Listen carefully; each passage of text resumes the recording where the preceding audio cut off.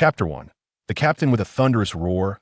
Ling, he was jolted awake from his slumber, rubbing his eyes groggily. His consciousness gradually returned. Upon recognizing the face of the person who had disturbed his sleep, he exclaimed, "Oh my, Riku!" Ling, he nearly lost control in fright. Riku was one of the elite members of Frisia's special forces from his favorite anime, Dragon Ball Z. Speaking of Dragon Ball, it was an era that could not merely be described as explosive. Let me clarify. There are essentially two categories of animated series, the first being general animations, and the second being Dragon Ball. With that in mind, it should not be difficult to comprehend just how immensely popular the Dragon Ball franchise truly was. He reached out and pinched Riku's cheek with a resounding slap to Riku's face. Ling inquired, "Does it hurt?" "It does," Riku replied, rubbing his reddened cheek, casting a peculiar look at Ling but still answering honestly. "Oh dear, if he felt pain, then this was no dream. What should I do?" "Riku, this is Riku. According to the original material, I am merely an earthling with a paltry combat power of 5. Now, standing before Frisia's elite subordinate, Riku, who boasts a staggering combat power of 40,000. What can I possibly do? Riku's power is sufficient to obliterate the earth with a single energy wave. Captain, are you sleepwalking? We've already arrived at our destination, and Lord Frisia is waiting for us," Riku urged, noticing Ling lost in thought. "Huh? What did you call me? Captain? Are you referring to me?" Ling stammered, snapping back to reality and gazing up at the towering figure of Riku, who stood over 2 meters tall. Just as those words left his mouth, Ling's mind became a whirlwind of confusion. He couldn't help but think the only person Riku would call captain must be Ginyu, the leader of Frisia's Ginyu force. The more he pondered, the more terror gripped him in a panic. He reached up to touch his head, only to freeze in place as he felt 2 horns. At that moment, through the lens of Riku's combat power scouter, Ling caught a glimpse of his own reflection. In disbelief, he internally screamed, "Holy crap, Ginyu, how did I end up in the body of this useless fool?" Once he managed to calm himself, the reality dawned on him. He had traversed dimensions and arrived in the world of Dragon Ball. This absurd turn of events traces back to the previous night, when Ling binge-watched the latest update of his beloved anime, Dragon Ball Super. Afterward, he played his favorite game, Dungeon Fighter, before finally sinking into a deep sleep.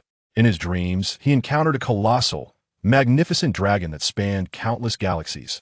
The resplendent, golden-hued dragon proclaimed, "Behold, my dear one, speak your wish, and I shall grant it, for any desire you hold can be fulfilled." Ling, without a hint of hesitation, articulated his desire. "Oh, mighty Shenron, may I traverse into the world of Dragon Ball, equipped with my gear from Dungeon Fighter Online." In response, Shenron, true to his majestic nature, waved his hand nonchalantly and declared, "Such a wish is exceedingly simple. Proceed as you wish." Alas, Shenron's audacity was unmatched. Without consulting the Omni King, he unceremoniously thrust Ling into the realm of Dragon Ball. However, Ling found it difficult to share in this bravado. This world was teeming with minions and formidable bosses alike. Here, a lack of strength could lead to utter annihilation in an instant. Who would find joy in such a perilous situation? Well, I suppose I must endure the path I've chosen, no matter how arduous. After all, it was I who made the wish to Shenron. Though this is but a dream, I never anticipated Shenron's prowess to be so profound, capable of manifesting desires even in dreams. Ling rallied his spirits, resolving to survive. After all, although Ginyu was not the most aesthetically pleasing, he possessed a combat power of 120,000. Before the main storyline unfolded, Ginyu was formidable in his own right. It's worth recalling that at the beginning of Dragon Ball Z, the protagonist Goku had a mere combat power of just over 300. As this thought crossed his mind, Ling exclaimed, "From this moment forth, I shall embody Ginyu." Wait, Ginyu possesses a body-swapping technique, doesn't he? Yes, that's settled. Then I shall seek out a body with potential to seize for my own, starting with Ginyu. Resolute in his decision, Ling felt a sense of calm wash over him. Considering that Goku commenced his journey with only 300 in combat power, while he himself boasted a staggering 120,000, he scoffed at the notion of fearing Goku. Yet he soon recalled how Goku evolved from a combat power of merely 300 to an unfathomable level, eventually transforming into a Super Saiyan, with power soaring into the billions, all within a mere few decades. The weight of this realization pressed heavily upon him. It is crucial to recognize that the major villains in the Dragon Ball universe, such as Majin Buu and Beerus, were either in slumber or sealed away, hardly available to make casual appearances. The only reason these formidable foes congregated on Earth to engage in leisure activities, such as playing mahjong, was due to Goku's influence. One cannot help but acknowledge that in every tale, the protagonists are undeniably formidable. I say, Ginyu, why are you dawdling? Hurry and awaken the captain. We must pay our respects to Lord Frisia. At this moment, as Ling Yino Ginyu was devising his plans for the future, another voice broke the silence. Turning to glance, he recognized the newcomer. A being with crimson skin and a shock of white hair, standing approximately 17 meters tall, accompanied by a towering figure with blue skin and a stout, bespectacled individual. The red-skinned individual is Jees, the blue one is Berta, the stout figure with 4 eyes is Guldo, and alongside the tall, yellow-skinned, red-crowned Lycum. These 4 constitute the entirety of the Ginyu force. Observing his 4 subordinates, Ginyu felt a swell of satisfaction. With such a configuration, Berta and Jees possessed astonishing speed and agility, complemented by Lycum, a virtuoso of movement, and Guldo, who had the ability to momentarily halt time. Coupled with Ginyu himself, whose offensive capabilities were nothing short of explosive, this team was undoubtedly poised to excel in ranked matches. It is worth noting that in the Dragon Ball universe, the early combat race of Scions from planet Vegeta categorizes fighters such that a power level of 1000 designates a low-class warrior, 3000 a mid-class warrior, and those surpassing 5000 qualify as elite warriors at this time. The strongest among the Scions numbered merely 5, each boasting a power level just over 10,000. In contrast, considering his own squad's configuration, Lycum possessed a minimum power level of 40,000, while Berta and Jees were slightly inferior to him, and Guldo, though the weakest, still held over 16,001, must concede that his team's arrangement was quite formidable indeed. Apart from Guldo, any one of the others could effortlessly dominate the Scions of planet Vegeta, provided, of course, that the Scions did not transform into great apes. Clearing his throat, Ginyu addressed his team. So, what exactly are we preparing to do? Oh, you're not feverish, are you? Jees, the red-skinned one, stepped forward and touched Ginyu's forehead. We received orders from Lord Frisia to come to planet Vegeta to witness the fireworks festival. How could you forget?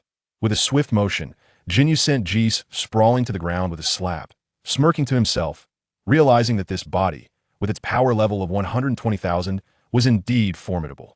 Humph, this is merely a test of your dedication, he proclaimed, producing a piece of chocolate from his battle suit. He tossed it to Jees, adding, well, it seems I may have exerted a bit too much force. Consider this chocolate as compensation. This is quite the bargain, Captain. Why not give me a slap too?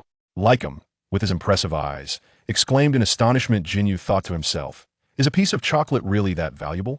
It is necessary to mention that I have scoured the Dragon Ball universe. Neither the anime nor the manga reveals the name of currency in the cosmos. Thus, for the purpose of this narrative, I have arbitrarily designated the common intergalactic currency as galaxy coins with rare metals, referred to as rare metals, being of higher value. Observing the expressions of his comrades, Ginyu felt an unexpected twinge of regret. After all, he had merely gifted a piece of chocolate.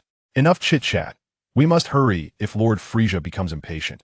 We shall face his wrath. After Ginyu finished speaking, he instinctively attempted to leap into the air and fly away like on television. However, to his embarrassment, he discovered that it was not so simple. He was utterly clueless about how to fly.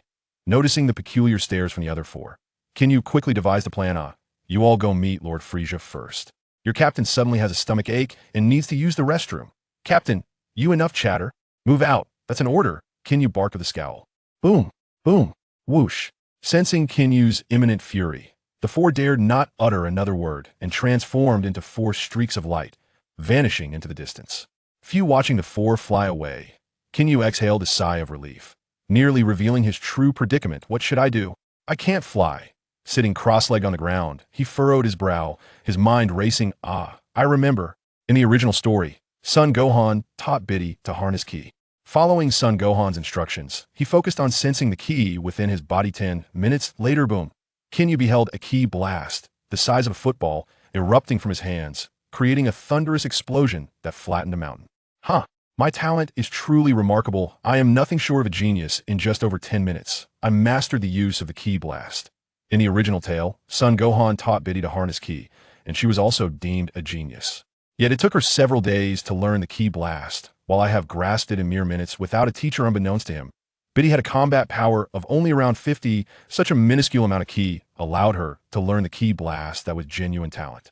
Ginyu, on the other hand, possessed a combat power of 120,000, and even without instruction, he could unleash a ki blast with minimal effort. Boom. Guiding his ki, he propelled himself in a particular direction. Wow. This is exhilarating. At this speed, even an F-22 couldn't catch me. For the first time, feeling like Superman, Ginyu soared through the air with uncontainable excitement, hurling ki blasts as he flew, leaving behind a trail of dust and craters on the ground below. Who is that audacious individual, daring to cause chaos on our planet? Vegeta? How infuriating! In a nearby city, a Scion exclaimed, preparing to roll up his sleeves to confront Ginyu. Just then, another Scion grabbed his arm. Shoo, keep your voice down, do you want to die? That person is Ginyu? The former paused, momentarily stunned, before realization dawned. Wait, you mean he's the captain of Frisia's Ginyu force? Indeed, he possesses a formidable combat power of 120,000. Brother, do not act impulsively. Even the king of Vegeta would not stand a chance against him. On the planet Vegeta, within the palace of the royal city, Frisia reclined on his throne, savoring a glass of red wine. With deliberate slowness below stood King Vegeta, drenched in cold sweat, as he implored, Lord Frisia, my son Vegeta is still but a child, I beseech you. Do not take him away. Oh, are you questioning my decree? Frisia, with his horned head and crimson eyes, narrowed his gaze, resembling a demon coldly scrutinizing King Vegeta. Swallowing hard, King Vegeta felt the cold sweat streaming down his brow too. Lord Frisia did not mean it in that way, oh? Then enlighten me as to your true meaning. Frisia replied with a sinister smile, his eyes glinting with malice as he toyed with King Vegeta. Lord Frisia, too simply cannot bear to part with my son. King Vegeta lowered his head, speaking weakly. Though his heart seethed with fury standing aside, Ginyu finally realized that the plot had reached the days just prior to the impending destruction of planet Vegeta. Next, King Vegeta would surely return to rally his subordinates for rebellion. Wait, does that mean this is the very moment when the protagonist of Dragon Ball, Son Goku, is being dispatched from planet Vegeta to Earth? Ah, should I consider swapping bodies with Goku? With this thought racing through his mind, Ginyu felt a surge of excitement. Yes, that shall be my course of action. As King Vegeta, with a grim expression, exited the royal palace and Frisia prepared to return to his spacecraft, Ginyu boldly stepped forward. Lord Frisia, I sense that King Vegeta harbors ulterior motive. Allow me to remain here to keep an eye on him. Oh, that won't be necessary after all. It's only a few days until all the Scions return from their battles, and then I shall annihilate this wretched planet, Frisia stated candidly, casting a glance at Ginyu. Lord Frisia, while that may be the case, I fear these monkeys might cause some unforeseen disturbances that could disrupt your plans. It would be prudent for me to keep watch. Very well, it's rare for you, Captain Ginyu, to be so considerate of my interests. Do as you wish, just inform me when I am to destroy the planet, and I shall notify you to retreat. Frisia pondered briefly before casually uttering his consent, then turned and departed aboard his solitary spacecraft. Captain, what are we to do here? Guldo inquired, scratching his head in bewilderment as he watched Frisia fly away. Did you not hear me? Let us disperse and patrol separately, ensuring the Scions do not stir up any trouble. Ginyu devised a reason to send the four away. Indeed, Scion infants should be collectively immersed in nutrient solutions in the birthing department. Thus, if I am to find Son Goku, I must venture to the birthing department. After locating an official from planet Vegeta and inquiring about the birthing department's whereabouts, Ginyu made his solitary way. Thereupon, arriving at the entrance of a towering edifice, he encountered Scion guard stationed at the door. Clearing his throat, Ginyu announced, Ahem, are you the security personnel here? I am Captain Ginyu, dispatched by Lord Frisia to inspect the safety of this facility. The two guards exchanged glances, and one replied, You may enter, sir. Nodding in acknowledgement, Ginyu proceeded through the entrance. Approaching the front desk, he addressed the meticulous female Scion.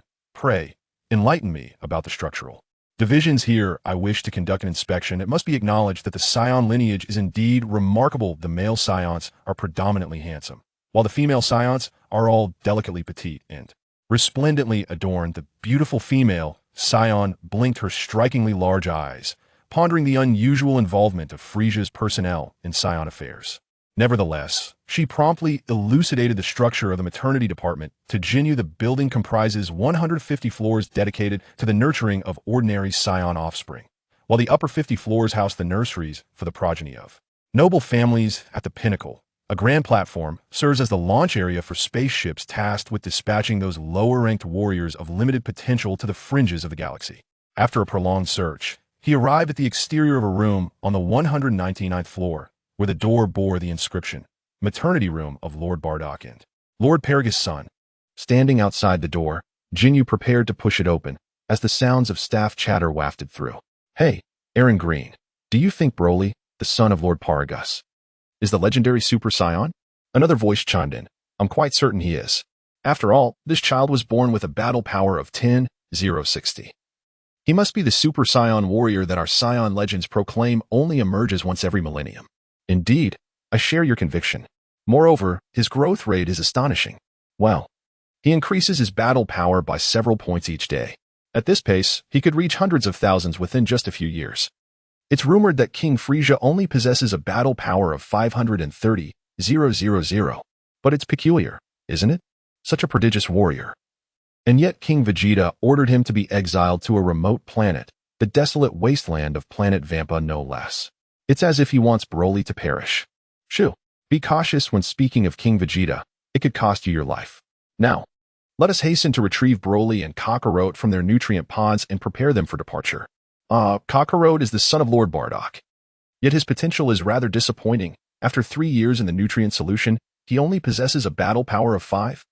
Ginyu quietly pushed the door open and observed 2 female Scion staff members engrossed in a document.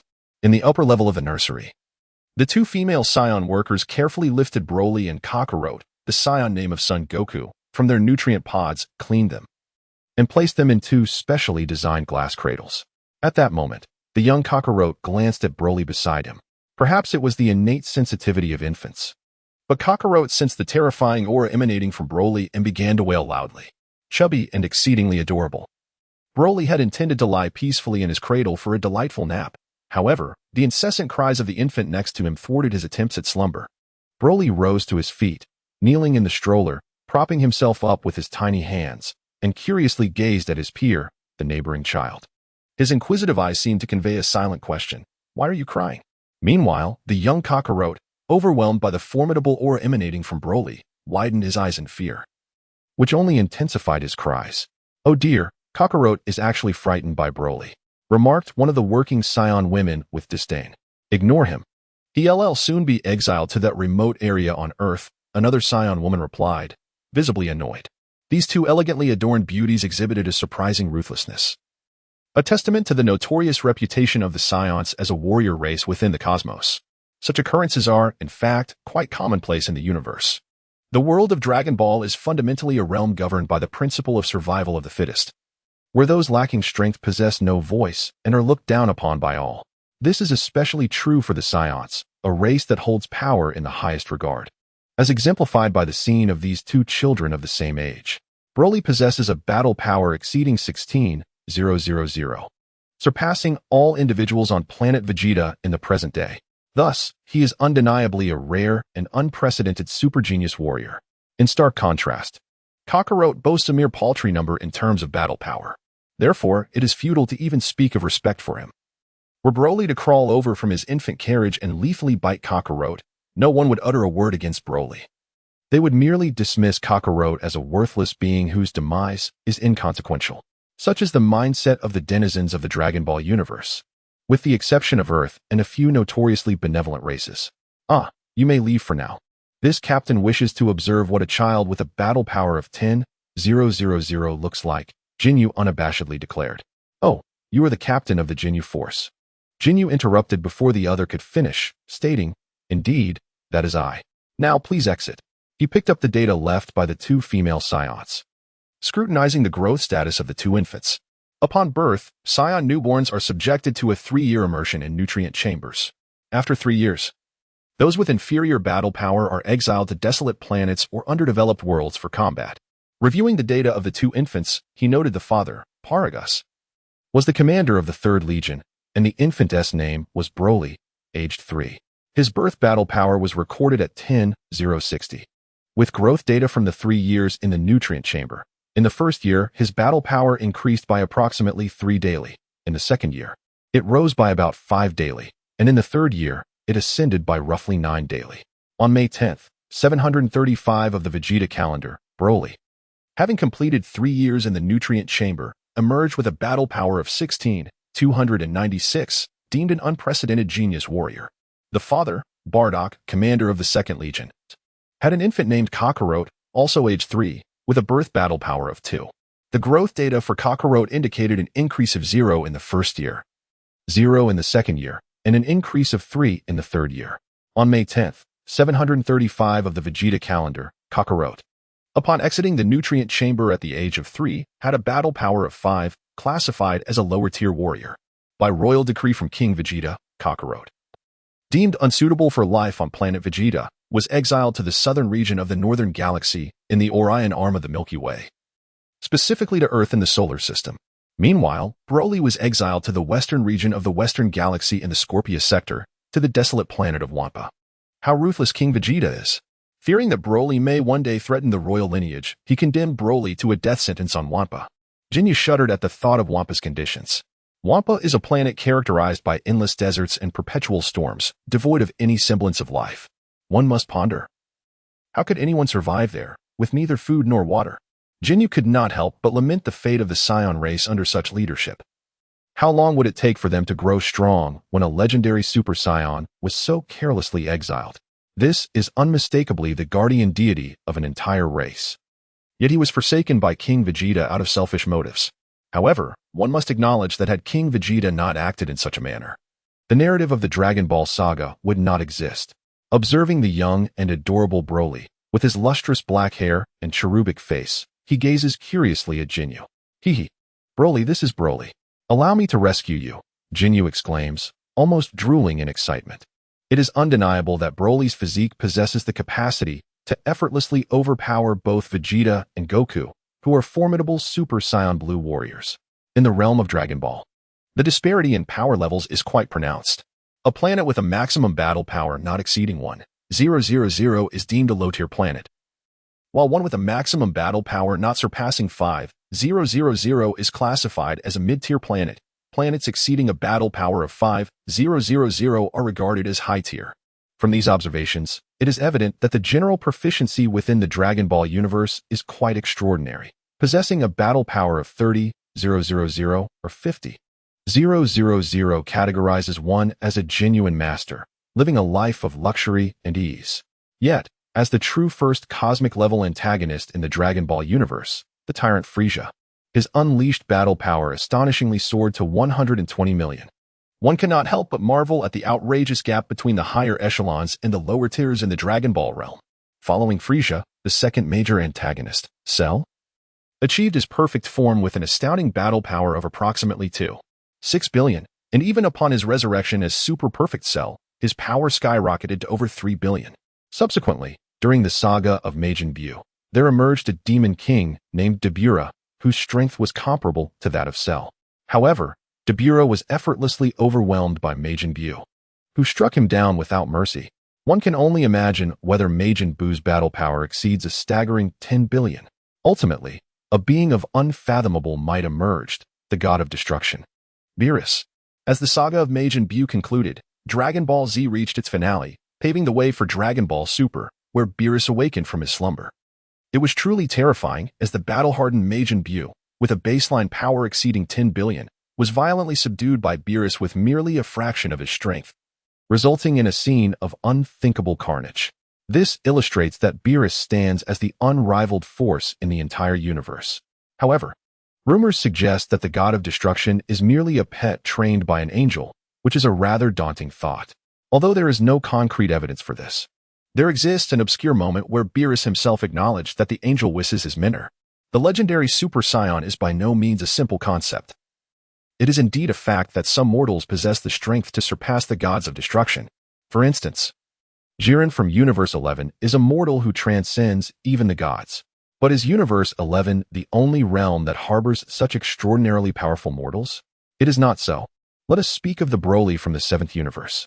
This physique possesses an undeniable potential to rival even the god of destruction, with a modicum of effort. He might even ascend to the level of an angel. I seized Broly and flew out through the window, seeking an isolated and desolate mountain range. Gazing at young Broly, I mused, though fortune has favored you with a remarkable lineage, as a legendary Super Saiyan born once in a millennium, your future narrative appears rather grim. From this day forth, I shall assume the mantle of this legendary Super Saiyan on your behalf. Fear not, I shall not squander such a splendid heritage. My sincerest apologies. I shall make amends in due time. Captain Ginyu spoke these words to assuage his own guilt. Exchange. Young Broly, intrigued by this peculiar individual, was suddenly enveloped in a wave of dizziness. only to find himself cradled in his own arms. Utilizing Captain Ginyu's unique technique, they exchanged bodies. Meaning Ginyu, Ling Yi, had now taken on the form of Broly, while the 3-year-old Broly's soul had entered Captain Ginyu's body. I am sorry, Broly. You must perish once. I shall make restitution before long. Death ray.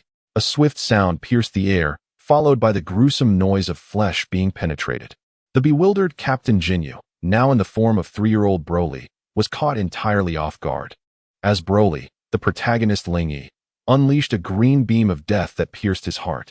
A spurt of blue blood erupted as Captain Ginyu collapsed, convulsing a few times before succumbing to silence. Poor young Broly, merely 3 years old, had been abducted by a villain who not only usurped his precious body, but also ended his life. This tale serves as a reminder to always caution our little ones against trusting strangers. Observing the lifeless form of Captain Ginyu, Broly let out a sigh of relief. Ha ha ha. From this day forth, I shall be the legendary Super Saiyan Broly, a mere 3-year-old child in this wild terrain. He laughed heartily, uttering words that seemed oddly whimsical. Reflecting on my past life as I watched anime, I recalled that the Dragon Ball universe was indeed the domain of the Saiyans. And now, I too am one among them, possessing a body that is the embodiment of the legendary Super Saiyan. This realization filled me with delight. Even if the protagonists of the original story, Goku and Vegeta, were to achieve Super Saiyan forms, I am the authentic Super Saiyan, incomparable to their colorful, makeshift variations. Bah.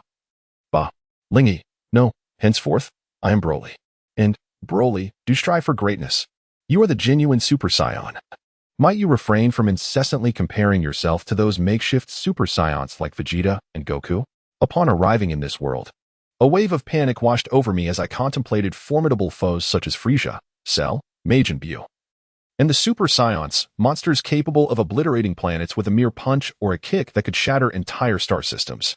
However, upon reflection, it dawned upon me that not only do I possess an extraordinarily gifted physique, but my prior knowledge of the unfolding narrative constitutes an exceptional advantage, far beyond the ordinary. With this realization, Broly's excitement waned. The dynamics had shifted. Given my advantageous circumstances, was it prudent to compare myself to the likes of Goku and Vegeta? Winning would indeed seem a foregone conclusion, yet the prospect of an inadvertent defeat was daunting enough to consider a rather drastic exit. That said, having entered the realm of Dragon Ball, one must ponder, if not engaging with Goku, who else could I possibly interact with? Bulma? Or perhaps Android 18? Never mind. I shan't overthink it. The narrative of the Dragon Ball universe does not revolve solely around this small planet. Yes, that shall be my course. With over a decade remaining until the main storyline commences, I might as well explore the cosmos. Establishing a cosmic empire seems quite appealing, and once I have grown formidable, I could engage with Beerus, or perhaps even seek out the Omni King. Yet, shaking my head, I reconsidered. Perhaps encountering the Omni King was best left aside, as that being has a penchant for erasing individuals on a whim, which hardly sounds entertaining. Returning to my diminutive form, I found myself in the Scion Royal Nursery on the 199th floor, casting a glance at little Goku, who, having cried himself to exhaustion, had succumbed to slumber. Broly was acutely aware that he would soon be confined within a small, lantern-shaped spacecraft, embarking towards the distant planet of Wampa, as arranged by King Vegeta. Meanwhile, his rather unrefined father, Paragus, commander of the 3rd Scion Army, had returned to planet Vegeta after receiving Frieza's orders to retreat from his campaign. Upon his return, he was infuriated to discover that his beloved son had been exiled and sent to his demise, resulting in a fierce confrontation with King Vegeta. After which he commandeered a spacecraft in pursuit of Broly.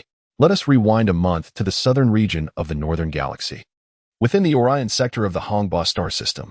Here, amidst a stellar system, lay a planet inhabited by advanced life forms, warriors boasting combat powers exceeding 5,000. On this particular evening, the air was pleasantly cool, and a group of Scions, having fought valiantly throughout the day, gathered around a towering bonfire, engaging in casual conversation. Lord Paragus, the resistance on this planet appears significantly weaker today than ever before.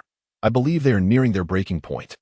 We should be able to conquer this planet with another decisive strike tomorrow, remarked a sharp-featured, resolute middle-aged Scion, casting an approving glance towards the young speaker. It feels like home after being away for over a year, sighed a young female Scion, her voice filled with nostalgia. Hee Moira, my dear, have you found a beau? Do tell us about the valiant warrior who has caught your eye. Paragus chuckled jovially. Oh, Uncle Paragus, you jest. I'm only 17. I have no desire for marriage just yet.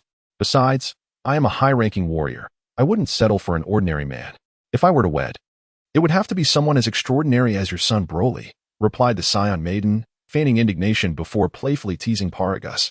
Haha, you cheeky girl, Paragus responded. His spirits lifted at the mention of his son. Indeed, Lord Paragus, I have heard whispers that your precious son Broly possessed a combat power of 10,000 at birth. Is that true? Could he be the legendary Super Saiyan? Another Scion inquired. Haha, you lot. Your news travels fast. Paragus was interrupted by a sudden electronic announcement. What is this? We are to retreat at such a time? Paragus frowned. Retreat? The crowd echoed in confusion.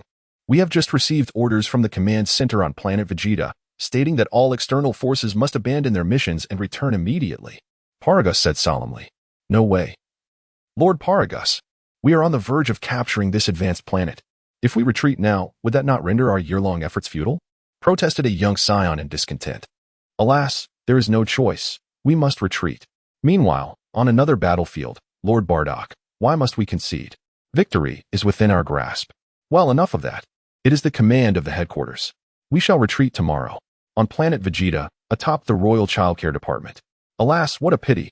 Such a delightful Broly, with such remarkable talent, is to be exiled to a wretched place like planet Vampa. The staff of the Childcare Department reluctantly cradled Broly and placed him into a small white spacecraft. This dumpling-shaped vessel is currently the most advanced single-person spacecraft, designed not only to be resilient, but also equipped with a sleep function to alleviate the tedium of long interstellar journeys. With a resounding whoosh, both Broly and Kakarot were exiled simultaneously, albeit to different destinations. Kakarot was destined for the beautiful Earth to enjoy his twilight years, while Broly was sent to planet Vampa to meet his demise. Yet, would Broly willingly accept his fate? Clearly not. If he were the 3-year-old Broly from the original tale, he might have complied. However, it is crucial to recognize that this Broly is not the same as that one, as he watched planet Vegeta recede into the distance. Shrinking into a mere speck of light, Broly activated the spacecraft's control panel. He accessed the star map, selected planet Namek as his new destination, and obediently entered into slumber. Broly chose planet Namek due to its inhabitants' penchant for peace and their inherently kind and simple nature, believing that as a child, he would be free from the dangers of death there. However, those who are privy to the truth understand this notion to be utterly absurd. For Broly was not seeking refuge. His true intention was to locate the Dragon Balls, and once he matured, to traverse the cosmos, becoming a formidable rogue skilled in all vices. The journey from planet Vegeta to the 4th planet of the 27th stellar system in the Lyra constellation would take 3 months. And thus, Broly decided to take a brief slumber. 2 days later, aboard Frisia's immense spaceship in the void of space surrounding planet Vegeta, a chilling voice echoed. What did you say, you scoundrel? Repeat it. A trembling blue-skinned alien, prostrated on the floor, stammered, Master Frisia. We have just discovered the corpse of Captain Ginyu in the 21st sector of planet Vegeta. Suddenly, a swift motion occurred, and with a sickening thud, the alien lay lifeless upon the ground, a gaping wound in his forehead. It was evident that Frisia had not taken kindly to the news. Humph. These insolent monkeys have overstepped their bounds.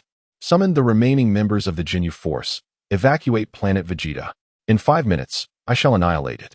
Were Broly to overhear this, he would recognize Frisia's fury and the misconception that Captain Ginyu had been betrayed by King Vegeta. Unbeknownst to Broly, his actions had inadvertently led to Ginyu's demise, thereby altering the course of history. In the original narrative, Frisia commanded all Scions to retreat back to planet Vegeta, only to subsequently eradicate them with a planet-destroying attack.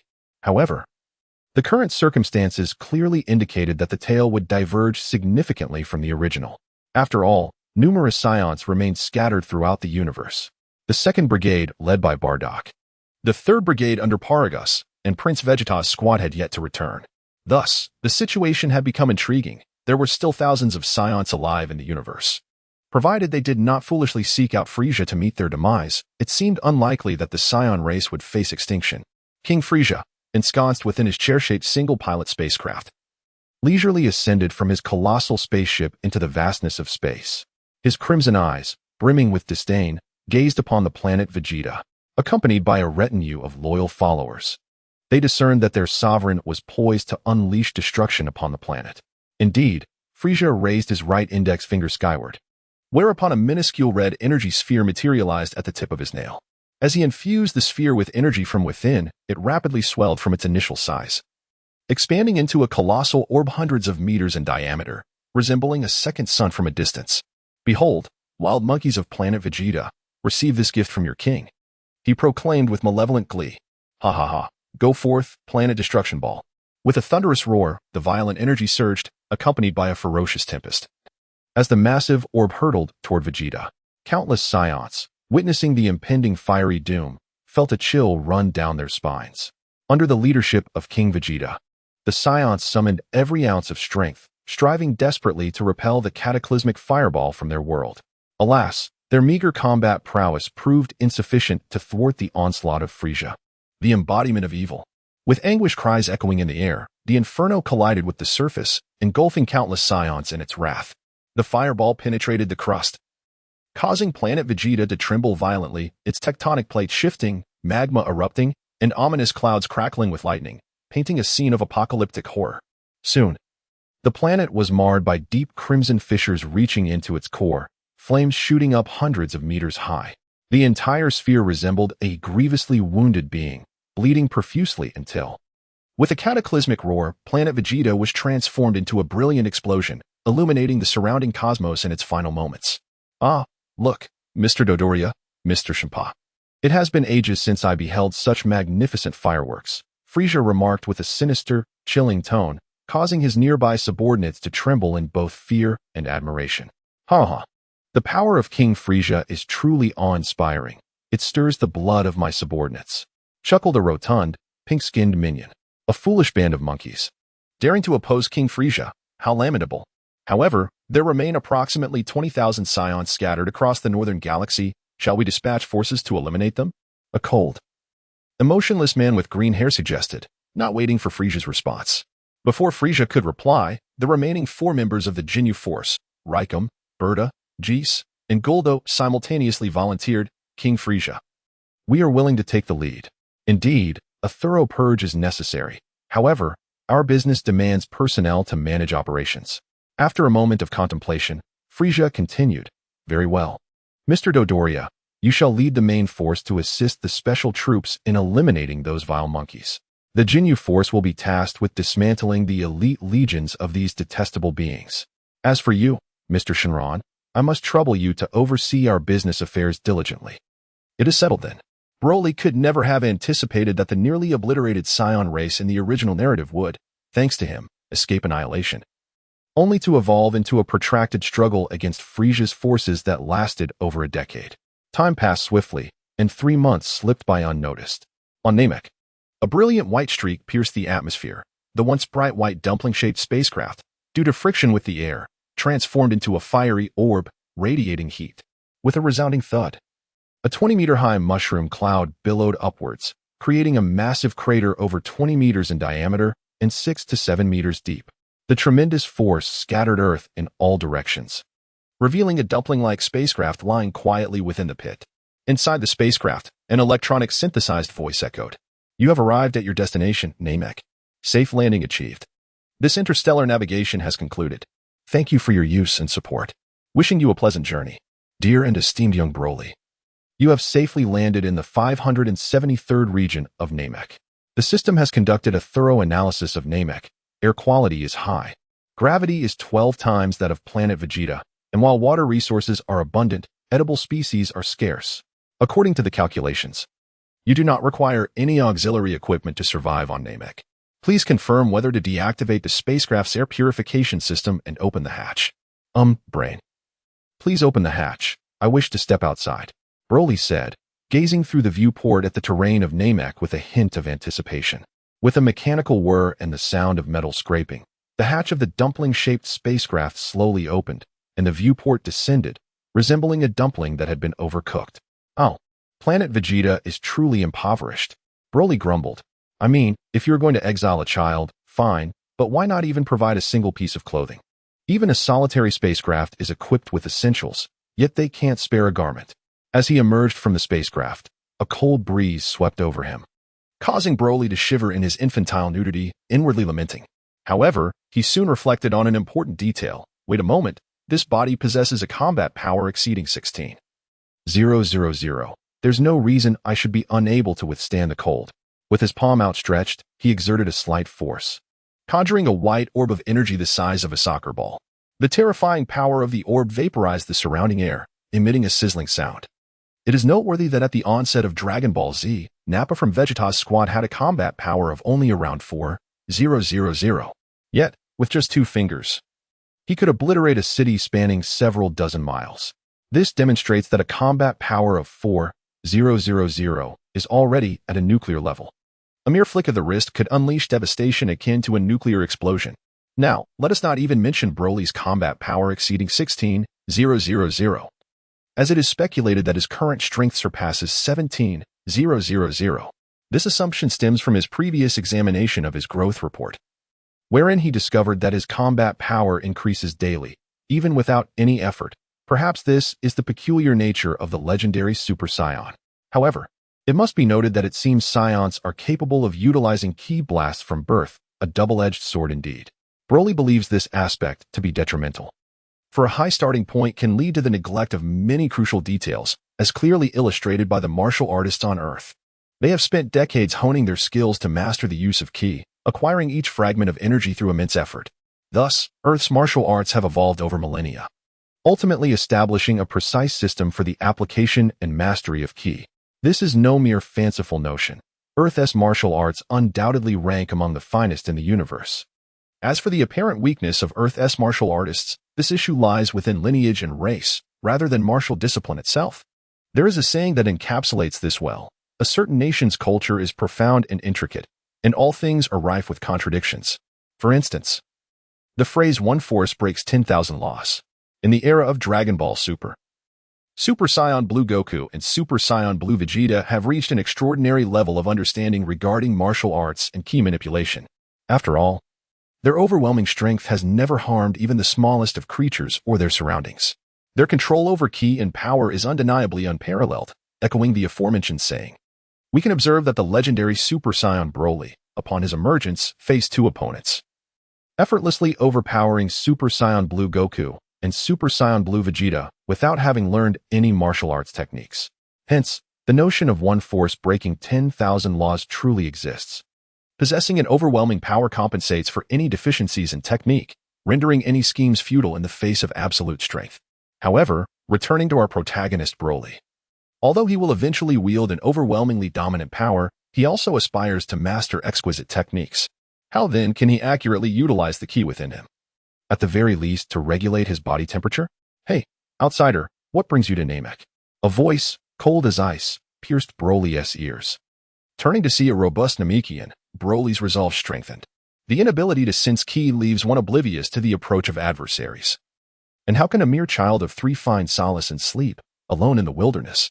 No, he must learn the art of ki manipulation. Greetings, Namekian.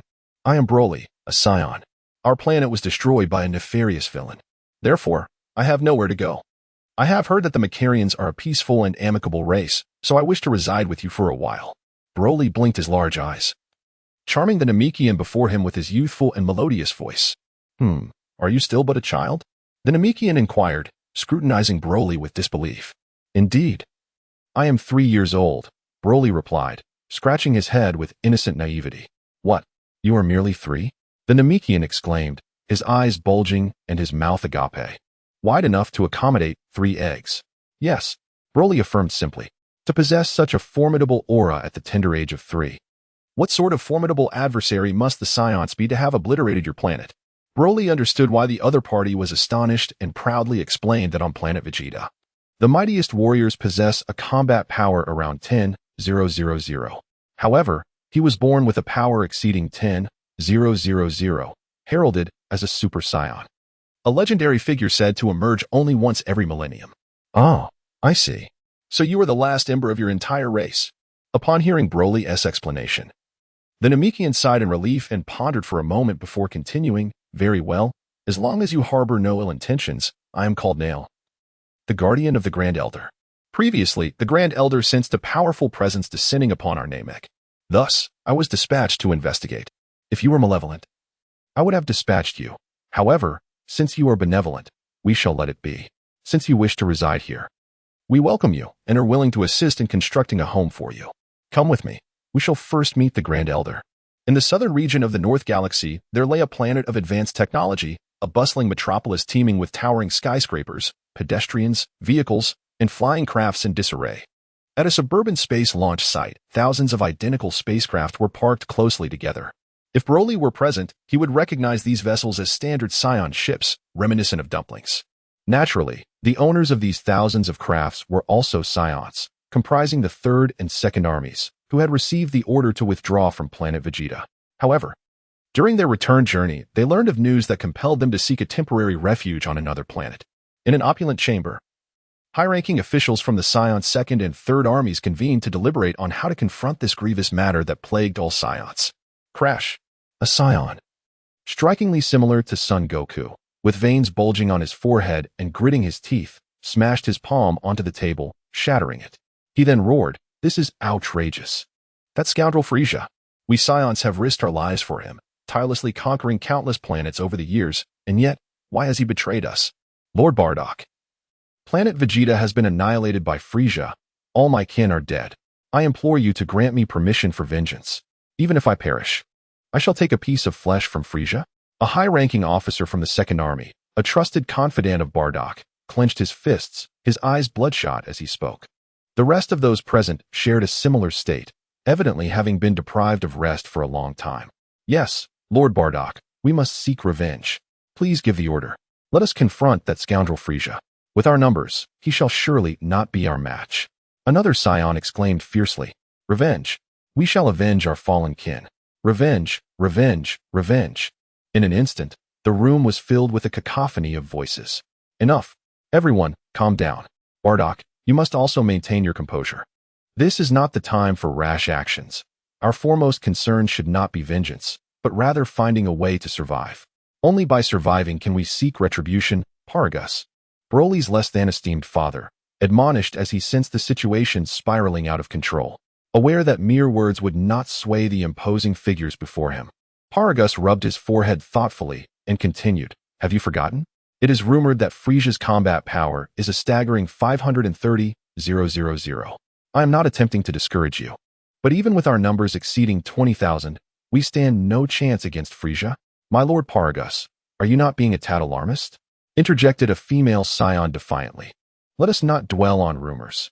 Even if Frieza truly possesses a combat power of 530,000, how could we possibly be at a disadvantage with over 20,000 of us?" "Indeed," another Scion echoed, "Enora makes a valid point. After all, rumors are merely whispers. Who knows if Frieza is not just embellishing his own prowess? Enough. Let us cease this bickering. Paragus speaks the truth. Our primary objective is to devise a means of survival. We are the last of our kind, and we cannot allow our race to be extinguished." Bardock declared with an air of authority. It must be noted that Bardock held considerable esteem among the Scion clan. Previously, on planet Vegeta, only the First and Second Armies existed, while the Third Army was formed in recent years. Thus, Paragus's influence paled in comparison to Bardock's. Which is why certain Scions of stature dared to challenge Paragus, the commander of the Third Army. On planet Vegeta, aside from the royal family, the commanders of the First and Second Armies had the authority to command most Scions. Tragically, the royal family and the First Army were obliterated along with planet Vegeta, leaving Bardock, the commander of the Second Army, as the most esteemed figure among the Scions. "Bardock, are you suggesting that Frieza will pursue our annihilation? Will he send forces to eliminate us?" inquired a previously obstinate Scion, puzzled. "Indeed, Frieza is treacherous and ruthless. Having already destroyed planet Vegeta, he will undoubtedly seek to eradicate us completely," Bardock remarked, casting a glance at his interlocutor before rising to the window. Gazing out at the crowded streets as he spoke somberly, "Is it truly the case that we cannot contend with Frieza? What shall we do, Bardock?" Bardock surveyed the faces of all present, his expression contemplative. As a seasoned commander, he quickly formulated a strategy once he regained his composure. With newfound resolve, Bardock lifted his head, inhaled deeply, and proclaimed, "The only tactic available to us now, and indeed our sole recourse, is to disperse and scatter. Let every member of the army flee as far as they can. We must at least find a place to hide for the time being. If, by unfortunate chance, we are discovered, should the enemy be weak, we shall eliminate them. If they prove to be formidable, we shall disregard them and make a swift retreat." After articulating his thoughts, Bardock sought the opinion of his comrade Paragus, inquiring, "Paragus, do you have any insightful suggestions?" As a distinguished leader, Paragus had been contemplating strategies since the moment he learned of the destruction of planet Vegeta. His capabilities were duly recognized, after all. It was Paragus who established a third legion when only two existed. This demonstrated that he was not merely a reckless brute. Upon hearing Bardock's inquiry, Paragus carefully composed his thoughts, first offering a brief compliment to Bardock before articulating his strategy. This indicated Paragus' astute nature. He was careful not to offend others, even in conversation. Perhaps this quality contributed to his success in the political arena. He began, "I believe your idea is excellent, Bardock. Quite practical given the current circumstances. However, I would like to add that while we can split into smaller groups, I propose that we take a squad of elite warriors to engage the Frisia force. It is crucial to note that we are not to confront them head-on. Our objective is merely to delay them and provide cover for our fellow scions to escape, while simultaneously seeking a place where our race can thrive once more." After stating his thoughts, Paragus resumed his silence. "Indeed, Paragus, your suggestion is splendid. Let us proceed with this plan. We shall each select 300 elite warriors to engage the Frisia force, while the remaining members of our kin shall disperse in teams of 10 across the universe to await further news." Bardock stroked his chin, admiring Paragus' insight, before issuing his command. In the southern region of the North Galaxy, within the Red Spirit System, on the eve of planet Vegeta's destruction, a young warrior named Raditz was in a state of disbelief. "What? This cannot be real. It must be a mistake. How could this happen? Raditz, what are you talking about? Speak clearly." At that moment, Nappa still had his hair styled quite impressively. "Nappa, Vegeta, I just received a message from my mother," Raditz stammered. "She informed me that planet Vegeta has been destroyed by Frisia, and that my brother has been exiled to a distant planet. She wants me to take care of him." "What? That is impossible. You must be joking, right? We scions serve Frisia in battle. Why would he destroy our planet?" Before Nappa could respond, another scion interjected, "Raditz, is what you say truly the case?" Nappa cast a glance at another scion before turning to Raditz with a solemn inquiry. "Indeed, I have received the same message. Sent by my father." Before Raditz could respond, Vegeta, seated nearby and gnawing on an unidentifiable leg of some creature, coldly remarked, "Humph, yet to ascend to the throne.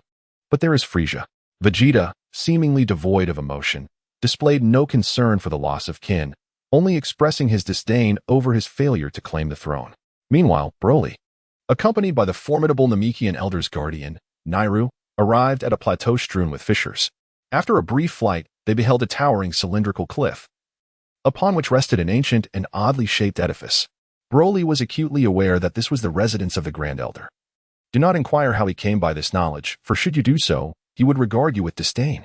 After all, it is evident that you have never ventured into the realm of Dragon Ball to pose such a simplistic query. The Grand Elder of the Namekians is a venerable figure, both corpulent and benevolent, yet he is confined to a reclining chair, unable to move freely. This predicament may stem from his advanced age, his considerable size, or perhaps a combination of both. However, do not underestimate him based on his appearance. In the original narrative, this rotund elder is the architect of Purunga, a dragon of superior prowess to the Earth's Shenron. His significance is not merely derived from being the creator of Purunga, rather, it emanates from his remarkable ability to unlock the latent potential within individuals and his formidable psychic prowess that envelopes the entirety of Namek. Broly's purpose for journeying to Namek is to acquire the techniques for cultivating such psychic abilities. It is noteworthy that in the original tale, upon transforming into the legendary Super Saiyan, Broly invariably descends into uncontrollable fury.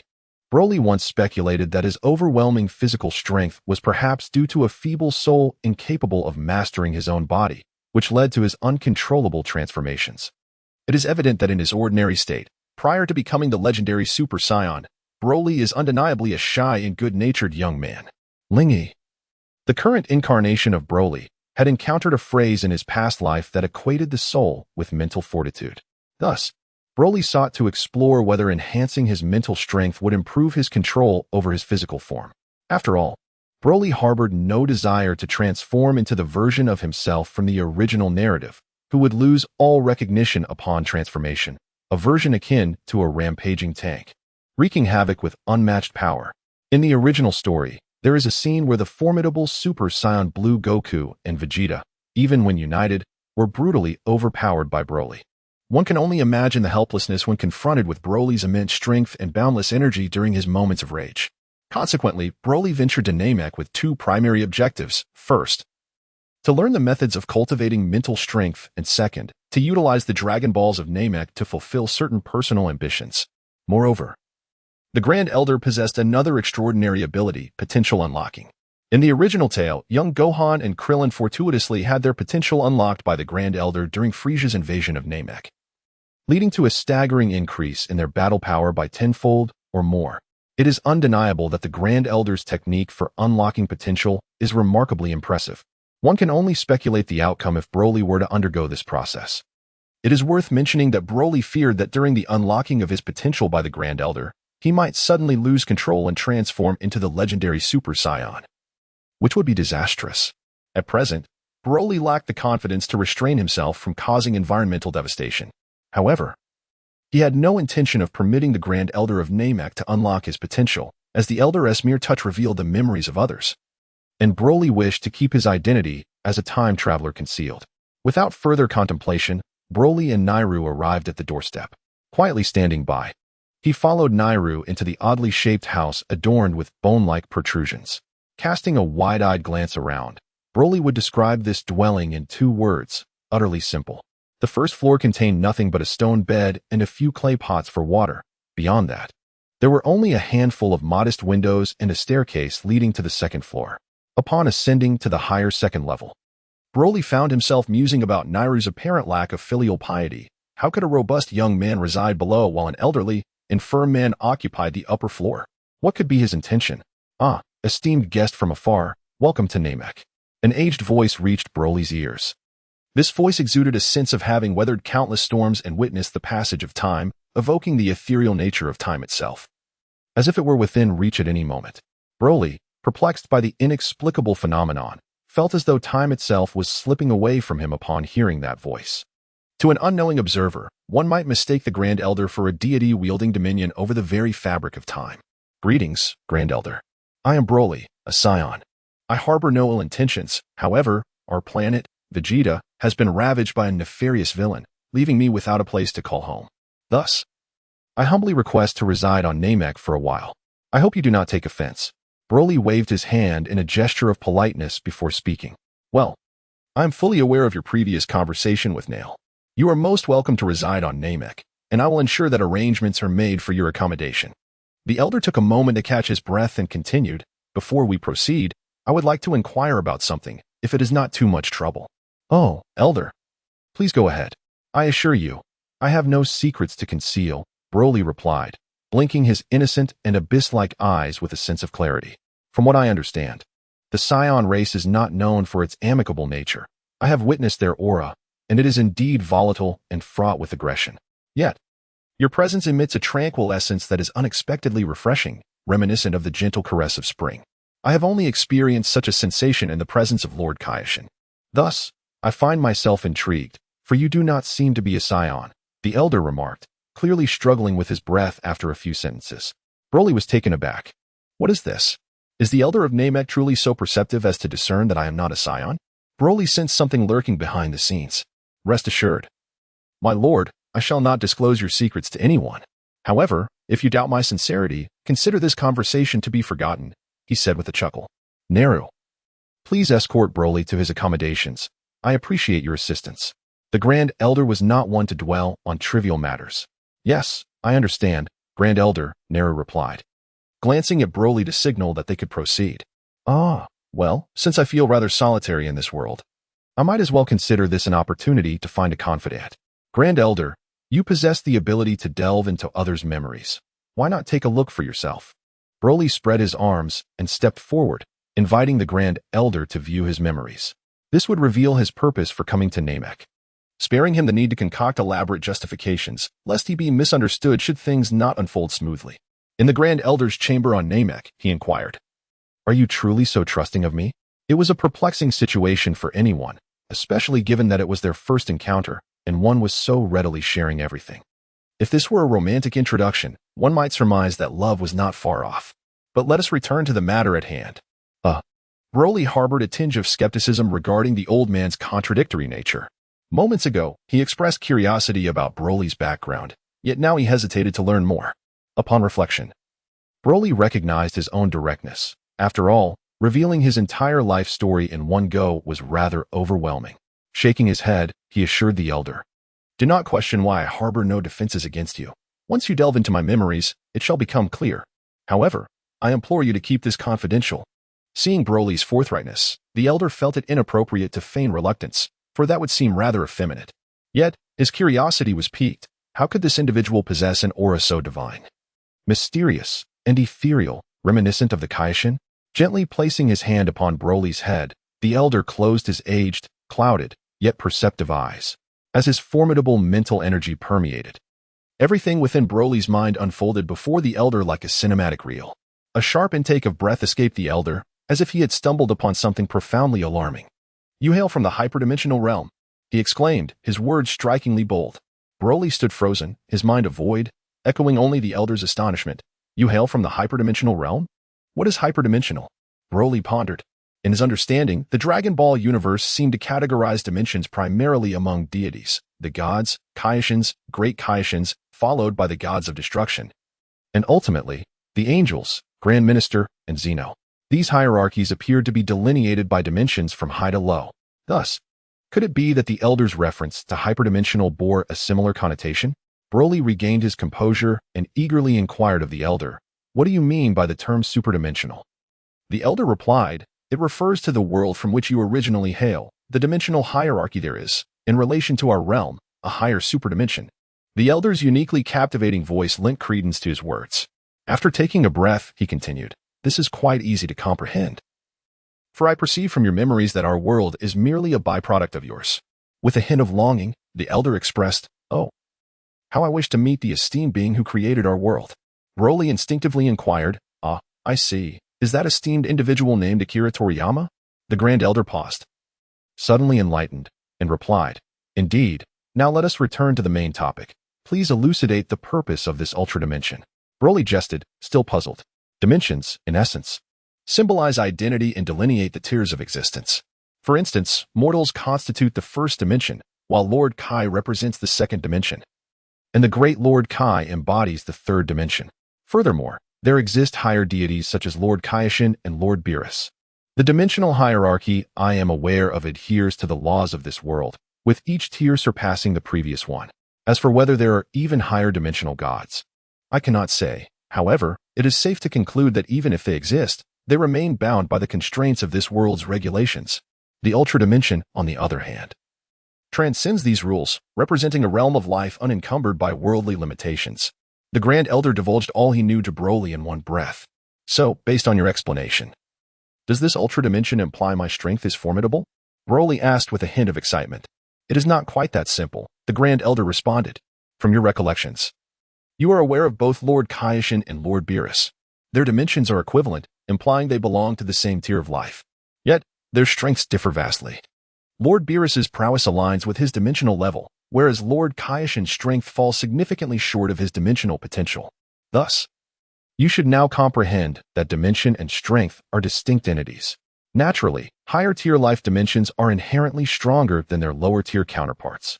For example, a being of the first dimension may cultivate their combat power to 10 million, reaching the limits of their dimensional existence. No matter how hard they strive thereafter, they cannot grow stronger unless they elevate their life dimension. The Grand Elder patiently explained.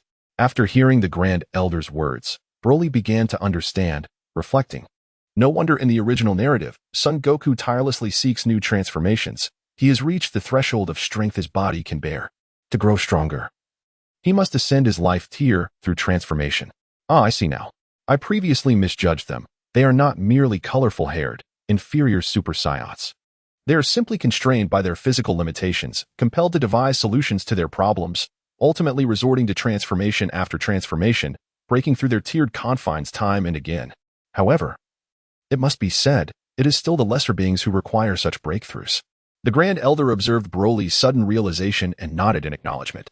Furthermore, your transcendent essence is bound to captivate attention. For instance, if a perceptive mortal were to pass by you, they would perceive your distinctiveness, experiencing a refreshing sense akin to a gentle spring breeze. Were a deity to be in your presence, they would regard you as a superior divine being. Given your transcendent life level, even the Lord of the Kais would deem you a higher-order deity. Initially, Broly felt a twinge of excitement. But upon grasping the reality of his current lack of strength, he was struck by the daunting realization that he possessed a dimension far surpassing even that of the god of destruction, Beerus. If that temperamental god were to discover this, he might very well unleash his destructive energy upon Broly. This thought sent a jolt of urgency through him. He must become stronger, and swiftly. Great Elder, how did you come to know all this? Broly inquired, not feeling the need to rush the conversation. It's a long story, the Great Elder sighed. Over 2 centuries ago, I was fortunate enough to meet Lord Kaioshin. After that encounter, I realized that the world was not as simple as it appeared. Driven by curiosity, I utilized the powers of the Dragon Balls to uncover many profound secrets. Broly sensed that there must be a tale behind this, yet he chose not to inquire further. Broly and the Elder engaged in a lengthy conversation, truly enjoying each other's company. Broly acquired the method of mental cultivation from the Grand Elder, along with the permission to utilize the Dragon Balls. In return, the Grand Elder gained invaluable experience from Broly. Coughing slightly, Naru uttered in the Namekian language, "Come forth, Purunga, and grant my wish." The 7 Dragon Balls, each resembling a basketball, fluctuated in brightness on the ground. Upon the incantation being spoken, a golden light erupted from the Dragon Balls, soaring skyward. In an instant, the winds roared, dark clouds gathered, and the heavens and earth trembled. Arcs of lightning danced in the sky, while the ground was swept by fierce gales. In that exhilarating moment, a soul-stirring roar resonated from an unknown source, and the initial golden glow in the sky gradually faded, revealing a magnificent figure. With robust arms, 2 prominent black bony spikes atop its head, imposing wings extending from its back, and a colossal body stretching 1,000 meters long, it was none other than the Dragon of Namek, the divine Purunga. Summoner, declare your wish. I can fulfill any desire, but only 3, Purunga proclaimed. Although Broly had previously witnessed the dragon's grand entrance on television in his past life, the reality of such a terrifying, apocalyptic scene left him feeling disoriented and uneasy. All right, Broly, what is your wish? I shall convey it to Purunga, Naru cheerfully asked. Naru, please tell Purunga that my first wish is to learn all the martial arts of King Kai, Broly replied with delight. Oh, but wouldn't that be disrespectful to Lord Kai? Moreover, Purunga might not possess the ability to grant such a wish. Naru exclaimed in surprise. Let us give it a try. Didn't Purunga just say he could fulfill any wish? I believe he wouldn't be boasting, Broly said innocently, scratching his head. Well, all right, I'll give it a shot. Naru thought to himself that perhaps Purunga would indeed turn out to be a boastful dragon. Purunga, please enable Broly to learn all the martial arts of Lord King Kai, Naru said, glancing at Broly before turning to Purunga. During a moment of distraction, Purunga blushed slightly and awkwardly replied, "This wish cannot be fulfilled. But you just said you could grant any wish." Broly pouted, expressing his dissatisfaction. Perhaps the dragon was too bashful to endure such chatter, causing him to inadvertently speak Earth's language. Lord King Kai is a high-level deity. His dimensional tier is too elevated. Only the Super Dragon could grant such a wish. Purunga seemed to know that Broly had encountered the Super Dragon, quickly summoning his elder brother, the Super Dragon, to impress the scene. Purunga, did you not claim to be unable to comprehend the languages of Earth and other planets? How is it that you not only understand but can also articulate them now? Have you merely been feigning aloofness? Broly, akin to a curious child, relentlessly pursued the origins of this perplexing situation, posing questions that left the dragon Purunga in a state of discomfort. Please articulate your wish. If you have no wish, I shall take my leave, Purunga urged with an impatient frown. Very well, I shall not jest any longer. For my first wish, grant me 1,000,000 senzu beans from Earth, Broly declared with a playful smirk. That wish is indeed feasible, Purunga replied with evident reluctance. In an instant, Purunga's eyes glowed with a radiant light, and as a gentle breeze swept by, 2 large sacks materialized before Broly, weighing an estimated 300 to 400 kilograms. Surely, this is sufficient for 1,000,000, and you wouldn't shortchange me, would you? Broly chuckled, licking his lips with delight. Purunga, suppressing the urge to administer a thorough beating to the impudent child, impatiently urged him to convey his second wish.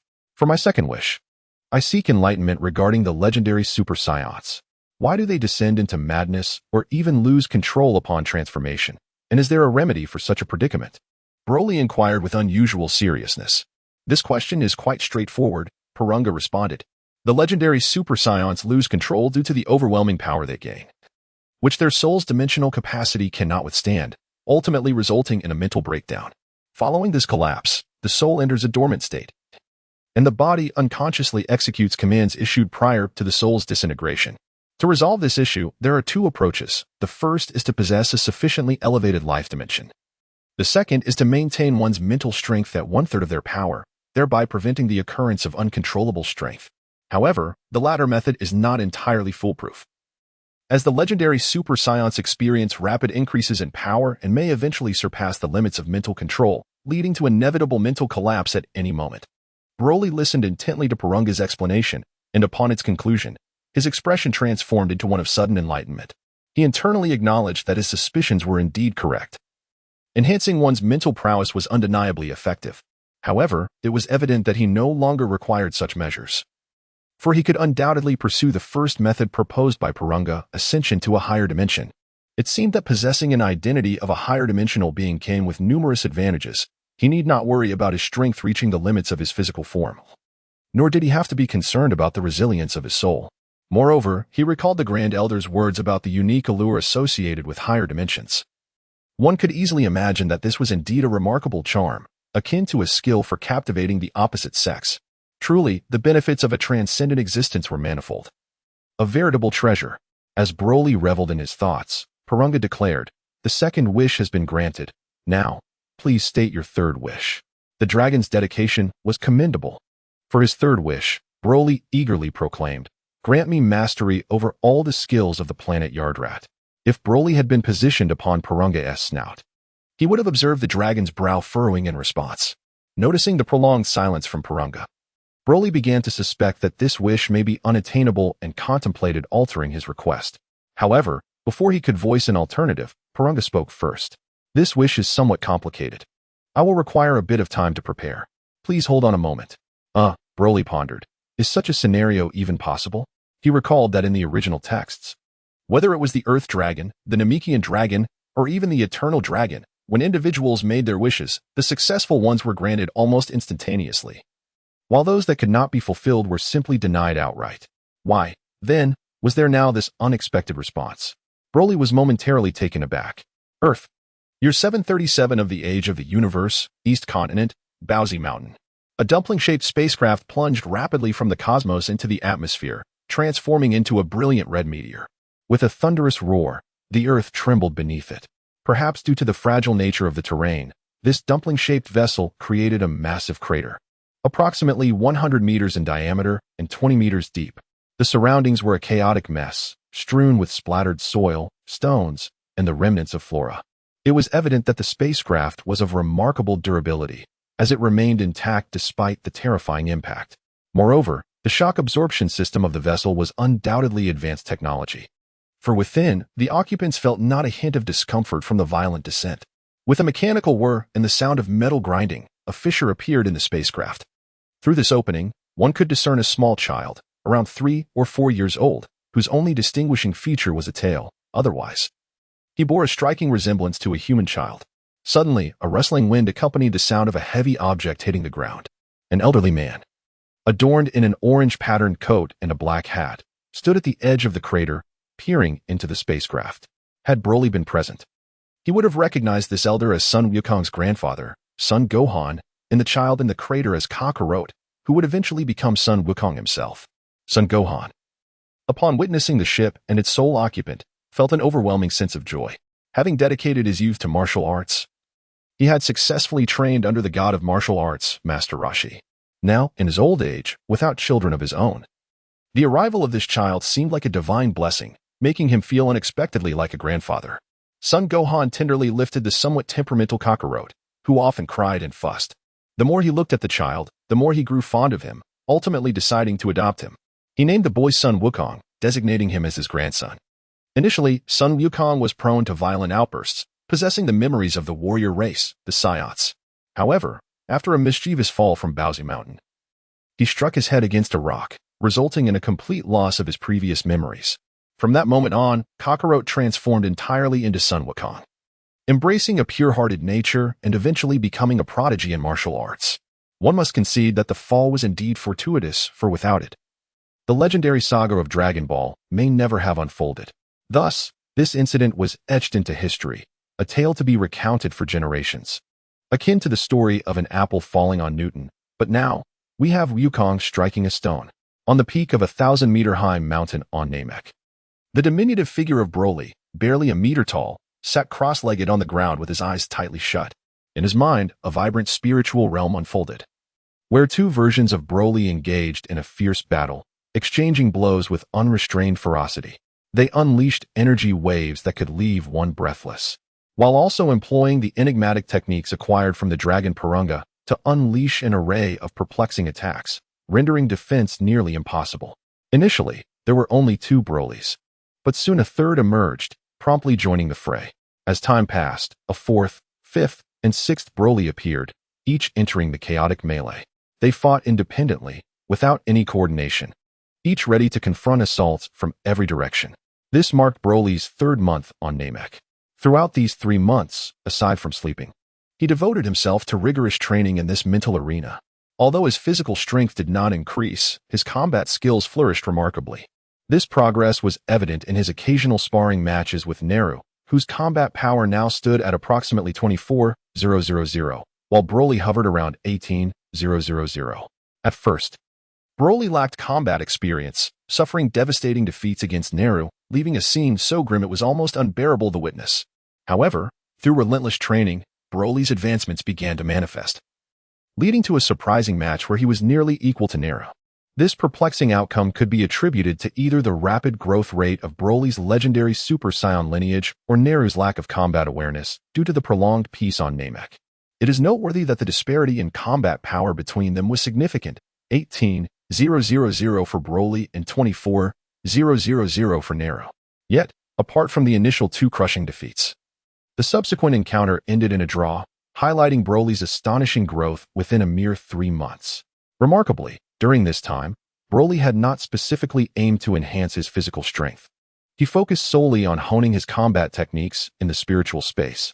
This implies that within just a month, Broly elevated his combat power from 18,000 to approximately 24,000, with the 6,000 point difference attributed to the natural enhancement of his legendary Super Saiyan lineage as he matured. Such growth is undeniably formidable, though it is also possible that the actual increase in combat power was less than 6,000. The reason for the stalemate with Naru can be attributed, in part, to Naru's lack of combat experience. In addition to training and the occasional sparring match with Naru, Broly sometimes visits the villages of the Namekians, assisting them with agricultural tasks and engaging in casual conversation, all with the aim of broadening his horizons and enhancing his mindset. The Namekians possess remarkable survival abilities. They belong to a highly eco-friendly and low-carbon life form, requiring only sunlight and water to thrive. Their agricultural endeavors are merely to greenify their planet. Furthermore, due to a cataclysmic event centuries ago that led to a mass extinction, the current Namekians are but descendants of the Grand Elder. Presently, apart from the Namekians, the only life forms on Namek are a few diminutive amphibians, with larger creatures being virtually non-existent. Consequently, Broly must procure his own sustenance, which is one of the reasons he wished upon the Eternal Dragon for 1,000,000 senzu beans. Senzu beans, cultivated by the Ko of Earth, possess miraculous healing properties that can mend all wounds instantly. Additionally, consuming a single bean can stave off hunger for 10 days, making them an indispensable resource for travelers and laborers alike. In the western region of the North Galaxy lies the constellation of Pegasus within the dual mist star system, specifically the planet Oso. This celestial body is classified as a mid-level life planet, indicating that its inhabitants possess combat prowess ranging from 1,000 to 5,000. Should a conflict arise between this planet and Earth, it is conceivable that Earth would struggle to endure beyond 3 days before succumbing. Humph, Frisia, you have slain my beloved wife, Kine. Just wait, I shall ensure that you do not find peace. As for Kine, I have received your message. Rest in peace. My love, once I have secured the safety of my kin, I shall return to Earth to retrieve Kakarot. Bardock, the father of Son Goku, stood atop a towering structure, gazing into the distance with a heart full of longing. Recently, he had received a message from his wife shortly before her demise, revealing that their youngest son had not perished but had been exiled to a distant planet, igniting secret plans within him. Previously, Bardock and Paragus had each selected 300 elite warriors to contend with Frisia's forces. They subsequently disbanded the 2nd and 3rd Scion Legions, dispersing them across the universe to hide, awaiting further instructions. With his 300 elite warriors, Bardock engaged in a strategic retreat over 3 months, ultimately arriving at the planet Oso in the western region of the North Galaxy. Seizing this rare moment of tranquility, Bardock took to the rooftop to enjoy the breeze while contemplating his future strategies. In the eastern region of the North Galaxy, within the constellation of Sagittarius, lies the clear tide star system, home to the planet Milan. The atmosphere crackled with tension. Brothers, let us conclude this swiftly. Frisia's reinforcements are approaching. If we do not retreat now, it may be too late. Paragus led his 300 elite warriors. At this moment, it was evident that they had been discovered by the enemy, leading to an intense battle. Such a confrontation, characterized by formidable combat prowess and a substantial number of participants, was indeed reminiscent of a science fiction narrative. Some warriors unleashed energy waves, bombarding the enemy ranks with fervor. Others charged valiantly into the fray, tearing apart any adversaries that dared to stand in their path. There were also 2 opposing factions, equally matched in their ferocity. In summary, this clash was certainly as visually striking as a duel between 2 massive fleets exchanging laser fire. Paragus, you may as well surrender. I have already contacted the Ginyu force, and they will arrive shortly, declared a crimson-skinned, blue-eyed, purple-haired extraterrestrial with disdain. Before you concern yourself with the Ginyu force, perhaps you should worry about whether you will still be alive by the time they arrive. Paragus retorted coldly before soaring into the air and launching a punch aimed directly at the alien's face. The extraterrestrial opened his mouth to respond, but upon witnessing Paragus's advance, he could not afford to be careless and braced himself to counter the impending assault. After all, with a combat power of merely 600, he was no match for Paragus, who boasted an impressive 10,020. Thus, the alien could only devise a strategy to buy time until Broly's former subordinates, the remaining quartet of the Ginyu force, arrived. In the northern galaxy, in a central region, lay a planet of exquisite beauty. Frisia, I have heard that you annihilated the Scion race. Came a voice, deep, commanding, and chillingly cold. Father, it was the god of destruction, Beerus, who instructed me to do so years ago. Otherwise, why would I ever wish to obliterate that group of monkeys? After all, they are quite decent labor, Frisia remarked, raising a glass of red wine to savor a sip, then responding with a hint of regret. The 2 figures in this exchange were Frisia, the Cosmic Emperor, and King Cold, who had relinquished the throne to Frisia long ago. King Cold, Frisia's father, had ruled over parts of the northern galaxy for centuries. However, decades prior, he had passed his dominion to his son and retreated to the serene wilderness of this beautiful planet. Oh, so it was a command from Lord Beerus. You never mentioned it, King Cold said, slightly surprised. Well, father, I thought since you had chosen seclusion, it would be best not to trouble you with every little matter. Fearing I might disturb your tranquil life, Frisia replied, momentarily exhibiting a rare demeanor of a dutiful son. Indeed, Frisia, it seems prudent to entrust you with affairs outside. You have evidently matured and become more composed over the years, King Cold expressed with satisfaction. Very well then, let us leave it at that, Frisia. You may return to your duties. I shall take a brief rest. As King Cold turned to depart, he seemed to recall something, pausing to glance back and utter, "Ah. Indeed, since we have resolved to annihilate the Scions, we must ensure complete eradication, leaving no survivors. Remember what your grandfather spoke of, the legendary Super Scion, the one who could vanquish our Frost Demon clan." After imparting this counsel to Frisia, King Cold strode away without a backward glance, heading towards the backyard. Alas, my father is growing old. In this universe, the only beings capable of defeating our kind should be Majin Buu and the god of destruction, Beerus. As for that absurd notion of a Super Scion, it is merely a tiresome jest. Frisia scoffed derisively, pivoting to commandeer his egg-shaped spacecraft, gliding slowly towards his grand cosmic vessel. Meanwhile, on Namek, Broly's boisterous laughter echoed. "Ha, Elder, you have lost once more." Come now, affix the note. You must strive harder, or else your face shall have no space left for stickers, hee. From a distance, it became clear that Broly was engaged in a game of Dodiju with the elder of Namek and a villager. Enough of this. Broly, have you been cheating? How is it that you never lose? The elder, incensed, leaped to his feet, pointing an accusatory finger at Broly. Indeed, each time we play Dodiju, you have never once faced defeat. You must be playing foul, asserted the villager, joining in the elder's condemnation. By the heavens, in your presence, how could I possibly cheat? Broly retorted, feigning indignation. Broly's hand paused as he held the note. Then he swore to the heavens, "TCH, I'm done playing." The expression on the elder's face clearly suggested a hint of childish stubbornness. However, the villagers surrounding the elder appeared convinced that it was Broly who was being unreasonable, their expressions almost screaming disbelief. You expect us to trust you, you mischievous child. Faced with this scene, Broly could only depart in exasperation. Upon returning home, Broly consumed a mystical bean as if it were candy, then entered a state of meditation, relishing the exhilarating sensation of his growing strength. This time, Broly aimed to master various secret techniques learned from the inhabitants of planet Adrat, having meticulously selected to first focus on the techniques of avatar creation, psychic field, and instant transmission. Avatar creation, as the name implies, allows one to manifest an external avatar and is categorized into 3 levels. In the initial stage, one can only create a singular avatar. This avatar possesses form and presence but lacks any tangible strength, rendering it nearly useless in combat, merely serving to confuse an opponent. Upon reaching the minor accomplishment stage, one can project an avatar within the range of their psychic influence, endowed with 30% of their combat power, capable of existing for 10 minutes. At the major accomplishment stage, one can project an avatar to any location within their sensing range, which holds 70% of their combat power and can persist for half an hour.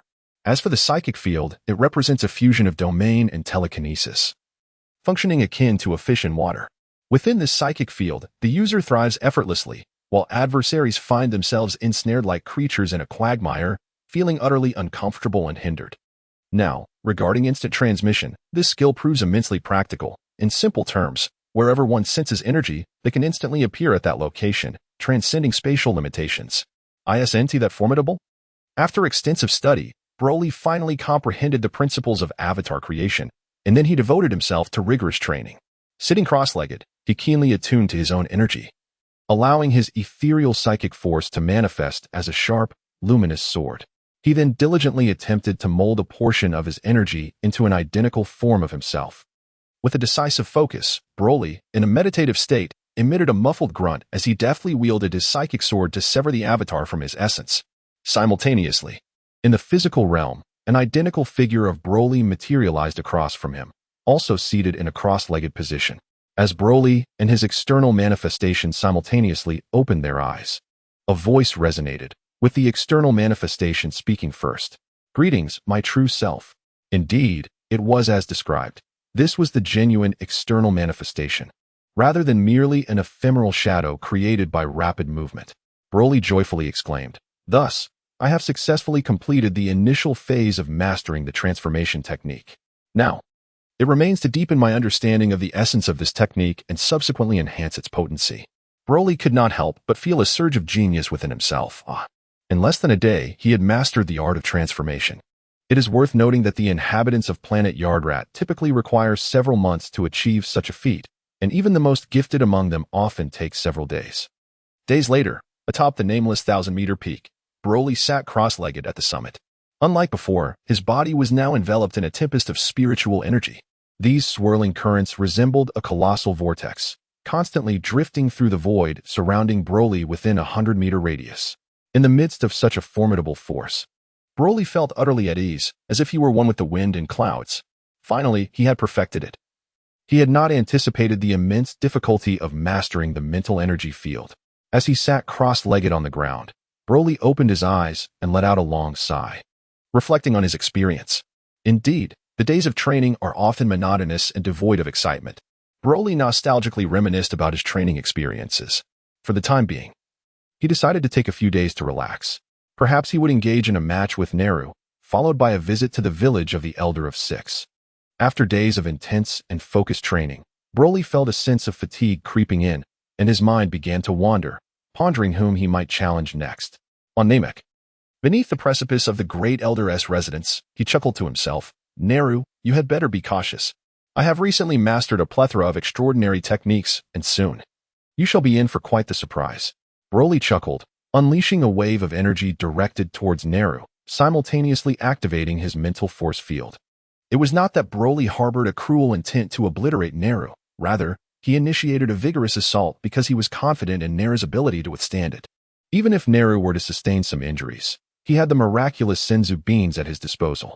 Moreover, as a Namekian, Neru possessed a remarkable affinity for magic. He could regenerate lost limbs with astonishing speed. The sight of an arm being torn away only to be instantaneously replaced was nothing short of spectacular, surpassing even the efficiency of a factory assembly line. All while remaining environmentally friendly. If it were not for the distinctive appearance of the Namekians, Broly would have entertained the idea of swapping bodies with one of them. After delivering a flurry of punches and kicks to the Namekian warrior, Neru, Broly engaged in a lengthy conversation with the Grand Elder.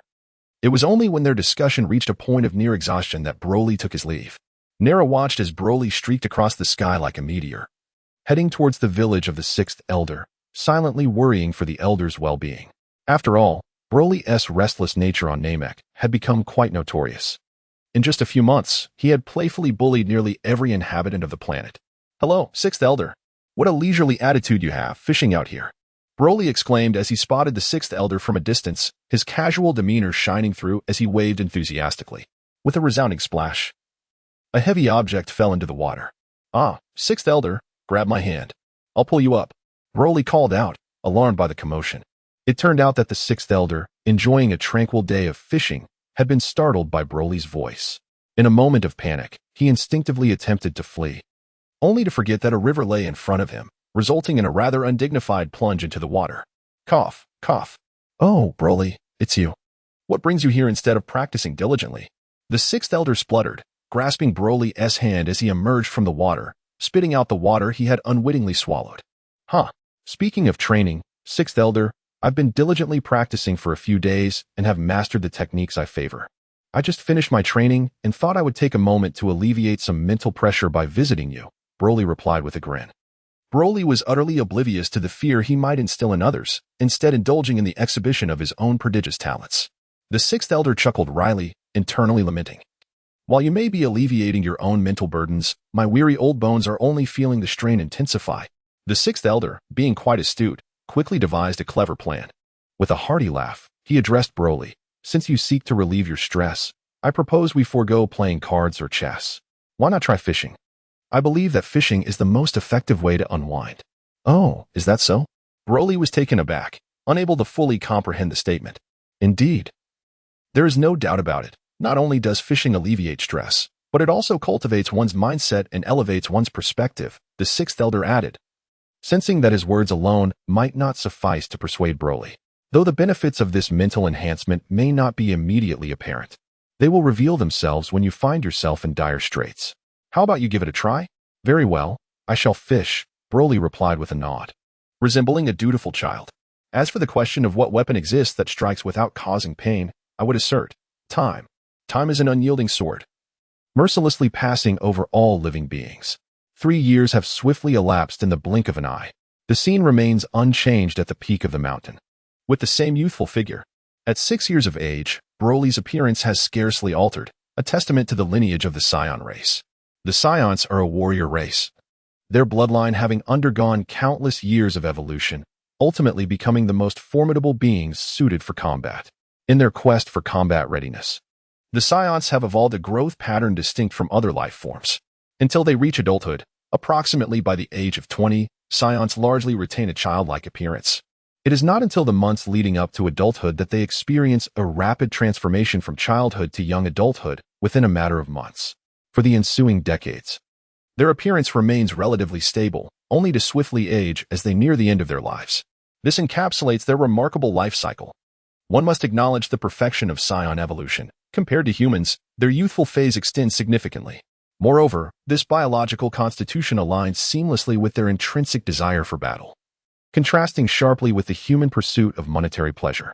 For Scions, life revolves around 2 fundamental pursuits, nourishment and combat. Of course, this is merely a reflection of their nature. For all living beings possess physiological needs. Over the past 3 years, Broly has not engaged in any physical training. Nevertheless, even in the absence of formal practice, his inherent power, as a prodigious scion, continues to grow at an astonishing rate. Broly now perceives his combat power to be approximately 60,000, a figure that indeed sounds formidable. After all, he has not undergone any rigorous training to enhance his physical strength, and this prowess is solely attributed to his exceptionally rare bloodline. As Broly matures, he senses that the rate at which his physical power is augmenting accelerates ever more swiftly. Broly is aware that his soul dimension is of a superlative nature, and he understands that he shall never lose his faculties when transforming into a legendary Super Saiyan. Nevertheless, he harbors a slight apprehension regarding the possibility of losing control. He knows that in a few years, he will naturally unlock the ability to transform into this legendary state. Over the past 3 years, Broly has not focused on enhancing his physical strength. Rather, he has devoted himself to honing his combat techniques, while simultaneously cultivating his mental prowess and mastering several secret arts. He has perfected the techniques of transformation, mental energy fields, and instantaneous movement to their utmost potential. Moreover, it is noteworthy that when Broly reached the pinnacle of his transformation technique, a miraculous phenomenon occurred. Upon initially employing the perfected transformation technique, he perceived a vision in his mental space where Namek gradually shrank before his eyes. Intrigued by this sight, Broly remained astonished for quite some time, and driven by curiosity, he continued to explore. As he persistently channeled his mental energy, the Namek in his mental space diminished to a mere point of light, followed by the constellation of the Lyra.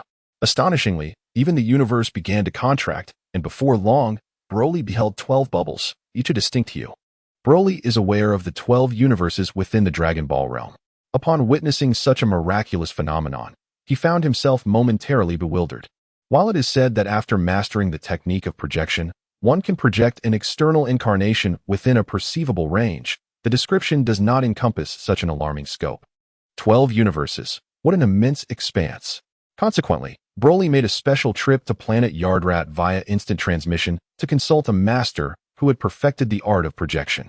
However, the master revealed that his sensory range extended only a few thousand miles at best. This revelation left Broly even more perplexed.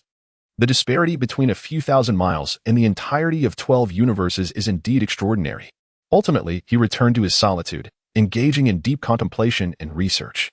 Thus, for the past 3 years, aside from his daily practice of combat techniques, Broly has been investigating the extraordinary strength of his projection technique.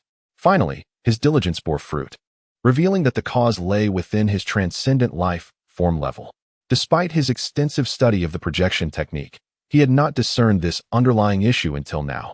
After conducting a recent experiment, he confirmed that the reason was indeed linked to his transcendent life form level. The method of testing involved instant transmission, which traditionally relies on sensing energy to teleport. However, Broly employed the sensing method of his projection technique, and to his astonishment, he managed to perceive the vastness of the 12 universes. He had also ventured to the first universe and subsequently returned to the 7th universe using instant transmission. Having unraveled the mystery, Broly no longer felt conflicted. He recalibrated his senses and focused on the 6th universe adjacent to the 7th. With a decisive motion, he wielded his mental energy to manifest his projection. The 6th universe appeared as a space enveloped in twilight. In an instant, a figure emerged within this dusky realm. This figure was a young boy adorned in peculiar attire. His upper body was bare, while his lower half was clad in loose black leather pants. His belt appeared to be crafted from ice, and he wore long shoes ablaze with ethereal flames. On his left arm, he wore a bracelet featuring a golden star, shining brightly like the morning star guiding one's path. His right thumb bore a blue ring, reminiscent of a clear spring and flowing waters. Around his neck hung a necklace of an unknown material, encased in a layer of transparent jade, with a tiny golden speck at its core, exuding an aura of infinite mystery. The boy's presence radiated a comforting and enigmatic energy, particularly accentuated by the bracelet, necklace, and ring that bestowed upon him an air of ethereal wonder. This figure was indeed Broly's external projection manifested in the 6th universe. Ah, Lord Zampa. It appears an unfamiliar presence has intruded upon the realm of the gods of destruction. A voice, tinged with surprise, emerged, capturing Broly's attention, as well as that of a plump figure adorned in pale lavender. As Broly turned at the sound, He scrutinized the speaker before him. She was a woman nearly 2 meters tall, her white hair elegantly coiled atop her head, with a few strands cascading down her back. The gentle smile gracing her face evoked an immediate sense of familiarity, while in her right hand, she held a towering staff adorned with a silver ring, within which resided a bead of an unfathomable darkness. Clad in a flowing blue gown reminiscent of ancient pharaohs, a halo encircled her head. At this sight, Broly's heart skipped a beat. Was this not the attire of an angel? What could this mean? Was it possible that he had unwittingly projected himself into the realm of the god of destruction in Universe 6? Alas, he had initially believed that today would be a day of respite, yet he had overestimated his own expectations. It seemed he would only manage 4 updates today. No need to wait any longer. The next update would arrive at midnight. Furthermore, with a new version on the horizon, this book is set to be signed. And I am currently seeking operational officers for management. I assure you that this narrative will reach its conclusion by May 2021, with a word count between 900,000 and 2.6 million. This is my debut work. While I cannot guarantee its excellence, I can assure you it will not be subpar. Hey, kid, who are you? How did you suddenly appear in my realm of destruction?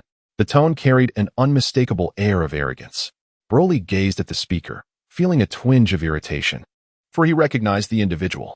It was Kappa, the god of destruction from the 6th universe, a rotund figure with lavender hair, who was the twin brother of Beerus, the god of destruction from the 7th universe. However, something seemed amiss. Kappa was present, asserting that this was indeed his realm of destruction. Yet, why was the angel not the expected Vados, but rather a woman clad in blue robes? Broly suddenly recalled the duo of gods of destruction from Universe 6 in the original series, which should have been Kappa and the angel Vados. Yet, the pair before him was indeed Kappa. But why had the angel transformed into this woman clad in blue robes? Kappa, where is Vados?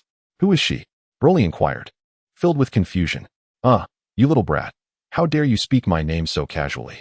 Kappa exclaimed, his plump face contorting in surprise at Broly's audacity. After a moment, he queried, Are you not afraid I will obliterate you?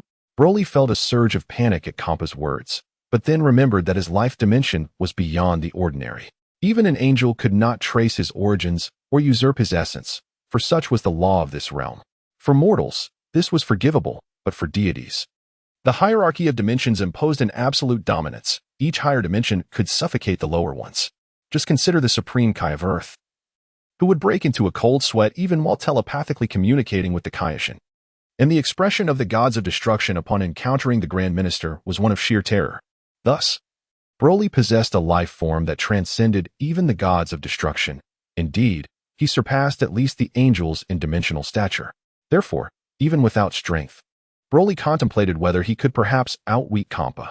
Resolute in his decision, Broly assumed the demeanor of a seasoned actor, a playful smirk adorning his face as he casually remarked, Kappa, are you truly certain you wish to engage? What?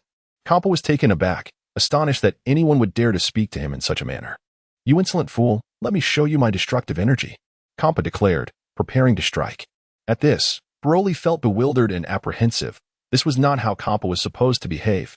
Shouldn't he take a moment to assess Broly's dimension before deciding to attack? However, just as Kappa was about to unleash his destructive energy, the angel in blue robes intervened.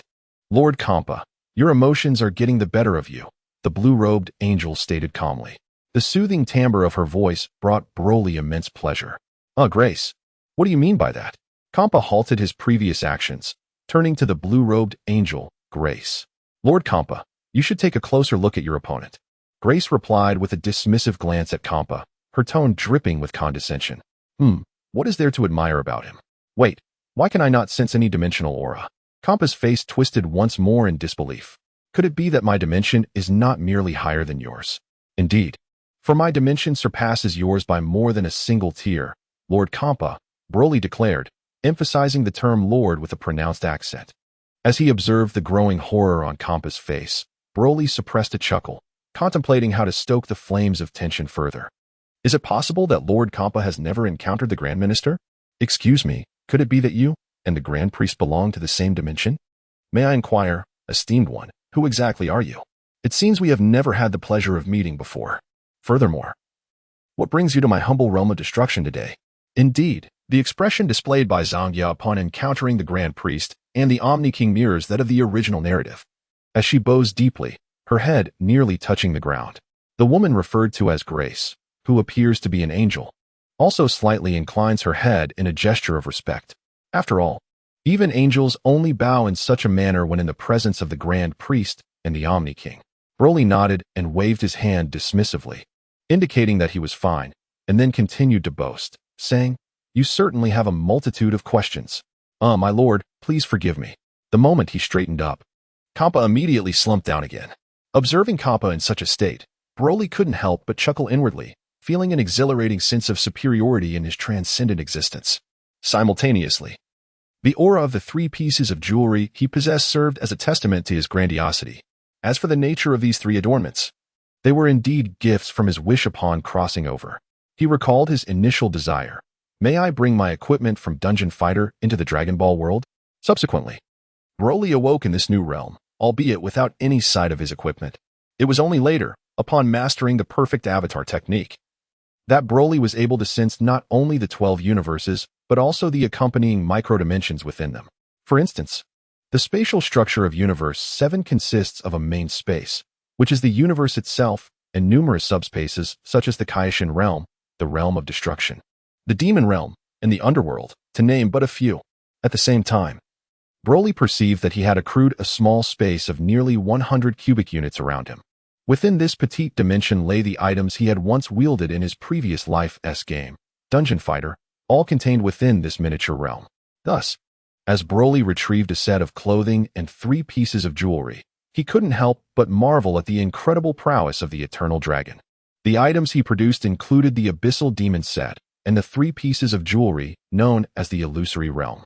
The Abyssal Demon set comprised the Life Pauldrons, the Spatial Chestplate, the Frost Belt, the Alloy Greaves, and the Infernal Boots, which were the very ensemble adorning Broly at that moment. The chestplate was transparent, giving the appearance of nudity to his upper body. The 3 pieces of jewelry from the Illusory Realm were the Guiding Star Bracelet, the Misty Breath Necklace, and the Flowing Spring Ring. Broly had tested these pieces. Aside from their unique attributes, the Abyssal Demon set provided nearly 100% enhancement to his combat power. Broly initially possessed a combat power of 60,000, but upon donning the Abyssal Demon armor, he could unleash a staggering 120,000. This is a truly terrifying enhancement. The Realm of Days, with its 3 pieces of equipment, possesses a unique characteristic. Although Broly stands directly before his opponent, if they do not consciously focus on him, they will experience a disorienting illusion as if there is no one present. Furthermore, the 3 pieces of jewelry from the Realm of Days also serve to augment combat power, nearly doubling it. This equates to an additional 60,000. It is essential to clarify that these enhancements only amplify the base combat power. For instance, if Broly has a combat power of 60,000, after wearing the Abyssal Demon armor, it becomes 120,000. And when he adorns the 3 pieces of jewelry from the Realm of Days, it reaches 180,000, not 240,000. This distinction must not be overlooked. It is indeed due to the Realm of Days, combined with the transcendent levels of life, that Kappa perceives Broly as genuinely formidable. The inability to sense his aura can be attributed to a higher dimension of life, but the sudden feeling that Broly has vanished is truly terrifying, especially considering that he has not moved at all. Broly regained his composure and waved his hand, signaling Kappa to proceed. He then inquired about the Angel of Universe 6, wondering why Vados was absent. "Ah, I see. You were here looking for Vados," Kappa replied with a hint of nostalgia. "I too miss her dearly. It has been ages since I last saw her." His expression resembled that of a child longing for a mother after a long separation. The tone carried both yearning and a sense of grievance, yet, due to Broly's imposing presence, Kappa quickly refocused and continued to address Broly's question. "The situation is this. Vados seems to have transformed completely 3 years ago, and after some time, she resigned from her position under the Grand Minister. Subsequently, the Grand Minister sent Grace to take her place. As for Vados's current whereabouts, I am at a loss. It baffles me why she would abandon me." As Kappa spoke, an impulse to weep surged within him, while Broly appeared slightly taken aback, realizing that even a god of destruction could harbor deep emotions. After all, it was Vados who had nurtured Kappa since childhood, guiding him and ultimately helping him attain the status of a formidable deity within his universe. "Grace, are you unaware of this as well?" Broly stroked his chin, deep in thought, before turning to the current angel, Grace, and inquired, "Well, after leaving this place, Sister Bados has severed all connections with everyone. Neither Vados nor I can reach her." Grace, with her enchanting large eyes, took a step forward and, in her sweet and soothing voice, admitted that she too was unaware of the situation. Broly raised an eyebrow, secretly astonished to discover that Grace was indeed the sister of Bardos and Whis. The Grand Priest truly excelled in his endeavors, as both his son and daughter were remarkably exceptional. "Well then, since you are all unaware of Bardos's whereabouts, I shall consider my visit unmade. Farewell, and do carry on with your tasks." As Broly finished speaking, he did not wait for Kampa and Grace to respond, but rather dissipated his external manifestation. Disappeared? "Grace, what kind of movement technique is this?" The god of destruction, Kampa, asked Grace with wide eyes, astonished. Kampa was indeed taken aback. He had previously witnessed the arrival and departure of the Grand Minister, which were either exceedingly grand or profoundly impactful. Yet, this unknown deity had vanished without a trace?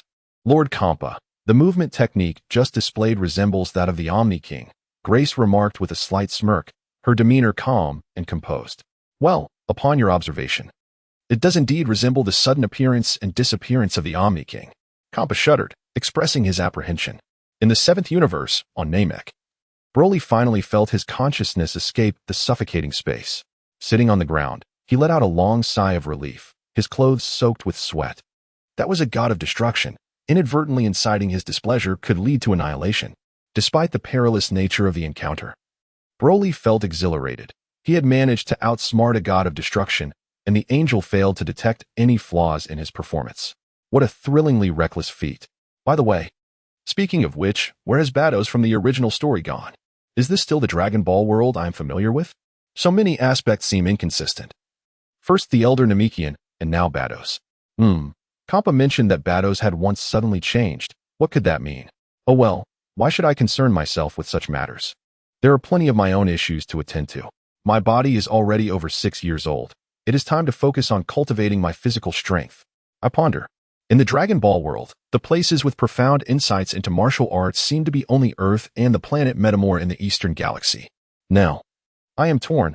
Should I go to Earth or to Metamor? After much contemplation, Broly ultimately resolved to journey to Earth. Having subsisted on the mystical Senzu beans for several years, he had nearly forgotten the taste of real food. In the southern region of the Northern Galaxy, within the Orion constellation, lies a magnificent blue planet accompanied by a pockmarked asteroid. Draped in a cobalt hue, it is adorned with a radiant atmosphere, and its vibrant oases are faintly discernible. All of this exudes an aura of boundless vitality. This is the third principal planet of the solar system, known as Earth. Perpetually, it emanates its essence without restraint, nurturing countless forms of life. It is the mother that all beings on this planet should cherish with utmost devotion. With a whoosh, a figure materialized beyond this enchanting world. Gazing upon the blue celestial body that radiates infinite vitality from the vast expanse of the cosmos, Broly exudes an innate warmth and an overwhelming sense of belonging that stirs the very depths of his soul, causing a mist to cloud the corners of his eyes. It is reminiscent of a wayward child, returning home after years of wandering, and upon first laying eyes on his mother, he is enveloped in a poignant realization. Perhaps it is merely an illusion, yet Broly feels as though the earth itself, maternal and nurturing, is beckoning to him with a gentle wave, as if to say, "Welcome back. How have you fared in your time away? Have you found solace in your travels? Should you tire, know that you may always return to the comfort of home." Broly found himself instinctively extending his hand, yearning to touch the warm presence of his mother, brimming with affection. Earth, year 740 of the age of the Dragon Balls. The Earth in the Dragon Ball universe is vastly different from that of my previous life. The disparities in civilization are striking. For instance, in the 5 major cities, situated in the north, south, east, west, and the center, maglev trains, jet-powered flying cars, and motorcycles traverse the skies with reckless abandon. Additionally, suspended glass tubes for aerial transport weave through the air, while towering skyscrapers stand shoulder to shoulder. And multi-layered overpasses stack upon one another, with underground parking lots nearly excavating all available land beneath the city. This is a vibrant, futuristic metropolis, imbued with the essence of science fiction. However, just a short distance from the bustling urban center, one could encounter an elderly man plowing his fields with a tractor. or a hunter navigating the wilderness with an old-fashioned firearm slung over his shoulder, or even a grandfather tending to sheep and cattle. There are even more astonishing communities that remain entrenched in a tribal era. It becomes evident how immense and disconnected the cultural disparities on Earth truly are. Zhengdu, a city teeming with sci-fi allure, finds itself in the throes of the morning rush hour, where the blaring horns urge the populace onward. Broly stood on the bustling street, surveying his surroundings. He observed the charming young women clad in ultra-short skirts and sleek black stockings, swaying their curvaceous figures, exuding an intoxicating fragrance as they passed by. Unfortunately, at merely 6 years of age, he was unable to approach them. Otherwise, with the admirable lineage of Saiyan beauty, he would have undoubtedly attempted to woo one. Reducing the intricacies of his intentions to mere brevity. Beep beep. The scene of traffic congestion was a familiar sight in the metropolis. Broly shook his head and turned down a commercial street. Fashionable melodies emanated from the shops lining either side of the road. Occasionally, couples emerged from the stores, playfully tugging at each other, hands laden with cherished acquisitions. The presence of wailing children was also prevalent, clamoring for their parents to procure the coveted toy cars. Furthermore, there were customers and shopkeepers engaged in heated negotiations that culminated in frustrated exits, with shopkeepers calling after them in vain or grumbling in discontent. In essence, the street was alive with a myriad of scenes, and Broly, akin to an ethereal deity, performed the role of a mere passerby. Adorned with 3 pieces of jewelry that cast him into a state of reverie, he went largely unnoticed by those around him. Suddenly, a cacophony of gunfire erupted, followed by a woman's piercing scream of terror, and chaos ensued as the crowd erupted into a frenzy. Broly, perplexed, turned his attention towards the direction of the gunfire, closing his eyes to attune his senses. As he shut his eyes, the technique of transformation activated, allowing him to perceive the surrounding space as it began to contract. Within 2 seconds, the chaotic essence of several nearby streets vividly materialized in his consciousness. It became evident that on the adjacent street, 3 robbers were brazenly attempting to seize a bank in broad daylight. As a paragon of virtue, Broly ought to serve as an exemplary role model for those engaged in 9 years of compulsory education. With a crisp sound, a figure materialized at the Dragon Ball Bank. It was a diminutive boy, scarcely a meter tall, who, upon closer inspection, was revealed to possess a tail. The young lad was clad only in a bare upper body, adorned with an icy belt around his waist and loose leather trousers. Most remarkably, he wore shoes ablaze with flickering flames. On his left arm, he sported a bracelet embellished with golden stars, while around his neck hung a necklace of unknown material, and on his right thumb rested a blue jade ring. Indeed, this was Broly's external manifestation. "Oh, boss, this little brat is not normal," the first robber remarked cautiously to the leader of the gang. "Damn it. Like we needed you to point that out. Of course, he is not blind," the second robber retorted, casting a glance at the first and muttering under his breath. "Enough. What are you all bickering about at a time like this? You go grab the money. I'll deal with him," the gang leader bellowed with camaraderie. "Hey, listen here, little brat. We are members of the Red Ribbon Army. If you're wise, we can part ways without obstructing each other's paths. What do you say?" the leader shouted, feigning bravado. "Oh, but what if someone dares to block the other's path?" Broly revealed a hint of a sardonic smile and inquired of the bandit leader with keen interest. Obstructing the path is akin to hindering one's means of sustenance. Thus, one must face the consequences." The bandit leader mistakenly believed Broly was questioning him about how he would punish such an obstruction. "Oh, I see," he replied. "Then I must apologize. For my path embodies the principles of punishing evil and promoting good, and you have impeded my journey." Broly mockingly remarked, "Little brat, do you dare to play tricks?" Before the ringleader could finish his words, darkness enveloped him, and he collapsed in unconsciousness. Following that, the sound of 2 heavy objects hitting the ground echoed, and the villains met their just fate. "Young man, I am So-and-so, the manager of this bank. I truly appreciate your help just now. How about this? I would like to treat you to a meal as a token of my gratitude." A middle-aged man, wearing gold-rimmed glasses and dressed in a suit and tie, approached Broly, wiping the sweat from his forehead, and spoke with a cheerful demeanor. "Oh, you wish to treat me to a meal?" Broly pondered to himself whether he should indulge in a hearty meal later. Well, young brother. Though I am a bank manager, I do not possess the authority to utilize the bank's funds. It seems I have misinterpreted Broly's intention. I mistakenly believed he was seeking some form of bonus." Broly interrupted the other party and spoke. "You misunderstand me. I am not asking you for money. What I mean to convey is that I possess quite an appetite, So I hope you can afford the bill when the time comes. Ha ha ha, young brother. You truly have a sense of humor. Just how much can you eat? The bank manager, upon hearing Broly's words, couldn't help but burst into laughter, seemingly emerging from the shadows of the previous matter. However, Broly remained unfazed, merely hoping that after their meal, the other party would not fall into another shadow. He then remarked, "In that case, I shall graciously accept. Just don't shed tears later." The bank manager could only shake his head in speechless disbelief. Broly shook his head, pondering how in this era, speaking the truth seems to elicit disbelief. In the heart of the metropolis, at the opulent 10-star hotel on Wall Street, the atmosphere was lively. "Oh, the flavor of this beef is exquisite. Manager Liao, what is you so lost in thought? With such delectable dishes, how can you not indulge? Oh, you affluent folks. Very well, if you won't partake, I shall gladly take your share. Oh dear, I'm choking. Waiter, bring me 2 more large plates of beef. Ah, my young friend, you've already consumed 72 portions. Are you certain you'll be all right?" Since his arrival at the hotel, the bank manager had taken but a single bite of his meal before becoming entranced by the artistry of dining, alongside the hotel staff. Beside the dining table, a waiter maneuvered a cart for collecting used plates, always ready to replace it with an empty one. This marked the second cart already. Oh, my stomach feels so content. Truly, this 5-star hotel lives up to its reputation. The flavors are simply delightful. Broly reclined languidly in his chair, one hand resting on his belly while the other leisurely picked at his teeth with a toothpick. "All right, Manager Liao, I'm satisfied and ready to settle the bill." Is everything in order?" The bank manager realized he was unable to rise from his seat. "Sir, your recent meal totaled 106,000 green bills. Our manager has graciously decided to waive the 6,000, considering it a discount. Will you be paying with a card or in cash?" The waiter approached, discreetly revealing a bill that was somewhat acceptable. Upon hearing the amount, the bank manager's lips twitched. Inwardly, he lamented the need to submit a reimbursement request upon returning. Per manager, unaware that when he later sought reimbursement, the president would deliver a resounding slap to his face, exclaiming, "You fool.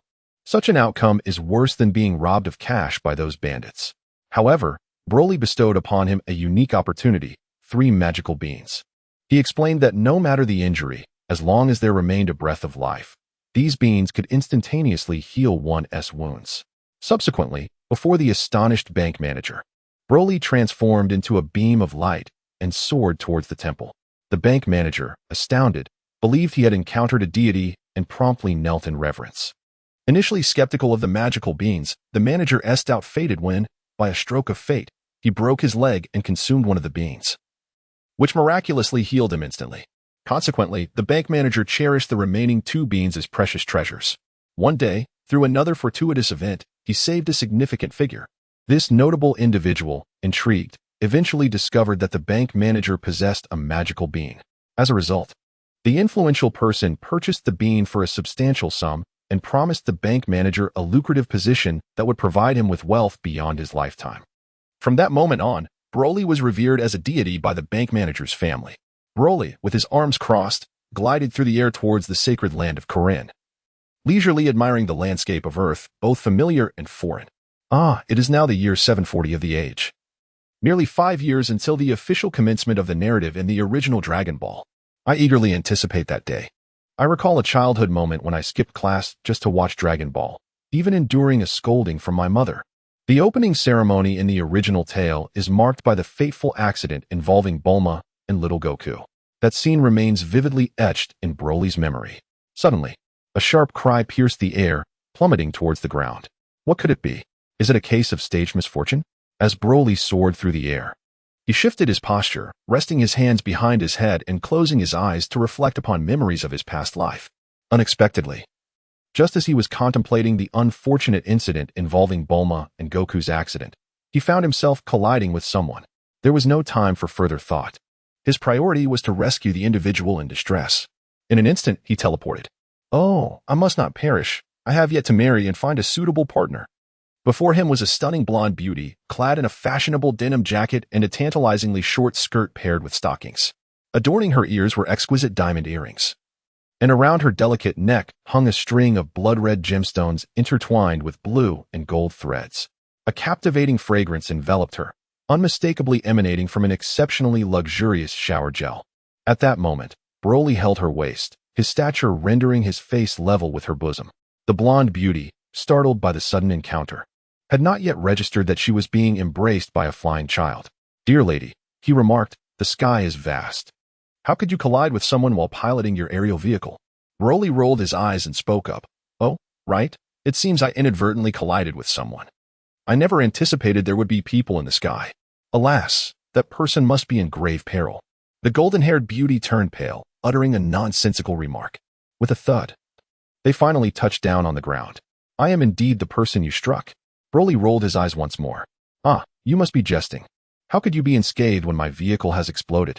Fortunately, I had an energy shield to protect me. Otherwise, I fear the consequences would have been dire." Crackle, crackle. Disregarding the blonde beauty's astonishment, Broly picked up a stone and, with a gentle grip, crushed it effortlessly. He opened his palm before her and inquired, "Now do you understand why I am unscathed?" The blonde beauty, initially taken aback, soon exclaimed in awe, "How impressive. It turns out you are harder than the stone." Upon hearing her words, Broly's lips twitched, as her compliment felt somewhat less than flattering. "Hello, I am Tice. I sincerely apologize for colliding with you. I am relieved to see you are unharmed." She introduced herself. Hello, I am Broly," he replied, eager to engage with such a charming individual. "Oh, your name is Tice? Is your father Dr. Briefs, and does your family own a company called Capsule Corporation?" Broly felt a slight thrill of excitement. For this was indeed a character from the original work, and most importantly, she was quite beautiful. It would be delightful if something could transpire between them. He certainly did not mind if she were several years his senior. "Ah, you aren't thinking of kidnapping me, are you?" Tice instinctively took a step back, her face paling as she spoke. Your imagination is rather extravagant, don't you think? What on earth are you talking about?" Broly once again found himself at a loss for words. "Just take a look at my attire. It is truly the epitome of prestige, do you not agree? Your trousers, shoes, belt, and accessories are indeed rather peculiar. Yet, you lack the means to don a proper shirt. Moreover, I am 19 years of age. And how old might you be to dare refer to yourself as brother?" Tice blinked her large eyes, appearing adorably naïve as she spoke. For the very first time, the mighty Broly, who had traversed the tumultuous landscapes of planet Namek, was rendered speechless. In Broly's heart, a million alpacas galloped by. "Never mind, it's tedious. I have matters to attend to. I'll take my leave now. Farewell." Broly had just soared over 10 meters into the air. "Hey, Broly, you can fly!" Tice exclaimed in astonishment. "Broly, come down. Are you really going to abandon a defenseless maiden like me in this desolate wilderness?" In truth, Tice possessed several flying vehicles, all stored within her capsule. She was merely intrigued by Broly and sought an opportunity to draw closer to this peculiar younger brother. "What do you wish for then?" "I have no time to escort you to the capsule company." Broly smirked slightly. "Well then, wherever you intend to go. You might as well take me along," Tice insisted relentlessly. "So, in the end, you're coercing me into abducting you?" Broly teased with a wicked grin. "Even if that's the case, what can you possibly do about it?" Tice replied with a hint of implication. "Oh, are you suggesting?" Broly's gaze flitted mischievously over Tice.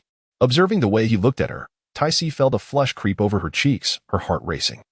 Simultaneously, she thought to herself, is Broly truly just a child? Well, you ought to consider this carefully. I plan to retreat to the temple for training.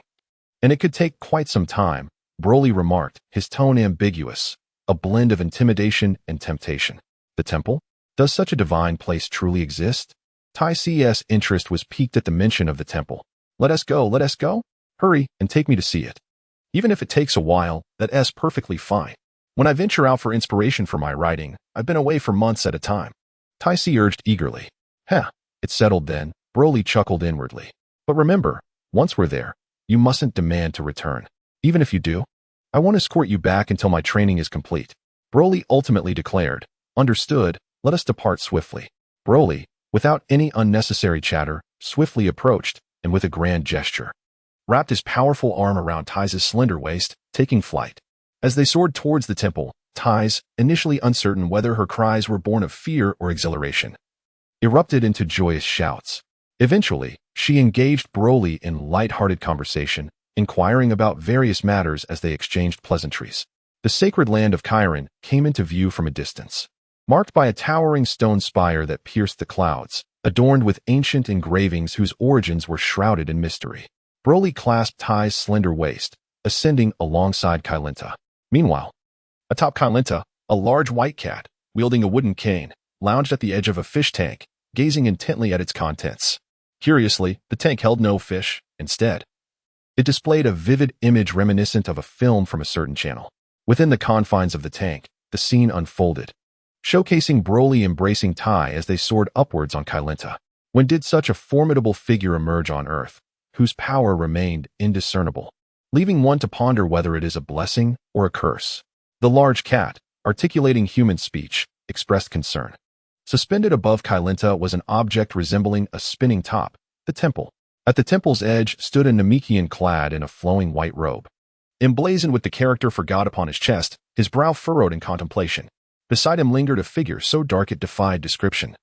Adorned in attire reminiscent of traditional Saudi Arabian garb. God of Heaven, remarked the figure, suggesting that the individual in question bore no ill intentions. Although his aura could not be clearly discerned as benevolent or malevolent, his actions since arriving on Earth indicated he was not a villain. The dark-clad figure, previously noted for his Arabian attire, addressed the robed Namekian, who was named Bobo. Indeed, Bobo, you speak wisely. I too sense the same. Yet, his strength is undeniably formidable. Upon hearing the words of the figure known as Bobo, the robed Namekian nodded in agreement, uttering a sigh of resignation. With a resounding whoosh and the sound of footsteps landing with a crisp echo, Broly disregarded the large cat atop Kylenta and soared directly to the temple, still holding Tai. Greetings, God of Heaven, he proclaimed. Broly greeted amicably. Wow, is he truly a deity? Is this how the Namekians actually appear? Tice, the carefree girl, seemed perpetually unafraid of danger. She dashed toward the old Kai, eager to reach out and feel the texture of a Namekian's flesh. Thud, splash. Just as Tice was about to approach the old Kai within 3 meters, the dark-skinned Buu extended his hand, signaling her to halt.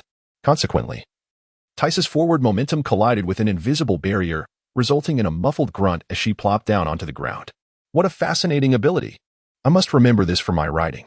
Fortunately, due to Buu's gentle approach, Tice emerged unscathed.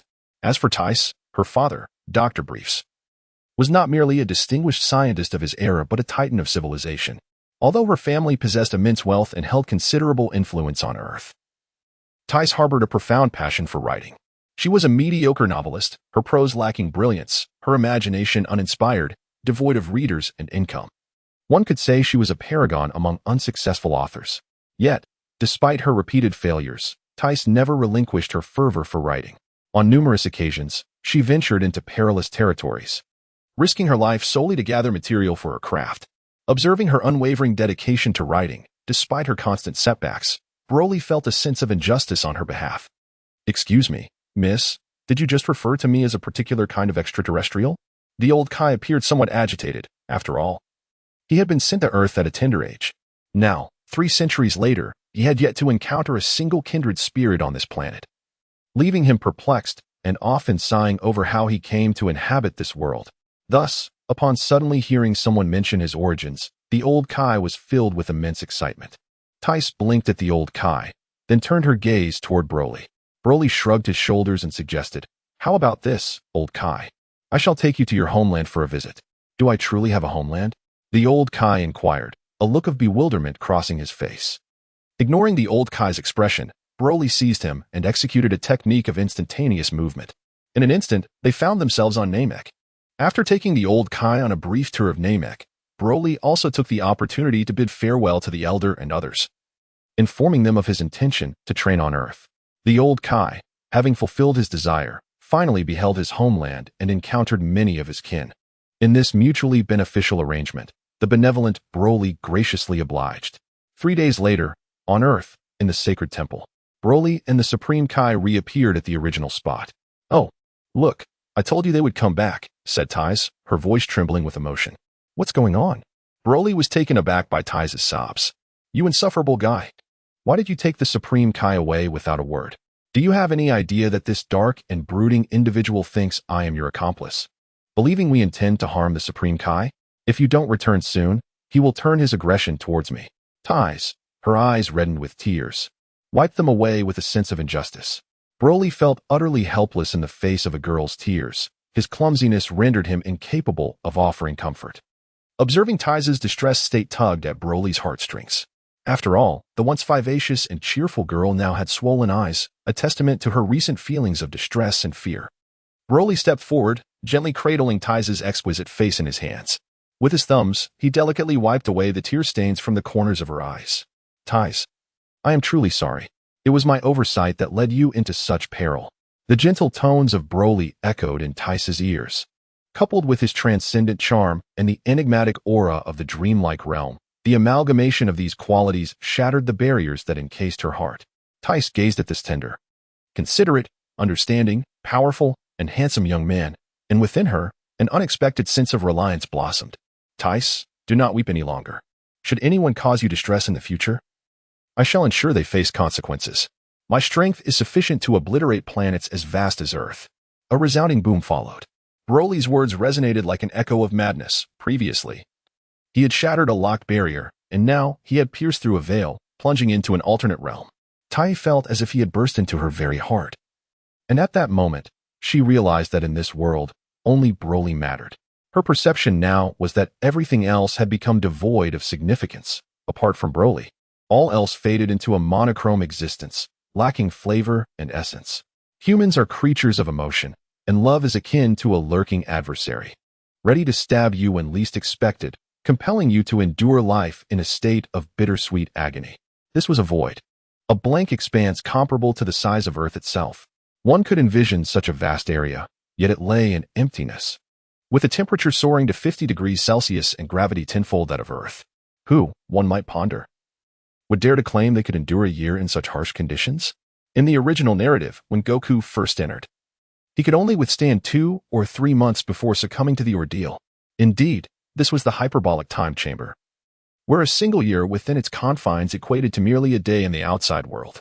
In the stark white expanse, the only structure present was at the entrance, adorned with a colossal hourglass standing over 10 meters tall. This hourglass served the purpose of timekeeping. Once the sand from the upper chamber had completely descended into the lower section, a full year would have elapsed. In the vast, luminous realm, Broly's diminutive form tirelessly swung his fists and legs, occasionally vanishing only to reappear hundreds of meters away. Broly has been in the hyperbolic time chamber for 9 months. During the initial 3 months, the Elder Kai diligently imparted to Broly the intricacies of energy manipulation and the essence of martial arts. In terms of combat prowess, Broly far surpasses the Elder Kai, even without considering the Abyssal Demon set and the 3 accessories from the realm of illusion. Broly possesses a formidable battle power of at least 60,000, while the old Kai holds a mere strength of less than 300. However, when it comes to the understanding of martial arts and the application of ki, Broly is but a novice. Thus, he humbly sought guidance, and the old Kai, eager to forge a benevolent bond, ultimately agreed to assist him. They reached an accord whereby the old Kai would accompany Broly in the hyperbolic time chamber for 3 months, generously imparting his knowledge. It is worth noting that Broly focused solely on mastering the techniques of ki manipulation and the core essence of martial arts. As for the old Kai's ultimate moves, Broly merely took them as references, intending to eventually create his own unique techniques. After all, there exists a profound adage, what suits oneself is the best. Consequently, Broly was resolute in his determination to develop his own signature moves. After several months of diligent contemplation, Broly finally conceived an initial set of his own techniques, which he named Brilliant Starry Sky.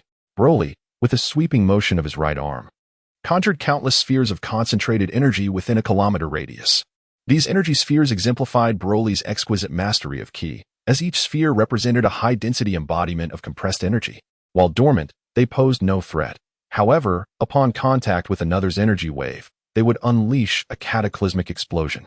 The sky would be filled with these menacing spheres, expanding ferociously, generating shockwaves of searing heat potent enough to melt steel as they voraciously surged toward their target. Death Star is a compressed laser emitted from the fingertips, possessing a limited range but remarkable speed and penetrating power. One should not underestimate it, for the Death Star can be synergistically employed with Brilliant Galaxy. By initially unleashing Brilliant Galaxy and subsequently employing Death Star, the latter transforms into Broly's formidable technique, Ultimate Galaxy. As the Death Star hurtles toward its adversary, it absorbs the energy from Brilliant Galaxy, morphing into a colossal energy wave of extraordinary potency, embodying the essence of the Ultimate Galaxy, a manifestation of ki. Moreover, Ultimate Galaxy can be released in a second manner, distinct from the initial sequential release. It requires a concentrated focus, a communion with the cosmic expanse, drawing forth infinite starlight energy and intertwining it with one's own ki to emit an ultra-high-frequency energy wave. This necessitates that when unleashing the Ultimate Galaxy, one must vocalize each syllable with precision, akin to the way Sun Wukong articulates the Kamehameha. However, the vocalization serves not merely as a catalyst for release, but as a herald of the impending technique. The true intent is to amass energy, with Broly extracting cosmic energy, contrasting with Sun Wukong's method of gathering his own. Infinite Universe is a formidable technique, the culmination of Broly's relentless ingenuity, representing a devastating, extinction-level energy blast. This technique draws upon his own transcendent power, wielding a terrifying assault. The principle of light coexisting with darkness, of positivity with negativity, is an immutable rule upheld by even the highest of creators. The Infinite Universe, as a finishing move, allows Broly to harness the boundless vitality of the cosmos, amalgamating it with his own ki to create a unique form of energy. This unprecedented energy, imbued with the essence of cosmic life, can be described as an overwhelming force of righteousness that resonates throughout existence. Broly undertook numerous trials before he ultimately grasped the essence of this energy. This energy can be described as having a vehement disdain for malevolence. It is, in its usual state, as gentle as the morning sun, bestowing a sense of tranquility that compels one to bask in its warmth. However, this sentiment is contingent upon a virtuous individual perceiving it as such. Should a person harboring darkness and malevolence encounter this energy, it transforms from gentle sunlight into the embodiment of righteous judgment, mercilessly unleashing its fury upon the wicked. Consequently, after considerable contemplation, Broly resolved to bestow upon this energy the name Divine Force of Righteous Light, for both light and righteousness signify a stance opposed to villainy. As for the term Divine Force, one should not doubt the extraordinary prowess of the transcendent realm. The energy birthed from this realm undoubtedly possesses power beyond the divine. It is essential to clarify that the Infinite Universe represents a formidable technique, distinct from the Divine Force of Righteous Light. In other words, the Divine Force of Righteous Light is a type of energy unique to Broly, whereas the Infinite Universe is merely one of Broly's techniques. They are not synonymous. However, given Broly's current prowess, he is unable to draw upon a substantial amount of cosmic vitality. It must be noted that the Divine Force of Righteous Light inherently rejects malevolent thoughts. Yet, as long as one is a living being, the potential for malevolence exists, albeit typically suppressed by rationality deep within the consciousness, rendering it undetectable. Should desire ever surpass reason, however, one's malevolent thoughts could seize control of the body, leading to actions contrary to one's true intentions. To master the use of the Divine Force of Righteous Light more effectively, Broly severed his own malevolent thoughts from his soul consciousness. At the moment when Broly severed the embodiment of malevolence, he truly felt as though he had transformed into an entirely different person, one who was devoid of desire and possessed an attitude of indifference towards all things. He could not discern whether this was a blessing or a curse, and he shook his head in contemplation. To claim that he did this in pursuit of strength, to fully master the divine power of righteousness, was that not a desire in itself? Broly experiences a profound sensation, as though he has been ensnared by his own desires. If at this moment he were to calm his mind and employ his mental faculties to gaze upon the sky, he would discern that it is shrouded in darkness. It is imperative to recognize that this is the hyperbolic time chamber, a realm devoid of night. The reason for the darkened sky lies in the presence of a sinister, black vapor that obscures the once pristine azure above. This inky mist embodies Broly's malevolent thoughts, infused with desire, greed, and selfishness. Originally, they possessed no such formidable strength. As the adage goes, the laws of existence are balanced. Where there is light, there is also shadow. This pervasive black haze enveloping the entirety of the hyperbolic time chamber represents a fusion of Broly's nefarious impulses and the world's negative energies. Time flows swiftly, like a fleeting shadow. Unbeknownst to him, 2 years have elapsed, and Broly is on the verge of turning 9, yet he remains diminutive in stature. Immersed in the enchanting melody of his burgeoning strength, he does not find the trials of the hyperbolic time chamber particularly burdensome. As Broly amplifies his aura, a terrifying pressure begins to rise within this void, accompanied by the howling of a furious gale. Gradually, the entire expanse trembles, as relentless currents of energy wreak havoc. Although this is an auxiliary space devoid of conventional laws, the air is thick with crackling green arcs of electricity. Occasionally, these arcs emit a chilling crackle that sends shivers down one's spine, and as they proliferate, the sky quakes and the ground shakes with bolts of lightning. As thick as a bowl, descending from above. Broly exerted himself to summon his rage, veins bulging upon his forehead, fists clenched tightly, and the vessels in his arms swelling rapidly. At that moment, the aura enveloping Broly fluctuated between green and white, accompanied by his flamboyant hairstyle and striking brows. With a thunderous roar, his fury erupted like a volcanic explosion, unleashing a dense green energy imbued with a brilliant golden radiance that soared towards the heavens, only to gradually retract thereafter. His hair, a magnificent blend of gold and green, framed a stern and unyielding visage, while his fierce, merciless gaze radiated a wild and untamed aura. Indeed, this was the legendary Super Saiyan, Broly. Broly surveyed his surroundings, enveloped by a radiant aura of golden green energy. Grasping a tuft of his hair and bringing it before his eyes, he confirmed it was indeed golden green, which put him at ease. After 2 years of arduous training, he effortlessly unlocked the transformation into Super Saiyan, and remarkably, he had not succumbed to madness. Feeling the terrifying energy within him, capable of obliterating stars with a single punch. A subtle smile curled at the corners of his mouth, revealing a smug grin. He calculated inwardly that his Super Saiyan transformation had amplified his combat power nearly 100-fold compared to his previous state. When he had entered the hyperbolic time chamber for training, his combat power was approximately 60,000. After 2 years of systematic and rigorous training, he could only speculate on its current magnitude. However, it must be at least 1 million. After the Super Saiyan transformation, it would undoubtedly exceed 100 million. And Broly was merely 9 years old. Indeed, he thought, he should venture into the universe to find a place capable of measuring combat power. By the way, in the original narrative, Broly was known to go berserk after transforming, his eyes turning white. But since he had maintained his composure, what color were his eyes now? Broly was elated, yet due to a mere transformation, he utterly transformed this space into a chaotic spectacle. Fortunately, this is the hyperbolic time chamber. Had it been on Earth, it would likely have resulted in earthquakes and tsunamis, causing global upheaval. Alas, it has been over 2 years. I wonder if the entrance will vanish. I must hasten back to check. Suddenly, Broly emerged from the joyous atmosphere, transformed into a streak of green light that shot towards the entrance. With a thunderous sound, he covered the distance of several dozen miles in an instant. Exhaling deeply as he beheld the still existing entrance, Broly felt a wave of relief wash over him. Yet his heart was filled with confusion. Was it not said that a person could only remain in the hyperbolic time chamber for 2 years in their lifetime? If one exceeded this duration, the exit would vanish. Yet, he had clearly surpassed the 2-year mark. How could this entrance still be here? Broly found himself at a loss for comprehension, but then a thought crossed his mind. Could it be that due to his life dimension being of a higher order, he existed beyond the confines of the rules? He recalled from the original story that once one attained the level of Super Saiyan 3, this chamber would no longer hold any restrictions.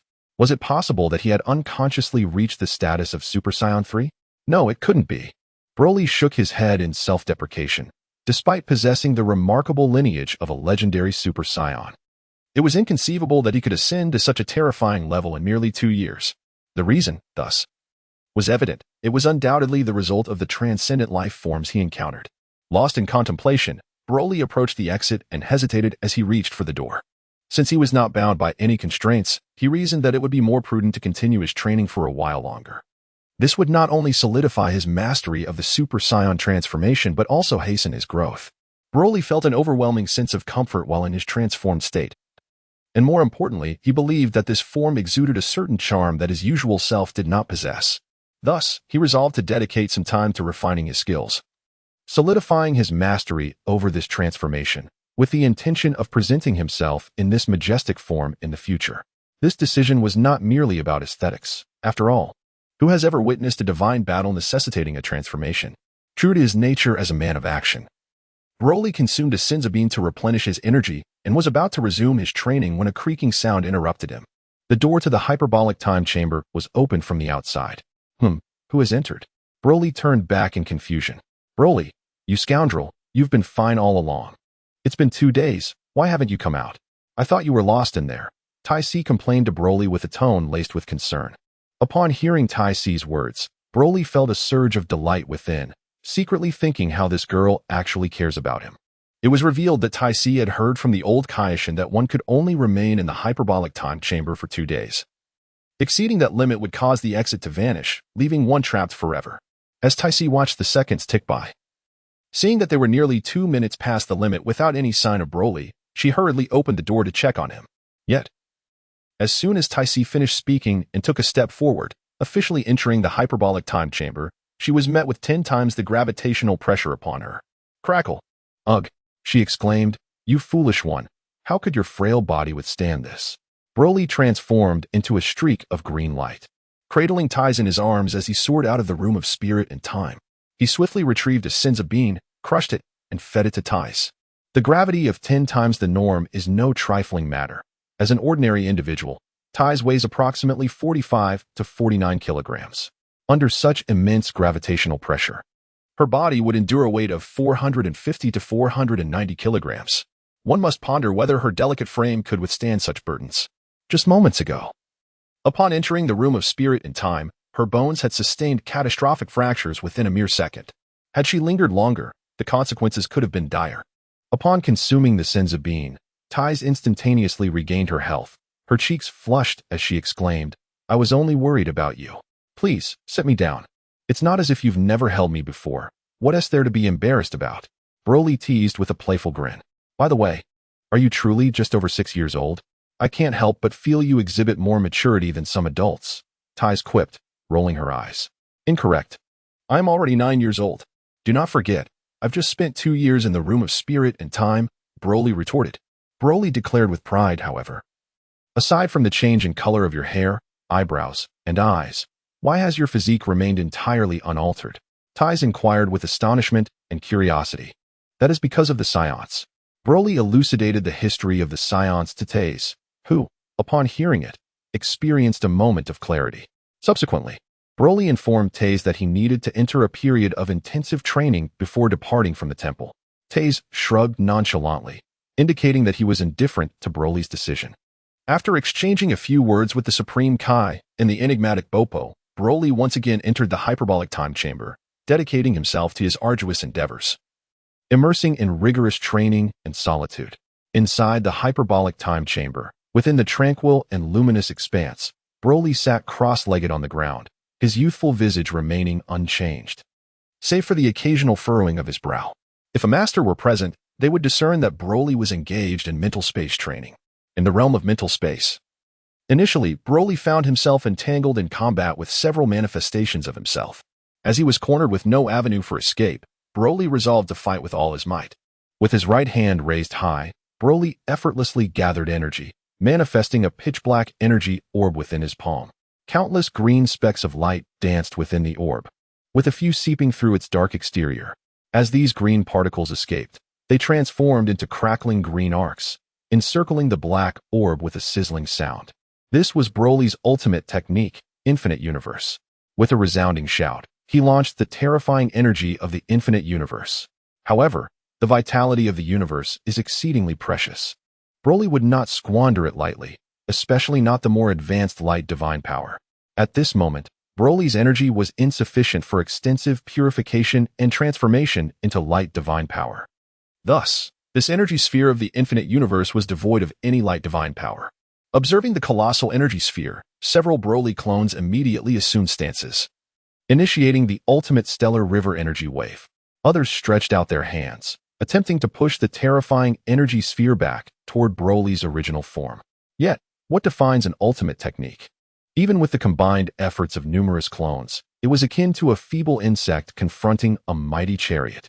As time elapsed, they were ultimately engulfed within the boundless energy vortex, beneath the towering mushroom cloud that soared thousands of meters high, and amidst the rapidly expanding shockwaves.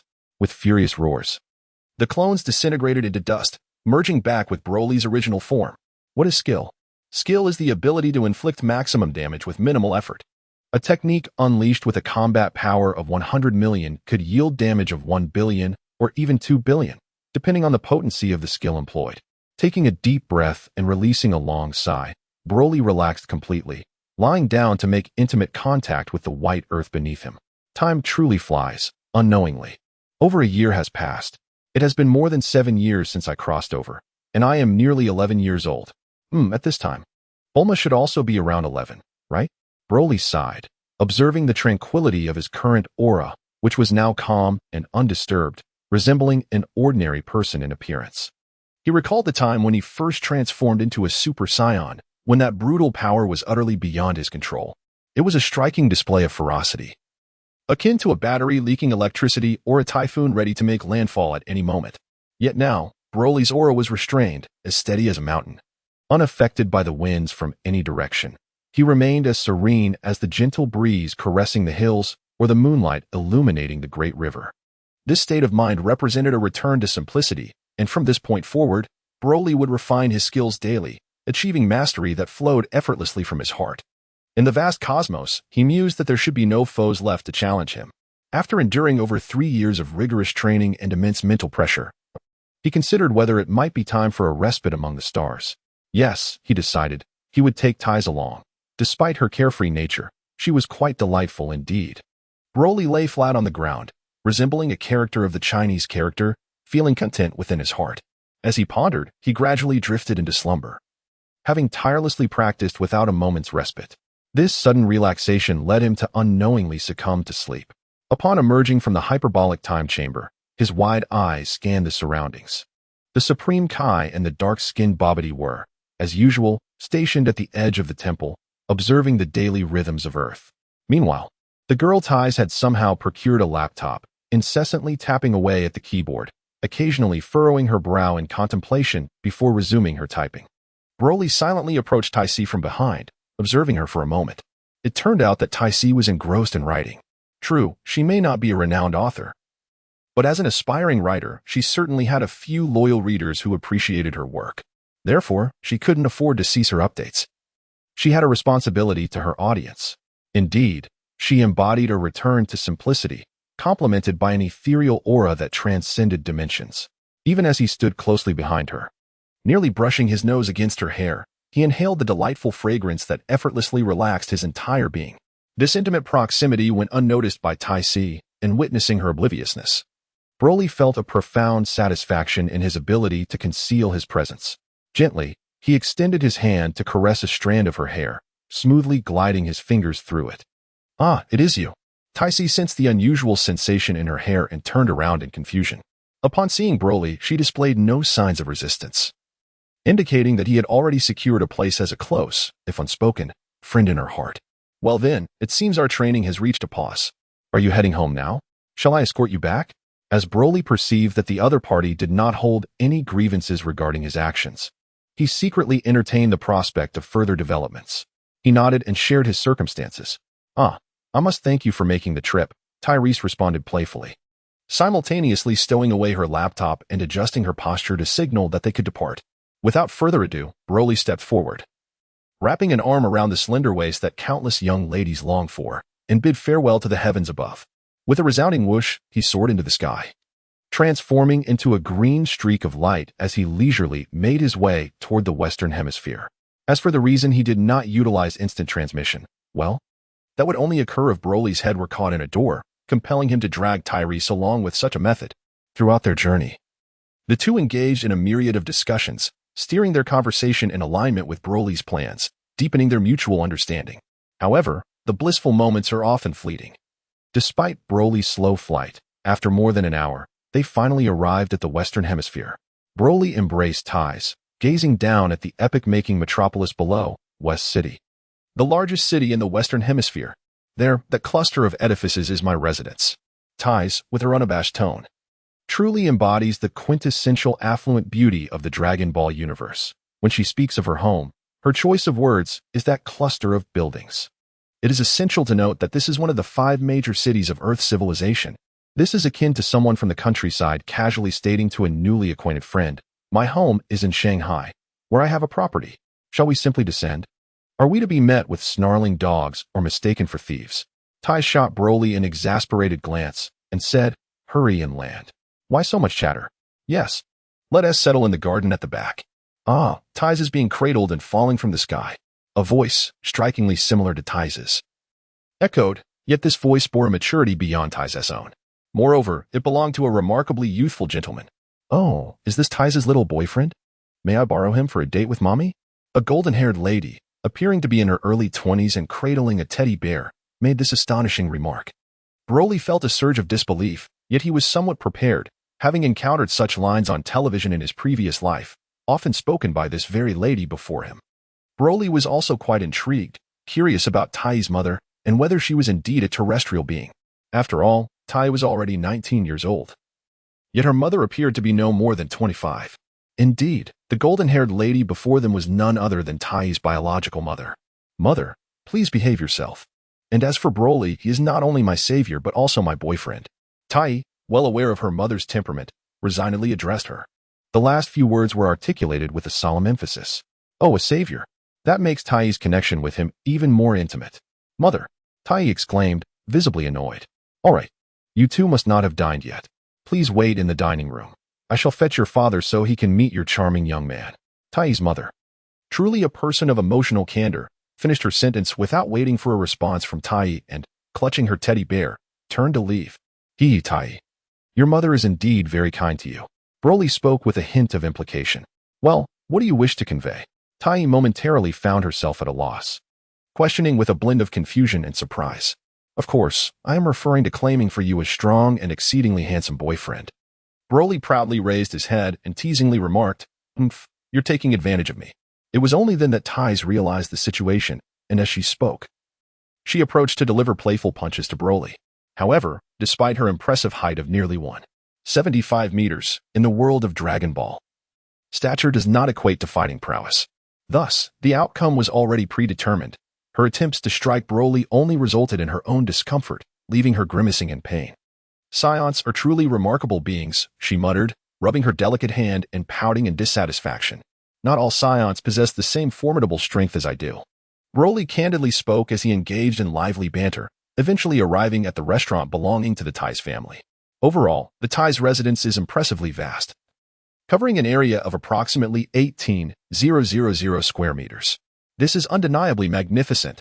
An expanse of 18,000 square meters equates to a length and width of over 30 li. Naturally, such a grand estate cannot be fully occupied. Approximately 95% of the area is dedicated to an ecological park, where Dr. Briefs, Ty's father, nurtures dinosaurs and other exotic pets. Around 3% of the estate houses Dr. Briefs' laboratory, where various groundbreaking inventions are conceived. Only 2% is allocated to a substantial 5-story building, which serves as the home for Ty's family and a multitude of servants. Ty's, are you not considering inheriting your father's legacy? Broly and Tai sat at the dining table, awaiting their meal while engaging in a casual conversation. Ty's, it truly is you who has returned. I had my doubts when your mother mentioned that you brought a boyfriend home, but it seems I was mistaken. At that moment, an older gentleman approached, his hair a pale blue, a cigar clenched between his teeth, and wearing spectacles reminiscent of a professor. His unkempt beard gave him an unrefined appearance. He scrutinized Broly as he made his way to the table. In truth, Dr. Briefs was not old. His dedication to research had left him little time for personal grooming, giving him an aged visage. Hello, Dr. Briefs. I am Broly. Broly politely waved his hand in greeting. Ah, hello, your name is Broly, a splendid name indeed. However, at such a young age, engaging in a relationship with Ty's may not be the best for your health. Truly, a family is a family, Dr. Briefs spoke with the same astonishing candor as Mrs. Briefs. Upon hearing Dr. Briefs' words, it was now Broly who found himself utterly bewildered. Broly never anticipated that a simple greeting could be articulated with such eloquence. A scholar is indeed a scholar. Father, Tai Si felt her face flush with embarrassment. Caught between indignation and speechlessness, she was well aware of her parents' character. They were fond of jesting, yet their hearts remained pure. It seems my observations were accurate. Tai Si, you must exercise restraint. Broly is currently in a phase of growth and must not be hindered. Before Dr. Briefs could complete his words, he was interrupted by Ty's. She exclaimed, Father, do not concern yourself with this. I am well aware, and it is not as you imagine. Before Ty's could clarify her explanation, another voice interjected. So, isn't Ty's little boyfriend quite remarkable? When I previously mentioned him, you were rather skeptical. Broly turned his gaze towards the source of the voice, and there stood Mrs. Briefs, who had previously summoned Dr. Briefs. Following her call, she also beckoned her young daughter, the now 11-year-old Bulma. Mrs. Breves, accompanied by a little girl with, effortlessly showcased the promise of beauty in her future, likely to rival that of Ty's. Sister, you haven't returned home for over 3 months. Where have you been off to this time? Do share your adventures with me. Bulma, inquisitive as ever, bombarded Ty's with questions, leaving her no time to elucidate previous matters. However, it seemed Bulma was oblivious to the increasingly darkening expression on Ty's face, persistently inquiring, Sister, I read your book yesterday and found that your writing style has considerable room for improvement. Well, now that everyone is here, Old Wong, please serve the dishes. Doctor. Brief waved his hand, signaling the butler to serve the meal. Subsequently, a profound silence enveloped the room. Not due to their refined manners that allowed them to refrain from conversation during dinner, but rather because of Broly's astonishingly voracious appetite, which left everyone utterly astounded. At that moment, Dr. Brief entertained a peculiar thought. Could he possibly dissect Broly and explore the elemental composition of this remarkable being?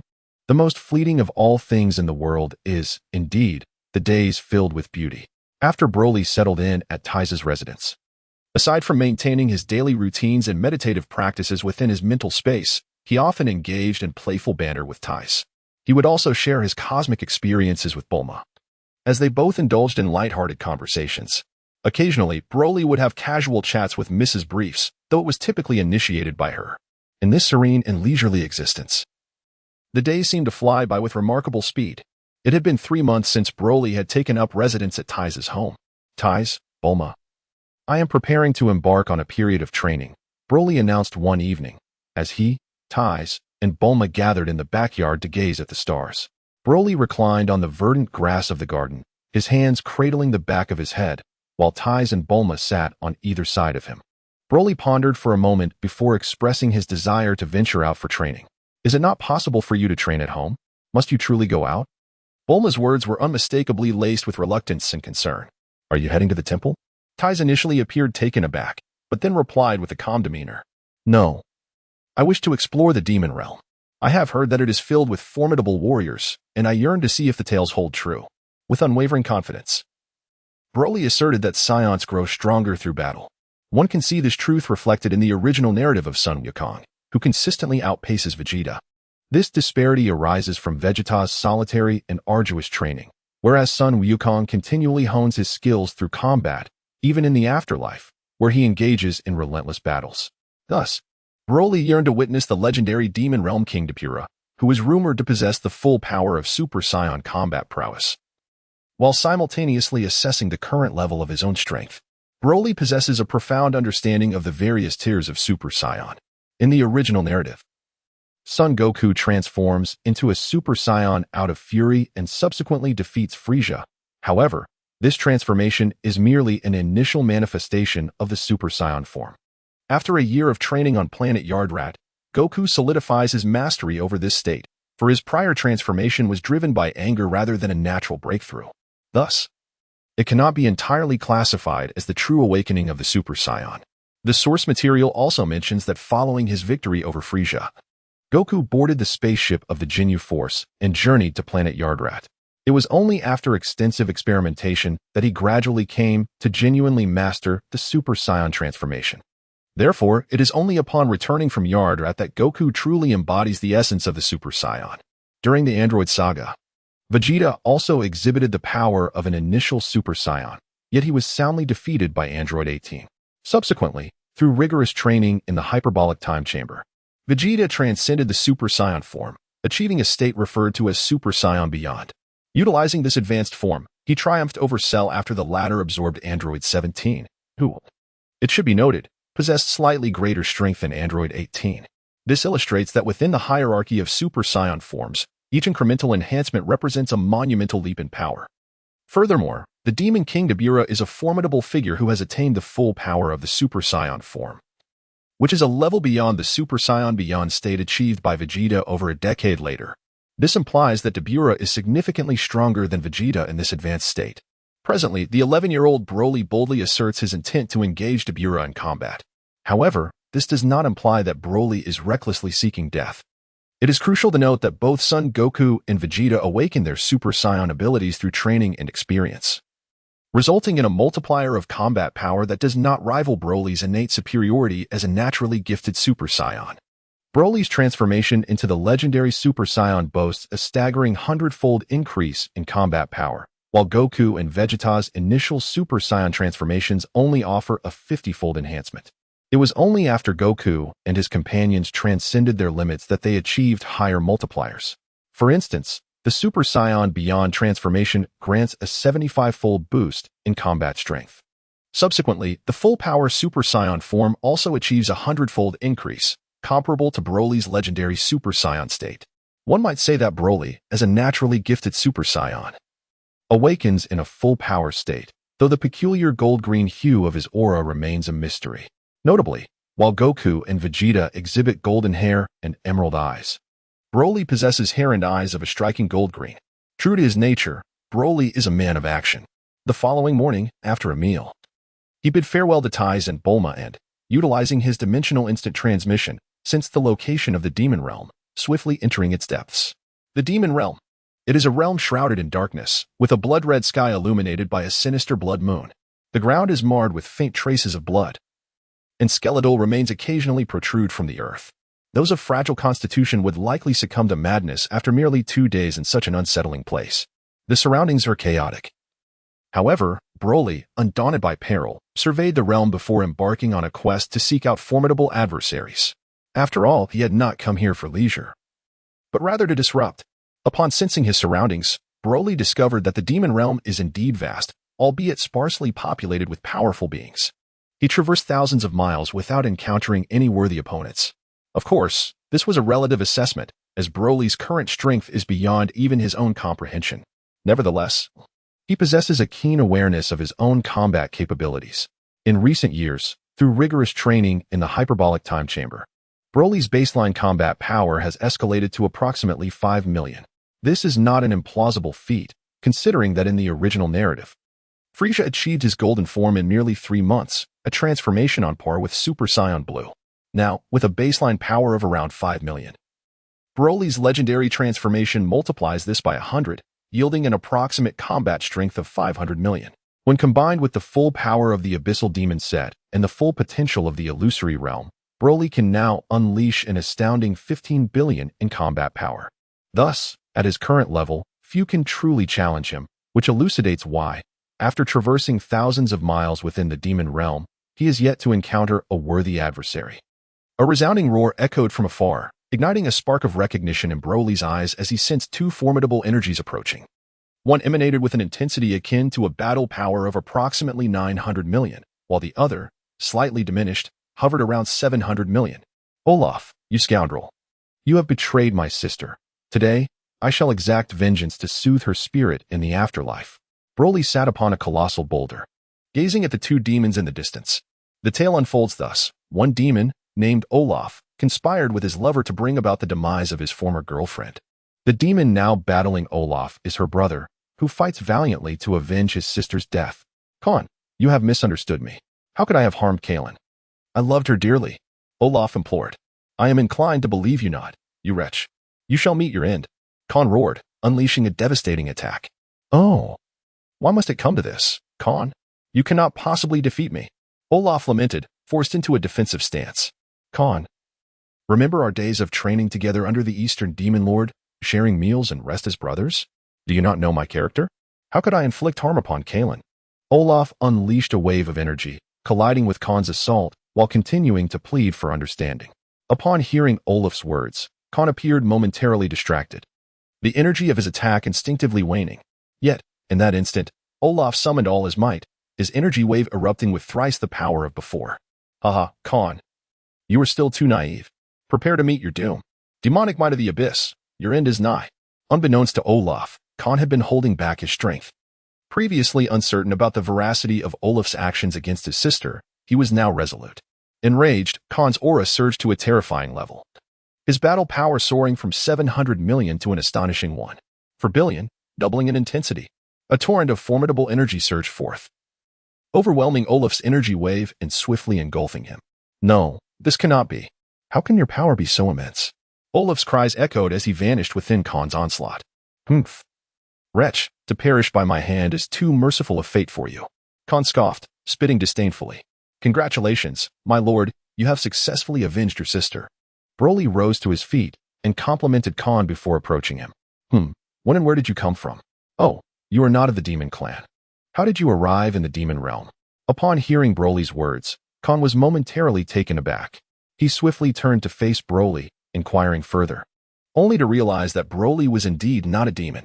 Hey now, do not be overly excited. I am Broly. The reason I have come to the demon realm is to engage in combat with formidable opponents, and you seem quite capable. What do you say to a duel? Initially, Broly felt nothing. However, when Khan's combat power surged to an astonishing one, for Billion, everything changed.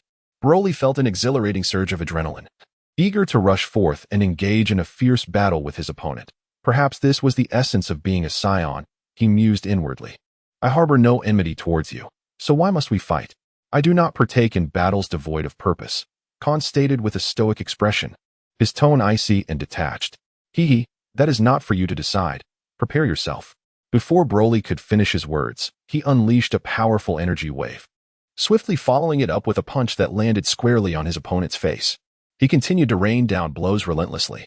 With Broly's sudden surge of power, a green flame of fury enveloped his entire being.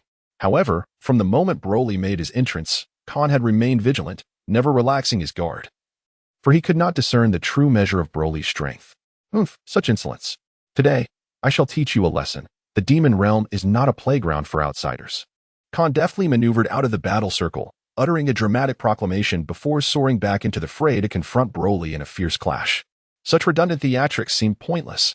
Boom, boom, boom. The heavens and the earth trembled. Mountains and valleys erupted with a series of explosive energy rings. These were the manifestations of the tremendous force generated by the collision of Broly's and Khan's fists. Nearby peaks, perilously close to the explosive rings, crumbled under the pressure. Both warriors unleashed their full might. Each clash unleashed a terrifying combat power exceeding 3 billion. The speed that surpassed sound wielded the power to obliterate planets. Each encounter igniting a fervor that stirred the blood.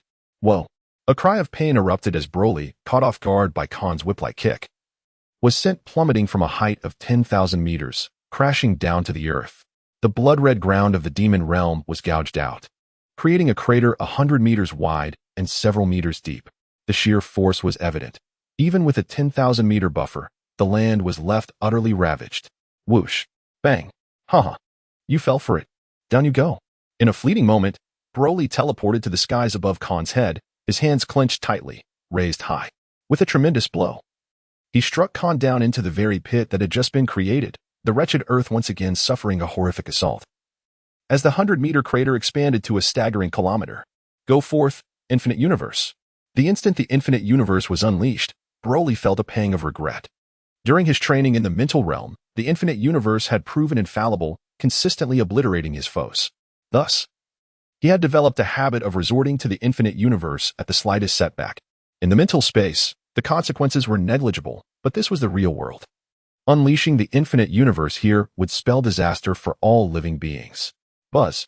As Khan clambered back to his feet, a suffocating sensation enveloped him, prompting him to hurriedly gaze upwards.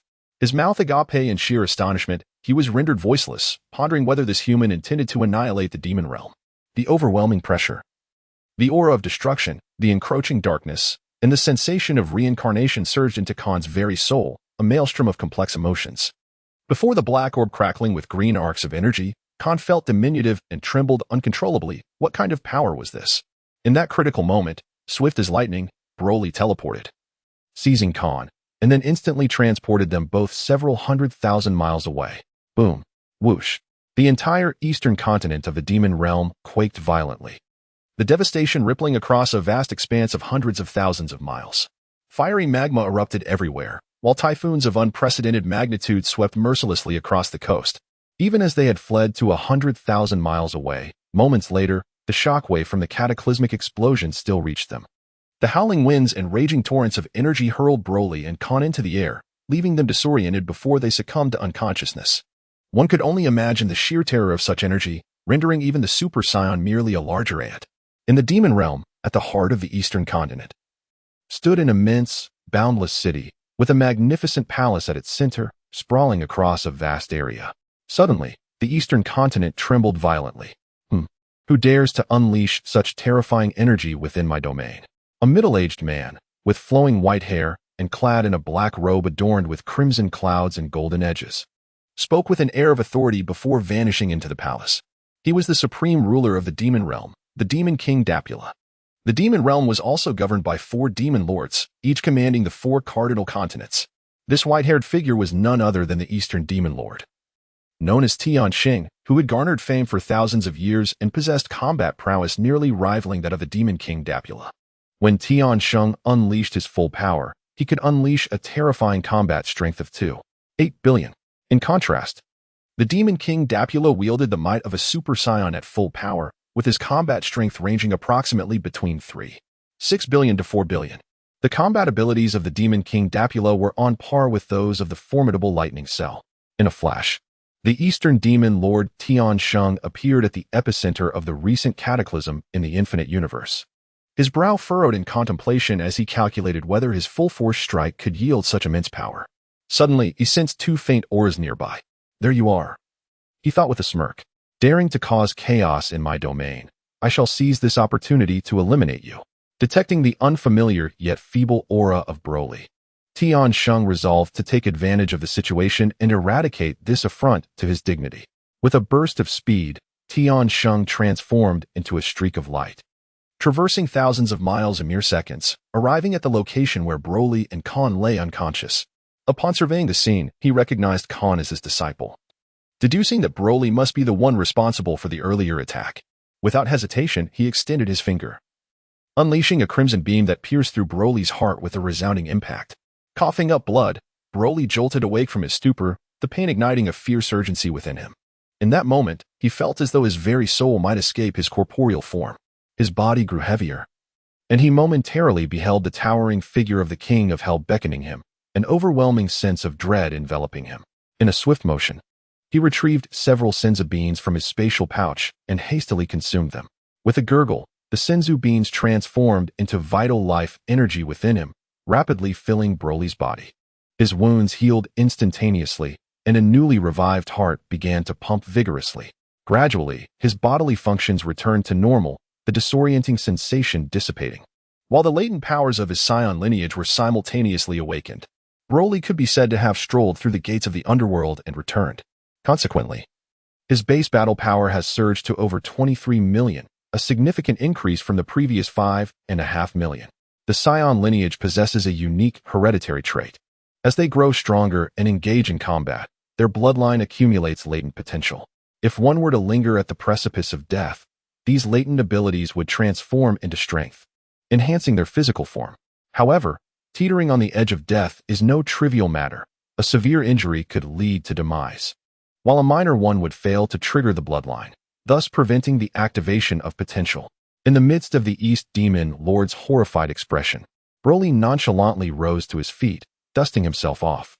Then, with a deep breath, he unleashed a blinding golden-green aura that erupted with his fury, creating an immense sense of pressure that rendered the East Demon Lord's limbs numb.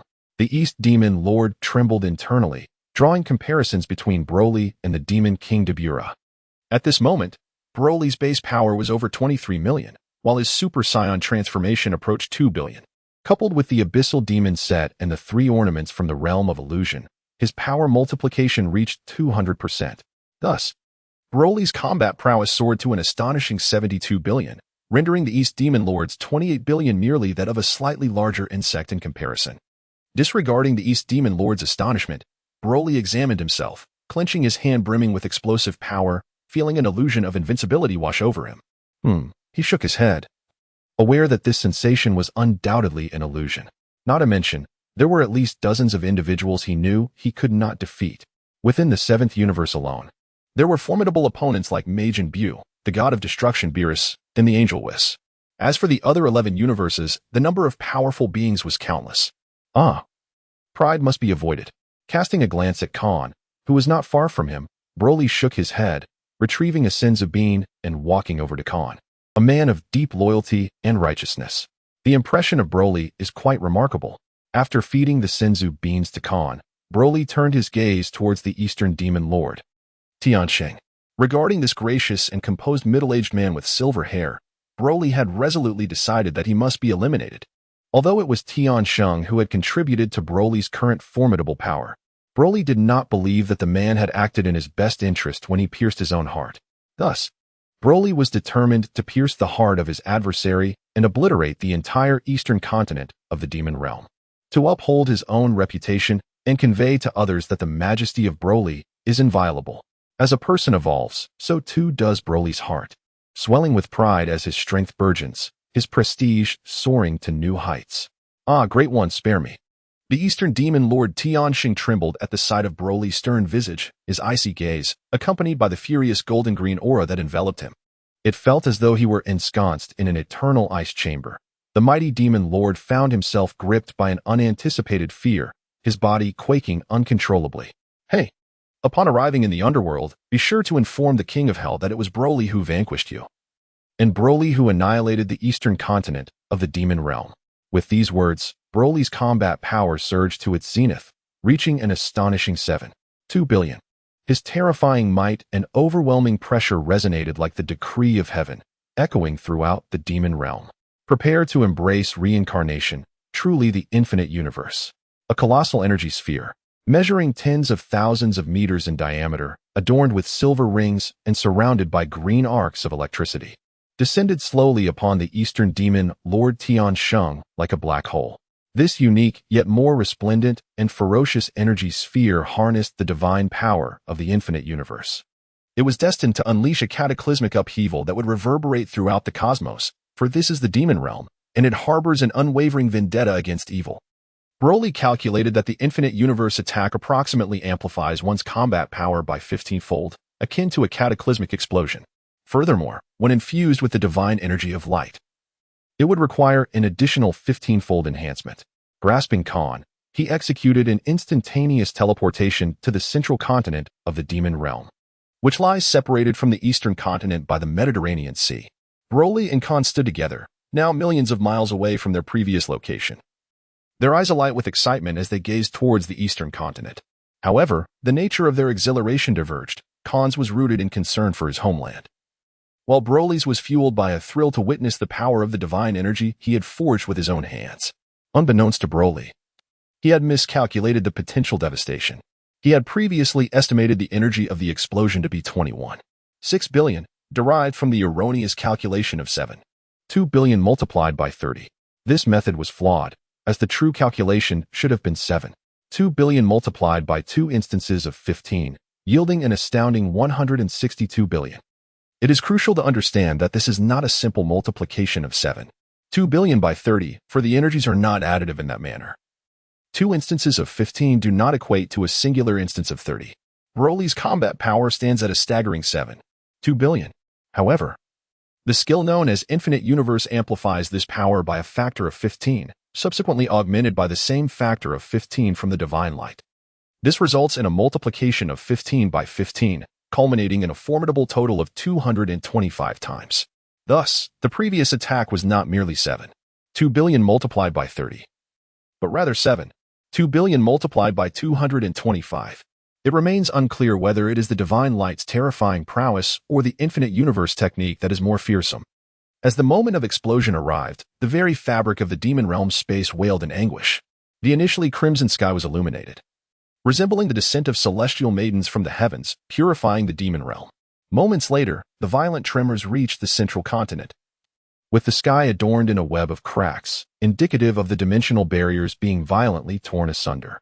After a minute, a terrifying shockwave, towering at several thousand meters and shimmering in silver gray, surged forth, carrying the vaporized sea's airwaves with it. Wherever it passed, everything was vaporized, dissolving into a vast emptiness. Even the very space itself was left fragmented, showing no signs of abating. Witnessing such a cataclysmic scene, Broly's eyes widened in disbelief. In the next instant, he hastily grasped Khan's hand and executed another instantaneous movement, retreating hundreds of thousands of miles to the west, finally breathing a sigh of relief. 2 minutes after the cataclysmic explosion, they found themselves at the juncture of the central continent and the western continent. Here, violent earthquakes raged, the tectonic plates heaved, and molten flames surged forth from the depths of the earth, either erupting or flowing to the surface. In the sky, A torrential rain of fire fell, and the ground transformed into rivers and lakes of crimson molten lava. The heavens were festooned with fissures resembling shattered glass, where some of the larger cracks faintly revealed shadows of other worlds. Faced with this apocalyptic vista, Broly struggled to comprehend that this devastation was a consequence of his own actions. His initial intent had merely been to obliterate the eastern continent. Yet, observing the desolation, it appeared that only the western continent remained in the demon realm. The 5 continents of the demon realm had seen the eastern continent utterly reduced to nothingness, while the southern and northern central continents were scarcely faring any better, barely remaining intact. How could it be that a combat power of 216 billion could yield such overwhelming devastation? Broly secretly felt disheartened. Had he miscalculated something? No, perhaps not. Instead of 30 multiplied by 72, it was 15 multiplied by 15 multiplied by 72, which would result in an explosive combat power of 16. 2 trillion. Broly gasped in disbelief. In the demon realm, at the palace of the demon lord in the western continent, King Depura exclaimed, "What has befallen our realm?" Just moments ago, the entire demon realm trembled, nearly shattering into pieces. Moreover, the eastern continent has vanished, and the northern and southern continents are scarcely intact.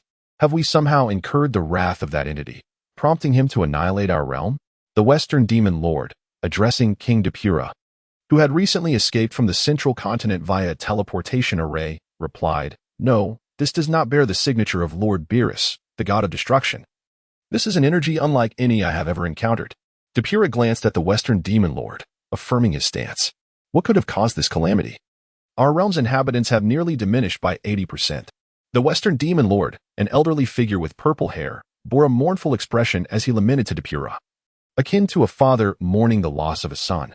Humph, you should be more concerned about whether the remaining western continent will be safe before discussing anything else. Depura felt a surge of irritation at the western demon lord's perpetual indecisiveness.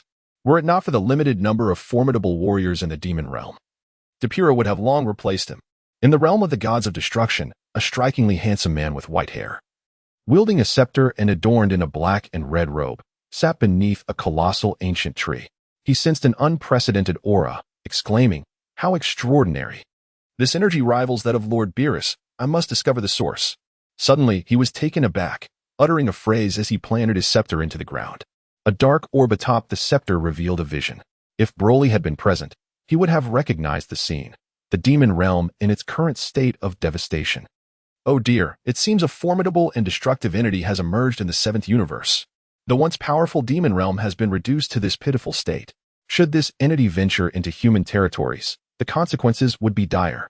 Indeed, it appears that Lord Beerus must be roused from his slumber sooner than anticipated. This is quite the predicament. Waking him prematurely could incite his wrath. The handsome man hesitated, glancing at a slumbering lavender-hued creature nestled in the tree, debating whether to disturb its rest.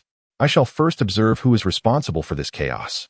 After a while, the handsome man was astonished to find himself unable to ascertain the identity of the one who had wrought such destruction upon the demon realm. How perplexing! I cannot perceive their presence. Could it be that their dimension exists beyond my own? The handsome man pondered, caught in a mix of astonishment and confusion. In the realm of the Kaioshin, a voice trembled with urgency. Lord Kaioshin, a significant portion of the demon realm has just been obliterated. A middle-aged man with white hair and red skin, dressed in an eccentric manner, trembled as he spoke to a nearby youth with pointed ears and a distinctive white rooster comb hairstyle. "Jebbit, do you think this could be the work of Beerus? Isn't he supposed to be asleep right now?" inquired the young being, known as the Supreme Kai. The two individuals were none other than the Supreme Kai of the 7th universe and his attendant, who could also be considered an apprentice Supreme Kai. The young man was named Asin, the Supreme Kai, while the middle-aged man was Jebbit, the attendant. "I cannot say for certain, but this is definitely not the doing of Lord Beerus," Jebbit asserted confidently. "Well, that's true. After all, Lord Beerus is notoriously lazy. He frequently shirks his usual duties. So how could he possibly concern himself with matters of the demon realm?" Asin appeared rather feeble, for although he held the title of Supreme Kai, ranking alongside the god of destruction as one of the highest deities in the universe, he harbored a profound fear of the god of destruction, Beerus. The demon realm. Broly remained in awe of his own creation, oblivious to the fact that the commotion had already attracted the attention of the deities of Universe 7.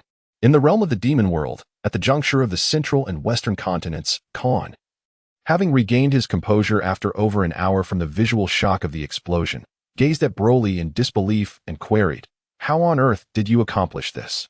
Broly, at a loss for words and unsure how to articulate the phenomenon, chose to remain silent. After all, he could not admit that he too was unaware of the magnitude of his own power, as that would render him seemingly inept for not recognizing the intensity of his own assault. Broly harbored no desire to witness others extolling his prowess, only to have Khan abruptly interject, casting a disparaging remark. "Do refrain from your flattery." At the time of each assault, Broly was utterly oblivious to its nature. If that were the case, it would indeed be a disgrace. They say our demon clan is vicious, yet today I have come to realize that, in comparison to you, Broly, we are mere angels. Khan sighed helplessly, catching his breath before adding, "When the Eastern Demon Sovereign struck you and inflicted harm, all you needed to do was vanquish him. Yet, you obliterated 4/5 of this vast demon realm. Do you comprehend the number of innocent souls affected?" Upon hearing Khan's words, Broly felt not a shred of remorse for the innocents lost. Instead, he was filled with boundless ambition. "Ha ha ha! Khan, you truly are an amusing demon, but I, Broly, am unlike you." Broly let out 3 resounding laughs, then spread his arms wide and declared with grandeur, "Those who dare to challenge my authority shall be reduced to ashes." For a moment, Khan's mind was left blank with astonishment, and he inexplicably felt that Broly had grown even more formidable. In this world, there exists an intangible force known as aura. Only those who have long occupied positions of power or individuals brimming with confidence possess such an aura. At this very moment, Broly belonged to the latter category. He felt he was no longer the overweight recluse of his former days. Now, he stood as a transcendent being, a formidable entity with a combat power of 7.2 billion, perched atop the cosmic food chain. It is worth noting that Broly is merely a little over 11 years old, having to subtract 3 years spent in a nutrient pod. This means he has achieved, in just 8 years, what some individuals take thousands of years to cultivate. Thus, his burgeoning confidence is entirely justifiable. Even if we consider the 20 years of his past life, that amounts to a mere 28 years. Therefore, he has every reason to feel inflated with pride. "Well, Khan, I see great potential in you. How about you follow me from now on?" In that moment, Broly resembled a sovereign, extending his arms and exuding an aura of dominance, attempting to entice Khan into serving him. "Thank you for your kind offer, but I have no desire to leave the demon realm," Khan replied, momentarily taken aback before declining Broly's invitation. "Why not accompany me and witness the wonders of the outside world?" Broly persistently inquired. I wish to inter my sister in the realm of demons, so that I may accompany her, otherwise, she shall be lonely." As he spoke, Khan produced a blue gemstone from his pocket, resembling amber. However, instead of a fly, it contained a maiden in the bloom of her youth, adorned with 2 alluring demon horns atop her head. One must admit, Carla is indeed fortunate to have such a wonderful brother in Khan. She is indeed your sister. Quite beautiful. What if I were to resurrect her? Broly casually uttered a statement that was, without a doubt, extraordinary news for Khan. "Ah, my lord. There is no need for further persuasion. I shall not concede to anything. Is what you say true? Can you truly resurrect my sister?" Initially, Khan believed that Broly was merely attempting to persuade him to follow, but then he suddenly realized that Broly seemed to have conveyed something entirely different. Hiki. Broly remained silent, merely smiling warmly at Khan. Khan, being an astute individual, quickly comprehended Broly's intent and without a moment's hesitation, candidly declared, "If you can resurrect my sister, then I, Khan, shall willingly serve you as my master," forsaking the cycle of reincarnation with unwavering loyalty. Broly surveyed Khan and couldn't help but nod to himself. Truly, he was a man of deep loyalty and profound sentiment, his words as resolute as nails, devoid of any frivolity. "Very well, then. I shall undoubtedly take you on as my subordinate." Broly, brimming with excitement and vigor, proclaimed, "Let us go. I shall take you to resurrect your sister." They ventured forth to the Namekian planet, to the fractured plateau. Broly and Khan appeared together on a gently sloping hill. "Wait for me here," I instructed Khan, signaling him not to cause any trouble. In an instant, Broly teleported to the Elder's chamber. "Ah, it is indeed Broly. You have returned," the Elder exclaimed, sensing the overwhelming aura emanating from him. "It is truly astonishing. In just a few short months, you have ascended to such a formidable level." The Elder opened his eyes, gazing at Broly in astonishment. "Haha, the Elder remains as perceptive as ever." Broly chuckled heartily and complimented the Grand Elder. "Ah, you sly one.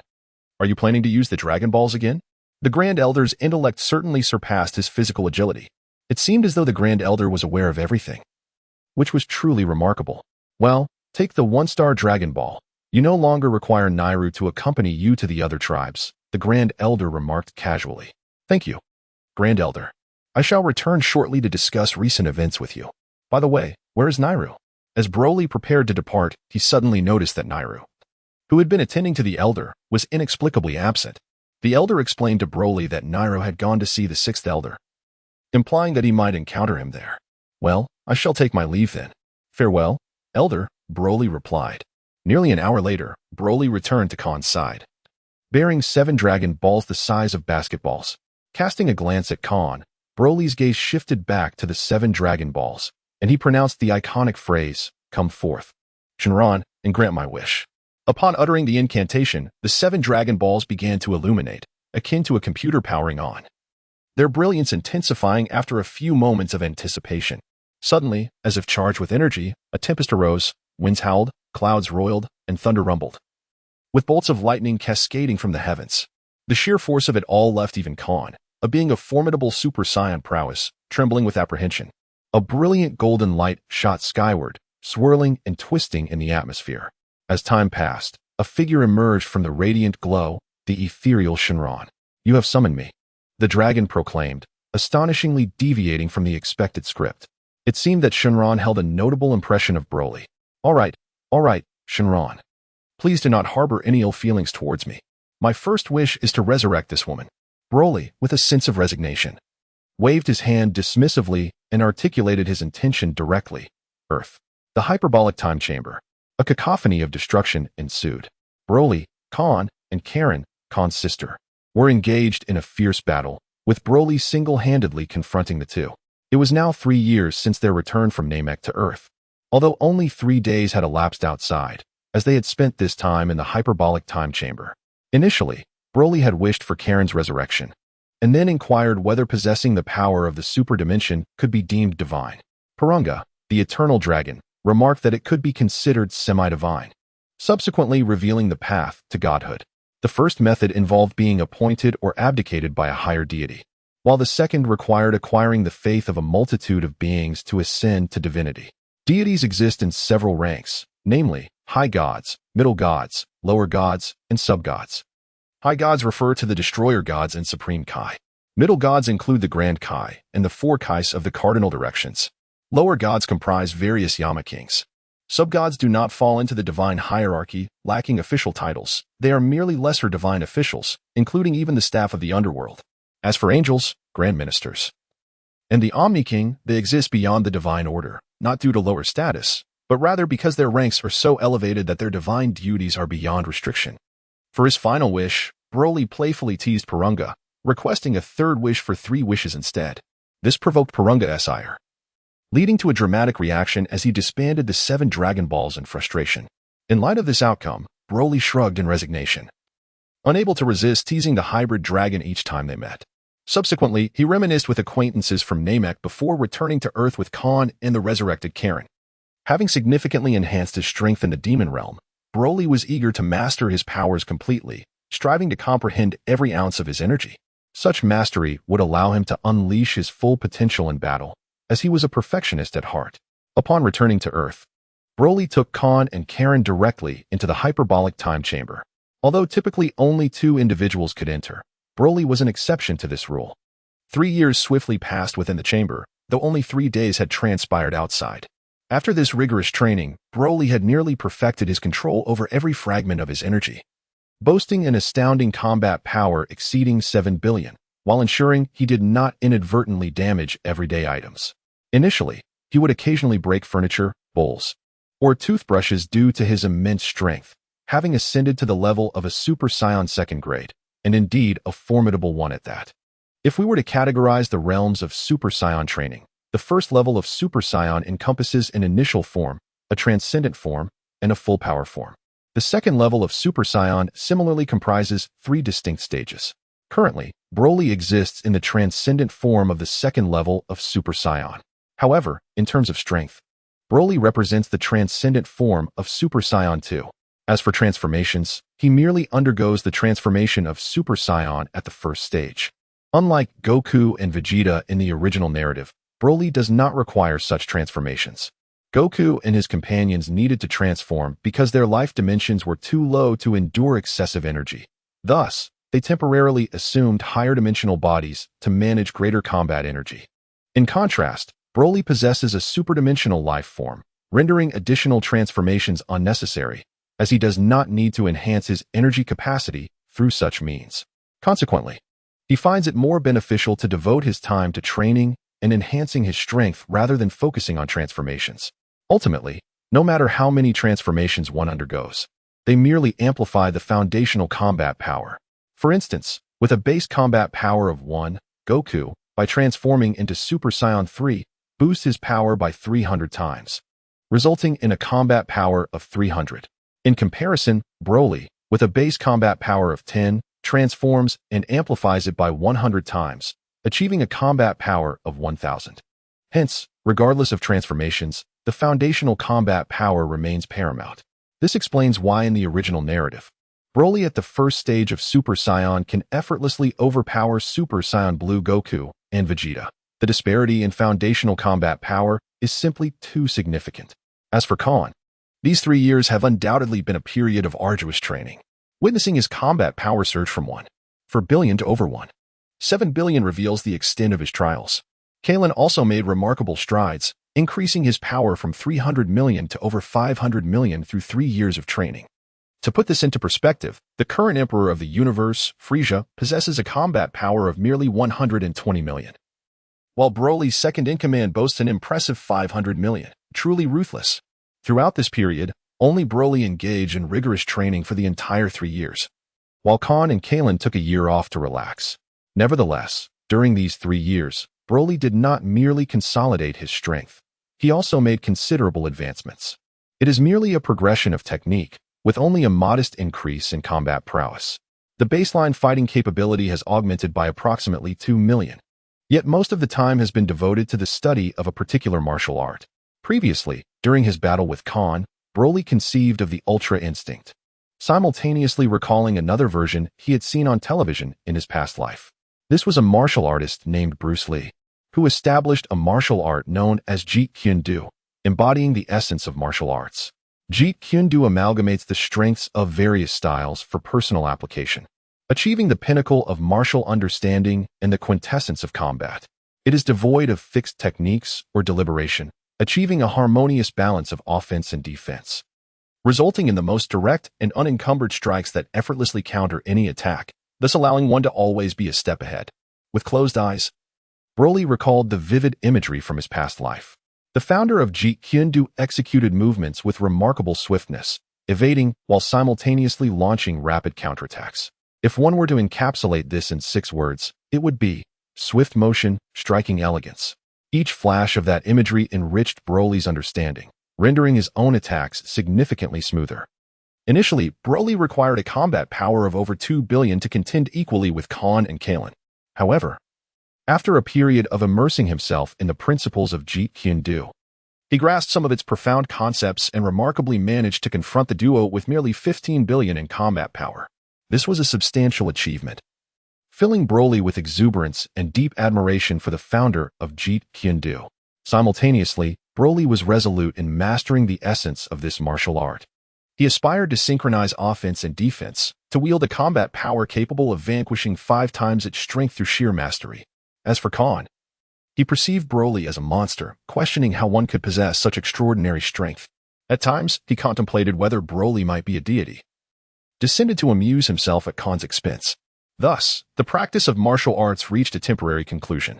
Broly emerged from the hyperbolic time chamber with Khan and Kalen. While Khan managed to maintain his composure, Kalen struggled to suppress his overwhelming aura. The sheer magnitude of his terrifying energy, reaching up to 500 million, cast an eerie atmosphere over the entire Earth. I almost forgot. Kalen, you still have yet to master the art of concealing your energy. At the tender age of 14, Broly still stood as a small child, merely 1 meter tall. Alas, such is the nature of Saiyan genetics. And he often sighed with resignation. Let us proceed this way. Khan, you shall remain in the temple for a while. Once you have taught Kalen to control his energy, you may come find me at the West City Universal Corporation. After a moment of contemplation, Broly issued a command to Khan. He then engaged in a brief conversation with the old Kai before rising to depart from the temple. He was heading home. Indeed, home. Broly has relinquished any pretense of modesty. He has tacitly accepted his identity as the son-in-law of Dr. Briefs, believing that the Tai's family is now his own. In his mind, he is the sole son-in-law of the Universal Corporation. In West City, on a summer morning, the expansive ecological park radiates a fresh and elegant ambience, with air quality that is remarkably pristine. Beneath the cool shade of trees on the verdant lawn, Tai's perches with her petite figure, lying on a white blanket. Her eyes glued to the laptop before her, fingers dancing over the keyboard with fervor. Today, Tai's is even more resplendent than usual, exuding vitality. She dons a fitted blue sweater adorned with delicate lace at the neckline, paired with fashionable, leg-enhancing distressed jeans, and her feet are adorned with red and white crystal sandals. She resembles a blossoming blue enchantress, strikingly beautiful, her vivid allure enticing one to draw near and inhale her fragrance. Observing the serene scene before him, Broly feels enveloped in a sense of peace and beauty. In this moment, he sets aside all thoughts and simply wishes to linger in this tranquil harbor a while longer. Broly approached the edge of Tai's blanket, resting his hands behind his head as he reclined beside her, exhaling deeply, a look of contentment washing over his features. "Oh, Broly, I thought you had ventured into the demon realm. How is it that you have returned so swiftly?" Tai's exclaimed, momentarily taken aback by the presence of another. Turning to her side, she beheld a figure standing at an imposing height of 1 meter, with striking golden-green spiky hair, a bare and muscular torso, and a face that still bore the remnants of youthful roundness, none other than Broly himself.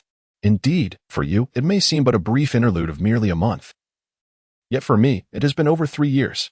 Broly turned his head and gazed at Tai's beautiful visage, calmly uttering, "Oh, have you been to a place akin to the hyperbolic time chamber again?" Tai's tilted her head and inquired, "So you did visit the hyperbolic time chamber?" Broly gazed at the sky and replied succinctly, "Have you grown stronger? Weren't you initially intending to venture into the demon realm? How is it that you've now taken refuge in the hyperbolic time chamber?" Tai's series of inquiries undoubtedly reflected that Broly held a favorable position in her heart, for otherwise she would not have deigned to cast a glance his way, let alone engage in such conversation. Broly felt a surge of joy within him, while simultaneously lamenting the myriad complexities surrounding women. Initially, they ventured into the demon realm, and later, Broly patiently recounted the encounters of their journey to Tai's. As she listened to his tales, Tai's eyes would occasionally light up with wonder, and at other times, she would feel a shiver of astonishment, wishing fervently to transform into Broly and experience it all herself. Just as Broly and Tai's engaged in a lively exchange, sharing stories and laughter, Tai's found herself giggling uncontrollably, thoroughly entertained. To Broly's dismay, his stomach audibly protested, leaving him in an awkward predicament. The formidable Broly, renowned across the demon realm, found himself embarrassingly hungry. Tai's, witnessing Broly's bashfulness and the flush that crept across his cheeks, could not help but burst into laughter, only to realize her lapse in decorum and quickly covered her mouth. "Come, let us dine. It is nearly noon," Tai's said with an understanding smile. Tai's. "Hey, Bulma, is anyone there? Where has my clothing disappeared to?" After Broly finished his bath and emerged from the bathroom, he discovered that his clothes were missing from the changing room. Puzzled, he called out loudly for his companions. "Tai's and Bulma, what is all the commotion about? Every time I see you, you're clad in that peculiar outfit. I suspect you Haven Tea washed it at all. Just a moment ago, I took the liberty of washing it for you." Bulma's impatient voice echoed, laced with disdain for Broly's lack of hygiene. That was an epic. With a furrowed brow, Broly pondered who had ever encountered equipment more formidable than divine artifacts, yet still required cleansing. Reluctantly, he rummaged through his personal space and ultimately donned a set of Naga King armor, which not only concealed his embarrassment, but also preserved his combat prowess. Clad in the Naga King attire, Broly remained undeniably handsome, albeit with an odd appearance, as his body was adorned with scales of various hues.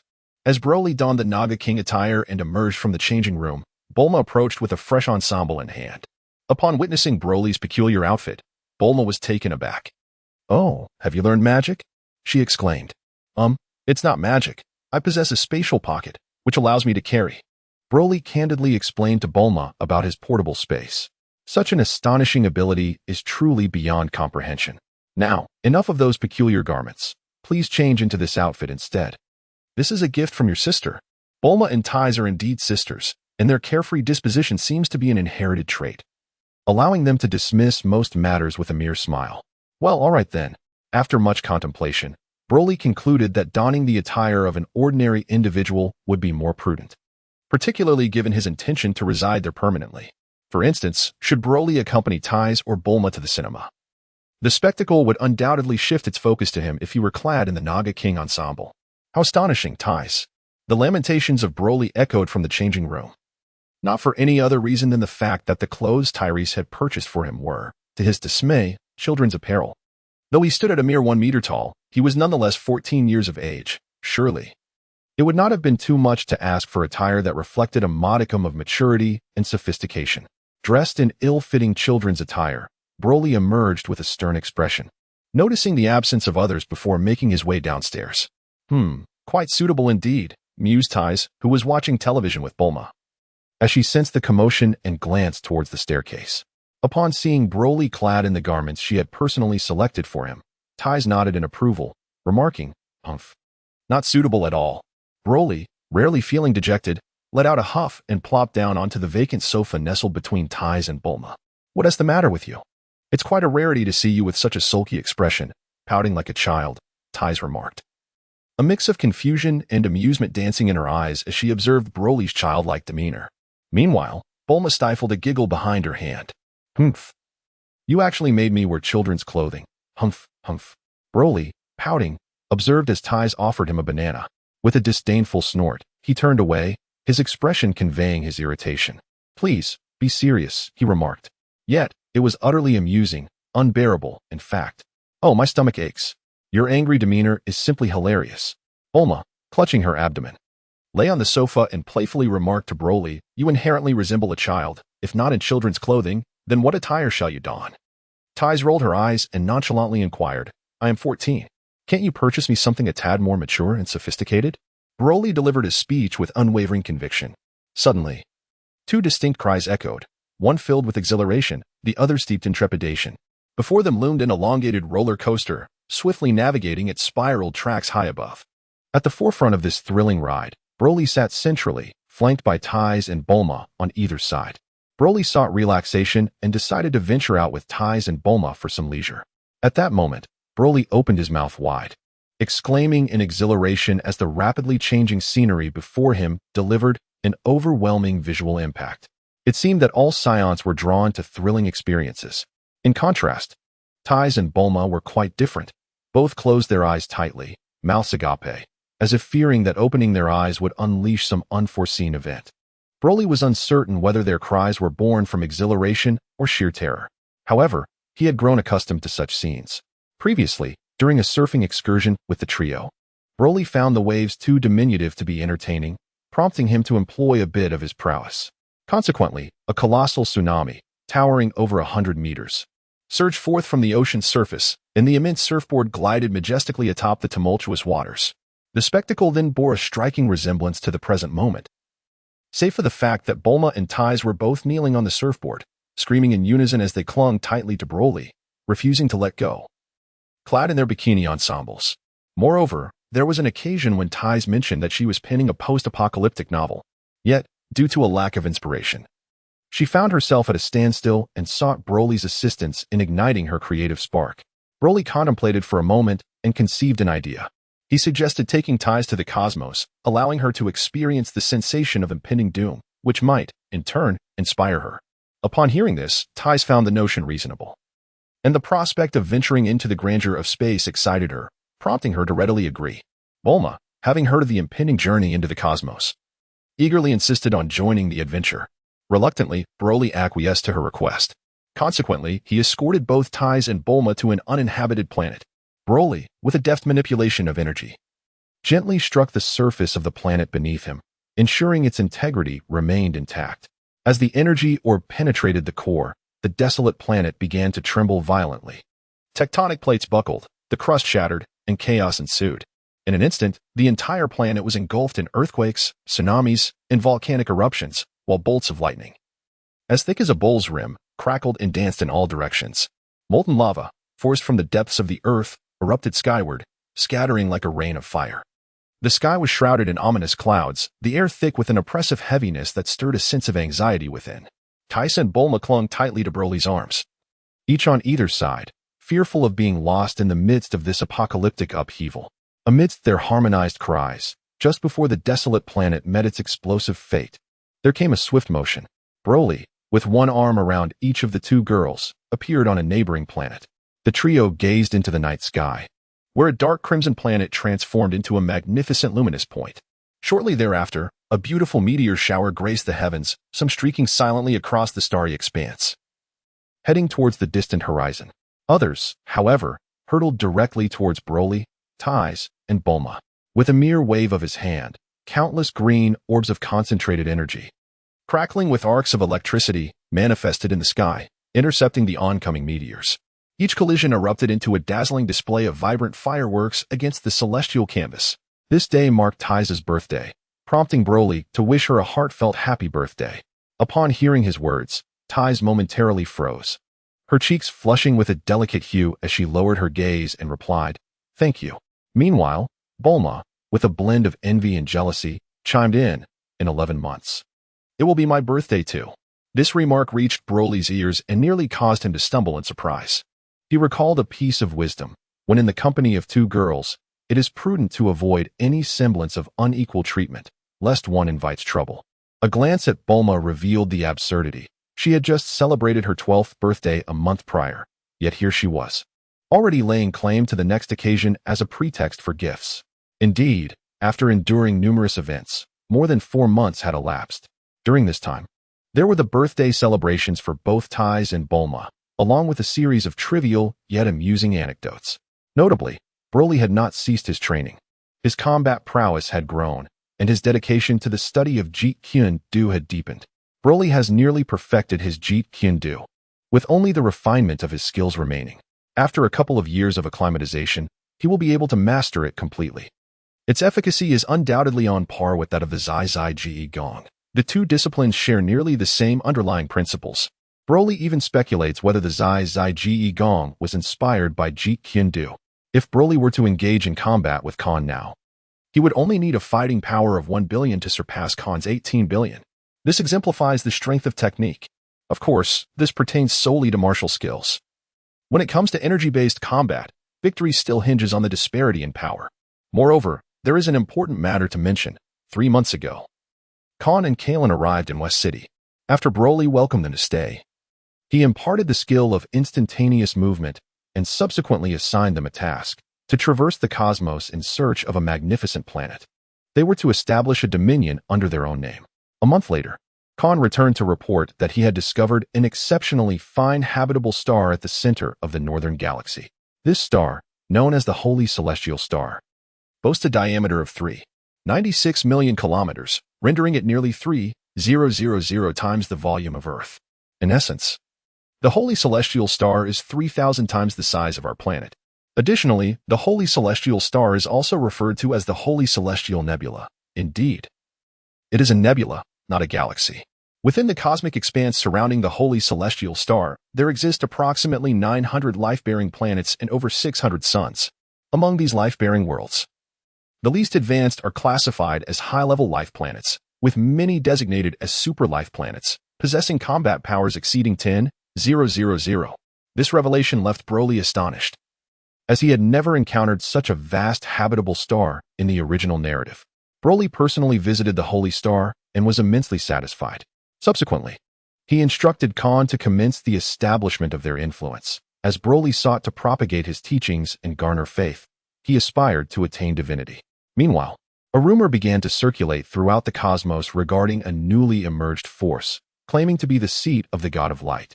Situated in the central region of the northern galaxy, specifically within the Holy Star Nebula, it was said that the founder of this seat, Khan, the first apostle of the God of Light, was extraordinarily powerful, having once rendered the provocative cosmic emperor Frieza unconscious with a single blow. Consequently, many flocked to this news. Some wished to join the seat of the God of Light and become devotees, while others sought permanent residency in the Holy Star. In summary, the scene was exceptionally vibrant. though there were also numerous brash individuals who, believing in their own prowess, attempted to disrupt the proceedings. However, the outcome was evidently predictable. Few in the entire universe could truly challenge Khan. Thus, those who dared to disrupt were swiftly annihilated, for the God of Light had proclaimed, "Those who dare to offend my majesty shall be reduced to ashes." This decree became a doctrine, revered by all followers of the God of Light. In the center of the northern galaxy, within the Holy Star Nebula, an expansive and unique cosmic expanse unfolded. Amidst the densely packed celestial bodies, there existed stars and planets. Stationary yet moving in their own orbits, unlike other star systems influenced by the vastness of space. This cloud, composed of countless celestial entities, was known as the Holy Star Nebula, a magnificent golden-green expanse spanning thousands of light years. With over 600 luminous stars, it boasted at least 900 life-bearing planets, making it a remarkably crowded space, considering it spanned only a few thousand light years. It is noteworthy that certain advanced civilizations possess spacecraft capable of traveling at dozens or even hundreds of times the speed of light, and can even traverse through space, rendering the distances in the universe, such as a few thousand light years, not particularly vast. At the heart of the Holy Star Nebula lay a colossal celestial body, part of which featured vast golden-green continents adjacent to azure oceans. Additionally, the western region was perpetually devoid of luminous stars, resulting in a dimly lit, white snow-covered expanse. Despite this massive star being surrounded by 24 suns, none illuminated the western territory. Thus, this is the Holy Star. At this moment, outside the immense Holy Star, spacecraft buzzed about like flies in the summer, arriving and departing in a hurried frenzy. Several months ago, a man and a woman arrived at the celestial realm of Shang-Tian-Xing, proclaiming themselves as the first and second apostles of the radiant war god. Their prowess was formidable. However, upon their arrival, they conducted themselves with an air of divine tranquility rather than audacious arrogance. They descended upon the capital of Shang-Tian-Xing, where they revealed their identities to the king of the Shangyu clan, articulating their purpose as emissaries of the radiant war god. Initially, the king of Shangyu dismissed their claims with disdain. Yet, upon witnessing the extraordinary feat of Khan effortlessly obliterating a sun with a mere flick of his hand, he swiftly acquiesced, filled with newfound zeal to construct a temple for the radiant deity. His demeanor suggested that refusal was not an option, as if he would resort to drastic measures should Khan disagree. The Shangyu clan itself is a remarkably potent lineage, having originated in the auspicious territory of Shang-Tian-Xing. Even without rigorous training, members of this clan possess an innate combat prowess averaging around 5,000 upon reaching adulthood, with some exceptional individuals exceeding 10,000. However, their understanding of martial arts is rather rudimentary, as the vast population of billions on their planet includes only a scant few who comprehend the intricacies of martial practices. In fact, the entire planet lacks a single warrior with a combat strength surpassing 500,000, illustrating their limited grasp of martial arts. This phenomenon is somewhat understandable. Given that they possess such high starting combat abilities, they are inherently a formidable race within the cosmos. Thus, their desire for strength is not as fervent, as they are content with their current state. Unlike the inhabitants of Earth, who begin with a mere combat strength of 5 and toil for decades to achieve just over 100. The sensation of surpassing 100 is akin to that of a superhuman. The arduous journey of Earth's practitioners has led to an increasingly refined martial tradition over millennia, where every ounce of energy is meticulously optimized during combat, unlike some naturally powerful races whose understanding of energy manipulation could best be described as rudimentary. In the heart of Shang-Tian-Xing lies Shang City, the largest urban center, a super metropolis steeped in the legacy of its indigenous inhabitants for thousands of years. Recently, this grand city has been bustling with activity as preparations are underway to establish a dwelling for the divine. The architectural marvel has reached its preliminary completion, showcasing the application of advanced technological methods, alongside substantial investment of human resources and meticulous effort. This monumental platform, spanning 999 square meters and rising to a height of 666 meters, hosts a mirrored pyramid structure. It consists of two pyramids, one firmly grounded and the other inverted, its apex resting atop the former.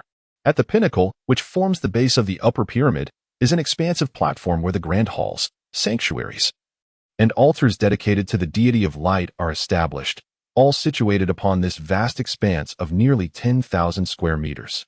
The entire edifice is monumental and majestic, truly a sight to behold.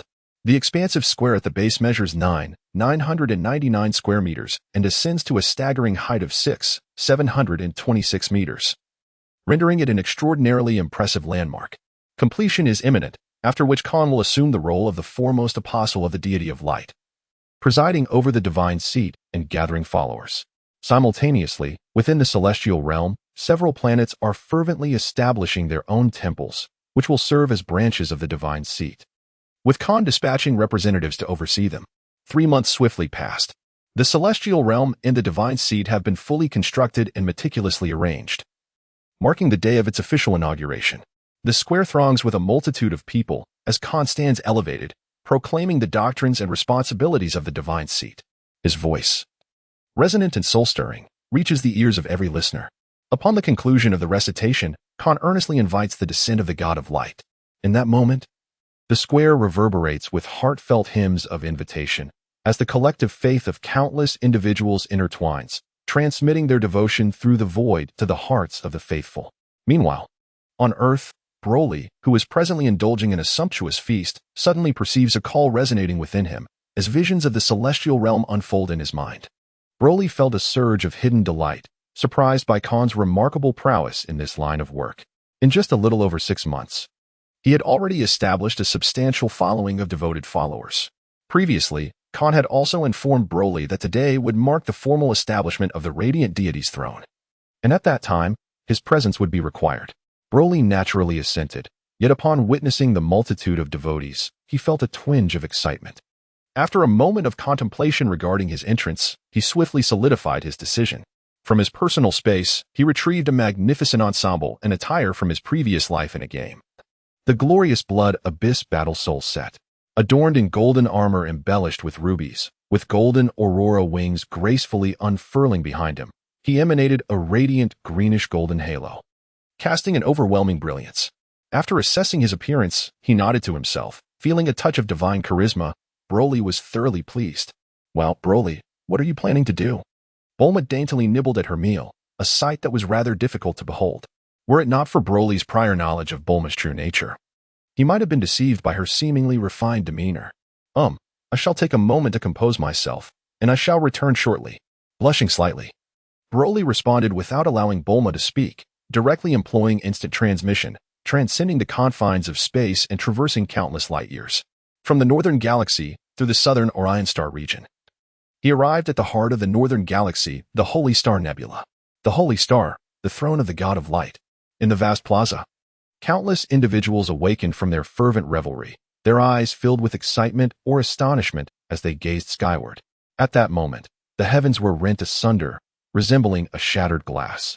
Subsequently, a figure emerged, radiant like a second sun, standing in midair, with his right hand resting behind him and his left hand gracefully extended before his abdomen.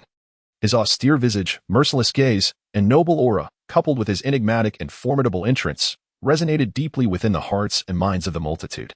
It was Khan, the foremost devotee, who first reacted, leading the way in a bow, exclaiming, "Hail, God of Light, all glory." His resonant tone reverberated outward, awakening countless followers who simultaneously bowed in reverence. Under the collective gaze of the masses, amidst an atmosphere of awe, Broly felt an indescribable joy, sensing an ethereal energy entering his being, elevating his bloodline, a transformative experience. If Broly's previous state of transcendent life was tied to the essence of his soul from another world, then this recent metamorphosis represented an elevation of his physical dimension, a transcendence belonging to this realm. Yet, the enhancement was limited. As for the unique energy, it stemmed from the power of his followers' faith. With the current magnitude of this belief, Broly surmised that he was nearing the level of a lower deity. In a world where all things rise and fall, devoid of true spirits, illuminating the mortal realm, only the God of Light reigns. For all humanity bears sin, a sin of lacking divine honor. Broly spoke with a stoic expression, declaring the transgressions of humanity. May the God of Light grant absolution. Panic and tremors permeated the air, an unnatural atmosphere enveloping the crowd, although the brilliance was so overwhelming that none could discern the true visage of the God of Light. The declaration of guilt from a deity was no trivial matter. It is well known that the first apostle Khan possessed the power to effortlessly shatter stars. The divinity before them, undoubtedly a paramount figure in the pantheon of the god of light, was assuredly an even greater force. Thus, rebellion against such a being was unthinkable, a sentiment shared by nearly all present. This temple, indeed, was a source of immense satisfaction for the deity. Crack. Broly praised the temple of the god of light, then casually tore open the fabric of space, vanishing into the sacred celestial star. Suddenly, a thunderous explosion echoed. Could it be that his arrogance had reached its peak, provoking the wrath of the heavens? As Broly made his sudden appearance on Earth, he was abruptly met with an explosion, prompting him to inwardly lament, "Broly, could you refrain from materializing in my home so unexpectedly?" The sweet yet exasperated voice of Taiz echoed, tinged with both annoyance and resignation. It turned out that Taiz was preparing to embark on a journey in her aerial automobile when, unexpectedly, she pressed the accelerator to the floor, propelling the vehicle to a staggering speed of 360 miles per hour. However, Broly's sudden manifestation a mere 100 meters away resulted in the inevitable destruction of the car. Fortunately, Taiz emerged unscathed, thanks to her protective energy shield. As long as you're unharmed, that's what matters. Broly gently touched his head, feeling somewhat awkward. Humph. Taiz let out a cold snort, turning her head to signify her displeasure. Where are you going? Allow me to accompany you. No need. Taiz puffed up her little cheeks, still looking unhappy. Oh, don't be shy. Come on, let's go. Broly, with an obstinate demeanor, declared his intention to embrace Taiz, suggesting he would utilize instant transmission. Go cool off, she retorted, a knowing glint in her eyes. I'm fully aware of your intentions. With a dismissive gesture, Taiz swatted away Broly's hand, letting out a pointed scoff. Oh, so even a dimwit like you can have an epiphany? Broly murmured something peculiar under his breath, as if intentionally so. Pig-headed. Are you speaking of me? Taiz rushed towards Broly, shaking her tiny fists. Taiz, please do not come any closer. Your hands will hurt. As Broly leisurely glided through the air, he playfully teased Taiz, provoking her to the point of exasperation. The two of them, one ahead and the other behind, stirred up a whirlwind of dust and chaos. It wasn't until Taiz was drenched in sweat and utterly exhausted that their antics came to a close. Broly found immense comfort in such a mundane existence. What was there to complain about? His training remained uninterrupted, his appetite was well satisfied, and he had ample opportunities for travel, accompanied by the allure of beautiful women. Cough, cough. In a blink, 2 years had slipped away. Now, only 2.5 years remained until the original story's curtain would rise. During his time on Earth, Broly found himself filled with anticipation, eager for the arrival of the childhood hero, Goku. However, despite his excitement, Broly had never ventured to the Chaos planet to meet Goku. He feared that his presence might alter Goku's path of development. Broly believed that if he were to assist Goku, the latter would undoubtedly progress more swiftly. Yet, Broly wished for no such changes. He cherished the pure-hearted Goku, untouched by ulterior motives. Broly yearns to witness the tale of Son Goku in reality, a glimpse into the soul childhood of his previous existence. Although he has altered the experiences of a primary character from the original narrative, he believes it will not impact the storyline significantly. At worst, he could accompany Bulma on a quest to seek the Dragon Balls. It is worth noting that the prologue of Dragon Ball commences with Bulma's search for the Dragon Balls. In the hyperbolic time chamber, 2 years have elapsed, more accurately, over 4 years, since Broly frequently retreats to this sanctuary for training, only to return to the real world to unwind. Now, at the age of 18, Broly has undergone a remarkable transformation in the past 2 months. His physique is rapidly maturing, his facial features have sharpened, and the remnants of his infantile roundness have nearly vanished. Broly estimates that he will fully reach adulthood in no more than 3 months, after which he will remain unchanged for decades. Currently, he stands at a height of 1.7 meters, his physique gradually acquiring a muscular definition. Gazing into the mirror, Broly nods to himself. The Saiyan genes are indeed remarkable. The allure of handsome men and beautiful women is not merely a saying. With 3 months remaining until full maturity, Broly believes that an additional 10 centimeters in height is certainly within reach. After 4 years of training, Broly estimates that his base battle power has surpassed 30 million. This implies that in his Super Saiyan form, he possesses at least 3 billion in battle power. Furthermore, with a 200 enhancement from his equipment, Broly can unleash over 9 billion in battle power when exerting himself to the fullest. Even during the era of Majin Buu, he would have been an indispensable mainstay. Moreover, there are still 20 years until the onset of the Majin Buu saga.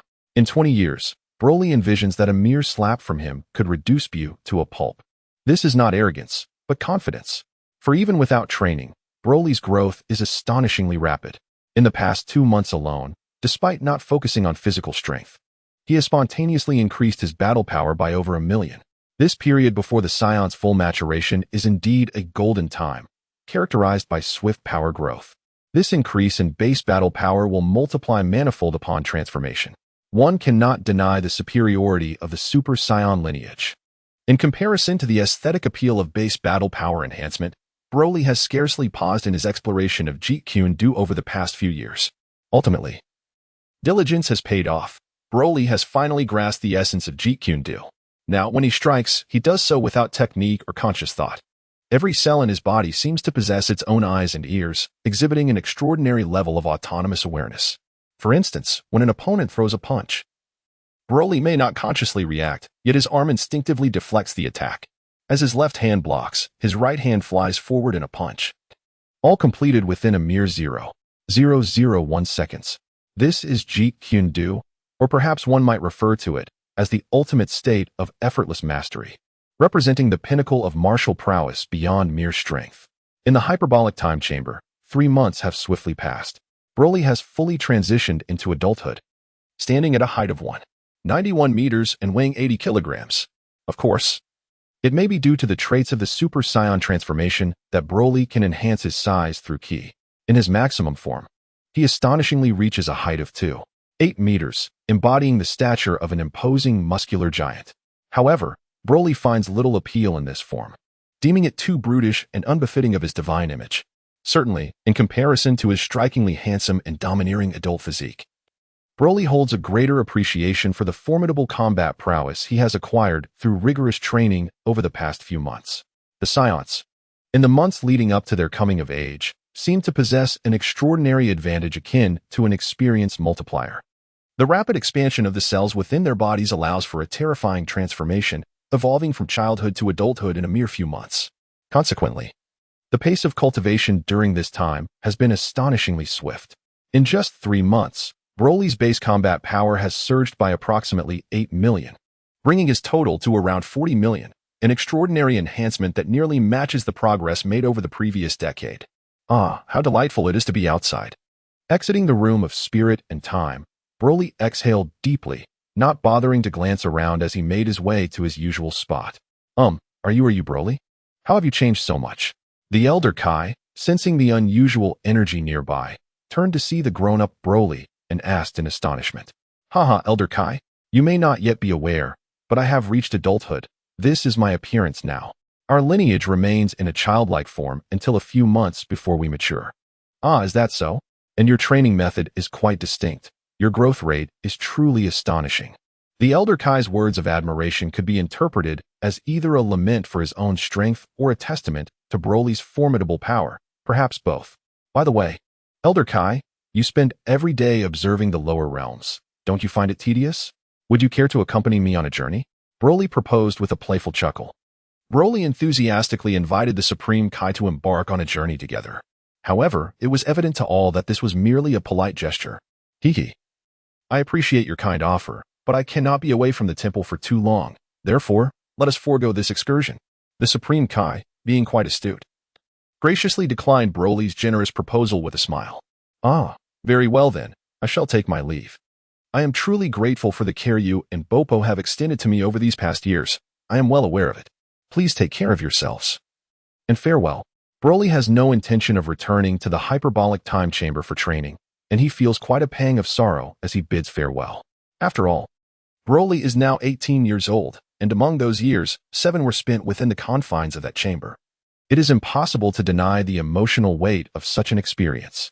Boo, just now when I heard Broly speak, did it not carry a hint of farewell? Well, I am not certain. Broly often departs from Earth. Perhaps he is about to leave once more. After Broly's departure, the Supreme Kai and his loyal servant, Bobo, who had been companions for several centuries, engaged in a sporadic conversation. Presently, on Earth, Broly seldom resorts to instantaneous movement, primarily to avert potential accidents. Although he remains unscathed even when struck, his concern lies with the well-being of others.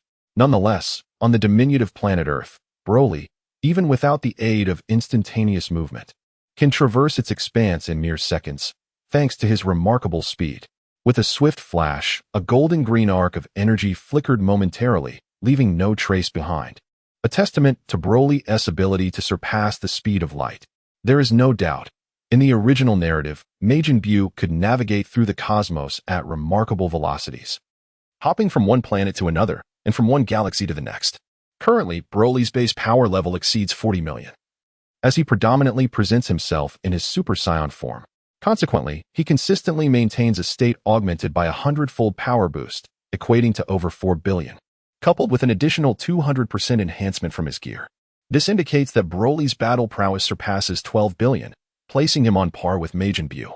In West City, at the headquarters of Capsule Corporation, the scene unfolds. The emerald silhouette of Broly gracefully halted the momentum of his rapid flight, standing effortlessly at an altitude of 10,000 meters, gazing upon the familiar abode he had inhabited for several years. A contented smile graced Broly's lips as he pondered whether Taiz and Bulma would fail to recognize the adult he had become. Upon descending to the ground, Broly resolved to knock on the door, curious to see if they would identify him. He pressed the doorbell and patiently awaited a response. "Ah, it's Master Broly. What brings you to the door?" The villa steward, Old Wong, approached, prepared to open the door. Upon raising his gaze, he immediately discerned Broly's identity.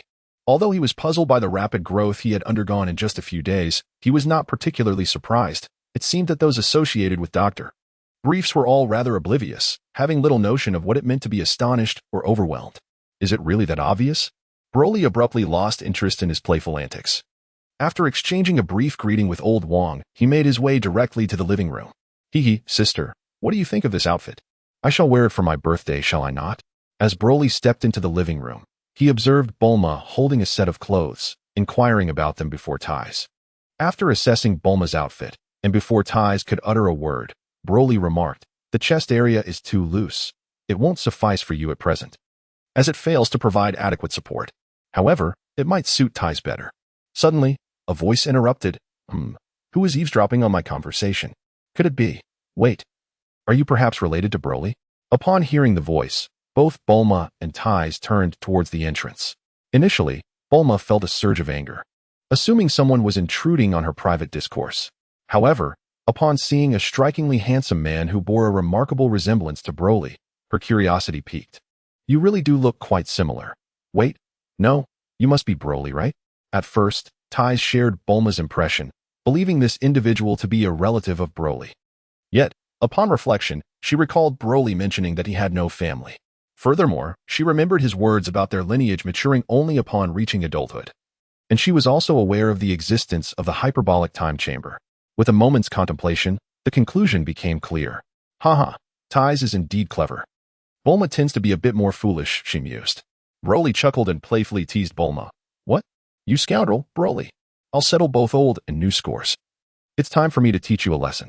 With a pout, Bulma gracefully leaped over the sofa and dove into Broly's embrace. Indeed, it was an embrace.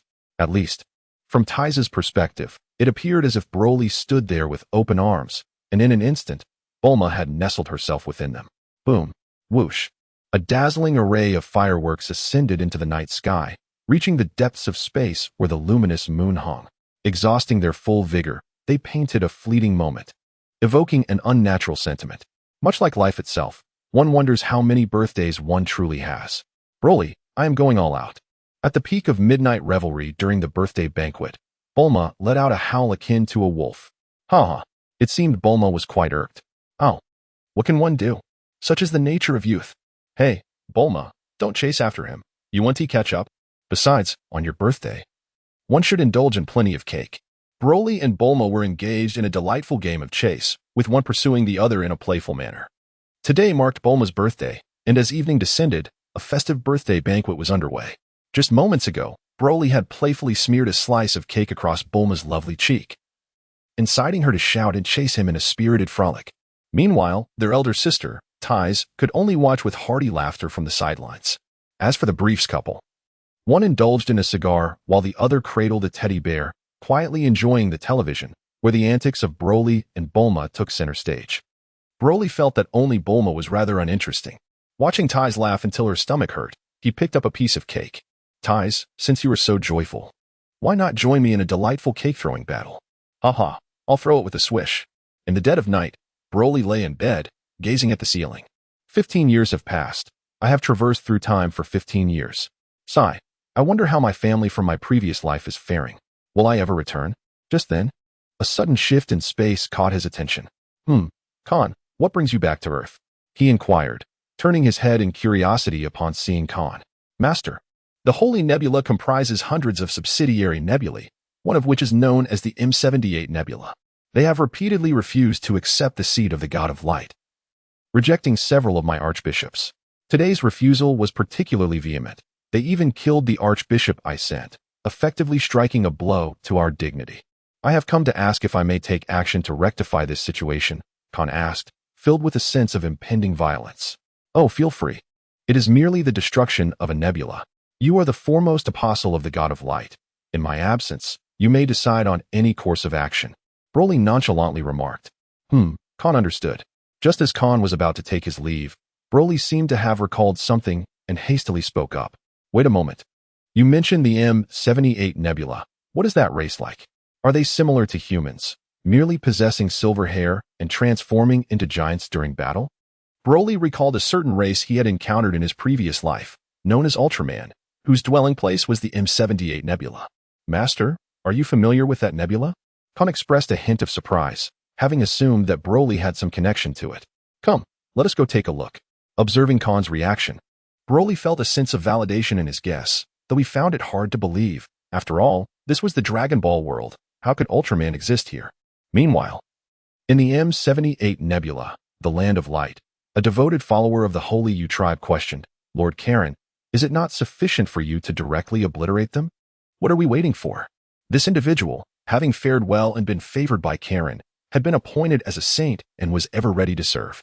The hierarchy of the followers of the God of Light includes apostles, saints, archbishops, bishops, light warriors, and believers.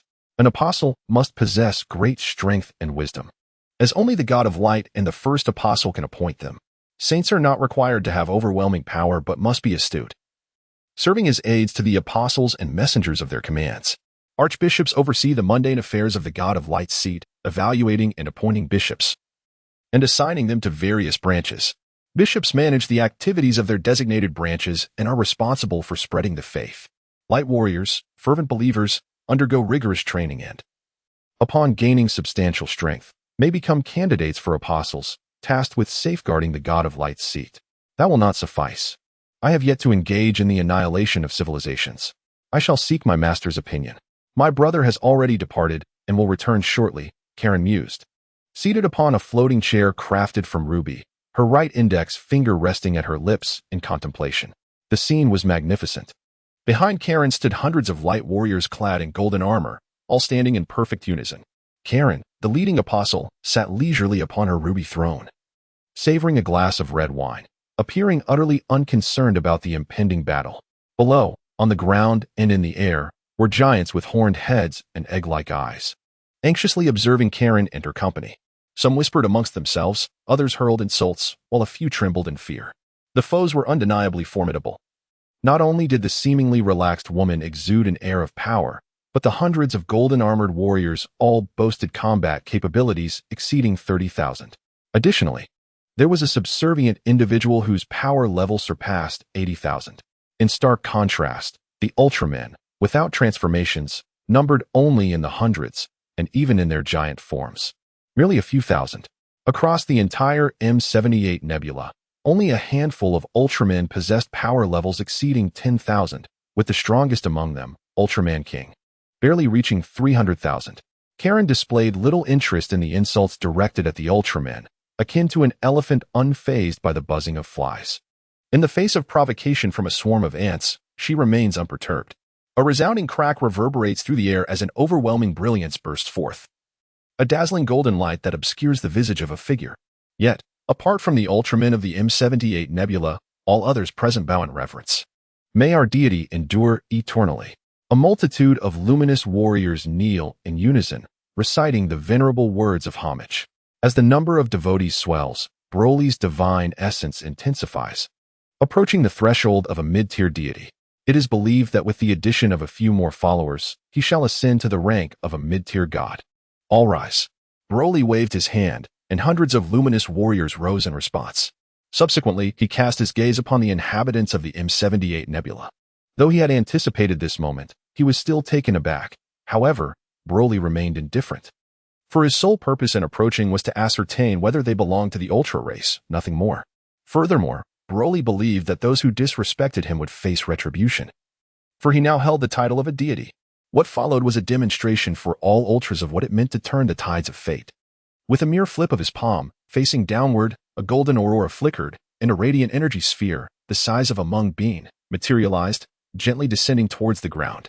By the authority of my divine majesty, you should have been reduced to ashes. Yet, out of compassion, I grant you a sliver of hope. Unite and accept the gift I bestow upon your entire race. With a mischievous grin gracing his lips, Broly playfully spoke.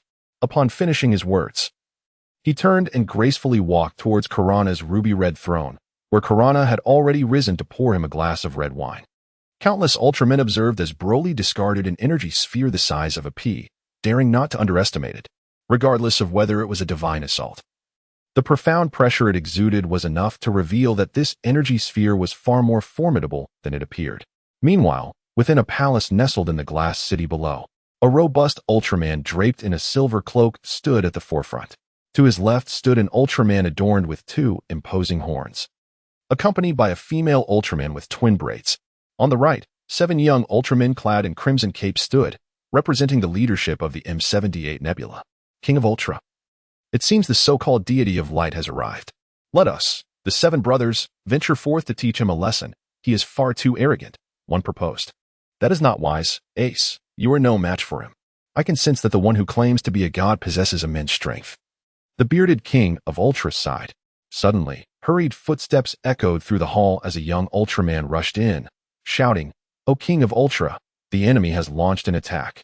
We must act swiftly. Such terrifying power. We have already lost many warriors." The young Ultraman stumbled into the center of the hall, his face contorted in despair. What? The battle has truly commenced? Those ruffians, I shall go teach them a lesson. Before the King of Ultra could respond, the most hot-headed among the 7 young Ultramen, clad in red capes, prepared to roll up his sleeves and charge into combat. Stop, Taro, your strength is still insufficient. The King of Ultra lamented. O King of Ultra. The one who struck first uttered a phrase. He proclaimed himself a god with a heart of compassion. He has granted our Ultraman race a glimmer of hope. If we unite, we may withstand the assault. The young Ultraman relayed Broly's words as he observed the indecision among the leaders. What? Arrogance. Seeking death. The hall erupted into chaos. Enough. This is not mere hubris. I can sense a powerful energy above us. Let us step outside and investigate. The King of Ultra spoke up, silencing the cacophony around him. High above in the sky, countless Ultra warriors strained to unleash their most formidable energy beams, collectively striving to hold back a minuscule energy sphere the size of a soybean, determined to prevent its descent to the ground.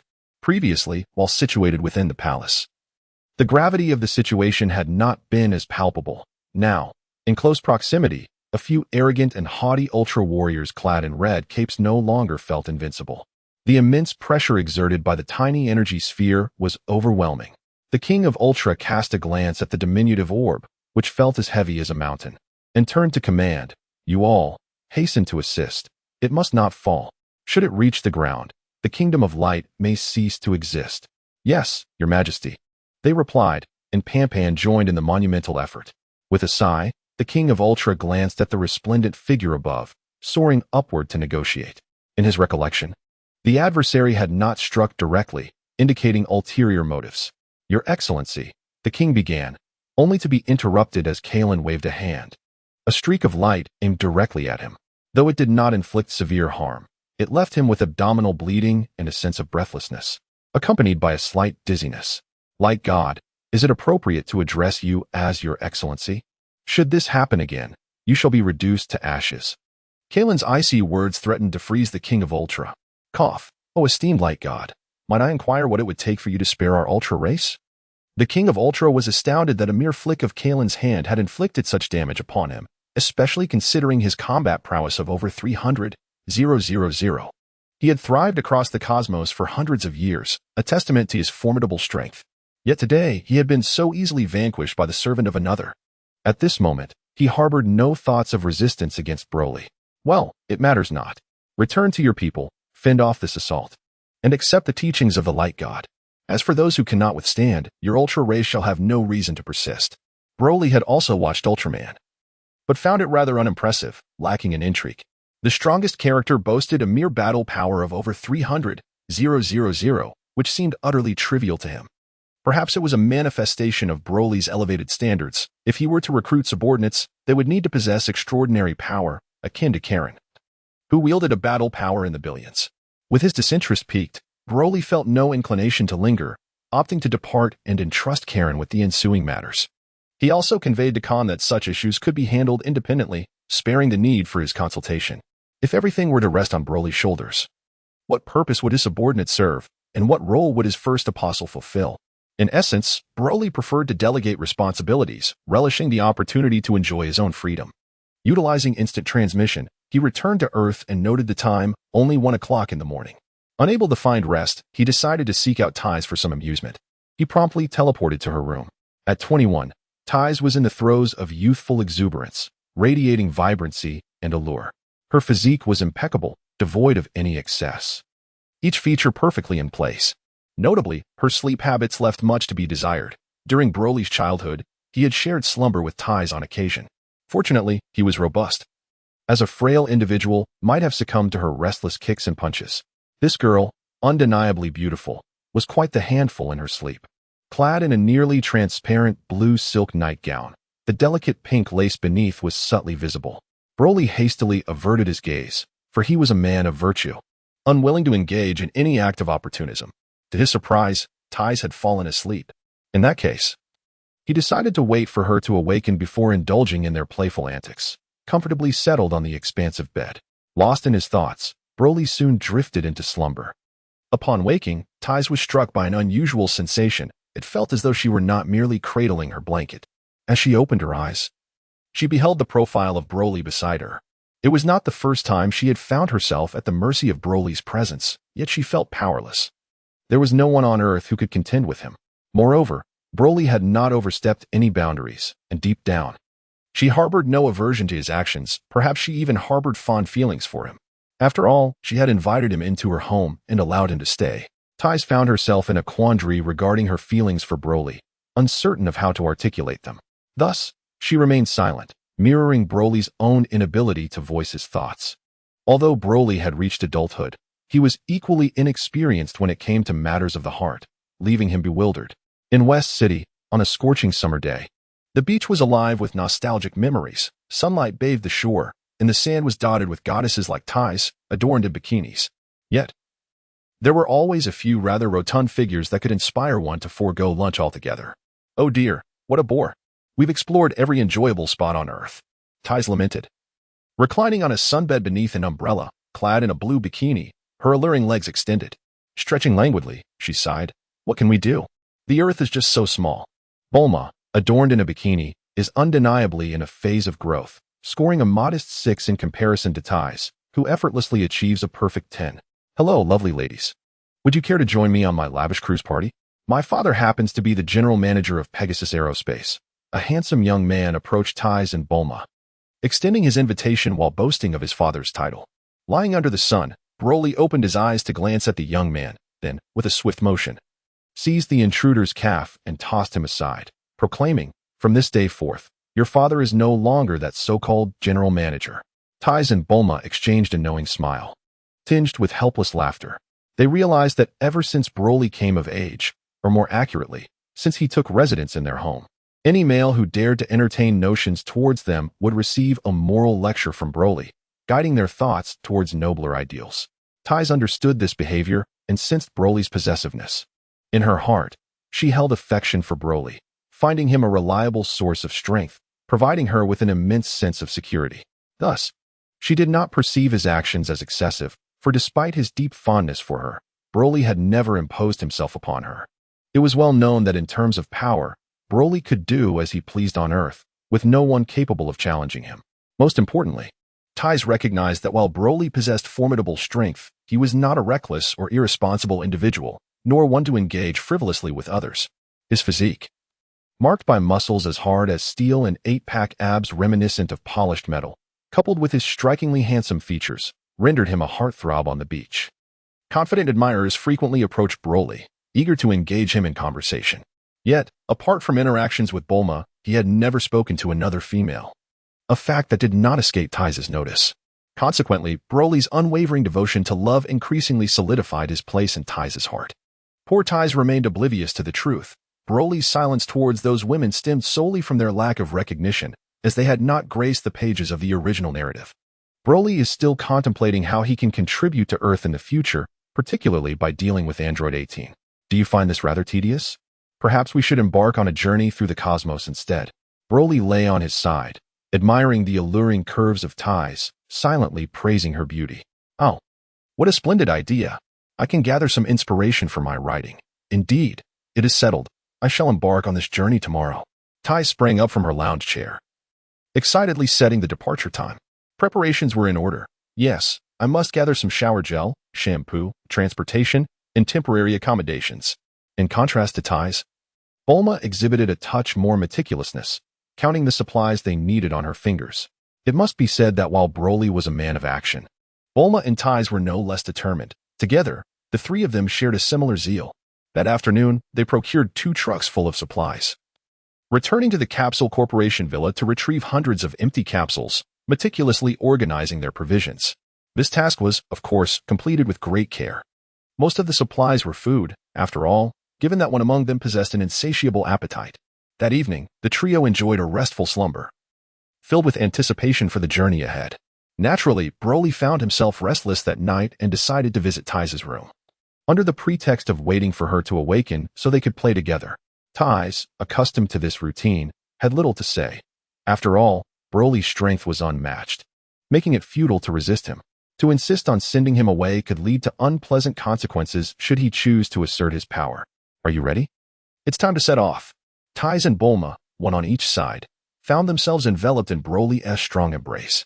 Now fully grown at an impressive height of 191 centimeters, Broly could effortlessly wrap his arms around Tai's, who stood at 175 centimeters, and Bulma, still growing at just over 160 centimeters, considering she was only 15 years old.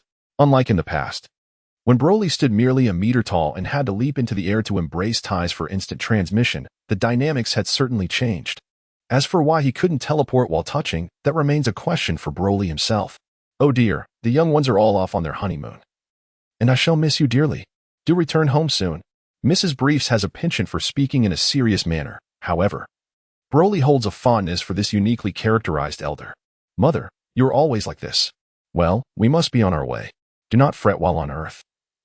With Broly by my side, we shall be just fine. Tai's is well aware of her mother's disposition, yet feels resigned to it.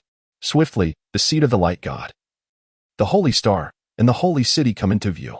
Broly first accompanied Tai's and Bulma to the sacred city of the sacred star. He required some universal currency, as traveling can indeed be a costly endeavor. The sacred city of the sacred star is an exceptionally advanced metropolis, sprawling over tens of thousands of square kilometers, adorned with towering skyscrapers, where spacecraft are in constant arrival and departure. Broly, Tai's, and Bulma stood suspended in the air, surveying the alien landscape before them. Although Broly had visited this place once before, it had been in the guise of a deity, thus he had not taken the opportunity to closely observe the celestial star. Barely had Broly made his appearance when Khan sensed him, and with a swift motion, he found himself not far from Broly. Master, I am surprised to see you here in the sacred heaven. Khan was indeed taken aback, for in the past, whenever he summoned Broly to attend to matters, Broly would either feign reluctance or hastily conclude the tasks at hand. He would then hurriedly return to Earth, never sparing a glance at the realm that Khan had helped him establish. I did not come to the sacred heaven on a whim. I am embarking on a cosmic journey, yet I find myself lacking universal currency. Surely, I cannot resort to thievery as a deity of light. Broly, feeling somewhat awkward, offered an explanation to Khan, though it was unnecessary for a superior to elucidate matters to a subordinate. However, in Broly's heart, he had never regarded Khan as merely a servant. Khan found himself momentarily at a loss for words. The illustrious god of light, possessing a combat power exceeding 12 billion, was unfortunately penniless. If Broly's followers were to discover this, it would undoubtedly tarnish his divine stature. Well, here, Master Khan said, retrieving a universal capsule from his waist and extending it towards Broly. It must be acknowledged that this remarkable technology of the universal capsule is indeed convenient, to the extent that even Khan, the foremost apostle of the God of Light, had commissioned them in bulk, besides reserving a portion for his own use. The remainder was distributed among those of significant standing within the realm of the God of Light. Broly has contemplated whether to allow Earth to make contact with the cosmos, considering its exquisite cuisine and the marvel of the universal capsule technology, when taking into account the magical beans as well. It is not merely a fanciful thought that Earth could transform into a commercially prosperous planet, renowned across countless star systems. At the very least, it would gain fame in the nearby galaxies. As for concerns regarding safety, Broly has not dwelled on them in his presence. Aside from the god of destruction Beerus and the angel Whis, no one in the universe possesses the capability to threaten Earth. After much deliberation, Broly ultimately decided against it.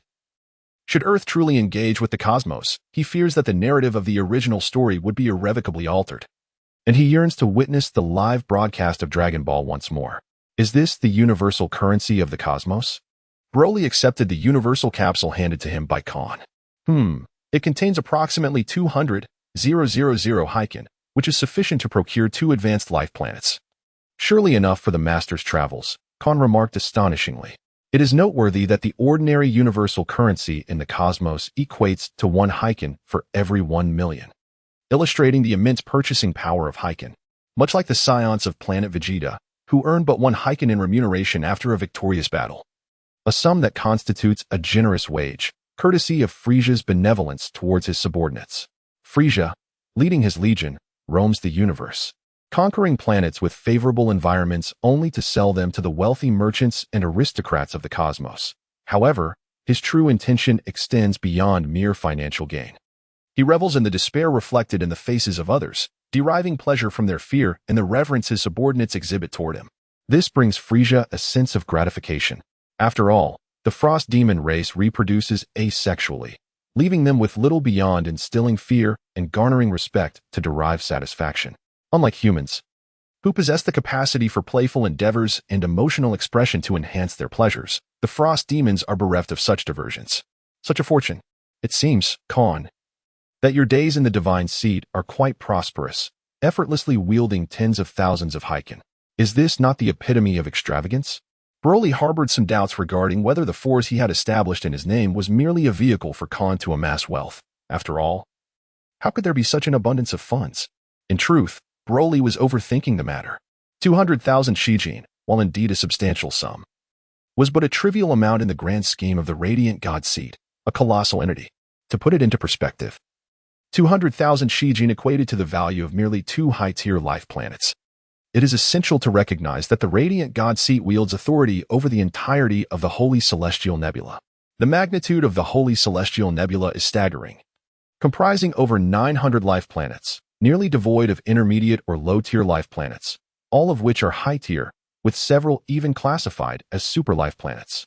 Such wealth is immense, rendering 200,000 Shijin a mere drop in the ocean for the Radiant God Seat. Thus, I implore you to occasionally review matters concerning the Radiant God Seat. After all these years, it seems the Master, you, the Radiant God, may be less informed about the Radiant God Seat than your own followers. Khan offered a wry smile in response to Broly, simultaneously expressing his dissatisfaction. After years of diligent toil and effort, he pondered for whom he had labored so tirelessly, only to find that Broly, the commanding figure, had scarcely acknowledged the fruits of his labor. Broly mused, reflecting on Khan's grievances, and realized there was indeed some truth to them. Even now, he had relied upon the faith power of the Radiant God Seat to attain the status of a mid-tier deity. However, he had never thoroughly examined the documentation regarding the Radiant God Seat. Perhaps I shall take a closer look when I have the time. Broly cleared his throat slightly and awkwardly uttered a phrase that ignited a surge of resignation within Khan. What does it mean to say you'll come back when you have time? You have the leisure to travel with a lady, yet you lack the opportunity to glance at your own career. Khan mused in a state of quiet frustration, though he refrained from voicing his thoughts. After all, the God of Light valued his dignity. One must not openly contest authority. This principle was deeply ingrained in Khan as the first apostle. Well then, I wish the master a pleasant journey. Khan bowed respectfully, observing Broly nod before he vanished, returning to his post at the throne of light. 200,000 Shijin. Is that a considerable sum? Tice inquired, perplexed.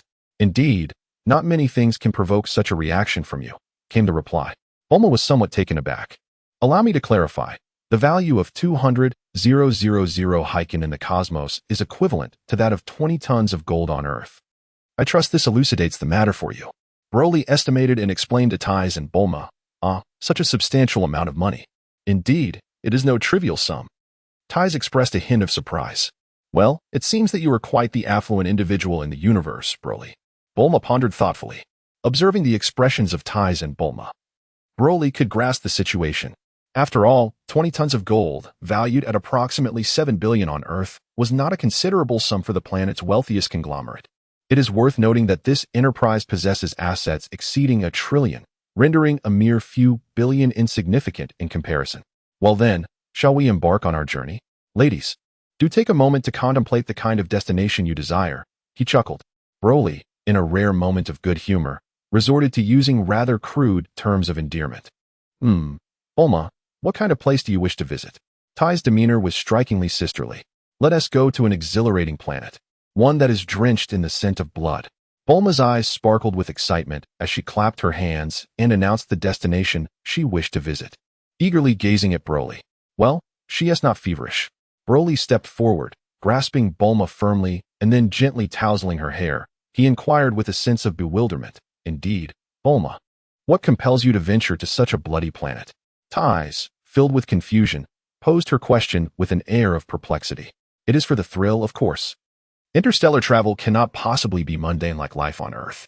Bulma, with her hands on her hips, expressed her viewpoint, hoping for unanimous approval. Very well, I shall accompany you. And I sincerely hope you do not become excessively frightened in the process. Broly remarked with a hint of sarcasm, having spent considerable time in the company of Bulma.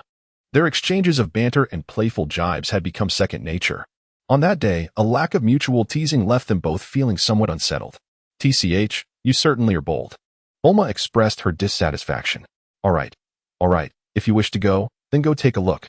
Tai hurriedly changed the subject, for she had no desire to witness these two bicker all day. Let me search for a moment. Upon finishing his words, Broly closed his eyes. Invoking the technique of instant transmission, within the realm of mental consciousness, the sacred heavenly star began to diminish, followed by the sacred heavenly nebula. Broly traversed the cosmos, searching from one galaxy to another. After a span of mere minutes, he discovered a planet that met Bulma's specifications. This celestial body was enveloped in a deep crimson hue. Its atmosphere saturated with a pungent scent of blood. The entire planet was devoid of land, consisting solely of an infinite expanse of viscous blood. Truly, the vastness of the universe harbors wonders beyond imagination. Broly couldn't help but ponder the origins of such a peculiar planet. Broly was unaware of the information pertaining to this planet, and upon first beholding its condition, he was overcome with nausea, suppressing the intense urge to vomit. He noted the planet's location before awakening from his mental space. Bulma, I have located the place you wish to go. However, the scent of blood is rather overwhelming. Are you certain you wish to proceed? Broly cast a glance at Bulma, seeking to ascertain her intentions. After all, the circumstances surrounding that planet were rather daunting. And Broly certainly did not wish to frighten the two women. What are you daydreaming about? Let us move. Tice and Bulma, held in embrace for quite some time, realized that despite the passage of several seconds, they had yet to experience the sensation of being transported to another location. I believe we ought to procure a star chart, something comprehensive. At the very least, once we arrive at a destination, the chart should contain information about that place.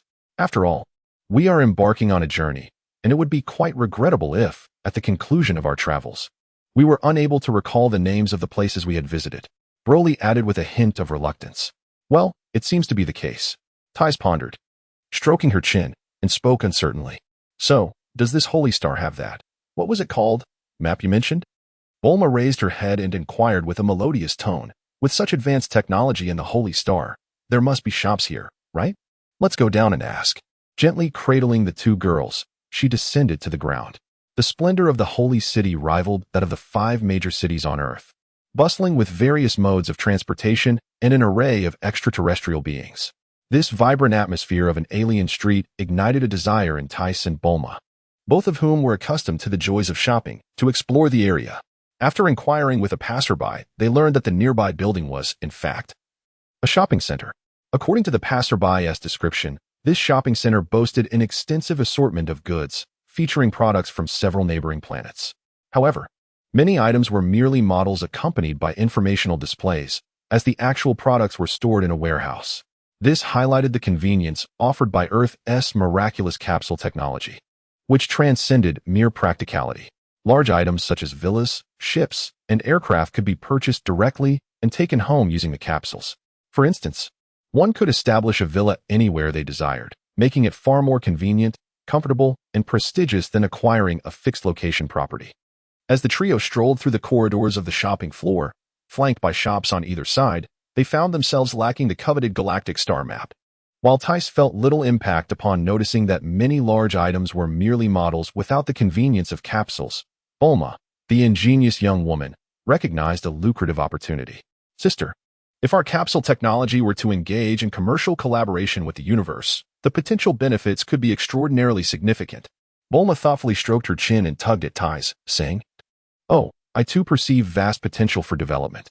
Just look at these spacecraft, planetary mining equipment, and planetary defense weaponry. Such an array of substantial products could all be conveniently stored using my father's multifunctional capsules." Tice had long harbored similar ideas. After all, being the daughter of a magnate, she possessed a keen sense of business acumen. Indeed, with the technology of these multifunctional capsules, we not only facilitate sales, thereby achieving remarkable sales volumes, but we also eliminate expenses related to shipping, warehousing, and other overheads, resulting in significantly substantial profits. Bulma danced with excitement, exclaiming with joy. Broly found himself at a loss for words. He had been contemplating whether to allow Earth to engage with the cosmos, but now it seemed unnecessary for him to worry about such matters. The name of this brilliant young woman was not without merit. With a mere stroll, she uncovered hidden treasures. After all, Bulma was the mastermind behind the creation of the time machine. Truly, what a remarkable feat it is to traverse through time. Broly could indeed forcibly prevent Bulma from engaging in commercial cooperation with the universe. However, he is reluctant to do so for a simple reason. He believes in supporting his partner's aspirations, provided they do not contravene moral principles or ethical boundaries. Bulma is right. As for the matter of safety, Tice and Bulma exchanged glances, their beautiful eyes sparkling, seemingly urging Broly to express his stance, imploring him not to feign ignorance. "Why do you all look at me? I am but a mere fool, devoid of any power." Broly finds himself unable to refuse. Yet he is reluctant to allow Earth to come into contact with the cosmos. After all, Bulma and Tice's household is not lacking in sustenance or comfort. What need do they have for wealth? "Hey, Broly, do you have no conscience? You eat and stay at my house," Tai pouted, her words laden with meaning. "Humph. It could all be settled with a mere word, yet you are unwilling to assist us." Bulma is also an expression. "Who says it doesn't matter? Don't you have Carla's contact information? Just give her a direct command. Besides, what belongs to you is also mine, haha." Broly felt a hint of awkwardness. Yet his thick skin allowed him to swiftly reposition himself in the conversation. "Well, that seems more appropriate. What does it mean that what is ours is also yours?" Tice appeared somewhat slow to comprehend. "Well, Broly, you have grand ambitions, it seems." In contrast, Bulma's mind reacted with alacrity. Hold on, I was merely jesting. Let us not stir trouble in this public hall." At this moment, Tice and Bulma discovered a method to deal with Broly. It involved tickling. While punches and kicks would have little effect on him, they risked incurring his wrath. However, to their astonishment, tickling Broly elicited laughter and tears. After wandering for quite some time, they procured an intelligent tour guide robot from the southern galaxy of the north for 100 units of currency. This advanced robot contained extensive information about most star systems and planets in the southern galaxy of the north, representing the pinnacle of technology from the interstellar tourism conglomerate. Spending 100 units was a considerable expense, akin to spending $1 million on a guide on Earth, and this guide could only be utilized in nearby regions. Wow, what an adorable dog! Is it truly a machine? Bulma's eyes sparkled with excitement as she embraced the dog-like intelligent robot, inquiring of the shop assistant. "Indeed, dear miss." The saleswoman replied with a professional smile. "This is the Mengwa No. 07 intelligent tour guide robot, a marvel of mechanical synthesis. It employs advanced technology to resemble a genuine canine. However, she internally mused about how this unsophisticated individual was unaware of the nuances of nanotechnology. Little did she know, Bulma was already contemplating the disassembly of the robot for her own research, estimating how much time it would take to master this lucrative technology. Bulma was not the only one enchanted by the smart robot. Ties also found it delightful. Broly, observing his sister's fascination, couldn't help but acknowledge that it was indeed the elder sister who truly understood her. Bulma, when do you plan to take it apart for your research? And how long will it take to create an even more appealing product? Ties inquired, draping her arm around Bulma's shoulder, her question laden with implication. Just as they exited the shop after making their purchase, in the restaurant named Radiant Divine Seat, the air was filled with the sounds of clattering dishes. I wonder, someone mused, what exactly constitutes the Scion stomach? Broly devoured an array of delectable dishes with great enthusiasm, while Bulma rested her chin on the table, her stunning eyes fixed on Broly without a blink. Who could have known that his appetite rivaled that of a dinosaur? Tai sat beside Bulma, crossing her legs and folding her arms in resignation, but upon noticing that Broly still seemed unsatisfied, she decided to order another round for him. Ah, the cuisine of the Sacred Star is truly delightful. Broly swallowed the last morsel of his meal, took a sip of water to cleanse his palate, and, with a satisfied burp, praised the exquisite flavors of the food. Humph, it seems that everything you eat is delicious, truly unpicky. Recently, Bulma has seemed particularly despondent. Though she had previously engaged in quarrels with Broly, her irritability has notably intensified in recent days. Bulma, what troubles you? Are you feeling unwell? You seem as if you've consumed gunpowder. Tai Si observed the escalating exchange between the two and, placing her hand on her forehead, let out a resigned sigh. Enough. Are you two ever going to cease this incessant bickering? If you're not weary, I certainly am. Let us settle our differences and move on. Suddenly, the oppressive darkness of the void enveloped them, the air thick with a suffocating, metallic scent that evoked a sense of impending nausea. Beneath their feet lay an endless sea of blood, roiling restlessly, as if something ominous were about to emerge. Broly embraced the slender waist of the two women, utilizing instant transmission to traverse several star systems from the sacred Heaven Star to the blood-red planet he had previously discovered in the spiritual realm. With Broly's psychic field as their support, the two women were able to gracefully detach from his embrace and float independently in midair. Puff! Bulma merely cast a glance, and a wave of nausea surged within her, compelling her to retch uncontrollably. Beside her, Tais also appeared pallid, her countenance reflecting profound discomfort. Truly, it is baffling. If one cannot endure, why insist on being here?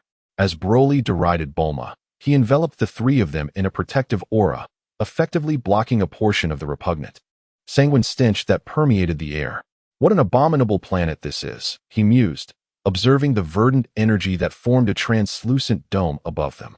Bulma, feeling unwell, knelt on the surface created by the mental energy field. This scene is rather unremarkable, isn't it? We've seen enough. Let us depart. There is nothing of interest here. Master, according to the star map coordinates, this location is devoid of any celestial bodies. Just now, the robotic assistant has conducted a scan, cross-referencing with the database. This crimson planet is, in fact, a cosmic beast known as the Bloodthirsty Beast. Before Broly could complete his sentence, the intelligent tour guide robot interrupted, promptly undertaking its duty to relay all pertinent information it possessed. Cosmic beasts? What are those? Broly furrowed his brow, straining to recall if such entities existed in the original Dragon Ball universe, while Tais and Bulma exchanged looks of astonishment and confusion. Beep beep. The intelligent tour guide robot, known as Era, had its eyes sparkle with excitement as streams of program characters flickered across its gaze. Soon, it produced information. Cosmic beasts are classified as special life forms, the darlings of the universe. Each type of cosmic beast boasts extraordinary abilities, capable of annihilating an entire galaxy at will. However, akin to the ordinary fauna of planets, cosmic beasts can also be categorized as docile or ferocious. For instance, the bloodthirsty beast before us, despite its fearsome name, is quite gentle. It poses no threat as long as it is not provoked. Ah, but why bestow such a menacing name upon it? It sounds far less endearing than lions or tigers. Bulma harbored a tinge of skepticism, while Tais' expression mirrored a similar disbelief towards the explanation provided by the robotic duo. The records indeed documented it in such a manner. The duo remained unfazed, calmly stating, of course, that a robot is incapable of harboring emotions such as anger, its creators would never program it to experience such feelings. After all, it is merely a tour guide robot. So, just how formidable is this bloodthirsty beast? Broly felt a sense of curiosity. It was astonishing that such a minuscule drop of blood, seemingly as vast as a planet, could embody a living entity. He pondered the capabilities it might possess. The bloodthirsty beast, an extraordinary life form and cosmic creature, lacks a physical form, existing solely as a liquid entity. Yet, it possesses the remarkable ability to assimilate through blood, transforming into any biological entity. The bloodthirsty beast thrives by consuming blood, growing in size and strength with each feast. Despite its formidable potential, the creature is inherently gentle, typically opting to absorb cosmic energy for its natural growth. However, certain planets, enticed by the essence of the bloodthirsty beast, have attempted to capture or attack it, ultimately provoking its wrath. In such instances, the consequences are dire, as the beast may assimilate the entire planet. Assimilating a planet. What an impressive feat that sounds. Broly inquired with a hint of intrigue. It's quite simple, really. Imagine a large droplet ensnaring a smaller one. Together they coalesce into a singular drop. This is the method of assimilation employed by the bloodthirsty beasts. When these colossal creatures become enraged, they will crash into the very planet you call home. Consequently, your world would transform into a scene of blood-soaked chaos. Following a period of assimilation, all living beings would be eroded, ultimately dissolving into blood and becoming part of the bloodthirsty beasts. This encapsulates their process of assimilation. The husky voice conveyed no hint of emotion. Huh. Is this what they refer to as a docile cosmic monster? Meanwhile, Bulma and Tais pondered the horrifying imagery, their bodies trembling uncontrollably, their teeth chattering in fear. It is no wonder that Bulma and Tais felt such trepidation. One can only imagine their home planet submerged beneath a vast ocean, with no solid ground to stand upon. All would be engulfed in corrosive waters, destined to be assimilated into indistinguishable forms. How could such a fate not be terrifying? Most alarming of all, those waters would be blood. Broly couldn't help but break into a cold sweat at the thought. Indeed, the records confirm that the bloodthirsty beast is a remarkably docile cosmic creature. As long as you do not provoke it, it will not harm you, my master. The two-horned canine wagged its tail and spoke with certainty. Docile cosmic creatures often assimilate planets without hesitation. Then, what manner of being is the ferocious cosmic beast?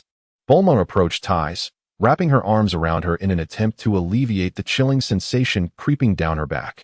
Simultaneously, she inquired with the husky about the ferocious cosmic beasts, demonstrating once again her inherent curiosity. Let me search for some information, the husky replied, its eyes glimmering with coding symbols, evidently processing data at lightning speed, sifting through the interstellar database for the necessary details. Eureka! I found it! The star-eating rat and the void-slithering serpent. These two are indeed formidable cosmic monsters. If the master encounters them in the future, it is imperative to keep a safe distance, as their danger level is rated at 10. The star-eating rat, a unique life form and a cosmic-level beast, delights in devouring high-quality planets.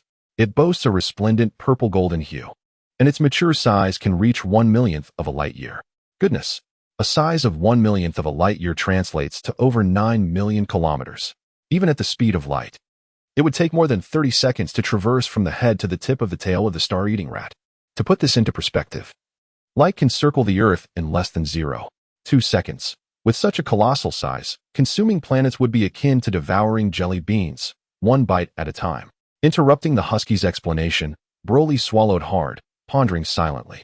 This is indeed the Dragon Ball world. With such immense size, how could the energy possibly be weak? It wouldn't leap out as a boss, would it? And what of the void-slithering serpent? He mused. All right, Husky, you needn't elaborate further. That is more than sufficient. You mentioned earlier that some individuals seek to capture the bloodthirsty beast. How does one capture it, and what purpose would such a capture serve? Broly, weary of the exaggerated tales of so-called cosmic monsters, grasped the essence of the matter and posed a pertinent question. The bloodthirsty beast is classified as an energy life form, whose primary function is assimilation. Anyone who merges with it not only gains immense energy, but also acquires an almost immortal physique.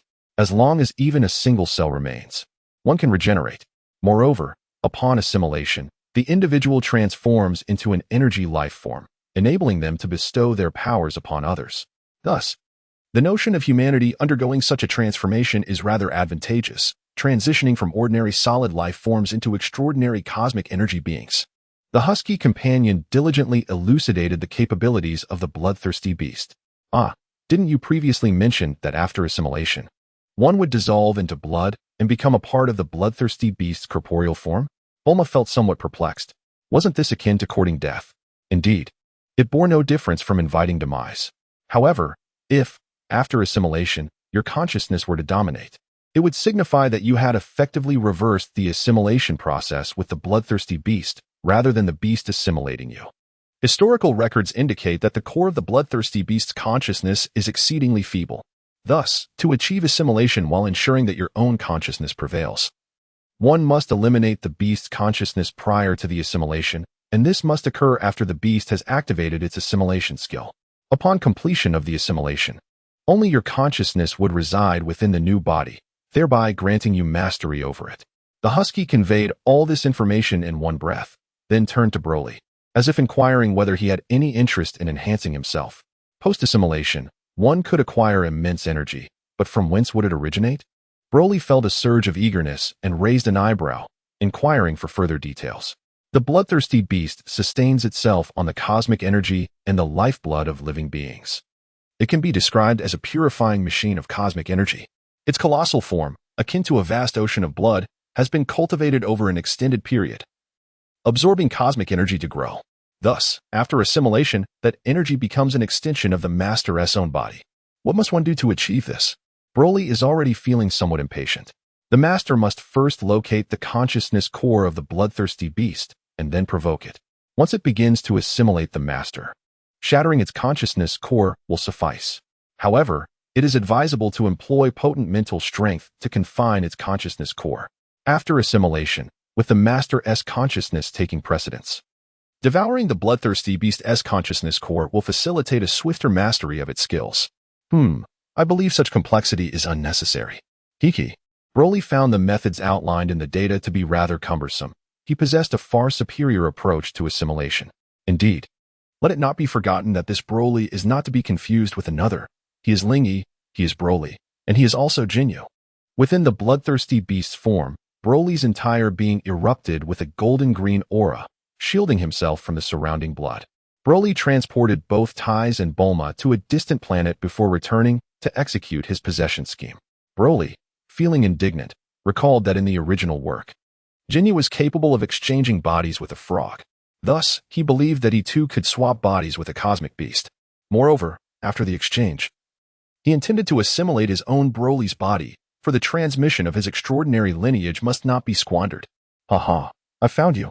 Broly's formidable spirit, akin to a tempest, swept across the surroundings several times before discovering a blackish-red diamond crystal, softly glowing with a sanguine hue, situated deep within the blood sea at a depth of several 100,000 meters. This must be the consciousness core of the bloodthirsty beast, as mentioned by the two Har. With a swift motion, a golden-green beam, roughly the thickness of a thumb, shot directly towards the diamond crystal, producing a crisp sound upon impact. Broly had extended his index finger to unleash the deadly meteor technique, determined to confirm whether this was indeed the consciousness core of the bloodthirsty beast. Suddenly, Broly was engulfed by an overwhelming pressure, not from a physical standpoint, but rather a sensation of the blood sea compressing him. The golden-green aura surrounding him felt as if it were being drawn inward, as if a colossal hand was gripping him tightly, attempting to crush him into oblivion. In that moment, Broly ascertained that the diamond crystal was indeed the consciousness core of the bloodthirsty beast. He then withdrew his aura, ceasing to resist the corrosive nature of the blood sea, allowing it to shatter him. Soon, as his skin began to decay, a radiant flash erupted. Accompanied by a cosmic shift, Broly's perspective transformed. He beheld his previous body, seemingly in a stupor, clearly indicating that the bloodthirsty beast had yet to comprehend the situation. Having maintained his combat power at a minimal level, Broly awaited the moment when he was half assimilated before executing the divine technique of body exchange. Consequently, upon the exchange, the bloodthirsty beast inherited Broly's grotesquely damaged body, and before it could fathom what had transpired, it was already being consumed away. Now, Broly contemplated the essence of his transcendent blood, reshaping his form, compressing and refining it. In the vast expanse of the universe, a droplet of blood, as large as a planet, throbbed incessantly, gradually morphing into a humanoid shape. Initially, the consciousness core, the diamond crystal, transformed into bones and meridians, followed by the infusion of pure energy to nurture the tightly intertwined muscles. Subsequently, the refined transcendent blood was injected, causing the new body to swell, pulsating with vitality as a powerful heart began to beat. Finally, the spiritual consciousness, enveloped in a sphere of pure energy, merged into the newly formed humanoid body. In an instant, the new physique expanded infinitely, twisting and undulating.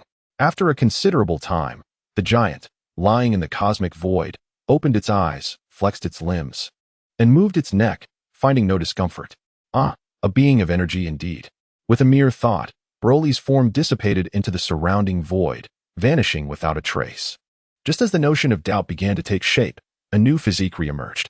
This exemplifies the essence of an energy being, an entity comprised entirely of concentrated energy, defying the principles of biology and physics. As long as energy persists in this world, energy beings shall remain eternal. Observing his own body, brimming with energy and swollen to such a magnitude, he found it rather disconcerting.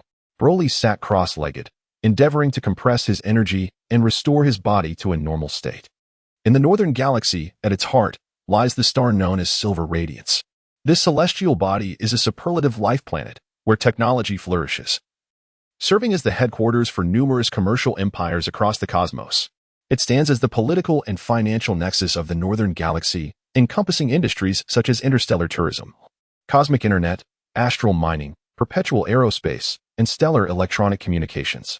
These enterprises are not only titans within the northern galaxy, but extend their influence across other galaxies as well.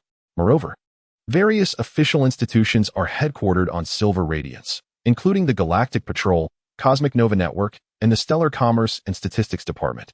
It has now been half a month since Broly assimilated the bloodthirsty beast. During this period, the trio made a brief return to Earth to utilize the hyperbolic time chamber, allowing Broly to acclimate and comprehend his new self. Having assimilated the bloodthirsty beast, Broly's gains have been substantial. His new physique, with purified blood, now consists solely of ultra cells, indicating that he possesses no ordinary form. In fact, Broly's baseline state is that of the ultra form. Transformation is no longer necessary, nor is it required. Through this assimilation, he has absorbed millennia of accumulated life energy from the bloodthirsty beast. Should Broly unleash his full combat potential, his battle energy could exceed 700 billion. With the enhancement of equipment, manifesting 2 trillion in combat power would be entirely feasible, especially given his unique constitution. If he so desires, Broly can absorb the energy blasts of his foes, as his own body is an embodiment of energy. Additionally, he possesses the ability to transfer a portion of his energy to others. Even ordinary individuals can be transformed into formidable warriors in a short span of time. Furthermore, he can trigger the self-destruction of those endowed with his energy, a skill he finds quite advantageous. In the future, should he encounter promising candidates, he can bestow them power. And if betrayal occurs, he can simply initiate their self-destruction. Take Bulma and Tais for instance. Previously, Broly infused them with a modicum of energy. Consequently, their combat prowess skyrocketed to an astonishing level of over 100 million.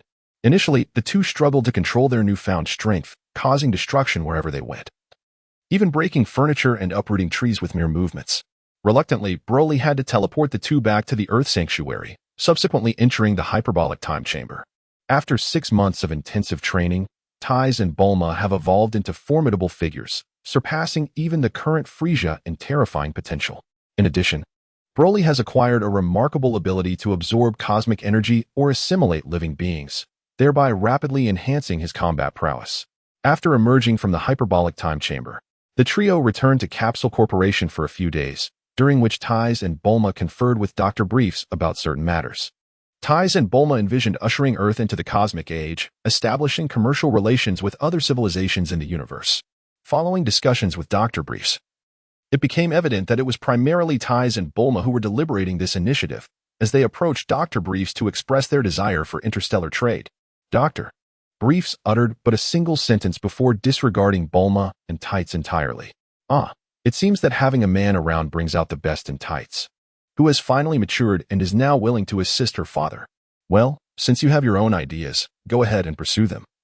Our versatile capsule technology will thrive regardless of the circumstances.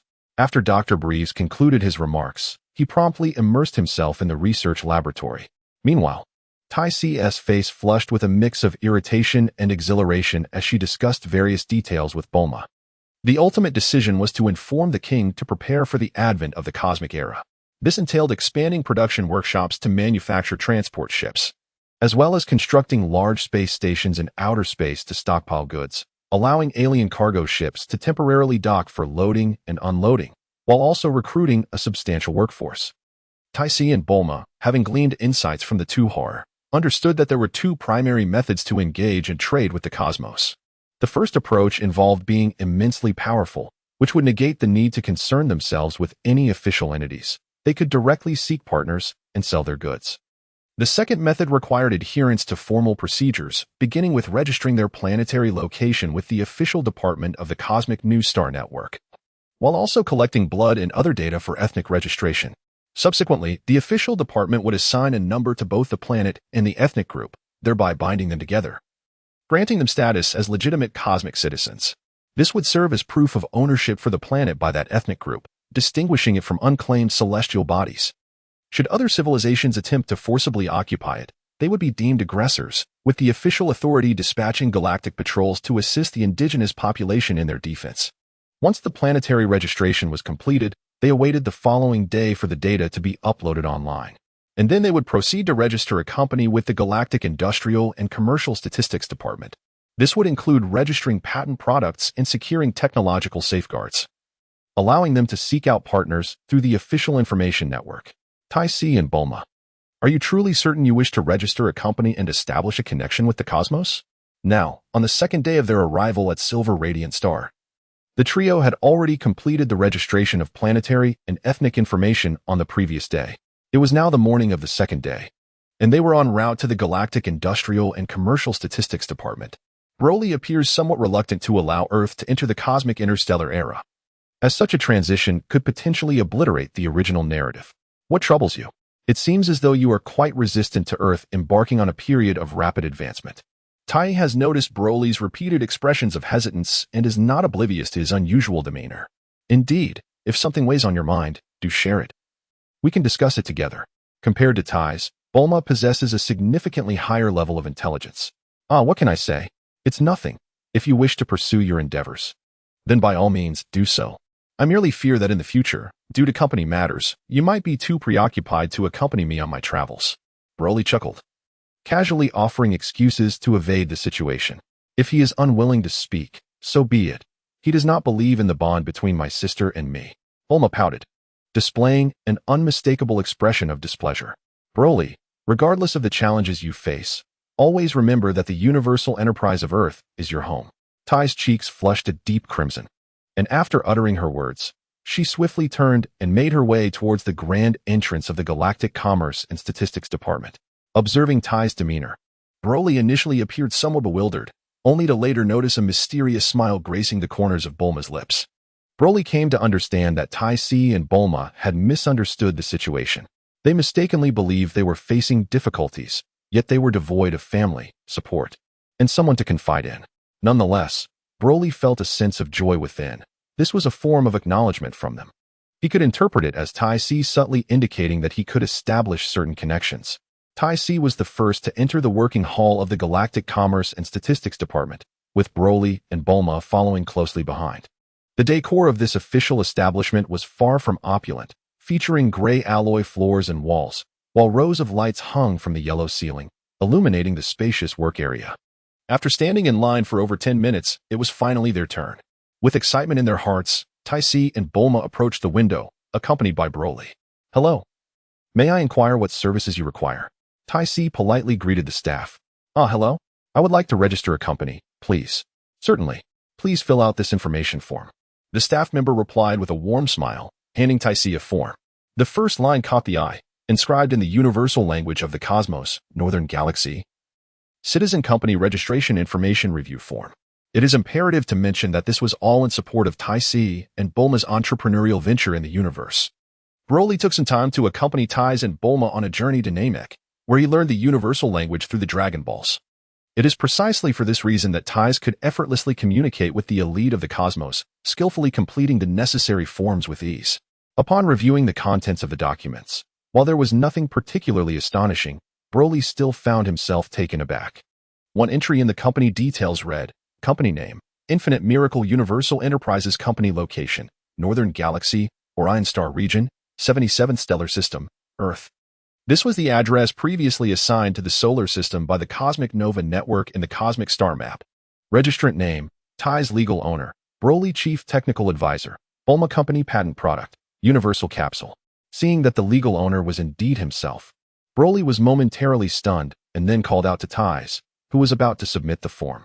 Ties, is there an error in the legal ownership? Upon hearing Broly's words, Ties turned to face him, their gazes locking in a profound connection. After a moment, Ties moved closer, rising on her toes. Her delicate hands resting on Broly's shoulders, her flawless visage gradually nearing him.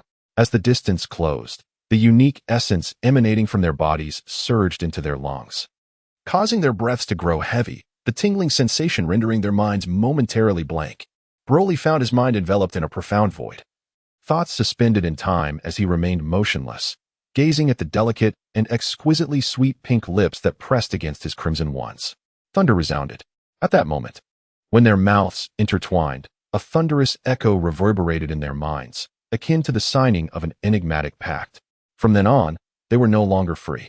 They had assumed a shared responsibility towards one another, a duty to be safeguarded and defended with their very lives. Is this the essence of love? If given the choice, I would willingly perish in this sensation.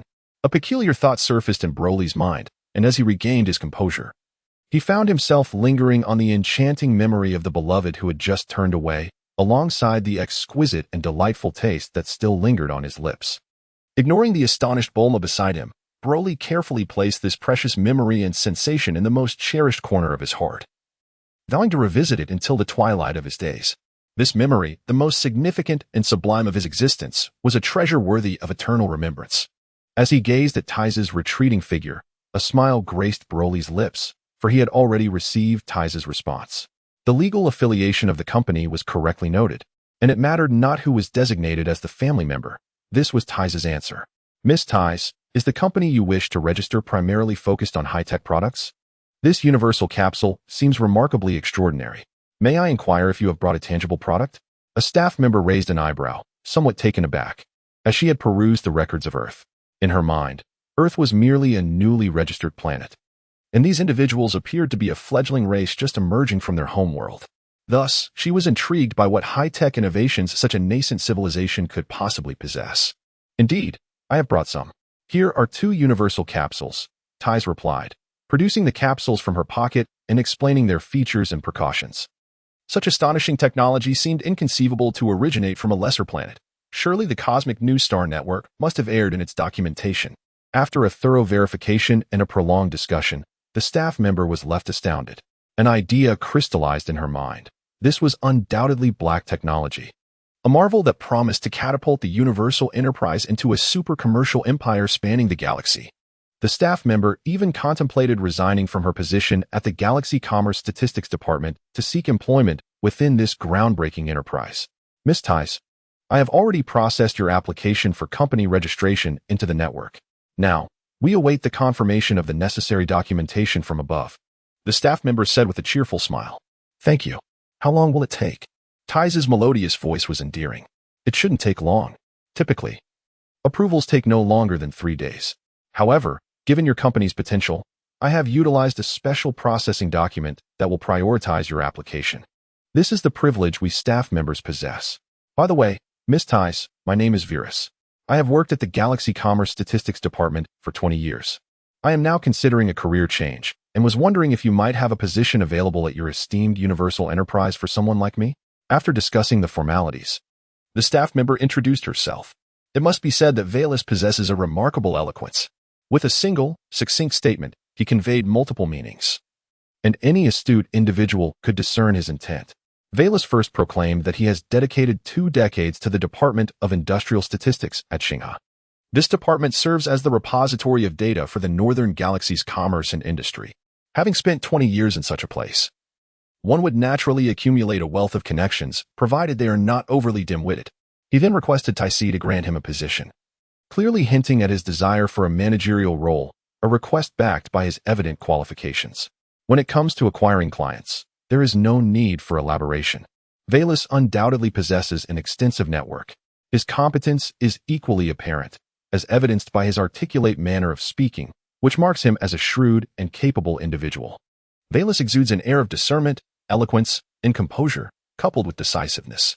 Such a person is undoubtedly an excellent candidate. Taisi, being astute herself, carefully appraised Velas while subtly nodding, before glancing at Bulma and Broly, seeking their opinions on the matter. Bulma, on the other hand, exhibited little concern. As she recalled, as Briefs had mentioned, the Universal Corporation could operate in any manner without fear of collapse. Thus, she was indifferent to the positions and who should fill them. Broly found Beerus quite agreeable, thus he nodded at Tais, signaling her to make the decision. Seeing that neither of the two had any objections, Tais proceeded without hesitation, directly inquiring whether the position of general manager would suit him. Haha, I am most grateful for your guidance, Miss Tais. I shall endeavor to maximize the company's effectiveness. Beerus had initially anticipated that Tais would offer him merely a position as a sales manager or perhaps the head of a department, but to his surprise, she had bestowed upon him the lofty title of general manager, truly a testament to her confidence in his abilities. The general manager can be regarded as the chief steward of a company, aside from the president, vice president, and shareholders who possess equity. The general manager stands as the pinnacle of authority within the organization. After deliberating with Beerus, Tais agreed that they would return to Earth in 3 days. During this time, Beerus needed to tidy up his affairs and bid farewell to his friends and family, explaining his circumstances. Meanwhile, Broly and his companions intended to explore the political and financial center of the North Galaxy. At last, everything is settled. Now we can resume our interstellar journey, exclaimed Bulma, stretching her arms as they exited the Galactic Commerce Statistics Bureau, her voice tinged with anticipation. Indeed, but shall we first indulge in a meal? Reluctantly, Broly expressed the desires of his stomach. He found satisfaction in every aspect of being a scion, yet he was profoundly dissatisfied with his appetite. Despite his lack of desire for food, his belly felt insatiably hungry.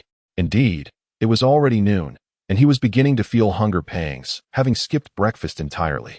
Bulma raised her hand to shield her eyes from the sun and nodded in agreement. Well then, let us proceed, Pippy Shrimp. We have yet to savor the delicacies of Silver Radiant Star. Taisi waved her hand in a particular direction and led the way with a graceful twist of her body. Having spent considerable time alongside Broly, Taisi and Bulma had inadvertently absorbed some of his penchant for idle chatter. After wandering for a while, the trio finally settled on a rather appealing restaurant. Following some polite exchanges, Taisi perused the menu and ordered an extravagant spread of dishes. After all, when it came to Broly, any dish would suffice. Scions possessed hearty appetites and were not picky eaters. In no time, they had devoured several plates. And it was only when the restaurant had nearly exhausted its supplies that Broly felt adequately satiated. Ayla, have you heard? The highlight of the upcoming auction by Zhongheng Commerce is rumored to be a supercomputer that has attained self-awareness. I wonder if there is any truth to it. As the trio discussed their next endeavors post-meal, a table of blue-skinned aliens nearby broached a subject that piqued Bulma's interest. It was not merely an auction, but the notion of a self-aware supercomputer. That's not a supercomputer. It's called intelligent life, remarked another blue-skinned alien, deriding his companion's ignorance. Excuse me, may I inquire about the auction you mentioned? When will it take place and where? Bulma appeared to be quite intrigued by the intelligent life form, eagerly seeking information on how to partake in the upcoming auction. What a lovely young lady. Greetings. The auction will commence tomorrow, and the venue is located at the headquarters of Zhongheng Trading. If you wish to attend, it is quite simple. Just exit this restaurant, turn left, and cross 3 streets. You will find the headquarters building of Zhongheng Trading. However, in order to participate in the auction, one must first obtain a VIP card from Zhongheng Trading. Only VIP guests are permitted to enter the auction venue. The blue-skinned extraterrestrial, Ale, was rather warm-hearted, patiently guiding Bulma and providing her with the necessary steps. But how can one acquire a VIP guest card? Bulma felt a twinge of anxiety, apprehensive about her current lack of capital, which hindered her from acquiring the so-called VIP guest card. It is quite simple. One merely needs to possess a deposit exceeding 1 million units of rare gold in their account at the Galaxy Bank to obtain the VIP guest card from Zhongheng Trading. Just like this card, Another azure-skinned extraterrestrial proudly presented a diamond-studded black card. Oh, must it be such a substantial amount? This poses quite a dilemma. Bulma sighed, resembling a deflated balloon, and remarked, "Fool, what trouble could there possibly be? With me around, it's no issue at all. Even if you desire not just a mere VIP card from some company, but Beerus's whiskers, I would procure them for you." Broly gently patted Bulma's head, chuckling as he remarked, "Ah, you wouldn't want to resort to violence, would you?" Such an approach seems rather uncharacteristic for someone as innocent as Tais, who clearly exhibits a hint of anxiety. After all, she has undergone 9 years of compulsory education, and her sense of justice is undeniably strong. Haha, it's all fine. Moreover, this world is far from the idyllic vision you might hold. Behind the shimmering facade of those illustrious corporations, how many hands remain untainted? Now that the relationship has been made clear, Broly no longer hesitated. He stepped forward, grasping Tais' hands, ready to guide her in transforming into a figure worthy of commanding a commercial empire. With precious gold, they settled their bill and emerged from the restaurant, leisurely making their way toward the headquarters of Zhongheng Trade. Observing the exotic customs along the journey served as a form of enlightenment, perhaps. Tais was enriching her experience, while Bulma envisioned overcoming various technological challenges to create the ultimate technological marvel in her imagination. Broly, on the other hand, relaxed his body to its most effortless state, maintaining a natural demeanor, ready to practice at any moment, adapting to the principles of Jeet Kune Do, or what might be termed the essence of effortless mastery. Such a state of mind often leads to swifter accomplishments than when one is overly focused. The three traversed over 10 kilometers in just 40 minutes, a remarkable feat indeed.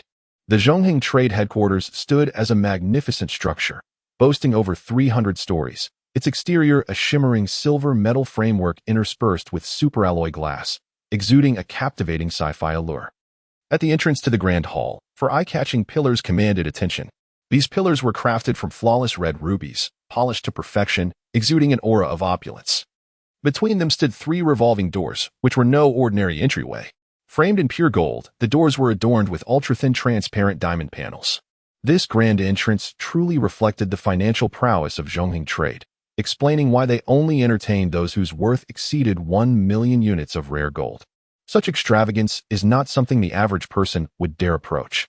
To possess a fortune exceeding 1 million units of rare gold, one would need to own at least 10 advanced life planets to amass such wealth. Bulma and Tais had indeed familiarized themselves with the Northern Galaxy's wealth rankings, where only a little over 1 million individuals held fortunes surpassing 1 million units of rare gold. Among these, merely 20,000 boasted fortunes in the tens of millions, showcasing the formidable nature of extreme wealth. The leading figures on the wealth list were individuals whose fortunes reached into the trillions of rare gold, with the foremost among them possessing a staggering amount of cosmic origin crystals. Cosmic origin crystals are the most precious substance in the universe, being concentrated crystals of cosmic energy, and their scarcity is due to the exceedingly difficult conditions required for their formation. To return to the main point, the Northern Galaxy is vast, yet the number of affluent individuals is limited. Moreover, Silver Star merely claims to be the political and financial epicenter of the Northern Galaxy. Other star systems boast planets that rival, or even surpass, the splendor of Silver Star. Thus, Silver Star is merely renowned within a handful of nearby star regions. This also implies that the wealthy in proximity to Silver Star are few. Consequently, the headquarters of Zhongheng Trade often appears rather tranquil. It is only during the tri-monthly auction periods that the atmosphere becomes bustling and lively for a few days.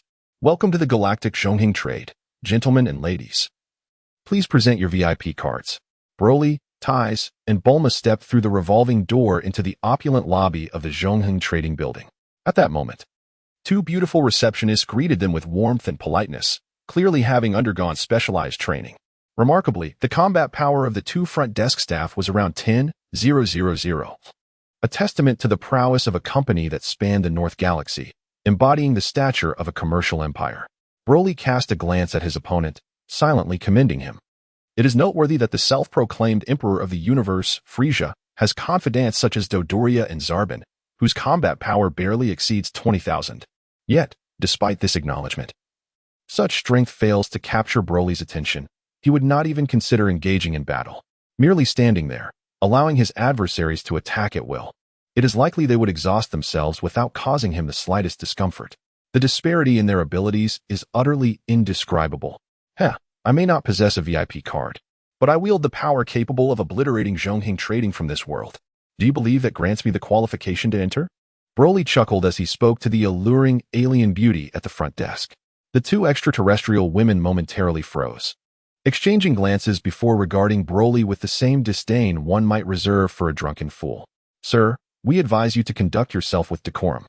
The Galactic Trade Federation is not a realm in which you may act with impunity, lest you face consequences beyond your capacity to bear.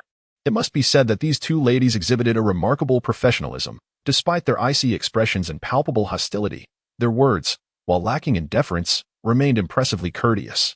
Ah, I tire of this trivial banter. Please summon your highest-ranking superior to meet with me.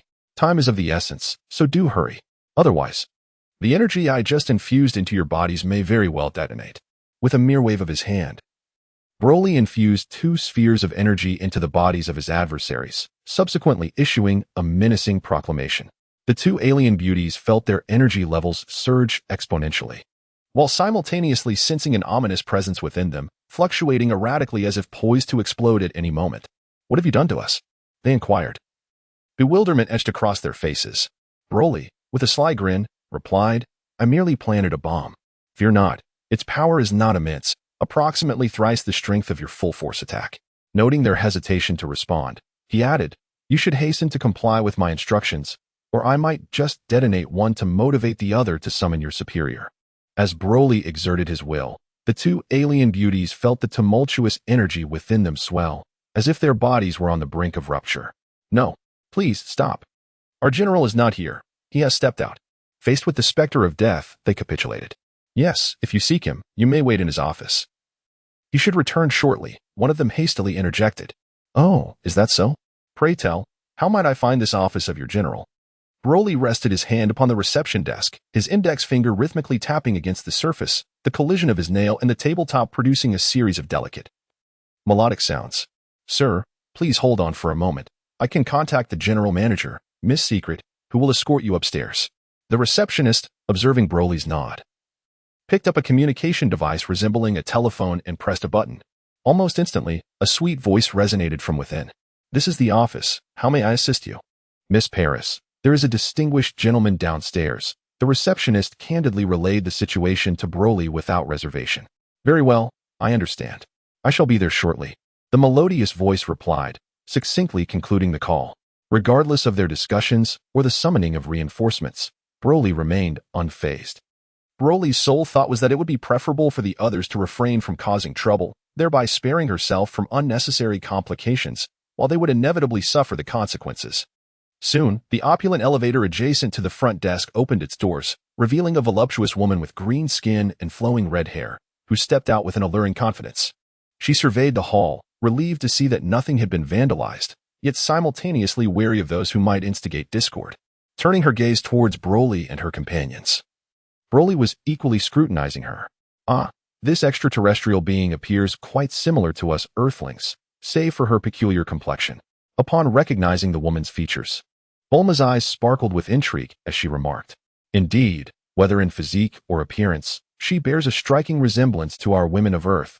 Tice concurred with Bulma's observation. Suddenly, a cacophony of beeping and crackling erupted. What is this? How can it be that it surpasses the limits of the power level detector? Broly encountered an unexpected situation. He had just spotted a battle power detector utilized by Frisia's army on the visage of a green-skinned beauty. However, this particular device could only measure power levels up to 100,000. Any reading beyond that threshold would result in the device exploding due to overload. The green-skinned beauty had attempted to gauge Broly's battle power, yet the result indicated a power level of 0. This was because Broly had reached a state of primal simplicity, demonstrating an exquisite mastery over his energy. Furthermore, he was currently immersed in a state of harmony with nature, causing his energy to be so finely contained that not a trace leaked out. It was entirely natural for the detector to be incapable of discerning Broly's battle power. In stark contrast, Tice and Bulma possessed battle powers exceeding 100 million.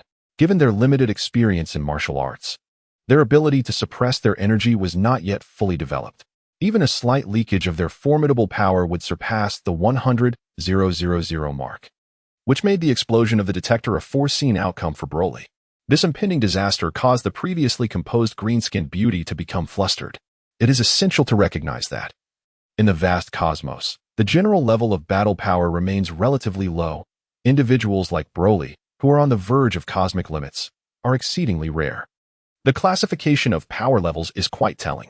In the original narrative, planets with a maximum battle power below 1,000 are deemed low-level, those exceeding 1,000 are classified as intermediate, while planets surpassing 5,000 are considered high-level. Planets with battle powers over 10,000 fall into the category of superplanets. It is evident that the overall power level in the universe is rather modest, possessing a battle power of 20,000 to 30,000 certainly qualifies one as a formidable expert. Those with powers exceeding 100,000 are truly exceptional. Such individuals are either the rulers of entire star systems or the patrons of significant forces. In the original work, a character named Nappa, with a battle power of just over 4,000, could unleash energy waves comparable to nuclear attacks.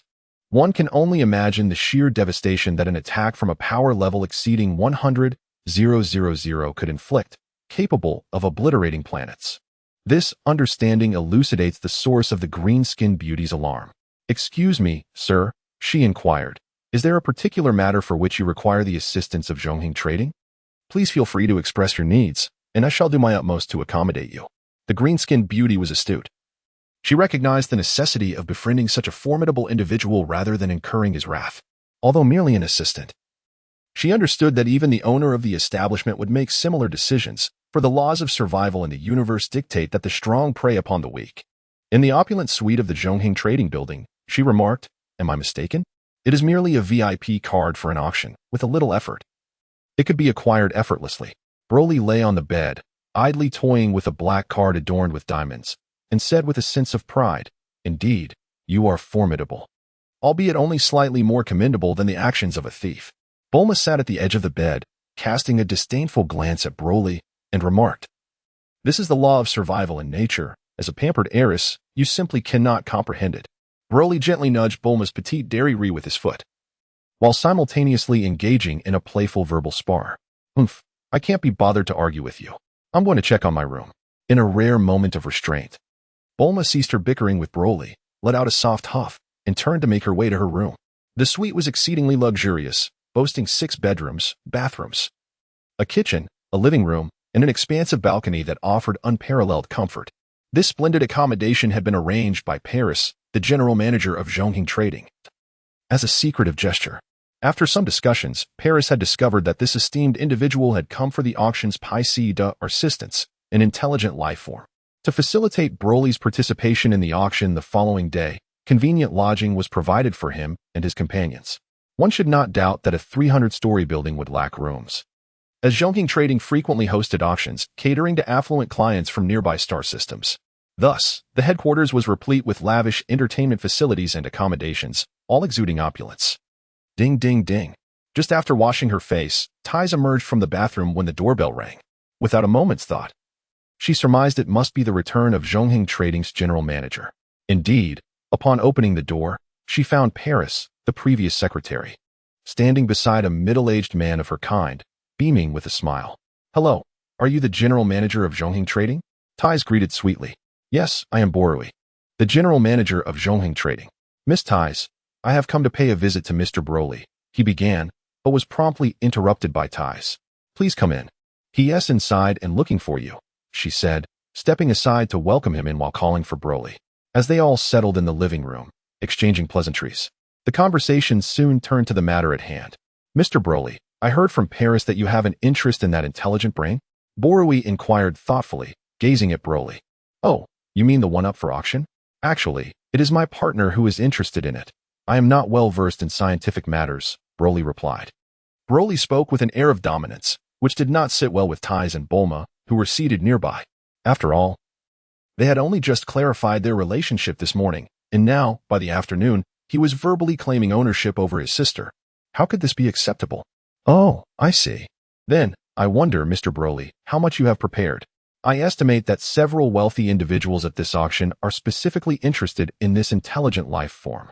Bori let out a worried sigh. He feared that Broly might not have sufficient funds and could potentially intercept the wealthy bidders who successfully acquire items through the auction. The affluent individuals who purchase precious goods from their company require protection.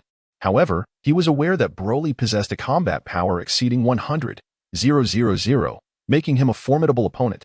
Should any buyer encounter trouble, it would significantly tarnish the reputation of their Zhongheng trading company, a scenario he wished to avoid. Thus, the visit this evening was orchestrated to gauge Broly's intentions and discern his true thoughts. If he genuinely wished to make a purchase, Broly was even willing to consider offering a discount. In his mind, he was convinced that Broly lacked substantial funds and was likely considering a nefarious approach. He was prepared to resolve matters amicably, provided the losses were not too considerable, yet if Broly were to overstep, he would not hesitate to engage someone to deal with him. After all, their company employed 2 individuals with combat prowess exceeding 100,000. Broly's suspicions were rooted in 2 primary reasons. First, if Broly was financially secure, he would not have created such a scene and could have participated in the auction through standard procedures. Second, he could find no record of Broly on the list of affluent individuals. Ha ha ha, Mr. Broly, you truly possess a sense of humor. You inquire about how much I have prepared? Broly chuckled amusingly. After all, in his heart, he did not consider himself a mere do-gooder. While he had no inclination to engage in mundane acts of violence or heinous deeds, he found occasional amusement in indulging in a bit of strong-arm tactics and domineering behavior. Mr. Broly, you aren't intending to purchase that intelligent life form, are you? Broly inquired, somewhat perplexed. Oh, Mr. Broly, so that is your meaning. Unfortunately, I am not prepared with any wealth for this endeavor. I have only brought along a combat power of 100 million. However, judging by your expression, it seems that this may not suffice to acquire the intelligent life form. Broly, with a furrowed brow, expressed his concerns and turned to Broly, implying a request for guidance on the current predicament. What? Mr. Broly, I have estimated that intelligence can fetch at least 10 million precious gold. 10 million is no trifling sum. Is it truly wise for you to act in this manner, disregarding the Galactic Patrol's presence, especially with a combat power of 1 billion? Upon hearing the first half of Broly's statement, Broly furrowed his brow, feeling the urge to erupt, his voice rising in pitch.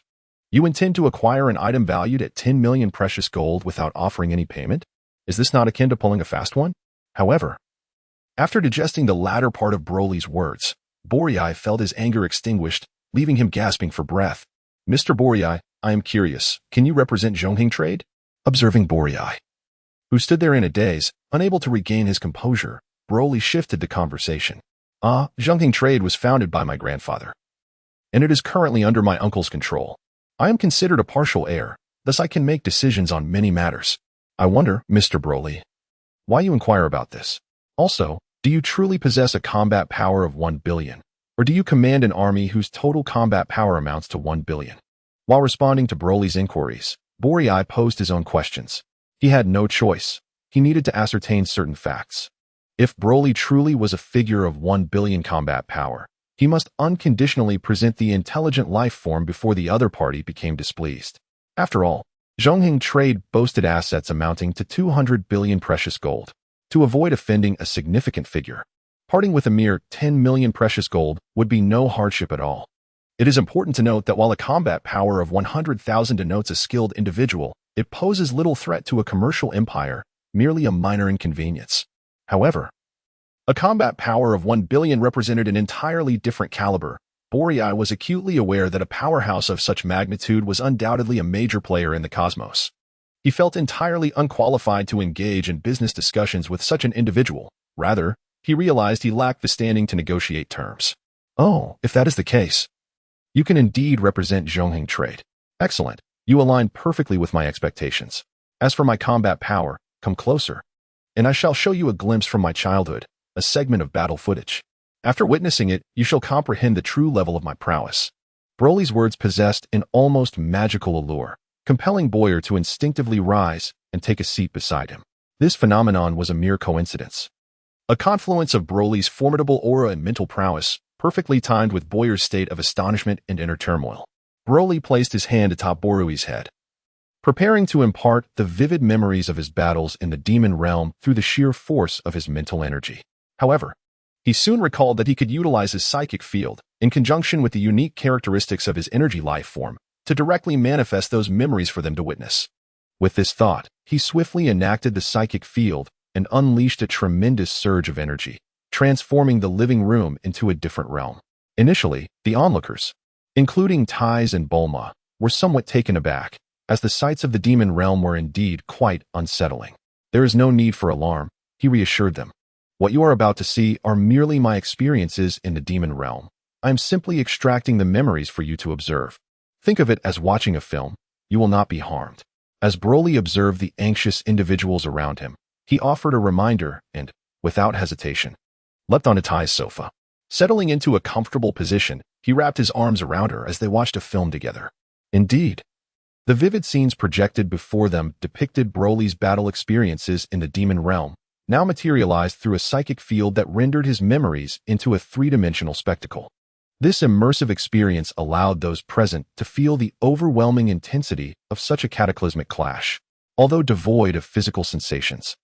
They were captivated by the terrifying sonic booms and explosive shockwaves created by each powerful blow, alongside the energy orbs that shattered space itself. The movie stirred an exhilarating fervor within the audience, igniting their spirits. Even Paris, lacking knowledge of martial arts, found herself screaming in delight or perhaps in fear at the unfolding drama. Particularly striking was the climactic moment when a colossal energy blast unleashed a shockwave that obliterated everything within millions of kilometers, rendering the scene utterly breathtaking. Once the film concluded, the spectators remained in a state of rapture, unable to regain their composure. Tai nestled in Broly's embrace, her heart tumultuous with emotion. She recalled the day, several years prior, when Broly returned from the demon realm, her inquiries about his strength echoing in her mind. Now, she felt immense relief that he had safely returned. She had never imagined he had narrowly escaped being lost to the demon realm forever. The thought of what she would have felt had Broly truly perished there was unbearable. Would she have been heartbroken? Such is the nature of humanity, it is often in loss that one realizes the true value of what was once held dear. Yet, Tai had nearly forgotten that at that time, her feelings for Broly were merely budding. Broly, my lord, what level of power must one possess to deliver such formidable attacks? After a long pause, Bor and Paris finally emerged from their visual daze, astonished by the spectacle they had just witnessed. Is it truly possible? How could we not have seen it before? Broly, your prowess is astounding. No wonder you have been deified. You surpass even the gods of our earth. Bulma smacked her lips, appearing somewhat unsatisfied, and while marveling at Broly's formidable strength, she offered rare praise for him. Mr. Borai, you need not worry. That scene from earlier was merely a reflection of my youthful playfulness. I assure you, I would never engage in such trivial antics now. Broly's cheerful words, however, weighed heavily on Boreas's mind. He understood a profound truth. In the vast cosmos, regardless of how amiable a powerful being might appear, inciting their ire could lead to catastrophic consequences. Civilizations have been annihilated for offending formidable figures, leaving their legacies to fade into oblivion. Mr. Boreas, he continued, since you possess the authority to make decisions for Zhongheng trade, I urge you to take action. I am not one for beating around the bush. So I shall speak plainly. My beloved has recently established a company that offers cutting-edge technological products. I recognize that every venture faces challenges in its nascent stages, and thus, I hope that Zhongheng Trade will extend its full support and cooperation. After all, a venerable enterprise carries significant weight in its words, would you not agree? Broly paid no heed to Bori's increasingly pallid complexion, took a moment to compose himself, and continued his discourse. Of course, you shall be duly compensated for your efforts. As long as you sincerely assist my beloved, I shall be your most steadfast ally within Zhongheng Trade. Consider my proposition, and feel free to respond by tomorrow. However, I hope not to be disappointed. It is getting late, and I believe Mr. Bori has had a long day. Perhaps it would be best for him to return home for dinner and rest well. Once you have contemplated your decision, do let me know. Very well, Your Excellency Broly. I shall not intrude upon your rest any longer. I take my leave. Bori furrowed his brow, wishing to articulate more, yet sensing Broly's dismissive tone. Confounded, he found himself at a loss for words, as his mind was in turmoil. With a heart heavy with trepidation, Bori exited Broly's chamber, accompanied by Paris. Contemplating the implications of Broly's words. Bori, are we truly facing an unavoidable calamity? Women are, after all, vulnerable. I feel utterly drained, Paris lamented, collapsing onto the sofa in a state of disarray. Do not fret. The situation is not as dire as you perceive. In fact, it could prove beneficial. On their way back to the office, Bori had clarified his thoughts. He discerned from Broly's demeanor that there was no malice intended. He surmised that, had it not been for those two women, Broly might never have graced Zhonghing trade with his presence, let alone acknowledge him. As a member of a renowned merchant family in the universe, Bori understood that some influential figures held a perspective on wealth that eclipsed even the most sumptuous meal. Thus, he was confident that Broly merely sought assistance from Zhonghing trade to support his women in a business venture. Having arrived at this understanding, Bori felt a wave of relief wash over him. He was a pragmatic individual. If a significant figure desired his company for a game, then he would oblige, as resistance was futile. Moreover, should he immerse himself wholeheartedly in this endeavor, perhaps when the illustrious one grew weary of the game, he might be left with the remnants, an opportunity that, for someone of his humble stature, could yield considerable rewards. With this clarity, Bori's spirits lifted, and he even found himself contemplating other pursuits upon observing Paris's demeanor. Upon returning to the office, Bori meticulously analyzed the situation and elucidated it to Paris. After listening to Bori's thorough assessment, Paris, not being a foolish woman, reflected and realized, in her heart, that she still had much to learn and that her capacity to support her husband was insufficient. Indeed, the illustrious figures of the universe are hardly captivated by the mundane allure of wealth. Their pursuits lie in the boundless expanse of ultimate freedom, transcending the very rules of the world. Such eminent personalities are perpetually yearning for liberation. The couple, unburdened by worries, found their spirits lifted, indulging in a sumptuous dinner while also instructing the chef to prepare a meal for Broly and his companions. After their repast, the couple enjoyed a romantic bath together, subsequently dimming the lights, allowing the room to be enveloped in a gentle breeze. The soundproofing was commendable, rendering the activities within a mystery to the outside world. Ah, the culinary prowess of your chef is truly remarkable. Might I kindly request another dish? It was simply exquisite. Broly, with food glistening at the corners of his mouth, had yet to swallow his current morsel before he was already pulling another piece into his mouth. Noticing that the server was about to depart, he did not hesitate to request an additional dish. All right, I shall convey your request. Upon hearing that Broly desired a third serving, the beautiful server almost stumbled in her haste. She cast a glance at Broly, akin to one observing a creature of legend, and after uttering a brief reply, she pushed her cart out of the room. Bulma, cradling a glass of juice in both hands, leaned over the table, sipping contentedly while her enchanting eyes remained fixed on Broly as he dined. She and Tais had long since grown accustomed to Broly's eating habits. Indeed, Bulma had developed a fondness for the endearing way he savored his meals. Watching him eat brought her an unparalleled sense of comfort, an ease that dispelled worries and enveloped her in a gentle tranquility. Tai shared a similar sentiment, though unlike Bulma. She refrained from drinking and instead rested her chin on one hand, while the other meticulously arranged Broly's empty plates. As the night stretched on, devoid of dreams, they all found themselves sleepless. After dinner, each took a shower and returned to their respective rooms, yet Broly found himself once again unable to sleep. Consequently, he found his way to Tais's bed, and it seemed as if she had anticipated his arrival, for she opened her arms wide to embrace him. This scene unfolded as if it had been preordained, occurring with a natural ease. "Bad boy, I knew you wouldn't behave tonight. See, I was right, I caught you," Tais exclaimed, snuggling against Broly's broad chest, her sweet voice igniting a primal impulse within him. "Tais, you look stunning tonight." "Uft, you're just flattering me. The lights are off, how can you see? I can feel it. Such flattery. How could I not? You know how lovely you look, and holding you feels absolutely divine." "Bad boy, let go." After a lengthy moment, their lips finally parted, their breaths turning heavy. In that instant, the mysterious bond between them grew ever clearer, though still shrouded in a veil of ambiguity. "Tais, I want to." In the stillness of the night, beneath the shimmering stars, the air was charged with passion. Meanwhile, in a luxurious room within the Zhongheng Trade Building, a newlywed couple delved deeply into one another, exploring the realms of spirit, soul, and ultimately, body. They forged a mysterious pact, vowing never to part again, united as one, sharing in each other's triumphs and tribulations. Such beautiful moments always seem the briefest. The dawn soon broke, the soft morning light streaming through the expansive floor-to-ceiling windows, illuminating the room. After a night of fervent activity, they returned to the simplicity of ordinary existence. As dawn broke, Although the two had already awakened, their bodies protested against rising. Taisi felt as though her entire body was disassembled, languidly nestled in Broly's embrace.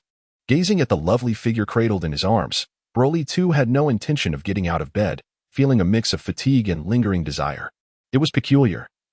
What was amiss with the two of them today? They were usually accustomed to rising early, yet here they were at 9 o'clock. Still reluctant to leave the warmth of their slumber.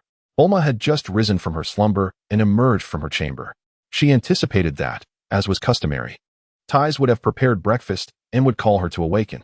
However, today she had inexplicably slept in until she naturally roused herself. With a sense of curiosity, Bulma approached Broly's room.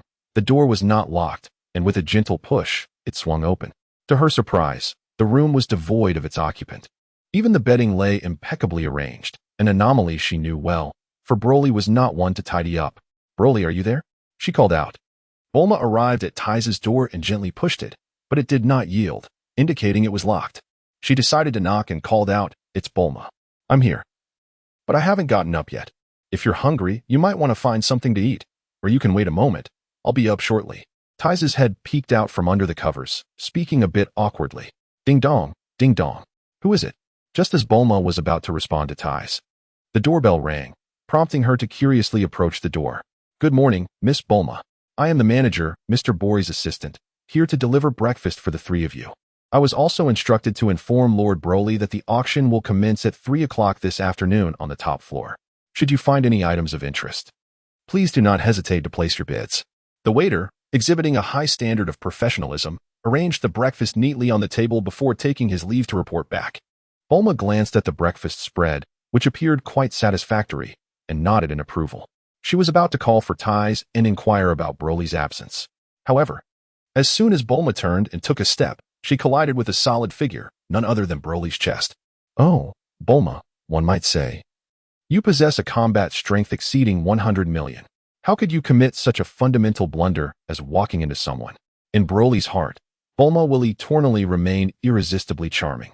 Every time Broly encounters Bulma, he feels an irresistible urge to tease her, curious to ascertain just how adorable she truly is, to the extent that a single punch could lead to a day of tears.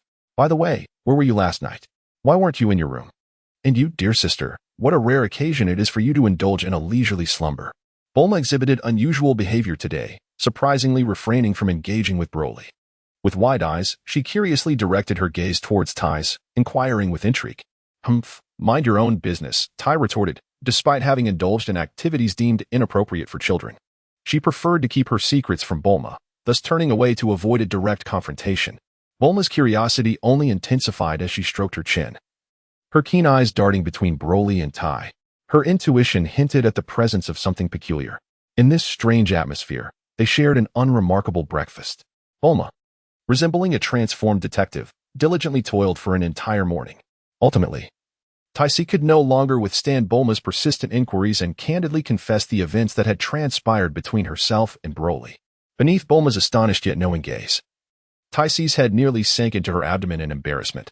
Bulma was taken aback by the rapid development of Broly and Tais, secretly affirming that her intuition was indeed accurate. Her sixth sense had not led her astray. Regardless of Bulma and Tais's commotion, Broly sat comfortably on the sofa, diligently engaging in his training within the realm of his mental consciousness. In this mental space, the sounds of fierce training echoed, the rhythmic thuds of fists and feet clashing, the thunderous impacts of their exchanges. Two Brolys, two masters of the Ultra Instinct, two adept practitioners of Ginyu, or rather, two who had reached the pinnacle of the ultimate form. Such martial prowess, when pushed to its limits, rendered combat devoid of true enjoyment, as they had fought for an extended period without either side successfully landing a blow on the other. Of course, if one were to consider the collision of fists as a hit, then they occasionally chose not to evade, engaging in direct confrontations of fist against fist, leg against leg. It is worth noting that Broly had mastered the intricacies of Jeet Kune Do for over 6 months. However, with the increasing frequency of its application, he had recently begun to sense that there was still room for growth within this art.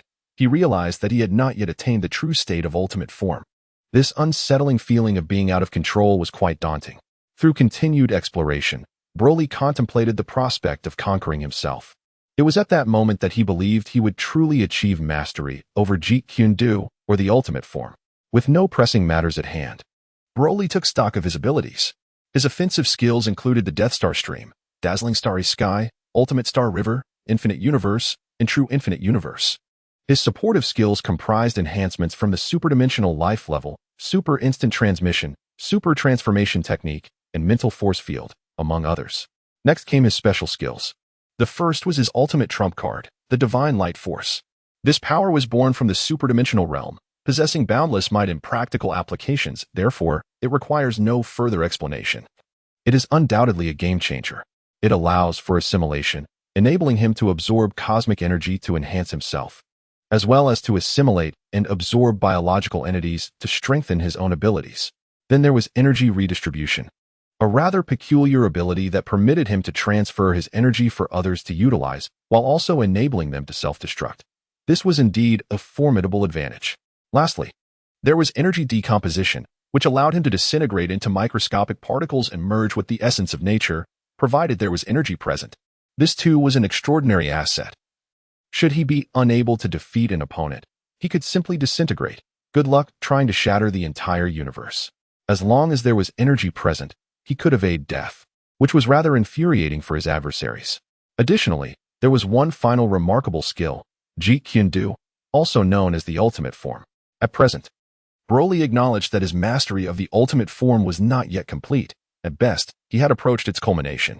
However, the distinction between being on the verge of completion and actual completion was significant. It is essential to recognize that being on the brink of death and having already passed away are vastly different states. The former can be remedied with a sense of being, while the latter leads one to the realm of Yama, the king of hell. Ultimately, in terms of combat power, he was in a constant state, or rather, in the ultra transformation. After all, Broly no longer possesses a normal state, and it remains uncertain whether he can still be considered a scion. Broly possesses an astonishing battle power of approximately 76 billion, when combined with the Abyssal Demon Set and the 3 Jewels of the Realm of Days. Each augmenting his strength by 100%, his power escalates to a staggering total of 228 billion. This represents Broly's full might when he unleashes his potential in battle. Furthermore, this does not account for the Divine Light power. Recently, Broly has developed a new technique. Following the events in the Demon Realm, he has come to realize the immense potential of the Divine Light power, which he regards as his true trump card. Through exploration, he has indeed discovered new applications for it. He found that in a state of rage, the Divine Light power allows him to alter the color of his aura. To get to the crux of the matter, the Divine Light power astonishingly enhances his base battle power by 15 times, which left Broly utterly astonished, akin to the King's Kai Fist. Moreover, the amplification from the Divine Light power imposes no strain upon his body, relying solely on the availability of divine energy with no other drawbacks whatsoever. This becomes a formidable technique when he channels the Divine Light power. His battle power can be calculated as 76 billion multiplied by 15, equating to 1.14 trillion. Adding the 200% augmentation from his equipment results in an astounding battle power of 3.42 trillion. However, this means that his ultimate move, True Infinite Universe, would be diluted, since the amplification from the Divine Light power has already taken effect. Executing the True Infinite Universe would yield only a 15-fold increase instead of a 225-fold. Nevertheless, even with a mere 15-fold amplification, the figure remains terrifying. 3.42 trillion multiplied by 15 equals 51.3 trillion in battle power. It is noteworthy that the original True Infinite Universe, at 16.2 trillion battle power, obliterated 4/5 of the Demon Realm. One can only imagine the explosive power of 51.3 trillion battle energy, which could easily annihilate an entire galaxy. Of course, in the vast universe, countless galaxies exist, and Broly could conduct a test, provided someone provokes him first. Upon reflection, he was taken aback by the magnitude of his power. A smile crept onto his face as he contemplated that he might not be far behind Beerus, considering he too possesses divine attributes. Speaking of which, Kon has also worked diligently over the years, elevating Broly to the status of a mid-tier god. Furthermore, Broly wields his own unique divine power. The god of destruction holds destruction energy, while I, the god of light, possess light energy. It seems that I should find an opportunity to meet Beerus. He is rather charming in his own way. Broly possesses considerable confidence, for it is worth noting that Beerus has yet to master Ultra Instinct. Speaking of Beerus, I am reminded of the divergent portrayal of Whis. I wonder what the circumstances surrounding her are. I must take note of this and seek further clarification when time permits. Broly suddenly recalled his encounters from over a decade ago during his childhood in Universe 6. Bardoss was unlike her portrayal in the original narrative. Furthermore, in the original tale, Whis and Bardoss are siblings, yet they possess no other brothers or sisters. However, in this current Dragon Ball universe of his, there exists a sister, whose name he believes is Grace. Well, never mind, he thought. He would investigate these matters further once his travels concluded. Broly shook his head, dismissing the trivial thoughts that occupied his mind, and subsequently ceased his spiritual training. Glancing at the clock, he noted it was already 1 in the afternoon. He looked around, puzzled by the absence of Tais and Bulma. Closing his eyes, he employed his divine perspective to ascertain their whereabouts. He discovered Tais peacefully slumbering in her room, while Bulma was leaning over, curiously observing Tais. Upon reflection, it became evident that Tais must have been exhausted from the previous night and was now catching up on her sleep. As for Bulma, she likely found herself intrigued by the transformations that accompany a girl transitioning into womanhood, hence her unwavering gaze upon Tais. Bulma, if your curiosity lies in that realm, perhaps I could assist you in your own transformation? Broly cleared his throat, signaling his arrival while playfully teasing Bulma. What was that? What do you mean by transformation? Broly, you rascal. You naughty scoundrel, I shall ignore you now. Initially, Bulma did not grasp the situation, but after a brief moment of confusion, she swiftly retreated to her room, filled with a mix of embarrassment and anger. Ladies and gentlemen, good afternoon. The much-anticipated auction hosted by Zhongheng is merely 10 seconds away from commencing. Let us have some applause, shall we? As the host incited the crowd, the tiered seating surrounding the central platform filled with hundreds of affluent individuals from nearby star systems erupted into a 10-second round of applause. Naturally, the elite in the 20 exclusive suites on the upper tier were not inclined to join in. Among them were Broly, Tais, and Bulma.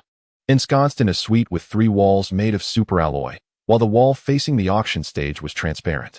The opulence of the suite was striking, adorned with spacious leather sofas, delectable desserts, juices, and assorted snacks.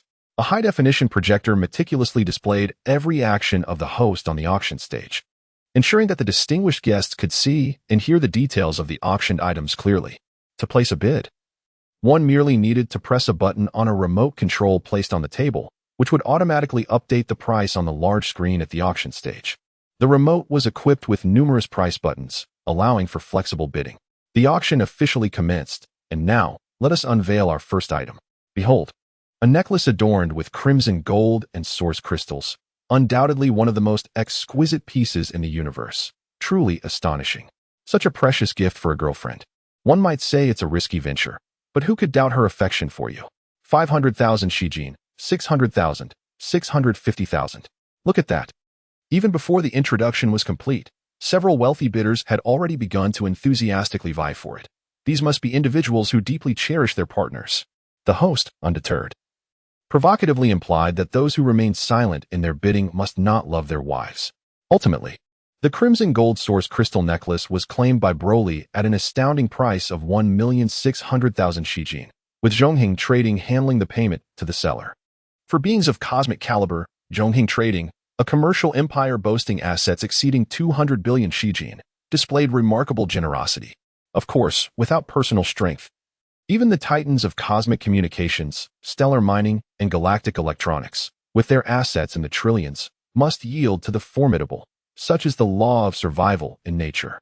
As the auction progressed, with each precious item being whisked away amidst the host's blend of flattery, exaggeration, and a touch of luck, the event reached a fever pitch 2 hours later, unveiling the final few high-stakes items. Indeed, the next highlight of this auction is an extraordinary intelligent light brain, which unexpectedly gained self-awareness, hailing from the planet Ertan. What is its purpose? The host will refrain from elaborating on this matter, as I trust that everyone present is well prepared. Thus, let us commence. The host surprisingly refrains from unnecessary verbosity, perhaps out of genuine confidence that this item will fetch a high price without the need for embellishment, or perhaps due to a lack of understanding regarding the nature of intelligence. 5 million in rare gold, 6 million, 6.5 million, 8 million. Oh, the Stardust Mining Company bids 8 million. Is there anyone else willing to place a bid? It appears not. 8 million once. 8 million twice. In this moment of heightened excitement and tension, it seems that the prominent figures have finally determined that no minor players are involved. They have revealed themselves. 10 million in rare gold. An anonymous millionaire boldly bids 10 million. Could this be the limit? Is this auction destined to conclude at 10 million? 12 million? 14 million? 14.5 million? 17 million? As the host's words linger in the air, the numbers on the large screen rapidly fluctuate. Some bids are drowned out before they can even be pronounced. Ultimately, this intelligent being is secured by Broly for the staggering price of 26 million. This is indeed an astonishing sum, considering that 100,000 in rare gold can purchase an ordinary high-level life planet, while 26 million amounts to a staggering 260 high-level life planets. With the final item successfully auctioned, the event can be declared concluded. Many of the wealthy attendees have already begun to rise, preparing to depart. However, at this moment, a slender staff member rushes to the auction stage and whispers something into the host's ear. The host's expression shifts to one of alarm as he hastily grabs the microphone, calling back the departing patrons. Ladies and gentlemen, please remain calm. We have just received news of a cosmic treasure. Therefore, this auction will feature an ultimate finale. This item, I believe, is something that each of you is eager to acquire. I hope that there will be no reckless bidding. Under the host's invitation, all the rising magnates hesitantly retake their seats, as they had previously seen the intelligent being listed as the final item on the auction roster. Moreover, Zhongheng Trading has never before made such an alteration to their auction format. It is indeed unprecedented to add an item at this stage. Now, let us welcome our ultimate finale item, the Pure Energy Core. Friends, I shall say no more, as I am not well versed in this matter. The only information I possess is that within the glass case lies this swirling golden-green energy mass. Whoever possesses it shall gain a battle power of 1 million. Well then, let the bidding commence. There is no minimum bid for this auction. With a stroke of luck, you might acquire 1 million battle power for merely a dime. Indeed, this so-called pure core is merely an energy entity derived from Broly, possessing an astonishing combat power of approximately 1 million. It is not that he is so overwhelmingly powerful that he has nothing better to do than to sell it. Rather, he finds the auction intriguing and entertaining. Moreover, this combat power is specifically intended for Bori, and he will certainly not allow anyone else to claim it. 10 million, 60 million, 100 million, 300 million. Truly, the most valuable possession in this world remains one's own body. After a brief moment of realization, the wealthy attendees finally comprehended the significance of this phenomenon. Although they had never encountered such a thing before, they understood the vastness of the universe and its wonders. They were also acutely aware of the importance of strength, having suffered greatly due to their own weaknesses. However, true power is not easily attained. Ultimately, the pure core, a commodity that could instantly bestow 1 million combat power, was acquired by Broly for the staggering sum of 78.8 billion. Seated backstage, Bori wore a wry smile, fully aware of the auction's proceedings and all the data involved. This deity was merely playing a game, presenting his own item for auction, only to purchase it himself. General Manager, Lord Broly requests your presence, whispered a slender staff member who had previously been at the auction podium, now approaching Bori in the backstage operations room. She was adept at her duties, ensuring her words were discreet to spare Bori any embarrassment, as he was indeed the general manager of a major conglomerate. Very well, I understand. What is your name? Bori turned to face the attractive young woman, nodding in approval. My name is Karina, the messenger replied, a hint of excitement in her voice, sensing that she was about to transcend her former status as a mere worker. Karina, a lovely name. From this moment forth, you shall be the logistics supervisor at headquarters. You are to oversee matters pertaining to Lord Broly and must fulfill any requests he might have, Bori stated, increasingly pleased with Karina, wondering why he had not noticed such a clever individual before. Ah, this intelligent being belongs to Bulma. As for the crimson gold source crystal necklace, it should rightfully adorn Tai's neck, haha. Frankly, I have little interest in jewelry. Even the rarest metals and gems in the universe do not pique my interest. Bulma held a chip the size of a shoebox, gazing intently left and right, engrossed in her thoughts while responding to Broly without lifting her head. Bulma, you are becoming more and more like your father. Whenever it comes to scientific research, you seem to disregard everything else, Tai's remarked, observing Bulma's demeanor thoughtfully.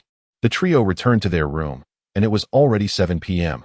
As soon as they opened the door, Kalina arrived with 2 staff members, delivering utensils and a sumptuous dinner. After savoring the lavish meal, Broly decided to take an early shower, anticipating a delightful midnight ahead. Ding, ding, ding. How disappointing. Just as Broly rose from his seat, having not yet left the dining table, the doorbell rang. The door isn't locked. Broly entered the living room and promptly plopped down onto the sofa, calling out towards the door. Lord Broly, how was dinner? Bori and Paris entered together, holding a glass box containing the energy entity that Broly had distributed. Well, it's satisfactory. You need not have come tonight. This 1 million battle power shall be considered a gift from me to you. Feel free to use it yourself. Consider it a deposit in our collaboration. Broly was still displeased, feeling that his impending moment of bliss had been disturbed by others. What do you want from me? Bori was taken aback. Although possessing a combat power of 1 million, he felt like an ant before Broly. Yet, this was an overwhelming strength he had never contemplated before. Enough. What is the big deal? I wish to rest now. If there is nothing else, you may leave. Come tomorrow afternoon to discuss business collaboration with Tice. For we shall depart from Silver Radiant Star the day after tomorrow. Broly, filled with impatience, urged Bori to take his leave, as it is often said of newlywed couples. This assertion holds true. At this moment, Broly desires nothing beyond that particular matter. At this juncture, I feel compelled to hasten the narrative. For further embellishments and superfluous details would be excessive. Prepare yourselves to traverse through time. 10 days swiftly passed. During this period, Tice and Bulma conferred with Bori regarding their future collaboration. On the 3rd day, the trio of Broly sought out the previously appointed general manager of the future Omnipotent Enterprise, Virus, and promptly teleported back to Earth. Subsequently, Tice and her companions busied themselves with matters pertaining to the company, while Broly found himself engulfed in boredom at home, with little to occupy his time beyond routine training. As days elapsed, feeling increasingly restless and yearning for some form of diversion, he was visited by Khan and Kalen. Master, are you truly intent on entering? What if there is danger? Khan expressed a hint of agitation, genuinely concerned for Broly's safety, a sentiment that Broly could discern. Fear not, for my combat power exceeds 228 billion. Should I invoke the divine power, my strength escalates to an astounding 2 billion. Furthermore, my maximum destructive capability reaches an unfathomable 3 trillion. Do not worry for me. I merely hope that in my absence, you will look after my family with care. Broly gently patted Khan's shoulder, signaling him not to fret. After all, it was merely a dimensional rift. He was determined to ascend to divinity, and such a trivial tear in the fabric of reality could not possibly harm him. The situation had unfolded as follows. During Broly's previous mishap in the demon realm, a vast spatial fracture had occurred, yet inexplicably, these ruptures had not begun to heal on their own. Typically, the existence of world rules dictates that once space is shattered, it would naturally mend itself. However, these fissures in the demon realm had remained unhealed for several days. Just as Demon King Dubra grew curious about the anomaly, a surge of energy erupted from the dimensional rift. Dubra could sense that this energy wave was but a casual strike from an adversary. Yet, even this seemingly effortless attack compelled Dubra, the formidable Demon King, to expend all his strength to fend it off, leaving him gravely injured. This was a testament to the sheer power of his opponent, as Dubra himself possessed a combat power of 4 billion. The thought of this overwhelming force sent shivers down his spine, prompting him to reach out to Khan through the unique communication methods of the demon realm. Conveying the gravity of the situation, he implored Khan's master to intervene, for among the powerful beings Dubra knew, only the god of destruction Beerus and Khan's enigmatic master possessed the capability to neutralize him with a mere flick of their fingers. Khan relayed the news to Broly, who, feeling restless, became intrigued upon hearing this. Moreover, since the dimensional rift had originated from his own actions, he felt a compelling obligation to investigate the matter further. Broly, a man of action, acted decisively, appearing alongside Khan at the mouth of the dimensional rift, as he gazed into the faintly visible projection of another world within the crack. A sense of anticipation stirred within him. He yearned to encounter a formidable opponent. With the enhancement of his powers, Broly felt an overwhelming restlessness. In the absence of worthy adversaries, he would inevitably seek out Beerus. After bidding farewell to Khan and imparting a few instructions, he ventured forth into the dimensional rift. The sensation was akin to traversing a surface of water, neither painful nor jarring, entirely seamless. Is this Earth? Broly was enveloped in confusion. Before him lay another realm through the rift of the demon world, where ominous black clouds obscured the sky, allowing not a single ray of sunlight to penetrate the dense gloom. The sight of dilapidated skyscrapers, some of which had crumbled halfway, revealed a stark resemblance to Earth's architectural style.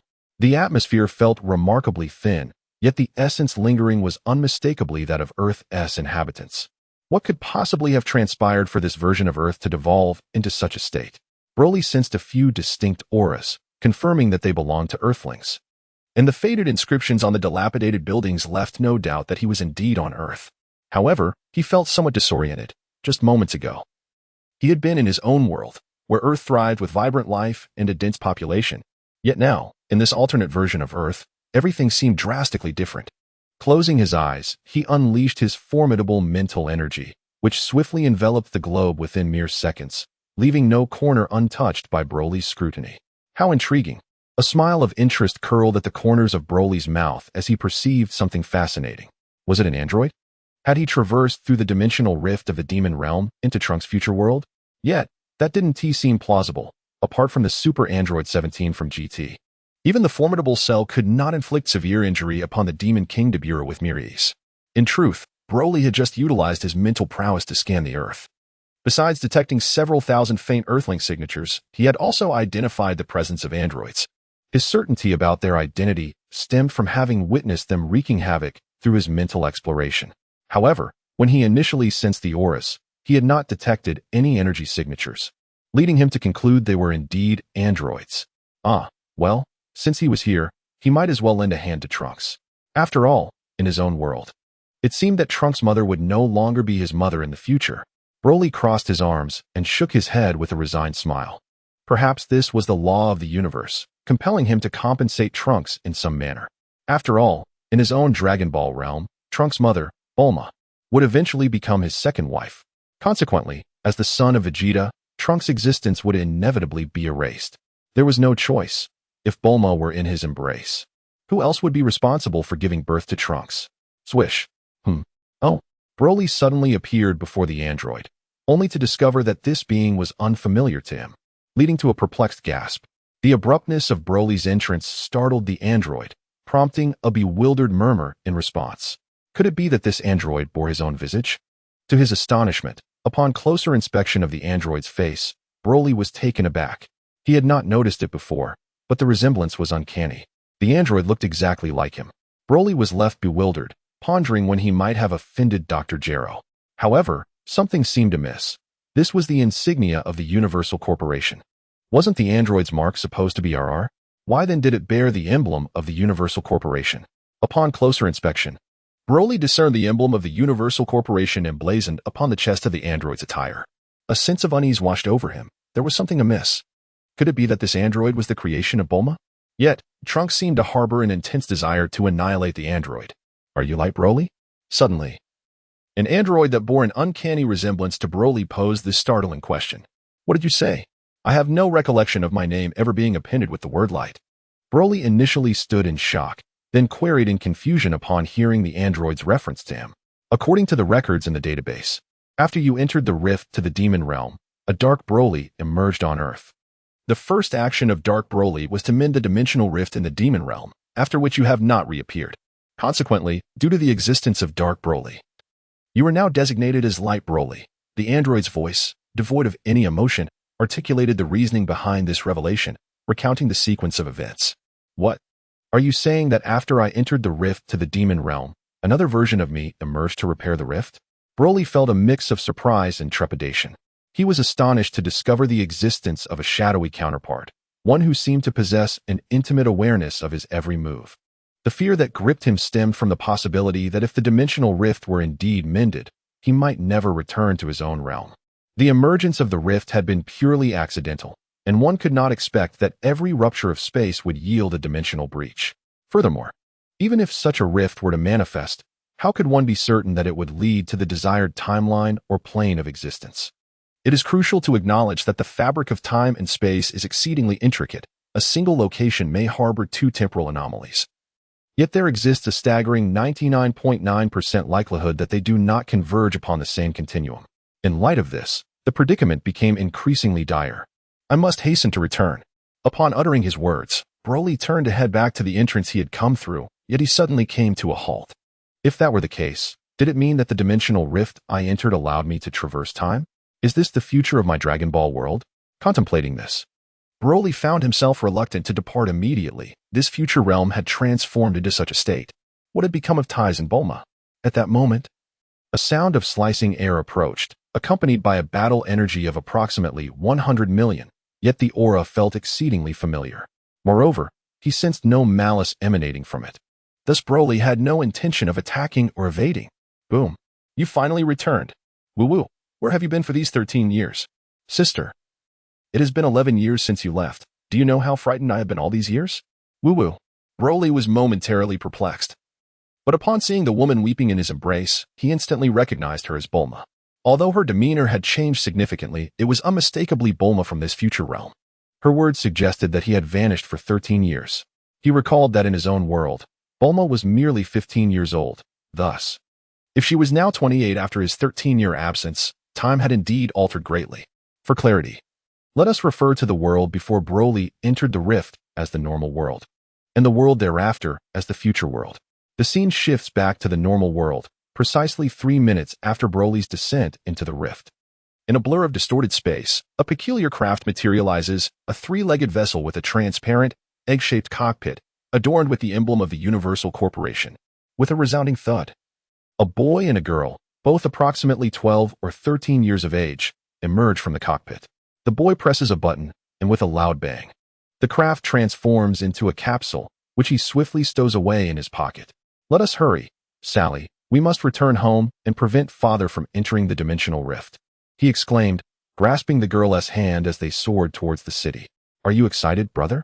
We have yet to meet mother and father in person, asked the girl, known as Sally, with a contemplative expression. Precisely for that reason, we must stop father from entering the rift and alter that tragic history to prevent the anguish from recurring. The boy sighed, quickening his pace until they almost instantaneously hovered above the Universal Corporation. Who are those individuals? Kane, who had just returned from the demon realm and had yet to brief Tais on Broly's situation.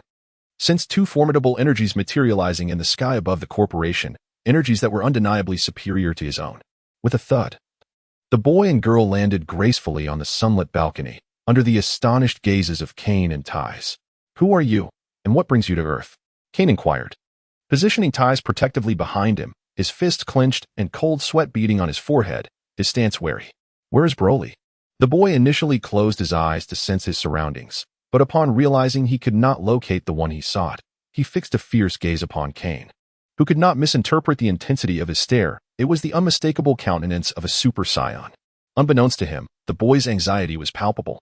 Fearing that his worst apprehensions had come to pass, the boy grew increasingly agitated, his urgency escalating as he observed Kane and Tais' hesitance. As she prepared to gently inquire about the current time, uncertain whether she had dressed appropriately for the moment, the young girl spoke up. Tais, have you and Broly ever shared a bed? What Sally truly meant was that as long as they had slept together, it would affirm the undeniable truth of her and her brother's existence. At that very moment, Bulma approached, holding a glass of juice, and as she took a sip, she inadvertently overheard the girl's question directed at Tais. The juice promptly sprayed from her mouth. Was such a question even appropriate? Even the boy who accompanied the girl nearly twisted his back in his hasty reaction. Where did such an oblivious child come from? Bulma stood with her hands on her hips, striding forward with determination. She seized the ears of both the girl and the boy, expressing her displeasure. This is dangerous. Stay away. Khan's eyes nearly bulged from their sockets. These two youngsters possessed power that undoubtedly surpassed his own. Yet, how could they allow Bulma to tug at their ears? Unbeknownst to him, Bulma had raised them, forging a bond stronger than that of blood, rendering them incapable of retaliating against her. Ouch! Ouch! Auntie, please let go? The girl pleaded, inadvertently revealing her relationship. The boy beside her rolled his eyes, his expression seemingly conveying the sentiment that women truly are a burden. Auntie. Bulma blinked her large eyes, and upon reflection, she realized that they indeed resembled Tais and Broly, which piqued her curiosity. What? Bulma, are you all their aunt? Who exactly are you, and what are you doing here? Tais approached with a furrowed brow. Oh dear, Sally, you're such a fool. We exposed ourselves without understanding anything. Observing the unfolding situation, the young man couldn't help but let out a wry smile. then turned to Ties to explain. It's like this, Mother. My name is Near, and this is Sally. We are your biological twins born in June of the year 743 in the age. Upon hearing the young man's confession, not only were Ties and Bulma taken aback, but Khan was equally stunned, utterly flabbergasted by the absurdity of it all. Regardless of Ties and Bulma's astonishment, the young man did not forget his purpose for being there and quickly inquired, "Where is my father? Why haven't I seen him? Are you truly my children?" Ties exclaimed as she grabbed Near and Sally, inspecting them closely as though verifying their authenticity. "How did you manage to traverse through over a decade of time to arrive here?" Bulma was initially astonished by how they could traverse time, rather than by the fact that they were her nephews. "Mother, Aunt, can we discuss that later? For now, can we please talk about where Father has gone?" Neil was on the verge of losing his mind. His mother and young aunt, whom he had never met, were ignoring such a crucial matter. After a moment of exasperation, Neil realized he had startled his aunt and mother. He sighed, pressed his forehead, and gathered his thoughts. If Father enters the dimensional rift of the demon realm, then Dark Broly will mend the rift, and Father will never return. Mother will also be killed a year later while trying to protect us. And then Aunt and Uncle Khan will hide us, newly born, living like mice. Eventually, Uncle Khan will die protecting us as well. Thus, we have come here to alter history.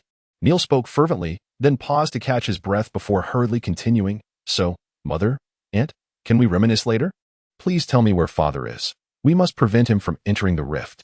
Silence enveloped the room, so profound that one could hear a pin drop.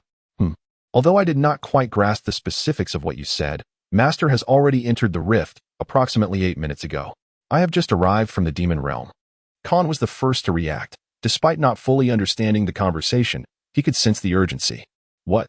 How could this happen? I was merely a few minutes late. If only the time machine had a bit more energy, I could have returned to just moments before. The boy stood frozen, muttering to himself. What do we do now? Brother? Can we really not change history? The girl, Sally, urgently inquired as she tugged at Neil's arm. Wait, let me think. There must be a way. There has to be a way. The boy paced back and forth, his mind racing to identify a turning point in the situation. Right. The current Dark Broly is not exceedingly powerful. Perhaps we can prevent him from mending the rift. Even if we cannot stop him, I believe we can at least buy some time. Father may emerge from the rift shortly. With a decisive clap of his thigh, Neil leaped up, proclaiming his strategy. Then turned to Khan. Uncle Khan, please take Sally and me to the demon realm. We must avert this disaster. In the demon realm, a singular Broly must exist. Thus, one must perish or depart. Since you have left, do not return. As Broly entered the rift, a silhouette composed of black gas materialized at the entrance of the demon realm fissure after Khan had departed. With a swift motion, Khan appeared at the breach, accompanied by Broly's child, Neil, and Sally. Sensing an anomaly, the dark figure turned around, emitting a curious hum. You wretched being, you have indeed appeared. With my presence, you shall not mend the rift.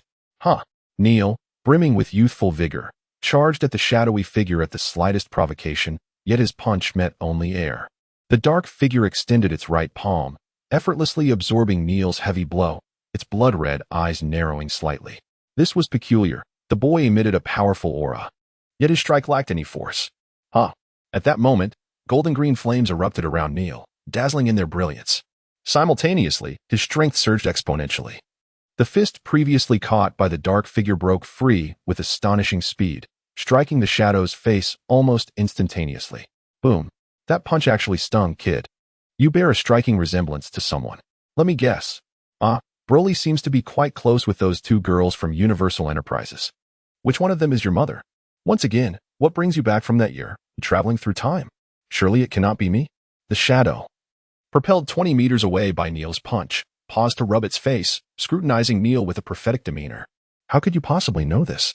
Neil was taken aback by the shadow's words, astonished that it could discern his identity. Unbeknownst to Neil, his father was a time traveler, well-versed in the tales of this Dragon Ball universe regarding any notable figures. This shadow, as an embodiment of Broly's malevolent thoughts, could be deemed another version of Broly. Thus, the memories of Broly's past life were equally possessed by this dark entity. Speculating on Neil's identity posed no challenge. Anyone attempting to thwart Broly could be assuredly identified as one of Broly's close associates. Currently, Broly's intimate companions were limited to a few individuals from Universal Enterprises, possibly including the Khan and Kalen siblings. This young man, with his remarkable resemblance to Broly, particularly when transformed into a Super Saiyan, was nearly indistinguishable. However, at present, Broly had no children. Considering that Bulma was the creator of the time machine and was now close to Broly, it stood to reason that he might very well be the son of Broly from the future, having traveled back to the present. As for his purpose, given the circumstances, it was undoubtedly to confront me. It appears that my plans, which initially seemed successful, are now in jeopardy. Certainly, it initially seemed successful. However, upon reflection, the situation has become rather challenging. The shadow is exceedingly astute. A mere analysis has revealed Neil's identity and origins, with past life memories proving crucial. Heh, how do I know this? Because I am your father. Haha. The shadow spread his arms and laughed maniacally. Who exactly are you? Khan felt increasingly weary. His once pleasant days were deteriorating.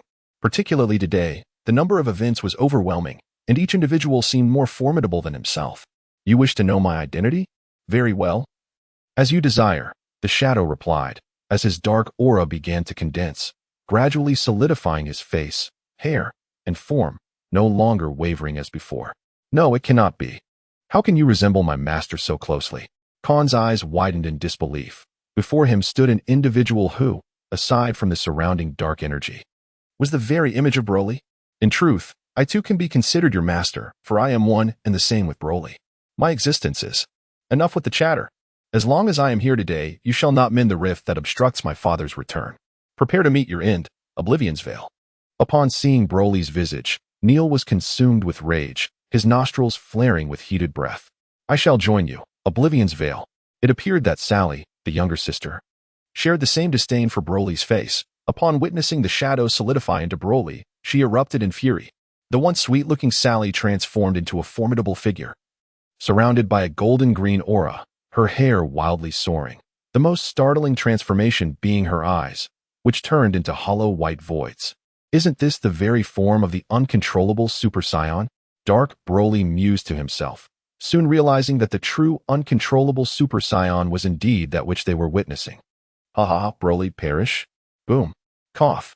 Neil and Sally seemed oblivious to pain, indiscriminately attacking anything that moved, save for one another. Their assault grew more ferocious, as if fatigue were a foreign concept. In an instant, Sally appeared before Khan, seizing his head and flinging him recklessly towards the frenzied Dark Broly, who was engaged in battle with Neil. Simultaneously, a golden-green shockwave, powerful enough to annihilate the earth, surged forth in the wake of the hurled Khan, transformed into Super Saiyans. Neil and Sally had their physiques magnified. At the tender age of 12, they towered over 2 meters, resembling humanoid tanks. At this rate, the situation is dire. I must devise a method to absorb the negative energy of the demon realm. Only then will dealing with them become considerably easier. Dark Broly's expression grew grave, as the combat prowess of Neil and Sally continued to escalate. At the onset of the battle, there were merely over 2 billion, yet within just a few minutes, that number surged to nearly 4 billion. Initially, Dark Broly managed to handle them with ease, but as the fight progressed, he began to feel overwhelmed, instilling doubt in his mind about whether he was the true legendary Super Saiyan, while his son and daughter were the genuine ones. With a swift kick, he sent Neil flying, only to turn around and find Sally charging at him again from the ground. How could anyone withstand such relentless onslaught? Dark Broly even began to hallucinate, questioning whether he had grown old and could no longer keep pace with the vigor of the youth. In the future world, it became clear. It was all my fault. I let you suffer all these years, Bulma lamented, her voice trembling as she wiped away her tears. I know you are not the Broly of this timeline, but once this is all over, would you consider spending a few days with me? With a sigh, she continued. Let us first return to the past. I cannot believe that Neil and Sally, whom you trained, would be capable of confronting the so-called Dark Broly you mentioned. Broly gently cradled Bulma's face, using his thumb to wipe away her tears, thereby tacitly acknowledging her words. Previously, Broly had engaged in a conversation lasting over half an hour with Bulma, who was 28 years old in the future world, during which he gleaned the entirety of the situation. 13 years ago, captivated by a report from Khan, Broly developed a profound interest in the dimensional rifts of the demon realm, prompting him to venture alone into the abyss of the dimensional fissure. As Broly stepped into the dimensional rift, a long-conceived dark incarnation of himself, the malevolent doppelganger he had severed in the hyperbolic time chamber, emerged. Upon his arrival, the first act was to mend the dimensional tear. Since that moment, Broly had not been seen again, until today, 13 years later, when a 19-year-old version of Broly reappeared, rather than the 32-year-old he should have been. This indicates that Broly's timeline had inexplicably vanished for 13 years, or perhaps he had traversed to a future 13 years ahead. It is essential to note that in this future world, Broly's timeline does not reflect the normal world's future. For in this alternate reality, his spouse had ingeniously constructed a time machine, currently altering the history of the normal world. The scene shifts to the dark Broly in the future world, following the repair of the dimensional rift. After mending the rift, dark Broly chose to remain in the demon realm, absorbing the negative energy that permeated the place. The demon realm is a land rife with slaughter, malice, and insatiable desires, a veritable paradise for a being born of malevolence. For dark Broly, this environment was nothing short of exquisite. His growth accelerated remarkably, and his combat prowess transformed daily. When he repaired the rift, his power level was approximately 7 billion. But merely a year later, it surged to over 100 billion, illustrating his astonishing rate of advancement. Subsequently, Dark Broly seized control of the demon realm, opening its gates to unleash countless demons upon humanity. His quest for strength necessitated the generation of negative emotions from countless humans. Thus, a conflagration engulfed numerous galaxies, with countless planets of life erupting in the chaos of war. Humanity roared in anguish, the bereaved weeping for their lost loved ones, while lawless criminals rampaged unchecked, committing acts of arson, murder, and pillage. In their final moments, the wretched souls emitted a profound resentment towards the world. All of this constituted a wellspring of negative energy. Dark Broly reveled in such a world, as this negativity constantly fortified his being. One fateful day, a year later, the flames of war reached Earth, with countless demons descending from the heavens, hunting humans and obliterating cities. During this tumultuous time, the atmosphere at Universal Enterprises was already fraught with tension for Broly. The heartless traitor had been missing for a year. Just a year prior, Thais, who had entrusted herself to Broly, had given birth to a pair of twins 3 months ago, his children. Daily, she yearned for Broly's return, only to be met with the impending apocalypse. The demons, having invaded Earth, were met by Khan, who had already rallied the forces of the God of Light, the Luminary Warriors, to protect Thais, Bulma, and the young master. Yet, these lesser beings stood no chance against Khan's might. Thus, the annihilation was effortlessly accomplished. However, a tragedy ensued as Tai Si sacrificed herself to protect the children. Subsequently, Dark Broly personally led his troops to descend upon Earth. Strangely, he did not obliterate the planet. Instead, he eliminated Khan and Kalen before departing with his forces. Following these 2 waves of conflict, the only remaining formidable warrior on Earth was Bulma. It seemed that Dark Broly sought negative energy rather than destruction. Therefore, the troops he left behind were merely remnants with combat power barely reaching a few hundred. Their purpose was nothing more than to inflict torment and elicit the negative emotions of the populace, not to annihilate the Earth. As a result, Bulma survived alongside Broly and Taisi's children, Neil and Sally, in a precarious existence. In time, Bulma constructed several combat robots, identical to the androids that Broly had previously encountered. Concurrently, she devised a plan to build a time machine, aiming to traverse through time and alter history. After a decade of research and accumulation, she finally succeeded in creating the time machine. However, just as she sent her nephew and niece back to the past, unforeseen circumstances arose.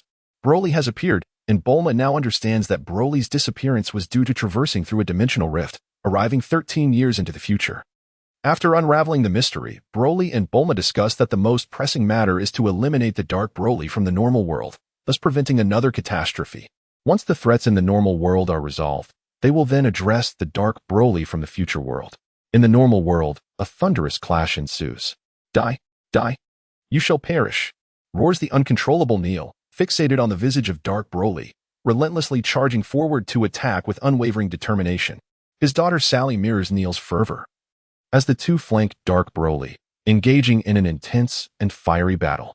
Suddenly, Broly, having just crossed the dimensional rift with Bulma from the future world, is taken aback by the scene before him. After all, he has refined his blood, and his body now consists solely of Super Saiyan cells. Thus, any offspring would undoubtedly be a hybrid of a Super Saiyan and a human. Consequently, in their ordinary state, they resemble humans, yet upon transformation, they embody the essence of a Super Saiyan. However, they lack the transcendent souls and formidable mental prowess, which inevitably leads to their loss of control. Akin to the original narrative of Broly, a swift glance reveals Khan lying in a pool of blood, and upon approaching, Broly discovers he still has a pulse. Hastily, he retrieves a Senzu bean and administers it to Khan. Is this hell?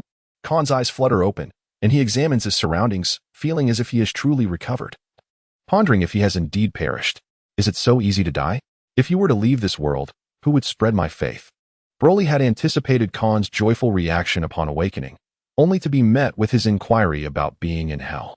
In annoyance, Broly delivers a swift slap, sending Khan sprawling back to the ground. With a mouth full of dirt, Khan realizes he has been rescued by Broly. You little rascal, you are quite bothersome. Allow me to demonstrate my father's ultimate technique, true infinite universe. After half an hour of fierce combat, Dark Broly must concede that he cannot best Neil and Sally in martial prowess. Thus, after evading one of Neil's punches, he swiftly counters with a long-prepared attack of true infinite universe, deftly retreating. However, as Dark Broly turns to flee, he collides with the psychic barrier that Broly had previously established. Broly had discerned Dark Broly's intent to retreat early on. To Broly, the Dark Broly from the normal world is still too young, possessing a mere 7 billion in combat power, hardly deserving of his attention. With a decisive motion, he tears off one of his own arms and hurls it towards Dark Broly, fully intent on assimilation. After casting aside his arms, Broly diverted his gaze from the young Dark Broly to the extraordinary manifestation of true infinite universe. Observing the true infinite universe unleashed by Dark Broly, Broly felt a tinge of surprise. However, it was not due to any astonishment regarding his opponent's capabilities. After all, the malevolent intent had only emerged following the inception of Broly's skills. Thus, it would indeed be peculiar if his adversary were incapable of wielding such techniques. Broly's bewilderment lay in the fact that Dark Broly's true infinite universe exhibited an amplification of 225 times.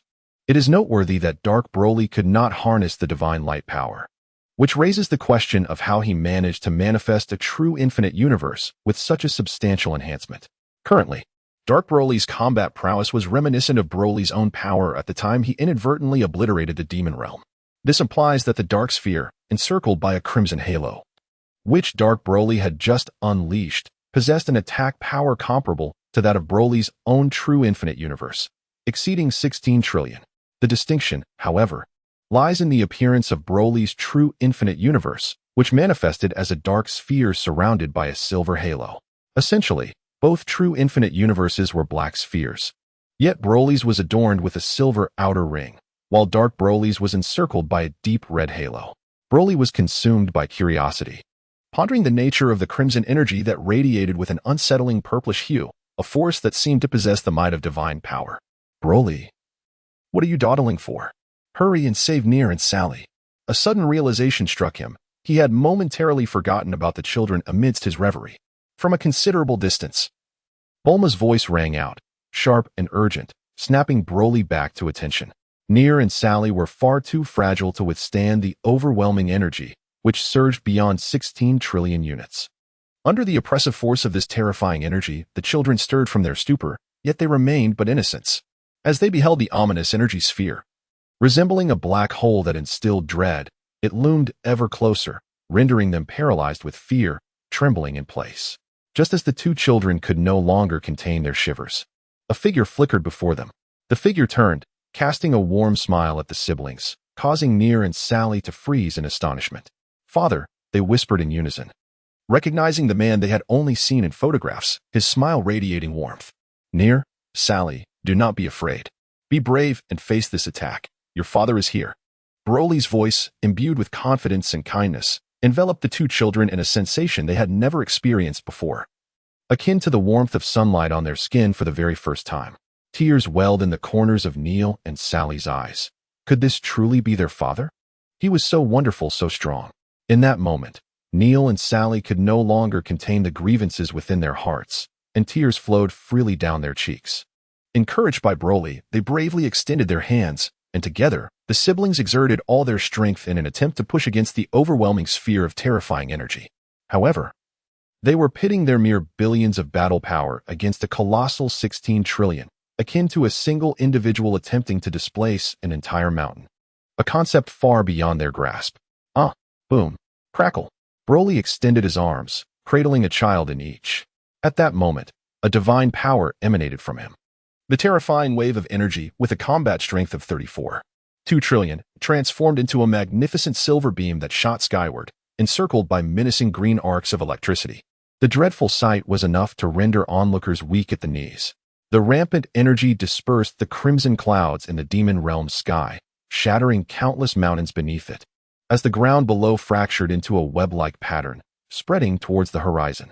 It seemed that this last bastion of the western continent in the demon realm would soon be no more. The dark sphere, encircled by a crimson-hued energy ring, appeared precarious under the onslaught of the silver energy torrent, swaying like a fragile seedling in a tempest, as if it could be swept away at any moment. Feeling their father's overwhelming energy, Neil and Sally had never experienced such a profound sense of security. Now, my children, kick that energy sphere away, and then we shall return home to see your mother. Seeing their son and daughter gazing at him with admiration, Broly beamed with sunlight, gesturing towards the dark Broly's true infinite universe, and proclaimed with pride. Upon hearing Broly's words, the siblings exchanged a glance and amplified their energy to its zenith, launching a coordinated kick at the energy sphere looming above them.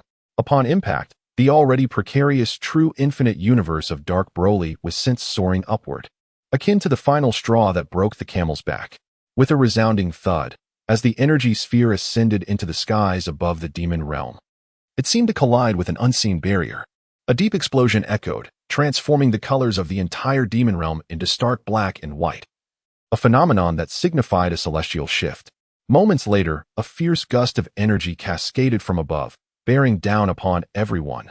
No, upon the entire continent of the demon realm. Broly, accompanied by Nier and Sally, approached Bulma and Karn, unleashing a formidable energy that enveloped everyone in a protective shield. In the next moment, a powerful gust of wind swept through, causing the very ground to sink collectively. However, this was merely the precursor to the fierce onslaught of energy that followed. 10 seconds later, a visible wave of crimson and violet energy surged forth, crashing down upon the earth like a celestial waterfall from the heavens. In the blink of an eye, all that remained in the demon realm, save for Broly and his companions, was transformed into ethereal vapor, returning to the embrace of nature and merging with the cosmic energy. Thus, the energy being Broly reaped the benefits of this cataclysmic event. Broly, exhibiting no hesitation, instructed Khan to escort Bulma, Nier, and Sally back home while he remained behind to train for a while. 3 days swiftly elapsed. Following the cataclysmic destruction of the demon realm, Broly absorbed an immense amount of cosmic energy, augmenting his combat power by approximately 15 billion. Previously, Broly's power stood at 76 billion, and with the addition of 15 billion, he now possessed 91 billion. When factoring in equipment enhancements, this surged to 273 billion. Under the influence of the divine light, his power multiplied by 15, reaching an astounding 4,095 billion.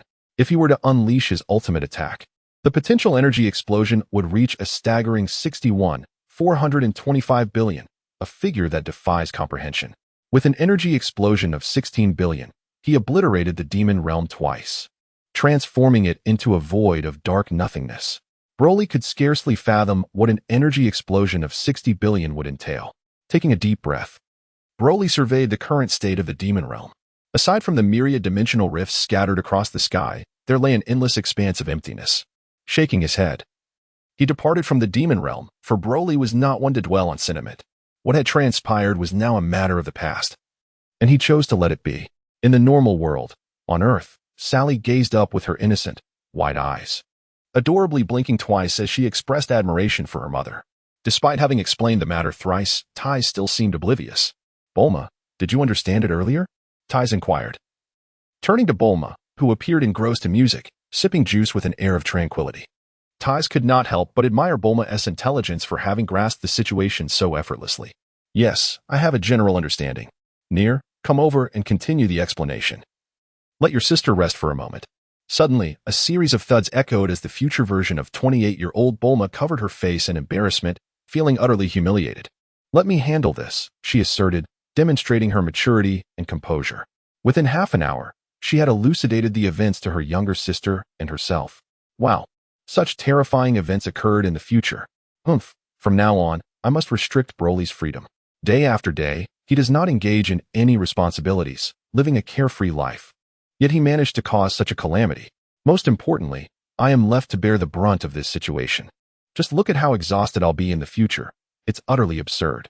Bulma, now fully aware of the circumstances, resembled a frenzied cat, hands on her hips, pouting with fervor as she spoke animatedly. Oh, by the way, where's Broly? Why didn't he return with you all? Bulma spoke, her large eyes scanning the surroundings, only to find no trace of Broly, leading her to inquire with a hint of perplexity. On Earth, at the Universal Corporation, 3 days had passed, and this heartless individual had yet to return. In the restaurant, a grand table was surrounded by a lively gathering. The Briefs couple, Ties, Bulma, and future Bulma, as well as the siblings Neil and Sally. Even Curran, who had already returned to the Sacred Star, was summoned back to Earth by Karn during these extraordinary times. It is better to be prepared. A sumptuous dinner adorned the table as everyone leisurely enjoyed their meal, engaging in casual conversation and boasting, while Ties appeared lost in thought. And Bulma expressed her dissatisfaction with a hint of complaint. Swoosh. It smells delightful. Haha, it seems I've arrived just in time for dinner. TSK, Old Wong. Please have the chef prepare 2 more portions. I am grateful to you. Broly, in a rare instance, utilized a standard instant transmission, sensing Khan's energy and promptly arriving at his location. To his surprise, everyone was enjoying a meal, which coincidentally aligned with his own hunger. Broly, you heartless fellow. Amidst all these events, your first instinct was to train rather than return home to check on us. Do you even consider this family? Bulma slammed her hand on the table, her voice tinged with excitement. Broly felt a sense of perplexity. Yet he profoundly understood one truth. Engaging in rational discourse with women is a futile endeavor. You are destined to lose. Such situations can only be resolved through 2 approaches. The first is to quietly endure and allow the other party to vent their frustrations. The second involves offering an apology, followed by a comforting embrace. However, Broly remained oblivious to the circumstances, thus resorting to the first method. If I cannot provoke, I shall at least avoid confrontation, as I dine in silence. Should you express your weariness, I shall gladly wipe your brow and massage your shoulders. If necessary, I may even tend to your lips. Half an hour later, the delightful clatter of utensils resounded. Ah, indeed, home-cooked meals are unparalleled. One can never grow weary of them. After Broly savored the last bowl of rice, he relished the taste while licking his chopsticks. Hey, Broly, are you even listening to me? For half an hour, Bulma had been chattering away, her words flowing like a torrent, yet Broly remained unfazed. His appetite was undeterred as he occasionally took a moment to respond to her, signaling that he was not ignoring her. This scene resembled a couple in a playful quarrel, while the Briefs, fully aware, pretended not to notice and took their teddy bear for a stroll in the garden.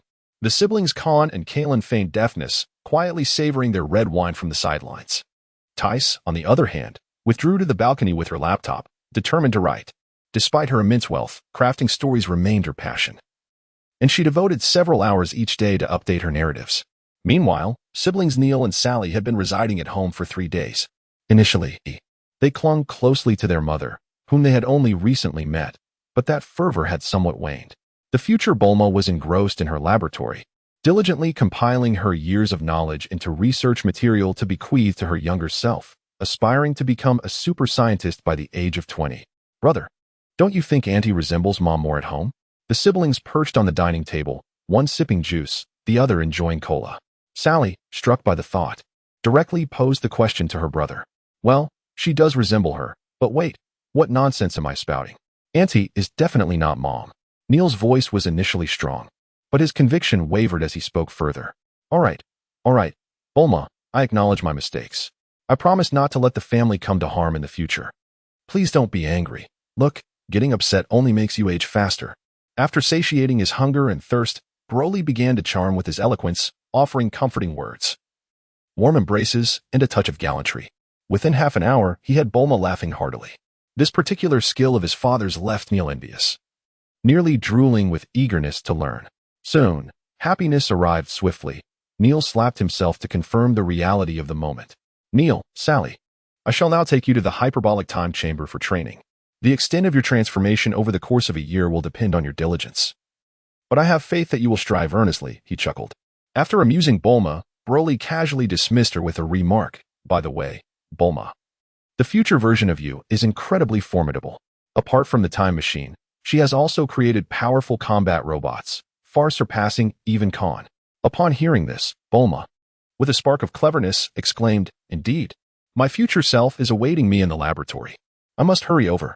After Bulma departed, Broly turned his gaze towards Neil and Sally, preparing to usher the two children into the hyperbolic time chamber for training. He needed to assimilate the immense energy he had absorbed, the energy from the entire western continent of the demon realm, which had transformed into a staggering combat power of 15 billion.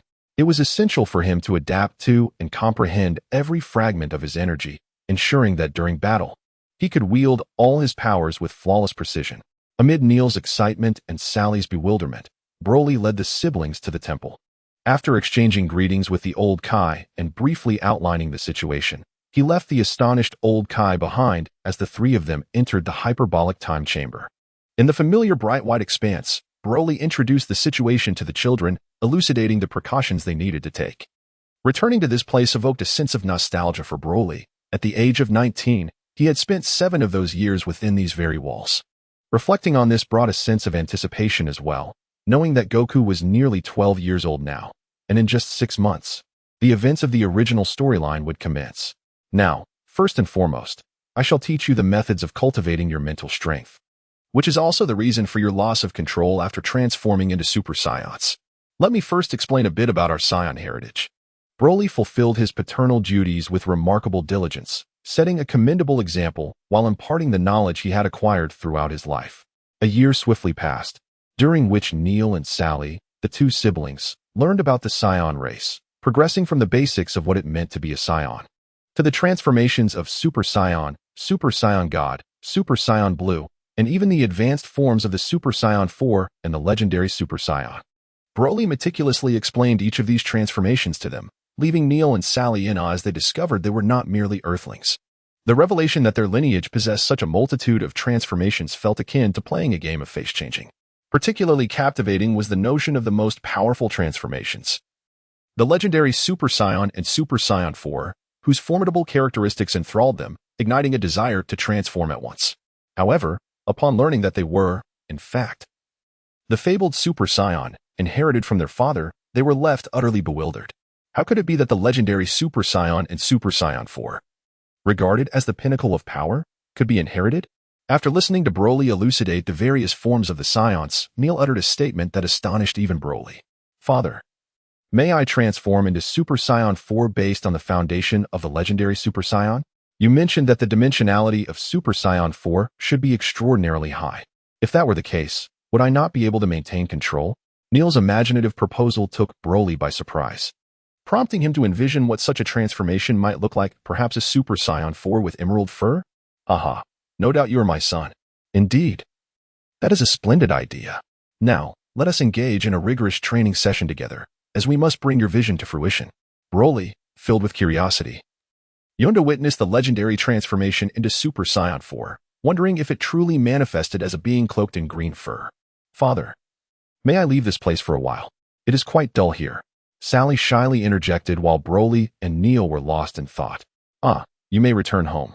My dear, your father understands your disinterest in becoming a warrior. Rest assured, I am not a rigid Saiyan. The era of the fierce warrior race has long since passed." "Thank you, father. I'm off now," Sally exclaimed, planting a quick kiss on Broly's cheek before dashing towards the exit of the hyperbolic time chamber, not forgetting to bid her farewell. With a chuckle and a shake of his head, Broly thought little of it. After all, girls should not be burdened with the weight of battle. However, when he turned to face Neil, his expression was markedly different. "Son, as I understand it, Super Saiyan 4 is not merely an extension of Super Saiyan 3, but rather a mutation stemming from the Great Ape transformation. Therefore, I believe you need not master Super Saiyan 3 first. You can embark directly on the path of the Great Ape transformation. Work diligently, and you will be able to create an artificial full moon. Soon, it will be time to realize your aspirations. There is no rush. We have ample time. Even if we remain here for a century, only 100 days will pass outside.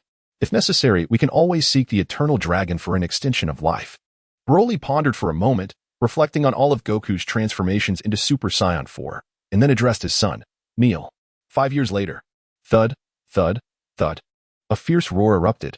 As Neil gazed upon the artificial full moon, His heartbeat quickened, and soon crimson veins appeared in his eyes, his pores dilated, and his physique began to expand. In a mere span of seconds, he transformed from a youth into a colossal ape towering over 20 meters, with eyes gleaming a menacing red and muscles swelling to the brink of bursting. With a deep growl, Broly shook his head, summoning his energy to conjure a protective shield, bracing himself for the frenzied assaults of Neil, now a mindless giant. The onslaught would continue until Neil collapsed from exhaustion. Boom, boom. The giant ape relentlessly pummeled everything in sight, while Broly remained steadfast within the green protective barrier, unyielding as a mountain despite the chaos around him. This spectacle had played out nearly 1,000 times. At first, it seemed futile, and Neil doubted the feasibility of his aspirations. However, Broly provided unwavering reassurance, immense support, and encouragement, allowing Neil to persevere through his trials and explorations. After countless attempts, Neil finally grasped a fleeting insight. Thus, with each experiment, he gleaned new understanding. This occasion was no exception. Once Neil had exhausted himself, Broly presented him with a Senzu bean, feeding it to him. Neil muttered, rising from the ground, shaking off the fog of fatigue as he thoughtfully stroked his chin. There was no need for haste. Time was ample. Let us first take a bath and rest, for I have not slept in 3 days. Broly gently patted Neil on the shoulder, signaling him to take a bath, as the water was ready. Father, I can sense that after transforming into a great ape, there exists a bottleneck within my bloodline. However, I always lose my rationality and find it impossible to approach that bottleneck with a calm heart. I believe that since you maintain your composure, perhaps you could transform into a great ape and attempt to contract your form. Afterward, you could overcome the rage that accompanies the transformation and breach that bottleneck with a tranquil heart. Neil pondered for a moment, articulating the insights he had gathered over a long period, and urged Broly to give it a try. Oh, is this the culmination of your 5 years of growth? It shows promise. Let us give it a go, Broly responded, raising an eyebrow in agreement with Neil's well-founded words. Transformed into a great ape, Broly stood over 30 meters tall, his fur a striking emerald green. This did not surprise him, as only the ultra-rare cells remained within him. Once transformed, an overwhelming fury surged within, akin to a primal vendetta, as if all living beings bore a grudge against him. Assessing his appearance, Broly thought to himself that the great ape form was rather unappealing.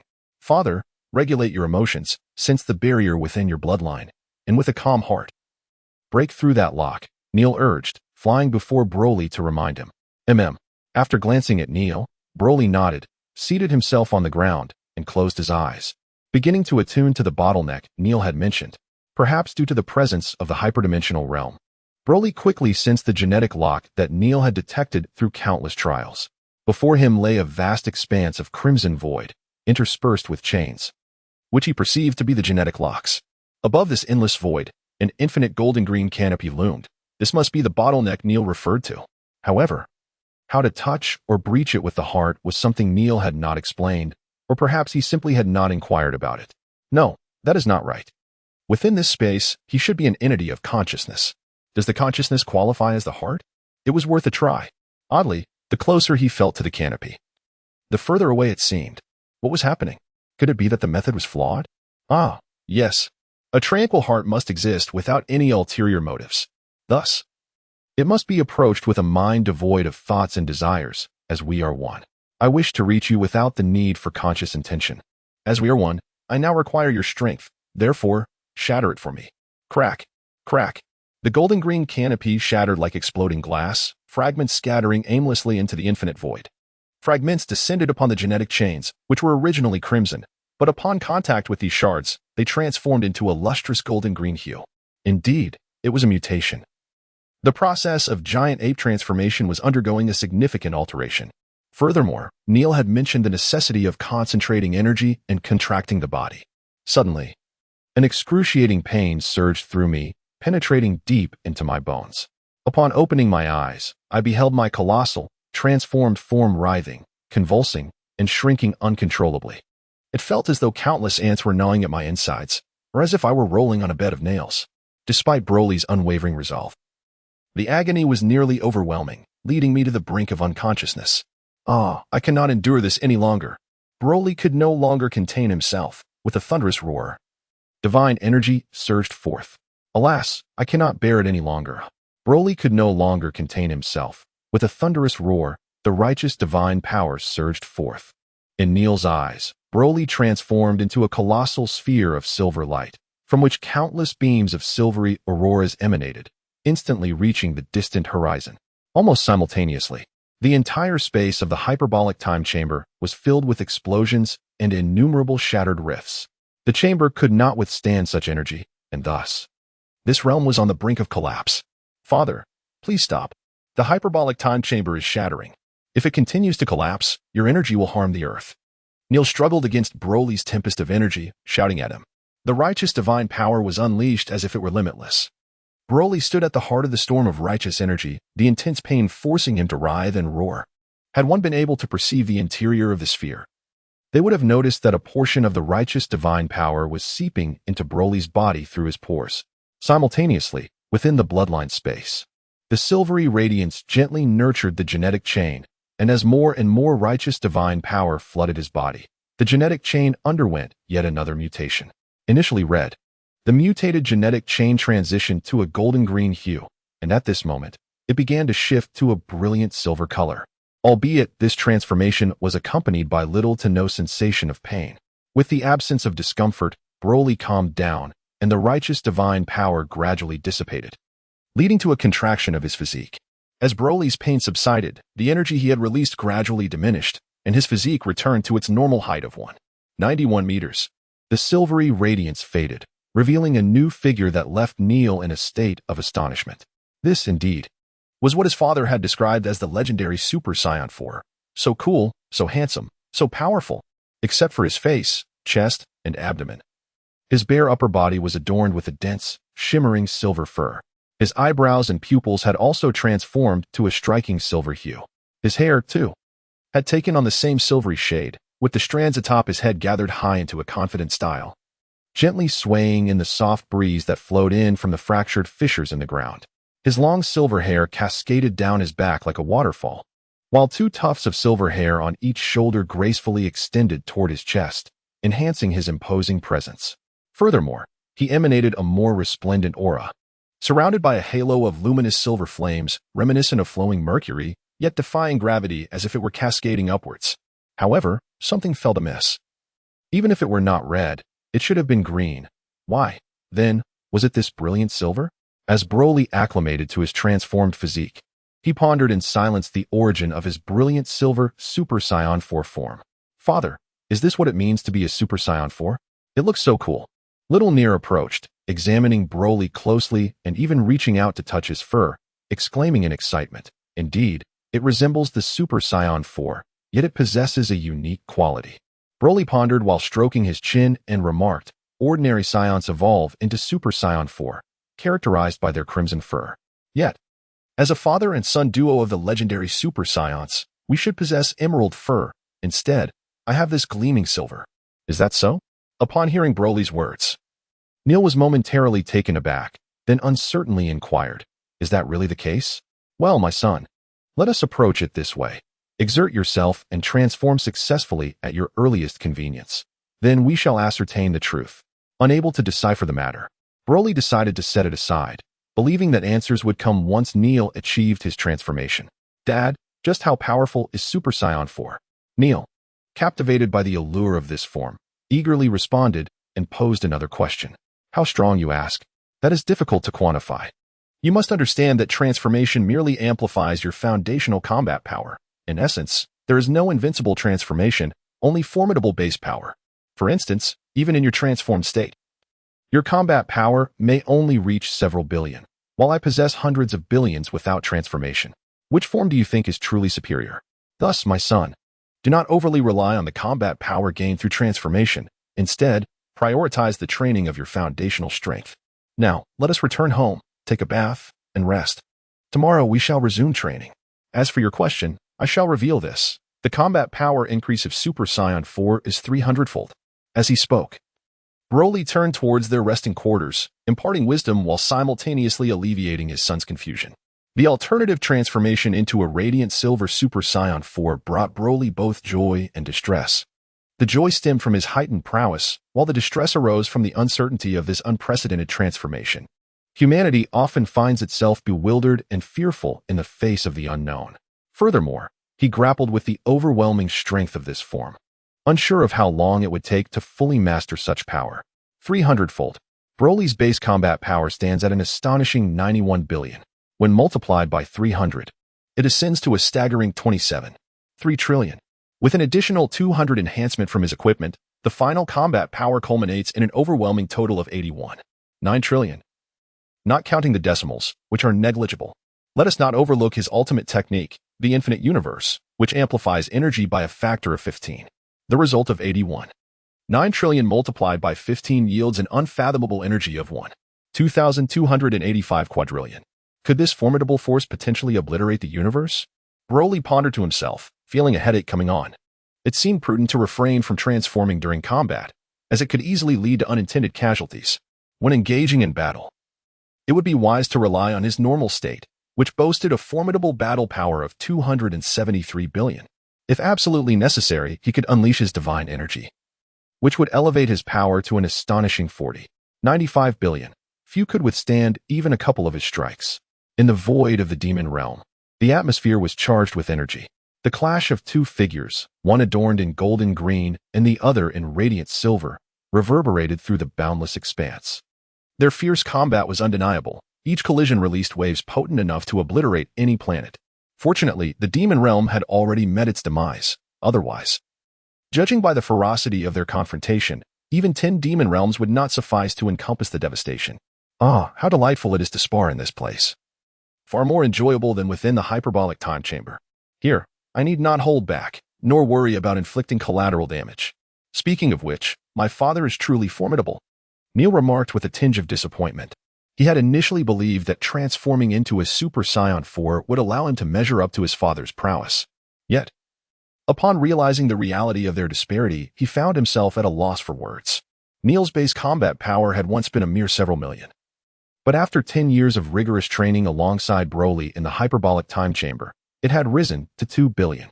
Upon transforming into Super Saiyan 4, he discovered that his appearance differed, his fur was green, and his power boost was a mere 200 times.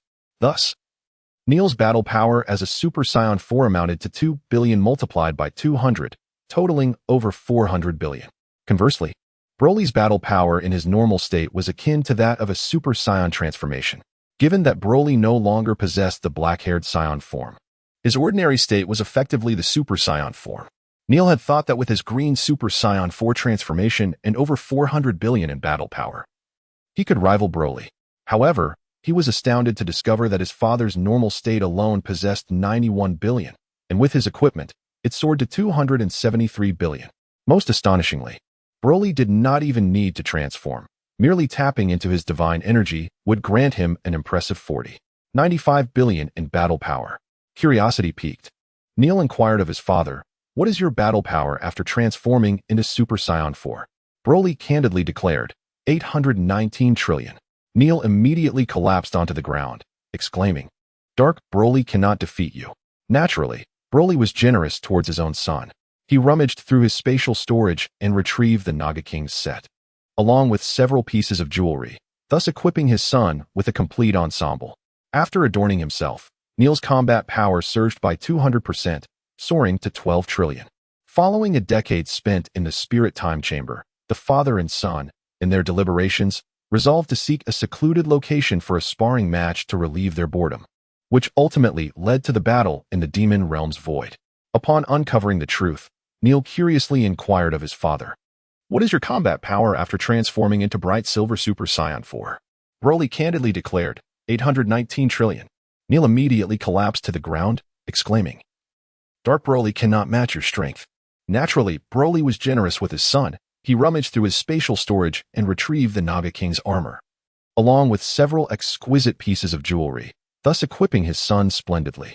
Once donned, Neil's combat power surged by 200%, skyrocketing to 12 trillion. After emerging from the time chamber, where they had trained for a decade, the father and son decided to seek a secluded spot to engage in a sparring match to alleviate their boredom, leading to the battle in the void of the demon realm. During their 10 years of training within the time chamber, their focus was not solely on the transformation into the radiant silver Super Saiyan, Broly also frequently honed his mastery of the Ultra Instinct technique. Crucially, the countless battles with Neil greatly contributed to his growth.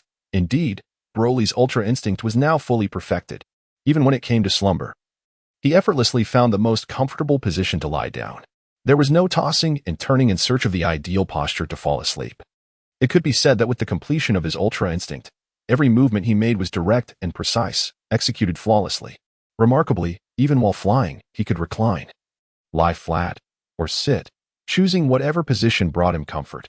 This was the essence of Ultra Instinct, where actions became instinctual yet yielded optimal results.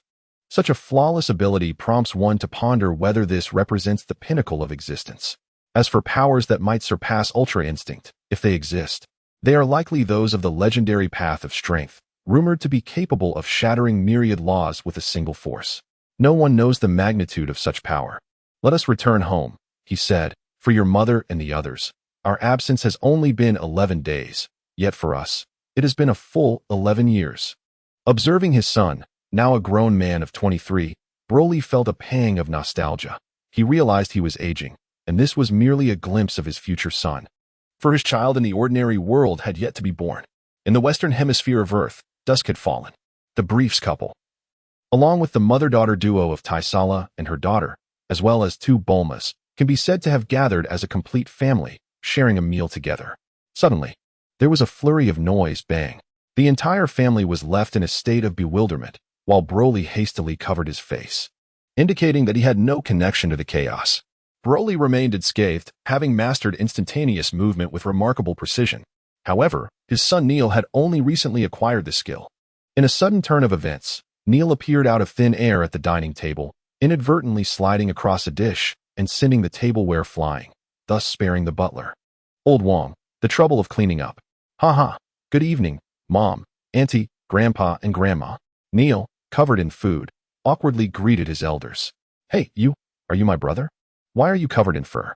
Have you really spent another 10 years in the hyperbolic time chamber with Dad? My goodness, does that mean you're already 23? A peculiar creature, entirely enveloped in green fur, suddenly emerged, leaving the family momentarily stunned. Yet, with Broly present, they felt a sense of security.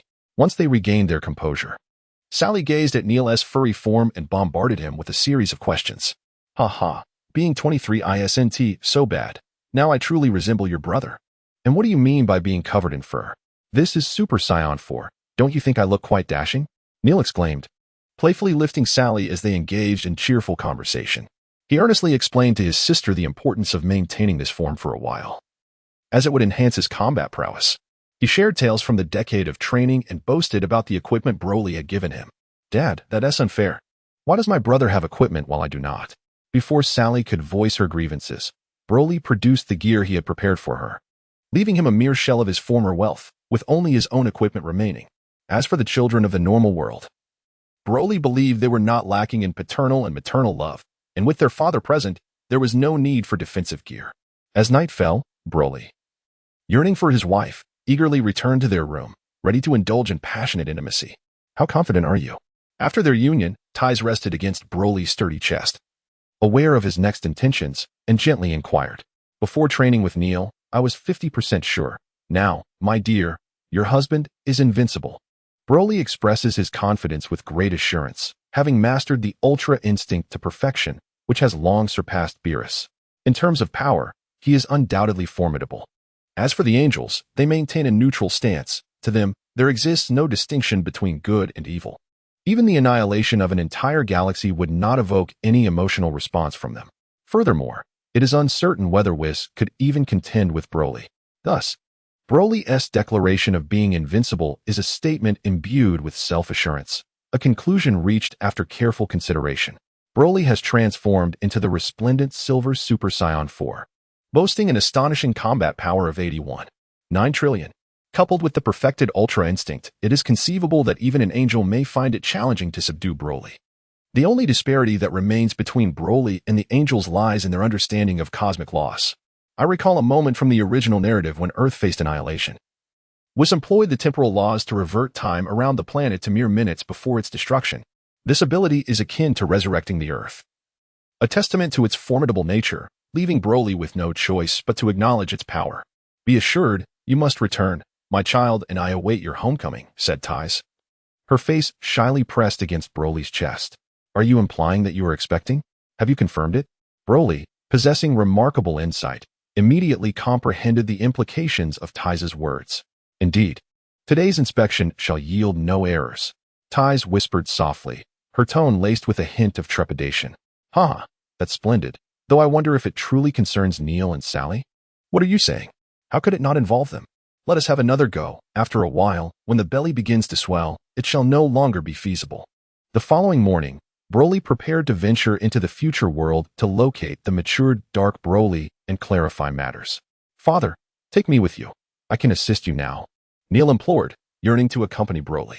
Yet, Broly hesitated, sensing that his other self was no ordinary being. After all, it was this very entity that had ignited the flames of conflict throughout the universe, while Beerus, the god of destruction, refrained from sacrificing himself in the fulfillment of his divine duties. Broly speculated that Beerus may have perished, and the angel Whis has also been suspended in the absence of a god of destruction. It is essential to remember that the god of destruction and the Supreme Kai share a singular life. Therefore, if the Supreme Kai is slain, the god of destruction will also meet his demise. Thus, it is likely that the Dark Broly has eliminated Supreme Kai Shin, while Beerus may have succumbed in his slumber. Fear not, everyone. I assure you that I shall remain unharmed. Broly halted Neil, exchanged farewells, and then vanished from the sight of the crowd. In this future world, the entire universe was engulfed in turmoil. It was difficult to fathom how immensely powerful an alternate version of himself would become after absorbing such a colossal amount of negative energy over the span of a decade. Contemplating this, Broly felt both exhilarated and perplexed. The prospect of an alternate self, undoubtedly formidable beyond measure, ignited a thrill within him. He could finally unleash his full potential in battle. Yet, he was also troubled by the thought, would this alternate incarnation truly find joy in wreaking havoc upon the world? Even if it were a manifestation of malevolent intent, was such a monotonous existence truly satisfying? Standing amidst the dim expanse of the cosmos, Broly pondered these matters. Surrounded by the cacophony of interstellar warfare, fleets of battleships clashed, civilizations collided, and dazzling technological weaponry erupted in a series of explosions, rendering the already vibrant galaxy even more resplendent. With eyes closed, he activated his instantaneous movement, allowing his transcendent consciousness to explore the vastness of the cosmic expanse. Broly seeks to locate Dark Broly and eliminate him. Meanwhile, within the palace of the Omni King, all the Supreme Kai and gods of destruction governing the universe have gathered. Lord Grand Minister, the Universal Level Statistics Conference is about to commence, yet there seems to be an unforeseen circumstance. The Supreme Kai of Universe 7, Xian, along with the god of destruction, Beerus, have yet to arrive. I implore you, Grand Minister, to ascertain the reason. The Supreme Kai of Universe 6, Fuwa, scanned the crowd anxiously, failing to spot his old neighbors, Supreme Kai Xian and god of destruction Beerus. With a hint of trepidation, he approached the Grand Minister to address the absence of Xian and Beerus. I was already aware of this matter and intended to inform you all during this conference. The Grand Minister acknowledged Fuwa's report with a nod, subsequently revealing the cause. The Supreme Kai and God of Destruction of Universe 7 are currently in a state of vacancy. It was only later that I learned of the circumstances. Approximately a decade ago, a malevolent entity from a higher dimension emerged within Universe 7. This malevolent being grew at an astonishing pace, surpassing the Supreme Kai in merely a year, ultimately leading to the demise of both the Supreme Kai and the God of Destruction. Therefore, Universe 7 will not participate in this conference. I shall appoint new representatives for both the Supreme Kai and the God of Destruction of Universe 7. The Grand Minister spoke with a lack of emotional attachment, illustrating the detachment of the angels towards the fate of a universe, regardless of whether it flourishes or falters. Even in the face of the demise of both the Supreme Kai and God of Destruction, the Grand Minister remained unperturbed. It is akin to renting out a storefront. Once the tenant is chosen, the manner of operation is of no concern to him, as long as the rent, or rather the performance, is duly paid. It suffices to demonstrate that one has managed the establishment with diligence. In summary, it is essential to prove that you have earnestly attended to the management. Universe 7. The Future Realm. Broly emerged on a crimson-hued planet, resembling the very essence of the demon realm. Thus, his other self had established this place as a stronghold. You have arrived? Dark Broly did not turn his body, He was aware that his original self had come and knew what was about to transpire. Indeed, I believe that had I not sought you out, you would have inevitably come in search of me, wouldn't you? Broly leisurely picked up a glass of red wine from the table, took a sip, and then addressed Dark Broly with a chuckle. I never anticipated that confining you to another realm would lead us here. This indeed is an intolerable outcome. Dark Broly sipped his drink, smacking his lips, and replied with a hint of lingering satisfaction. Well, since you killed Shin, has T the Grand Minister sought a conversation with you? Broly chuckled. Oh. Spare me the feigned ignorance. I am merely a fragmented embodiment of malevolence. I hardly warrant any attention. However, I suspect he might wish to speak with you. But that hinges on your ability to survive my grasp. Dark Broly licked his lips, grinning wickedly. You make a valid point. Now, let us commence our performance. I must thank you for sparing Bulma's life, yet I assure you, I shall not extend the same mercy to you. Broly likewise grinned menacingly. Boom. As the words fell, the Crimson Planet erupted into a dazzling explosion. Subsequently, the sounds of successive detonations echoed. Boom, boom, boom, boom, boom. A brilliant silver and a deep violet streak darted through the cosmic expanse. Neither Broly held back, and in an instant, countless planets were shattered. An entire galaxy reduced to ashes. At that moment, a battle transcending time and space unfolded across the vast universe. With each clash, the two Brolys ceased their tentative engagements and began to unleash their full might without reservation. They had suppressed their power for far too long. It is often said that the truly skilled are destined for solitude, and this was no mere platitude. Broly was indeed lonely. Ah! The Dark Broly roared, then unleashed a tremendous punch that sent the other Broly reeling, declaring, I shall reveal a secret. I did not kill Asen. I killed Beerus. Broly was somewhat taken aback. Initially, he believed that Dark Broly had eliminated Beerus by killing Shin, but the reality was that he had directly slain Beerus. This revelation indicated that Broly had underestimated Dark Broly's prowess. Surprises aside, there remained a battle to be fought. Although Broly was perplexed as to why Whis had not intervened during Dark Broly's assault on Beerus, he understood that Dark Broly had yet to reach a level of power that could disregard an angel's influence. Well then, if you've already vanquished Beerus, prepare to witness a transformation that transcends what we have seen in our past lives. With a resounding roar, Broly unleashed a dazzling brilliance that illuminated the cosmos, casting aside all darkness as if he were the sole being in existence. Isn't this the Super Saiyan 4? Dark Broly was momentarily stunned. He had never encountered this transformation in his memories from the past life. Ha ha ha. This is a new transformation developed by our son, which I have dubbed Gleaming Silver Super Saiyan 4. Moreover, I have also mastered the Ultra Instinct technique. Thus, my current state combines Gleaming Silver Super Saiyan 4 with Ultra Instinct. Are you ready? As he spoke, Broly's tone turned icy. Haha, splendid. Quite the impressive state. Let the true battle commence from this very moment. I am empowered by the negative energy of the entire universe, the Crimson Transcendence. No sooner had Dark Broly finished speaking than he launched an attack. Prepare yourself for the Dark Ultimate Star River. With a thunderous roar, he unleashed the accumulated power in his hands, sending forth a high-frequency black star river adorned with crimson sparkles. The black and red star river charged ferociously towards Broly, accompanied by a searing gust of wind that felt as sharp as a blade against Broly's face, despite his immense strength. Mere parlor tricks. Fusion be mine. Observing the ferocious blackened star river hurtling towards him, Broly scoffed, activating Ultra Instinct to its utmost, extending his hands in preparation to assimilate the attack. What is this skill? It resembles the energy absorption of the androids, Dark Broly thought, momentarily bewildered as he realized Broly was attempting to absorb his energy wave. Want to absorb it, do you? As you wish. I have the entire universe backing me. Let us see if you can withstand this. He bellowed, amplifying his power tenfold. Super Blackened Ultimate Star River. With a thunderous boom, the two warriors linked their energies, and as Dark Broly erupted with power, the Blackened Ultimate Star River began to surge uncontrollably. The frequency of energy output surged dramatically, with its magnitude increasing tenfold. An overwhelming torrent of power engulfed Broly. If you seek to submerge me, I shall return the favor in kind. Perfected transformation. Unleash the dual ultimate galaxy. In the fleeting moment of being consumed by the energy deluge, Broly experienced pain and a profound sense of dread.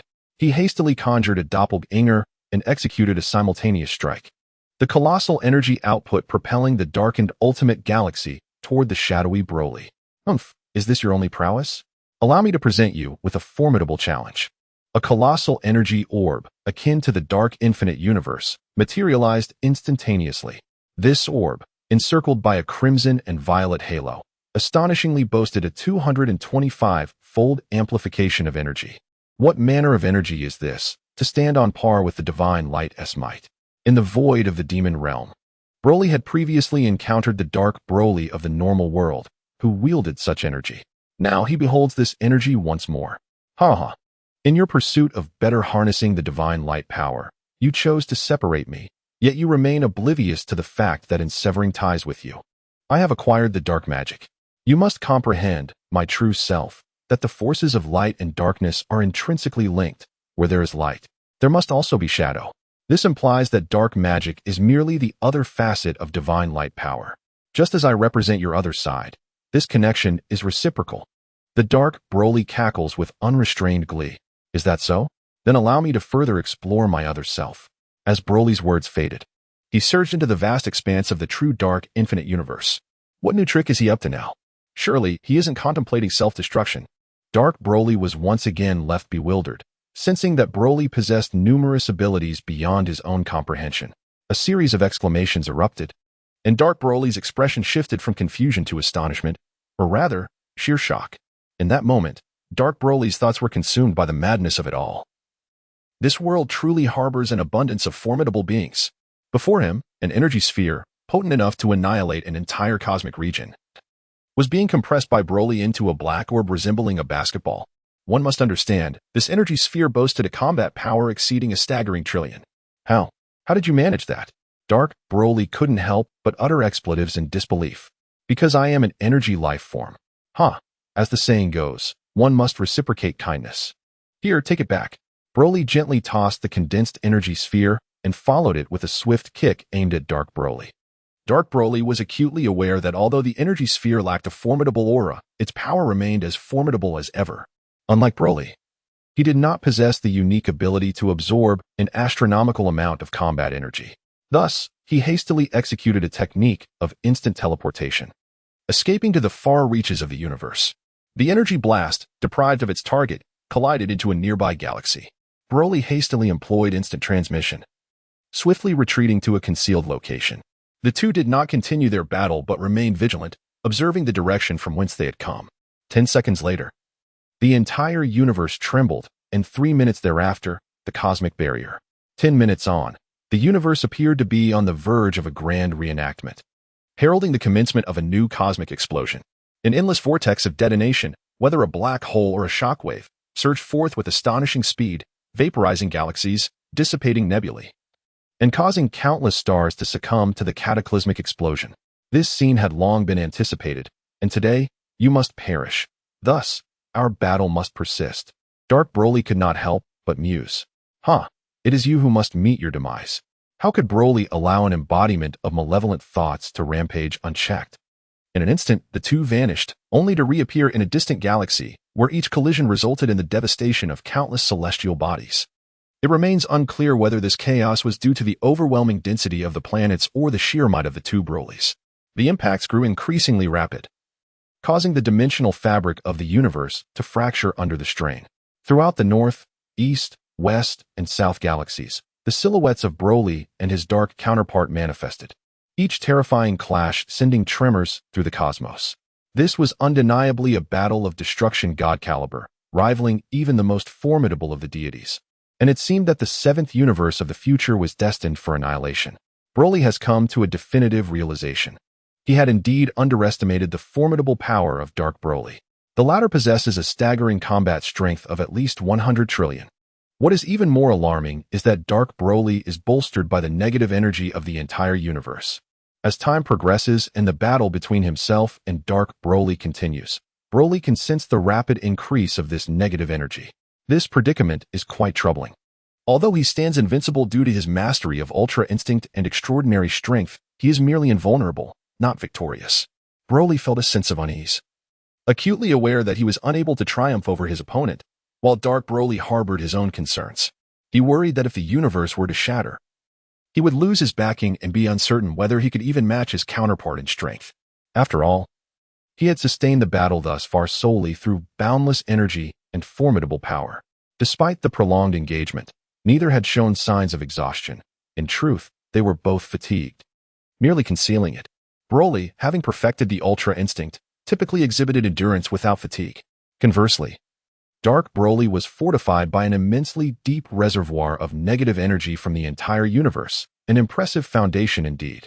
It was truly astonishing that the original had mastered the Ultra Instinct to perfection, presenting a significant challenge for Dark Broly. He found himself in a predicament. In terms of combat power, he boasted over 150 trillion, and regarding energy, he possessed the potential of the entire universe, rendering it nearly inexhaustible. In contrast, Broly's combat strength stood at a mere 81.9 trillion, and his energy was not even remotely comparable to that of Dark Broly. The disparity between them was starkly one-sided. Yet, despite such vast differences, the two had managed to reach an impasse, with neither gaining nor losing ground. Dark Broly relied on his formidable strength and deep reserves, while Broly depended on energy assimilation and the advanced self-awareness afforded by Ultra Instinct.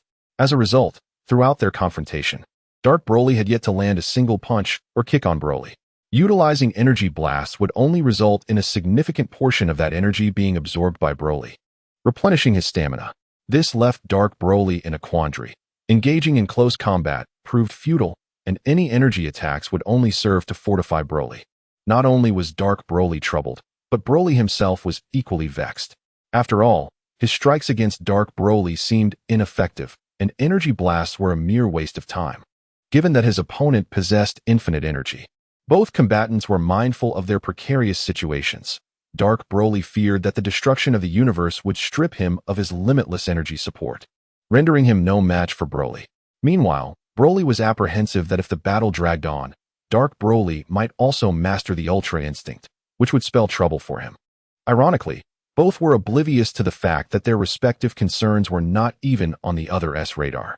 Broly had no intention of annihilating the universe, nor did Dark Broly focus his thoughts on mastering the Ultra Instinct technique.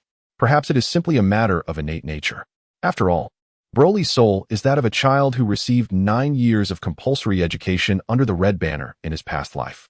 While one cannot claim he possesses a heart of gold, he is certainly not malevolent. Thus, the notion of destroying the universe would rarely cross his mind. As for Dark Broly, he embodies the archetype of a villain, yet none seem to pursue a path of cunning or strategy. As a villain with aspirations, his sole desire is to possess a power so formidable that it renders all else insignificant. Such is the nature of existence. There are certain thoughts and actions that some will never entertain throughout their lives. Can you devise a way to contend with me? The two locked eyes in midair for an extended moment, yet neither could ascertain how to address their adversary. Dark Broly, feeling somewhat irked, posed the question. You truly are my dark manifestation, remarkably powerful indeed. I must admit, I am at a loss for how to confront you. Broly let out a sigh, offering a wry smile as he spoke candidly. Ha. Given the circumstances, would you be interested in visiting the palace of that little brat, the Omni King? Darkly, Broly burst into boisterous laughter, hinting further as he continued. Oh, are you curious to see if he can comprehend you? After a moment of contemplation, Broly discerned the intentions of Dark Broly. Indeed, I am curious to see whether the regulations of the Dragon Ball universes can eradicate beings from our transcendent realm. Dark Broly candidly proclaimed. Then, let us proceed. I hope our journey will yield a decisive outcome.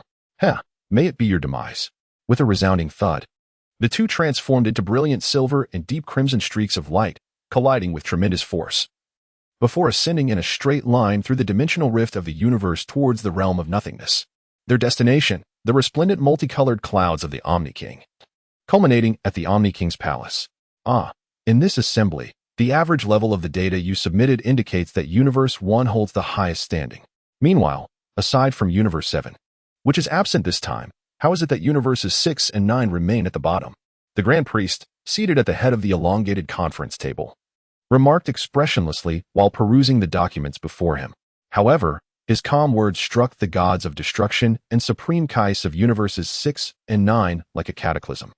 As the gods of destruction and supreme kais of Universes 6 and 9 sought to appease the Grand Priest, the two figures appeared in the Grand Hall, fists raised in confrontation.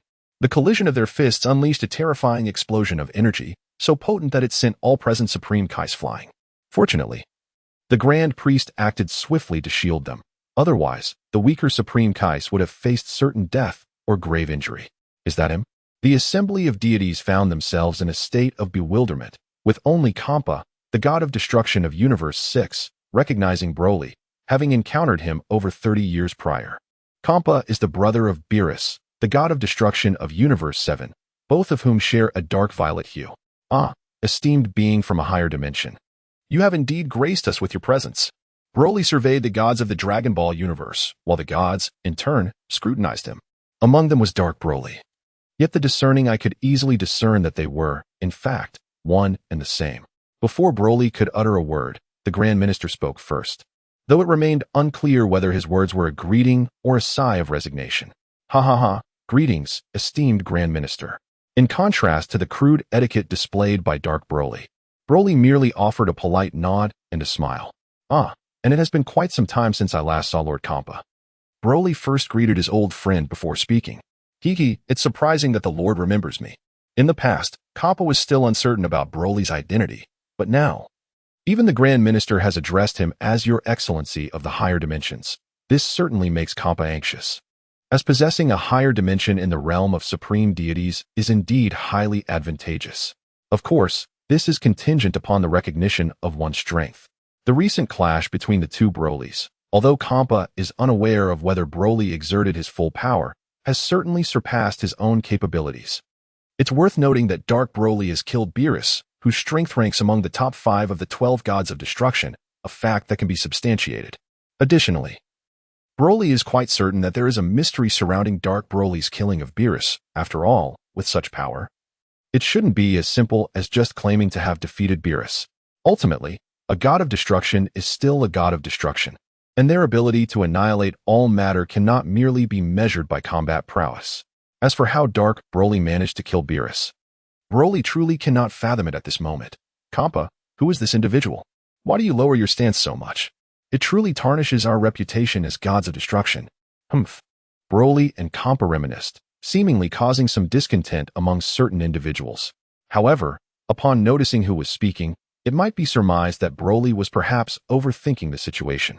The one who dared to mock Kampa was none other than Katra, the god of destruction from Universe 4. Katra, resembling a golden mouse, was well remembered by Broly from the original narrative as having a notoriously antagonistic relationship with Beerus, resulting in frequent altercations whenever they crossed paths. This reinforces a well-known adage: mice are natural adversaries. Perhaps it is precisely this animosity that fuels Quitra's strained relationship with the brotherly duo of Beerus and Kampa. They seize every opportunity to embarrass one another, demonstrating that even mice possess a certain cleverness. Ah, Katra, you are formidable. Do continue your tirade. Should you choose silence? It would only reveal your cowardice. Those familiar with Kampa were taken aback, as it was the first instance of hearing Quitra's scorn without a retort from Kampa. Oh, you must have some ulterior motive. I will not fall for your trickery. Just as Katra began to voice his thoughts, he abruptly fell silent, trembling under the stern gaze of the Grand Priest, whose eyes held a menacing glint. He chuckled. Surely, you would not stoop to quarreling with a mere insignificant entity. Observing Katra's timely cessation of speech, the Grand Priest wore a satisfied smile, and then turned to Broly, stating, "Indeed, my principle is to prioritize harmony above all."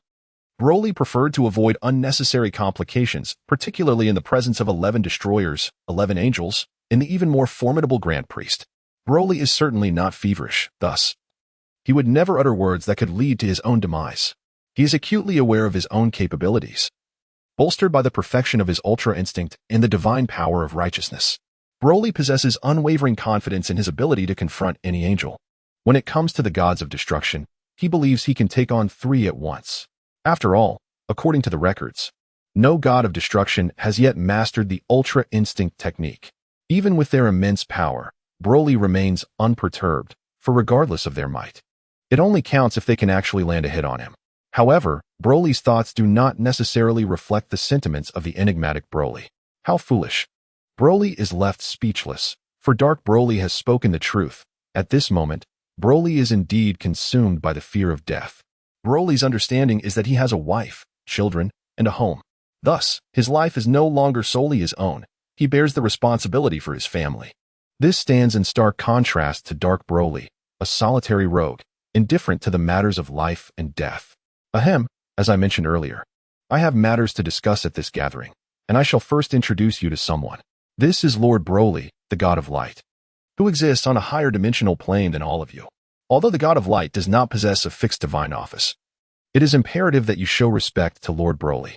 This is not merely due to his superior dimensional status, but because Lord Broly possesses the power to vanquish you all. Beside him stands the individual who eliminated the God of Destruction of Universe 7. He is the dark manifestation of Lord Broly's own malevolent thoughts. Now that the introductions are complete, do you all comprehend? The Grand Priest spoke without pausing for breath, and then inquired whether any among the gods were confused. Is Lord Beerus truly deceased? The gods remained silent, with only Kampa muttering in disappointment. Typically, Beerus and Kampa, these two brothers, would bicker upon meeting, yet they genuinely care for one another. Fear not, Lord Kampa. In my timeline, Lord Beerus is thriving. Broly holds a rather favorable impression of the Divine Brothers, Beerus and Kampa. They are indeed quite endearing.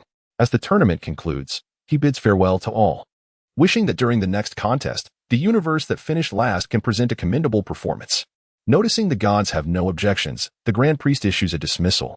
Your Excellency, it seems you possess a profound understanding of me, Broly remarks. As the deities depart, the spacious palace takes on a somewhat desolate ambience, with Broly engaging in light conversation with the Grand Priest. Actually, my knowledge is rather superficial. I only know your name, your deeds, and your origins. Beyond that, I am quite unaware, the Grand Priest replies with a cheerful demeanor, bantering with Broly. Indeed, Broly perceives it merely as frivolous chatter. What does it mean to know only a name, past actions, and origins? Such statements imply a familiarity with Broly's every action, suggesting an understanding far deeper than mere acquaintance. Is this truly appropriate, Your Excellency? Broly expressed his dissatisfaction with the actions of the Grand Priest. Aren't you quite familiar with me, my lord? Let us treat each other with respect. The Grand Priest maintained his ever-smiling demeanor, seemingly incapable of exhibiting any other expression. The reason I have come here today is merely to clarify that my arrival in this world was entirely accidental. I harbor no ulterior motives. Now that I have a family, my sole desire is to lead a peaceful life. I hope the Grand Priest can comprehend this. Broly gestured towards Dark Broly and spoke to the Grand Priest. Such a tedious thought. Dark Broly's demeanor remained dismissive. If I intended to trouble you, I would have done so long ago. Why wait until now? Besides, I have my own obligations. Since the inception of the universe, I have never laid a hand on anyone. After speaking, the Grand Priest turned to Dark Broly and continued, there is no need for you to meet the Omni King, for he can merely obliterate your physical form. After all, your souls do not originate from this universe. The Grand Priest's prowess was evident. He was fully aware of Dark Broly's intentions. Moreover, there is no need for you to continue this battle, for neither of you can ascertain a victor. Not today, nor tomorrow, nor in a year, or even a decade will you achieve a resolution. The world operates on such principles. Where there is light, there is darkness. Where there is order, there is chaos. This is the law, and no one can alter this fundamental truth. Even if you are a being beyond the rules, you cannot change the rules. The Grand Priest observed the two Brolys with an amiable smile, yet his tone was unequivocal. Sensing something amiss in the Grand Priest's demeanor, Broly inquired, esteemed Grand Priest, was Dark Broly's emergence influenced by your intervention? Broly tentatively voiced the doubts that lingered in his heart. Indeed. Your malevolent essence has grown to this extent, and it is I who have subtly nudged it along. The Grand Priest initially raised an eyebrow, somewhat astonished.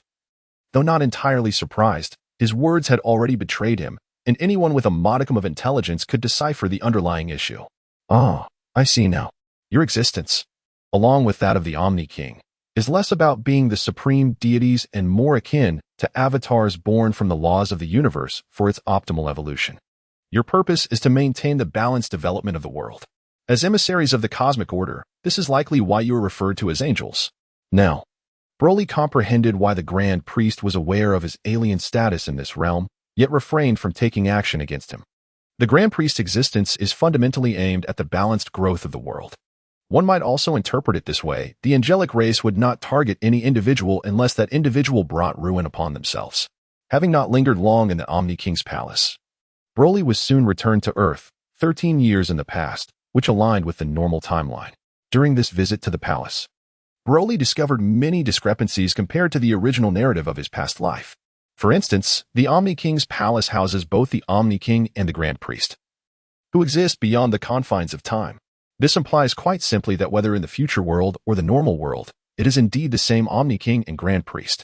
They transcend the constraints of temporal laws, embodying beings beyond the power of time. To elucidate further, consider Beerus. In the future world, 13 years hence, he has perished.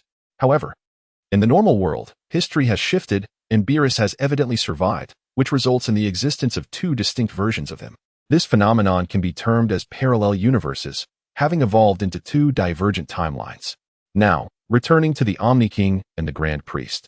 To summarize, whether in the future realm or the present, there exists but one Omni King and one Grand Priest across both worlds.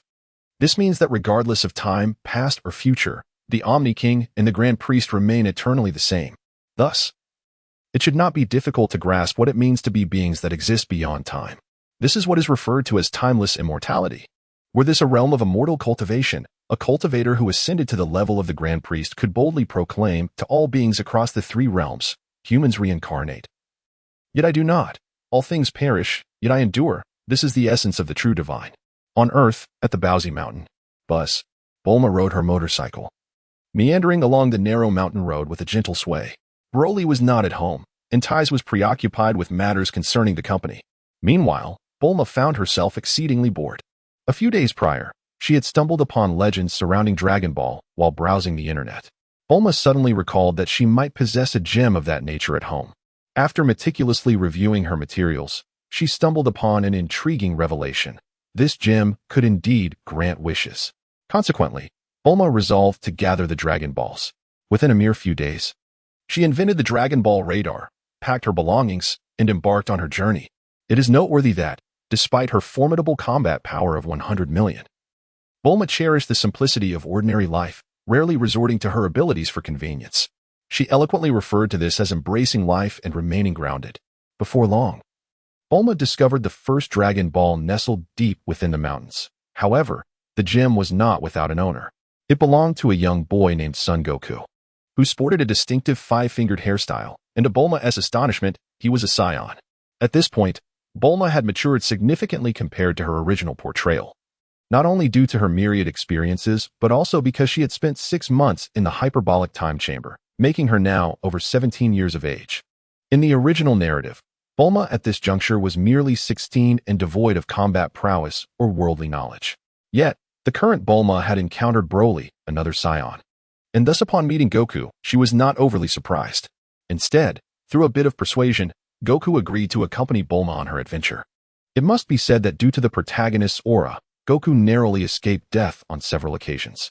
Unbeknownst to him, he was oblivious to the distinctions between genders and inadvertently took liberties with Bulma.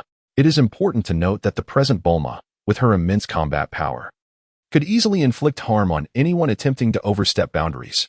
Fortunately, Bulma had brought along numerous senzu beans, which she administered to Goku in critical moments, thereby preventing any fatal incidents. Thus, the journey of Bulma, a 17-year-old young woman, and Goku, a 14-year-old boy, unfolded pleasantly. Along their path, they encountered the Pilaf gang, leading to a series of delightful skirmishes, most of which were instigated by Goku himself. Bulma leisurely listened to music, prepared meals, or admired the character of Sun Wukong. As she reflected on Broly's childhood, Bulma was also aware that Sun Wukong, until the age of 18, would perpetually retain the appearance of a child, which possessed a certain charm of its own. Naturally, the journey of Sun Wukong and Bulma was not solely filled with adversaries. They also forged friendships along the way. Among these were the desert bandit Lu Ping, the bully Wu Long from Gao Lao village, as well as Sun Wukong's uncle, the Bull Demon King, and his junior sister, Chi Chi. Furthermore, there is an amusing anecdote worth mentioning regarding the desert bandit Lu Ping, who attempted to woo Bulma through a myriad of schemes and stratagems. Alas, the flower of beauty was already claimed. While Bulma embarked on her quest for the Dragon Balls, Broly was not idle either, traversing through the 12 universes. His aim was to meet all the Kaioshin, gods of destruction, and angels. Yet, his true motivation lay in discovering just how different his Dragon Ball world was from the original narrative. Broly's journey is indeed quite remarkable. Throughout his travels, he has faced off against various gods of destruction, and as he anticipated, none of them posed a challenge to him. Among these deities, only a select few caught Broly's attention: the clown from Universe 11, the rat from Universe 4, and the sea monster from Universe 12, whose powers were impressive enough to pique his interest. In a lower tier, there is Kampa from Universe 6, and the Egyptian goddess from Universe 2, who, due to her gender, barely caught Broly's eye.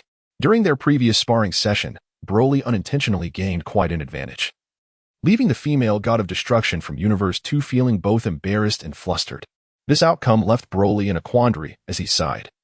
Being handsome is a burden in itself. I find myself showing mercy everywhere. Broly, overwhelmed by trepidation, felt that should he linger any longer, he might succumb to the chaos that could ensue. Thus, in haste, he bid farewell and departed from the second universe. Now, only the god of destruction, Beerus, and the angel, Whis, remained in his own universe, and he deemed it prudent to pay them a visit. After all, he had pledged his allegiance, and with the Grand Minister's endorsement, he would henceforth be recognized as the god of light. His duty now was to uphold the luminous image of the Omni King's universe, serving as the embodiment of justice among the 12 universes. All who harbored righteousness would be bestowed with the augmentation of the god of light's will. In essence, Broly's divine status had been validated by the cosmic laws of the Omni King's universe, and his divine power radiated throughout the 12 realms. Any individual with a just heart would gain acknowledgement from this divine force, enabling them to cultivate and wield the power of righteousness. This defined Broly's divine position, while Dark Broly stood in stark contrast, having been recognized by the world's laws as the god of negativity. Henceforth, all negative energy within the Omni King's universe found a spiritual embodiment in Dark Broly. He represented the source of desire and the root of greed. He was the deity of all that is malevolent. Broly, in response to the Grand Minister's machinations, felt a sense of helplessness. There was no alternative. The world's laws dictated a balance, wherein the existence of Broly as the god of light necessitated the presence of Dark Broly as the god of darkness. Thus, Broly became a mere pawn in the grand design of the universe's rules. In their realm, one must play the game or remain a mere spectator. Thus concludes the first volume of the Divine Saga. Originally, the outline could span over 300,000 words, but a segment has been omitted, leading to a reduction of 150,000 words. The scene now shifts to the southwestern region of Earth. Amidst the verdant meadows stands a grand castle, shrouded in darkness as night descends. Perhaps a sign of unpaid electricity bills. At last, I, King Pilaf, have gathered all 7 Dragon Balls. This world shall soon be mine, cackled a diminutive figure with azure skin, elongated ears, and pronounced fangs, embodying the very essence of the term green-faced and toothy.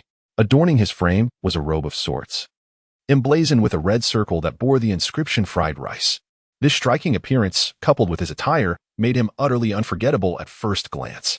Standing beside him was a tall, poised young woman radiating a sense of vigor, accompanied by a ninja dog clad in stealth attire. This trio constituted the Pilaf gang, with the small figure being King Pilaf, the young woman an orphan named Mai, and the dog known as Asu, a warrior with a combat prowess exceeding 5.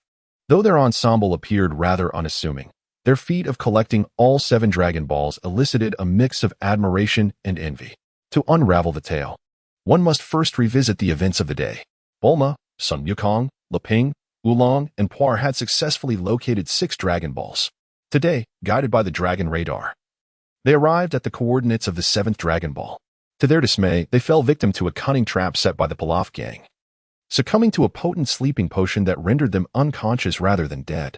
The 7th Dragon Ball was now in the possession of King Pilaf, who had incapacitated Bulma and her companions, allowing him to gather all 7 Dragon Balls. As the 7 shimmering Dragon Balls lay on the ground, pulsating with alternating light, Pilaf's excitement reached a fever pitch. "Come forth, Shenron, and grant my wish," he exclaimed. Upon the utterance of the iconic incantation, a golden beam erupted from the Dragon Balls, soaring into the heavens. The atmosphere shifted dramatically, winds howled, dark clouds gathered, and the very earth trembled as arcs of lightning danced across the sky. In that exhilarating moment, a profound dragon's roar echoed from an unknown source, and the initial golden light began to dissipate. As the brilliance waned, a majestic figure descended from the sky. The creature, elongated and resplendent, boasted 4 legs, its antlers resembling those of a deer, its head akin to that of a camel, its eyes reminiscent of a bull, and its mouth resembling a mythical beast. Its belly was serpentine, its scales akin to those of a snake, its claws reminiscent of an eagle, its legs like a lizard, and its ears resembling those of a legendary creature. This was Shenron, the Dragon of Earth, akin to the dragons of Chinese lore. Its form flawless, yet its crimson eyes unsettling. "Ah, summon me, and speak your wish," it proclaimed. "Any wish I shall fulfill, but only one." The intimidating presence of Shinran instilled fear in King Pilaf, causing him to tremble. Yet, upon hearing Shinran's words, Pilaf floated into a dreamlike state. Envisioning himself as a supreme ruler, commanding the world, basking in the adoration of his subjects, and amassing untold riches. Meanwhile, the nearby Xiaowu and Chai Dog, puzzled by Pilaf's silence, turned to find him standing there, foolishly grinning, drool trickling from his mouth, occasionally shaking with excitement. "Hurry, state your wish," Shinran urged, unable to bear the absurdity of the scene. "Hee, I shall speak now," Pilaf chuckled lewdly. "I wish to become the world's. I want girls' underwear." At that critical moment, a swift pig dashed onto the scene, leaping and landing squarely on the diminutive King Pilaf, pinning him to the ground. This unexpected turn of events left Xiaowu and Chai Dog even more astonished. Shinran, indifferent to who summoned him or what wishes were made, glared with glowing red eyes. And one by one, the Dragon Balls soared into the sky. The sky revealed a pair of lace panties adorned with delicate pink patterns, which a pig then playfully donned upon its head. With a contented sigh, it swayed its tail, exuding an air of carefree delight. At that moment, King Pilaf rose from the ground, shaking off the dust with urgency in his eyes as he glanced skyward. Realizing that the divine dragon had vanished, he bellowed in fury, demanding the capture of the pig-like creature. "Yes," replied Xiaowu and the canine companion in unison, promptly unleashing a flurry of human-shaped gunfire aimed at Oolong. Hearing the gunshots, Oolong, who had been lost in his thoughts, instinctively tensed and fled in haste. Yet, Xiaowu's marksmanship was not exceptional. It was unlikely to fetch a higher price. After parting ways with Bulma, Sun Wukong rode the Nimbus cloud back to Baozi Mountain. He gathered a set of bedding and set off toward the island of Master Roshi. Crossing numerous rivers and soaring over several canyons, he finally traversed a cave and encountered countless nightmarish creatures, ultimately reaching the sea. To his surprise, the requirements for apprenticeship were quite simple. The lecherous Master Roshi instructed the innocent Wukong to find a voluptuous young woman to bring back before he would impart his martial arts wisdom. When Wukong inquired about the definition of voluptuous, Master Roshi suggested that perhaps Wukong should first acquire some common knowledge before pursuing martial arts. Upon further questioning, Master Roshi clarified that he meant someone with a bust slightly larger than Bulma's. Previously, Master Roshi had met Bulma at the Frying Pan Mountain, during which Wukong had promised to learn martial arts from him once he collected the Dragon Balls. Due to Bulma, Master Roshi had readily agreed. But now Wukong had arrived without her, leading to the request for him to find a girl. Wukong acted swiftly and returned shortly, riding on Nimbus with a stunning young woman in tow. Upon seeing her, Master Roshi immediately gushed with excitement, wiping away his nosebleed as he addressed Wukong. "If you procure her panties for me, I shall teach you martial arts." As Wukong approached the young woman, she spoke first, asking, "What have you brought me here for?" To which Wukong replied bluntly, "May I borrow your panties?" "Ah, but I'm not wearing anything," she exclaimed, embarrassed. Wukong conveyed her words to Master Roshi, who, upon hearing that she was unclothed, could hardly contain himself, causing a nosebleed that spurted impressively. However, when Master Roshi rushed to observe the young woman, he discovered that she was, in fact, a mermaid, as she had been seated on Nimbus, obscuring her legs from view. In such a scene, Master Roshi appeared deflated, akin to a deflated balloon. However, upon catching sight of the mermaid's bosom, he regained his composure. "May I touch your chest?" he leered, only to be met with a resounding slap across the face. The mermaid then leapt into the sea, vanishing from sight. "Grandpa, so the reward you sought was merely a slap." "Ha," exclaimed Wukong, having witnessed the exchange and now enlightened. "Indeed, Wukong, to overcome one's foes, one must first learn to endure blows. This is the essence of martial arts," Master Roshi proclaimed, his demeanor unwavering. "Ah, Grandpa, you're truly remarkable." "No wonder you are the god of martial arts," Wukong replied, filled with newfound admiration. "Now, Wukong, go fetch another girl, but this time ensure she has 2 legs." Master Roshi stated with a cough, adopting a serious tone. Just then, Wukong noticed a vessel on the water, gliding towards the turtle hermit's abode. "By my word, it truly is," Master Roshi exclaimed, turning to see a small boat approaching. As it drew nearer, they discerned a bald-headed figure aboard, sporting a rather lewd grin. This individual was Krillin, who had trekked from the Korin Tower, traversing mountains, deserts, and seas to seek Master Roshi's tutelage. After a convoluted negotiation, the terms of apprenticeship were finally established. Wukong and Krillin would locate a beautiful girl and bring her to Turtle Hermit's dwelling, thus earning their status as formal disciples of the Turtle School. Subsequently, whether due to Wukong's protagonist aura or mere fortune, they encountered Lanchi, a girl fleeing from the police after a bank heist, and brought her to Master Roshi's residence.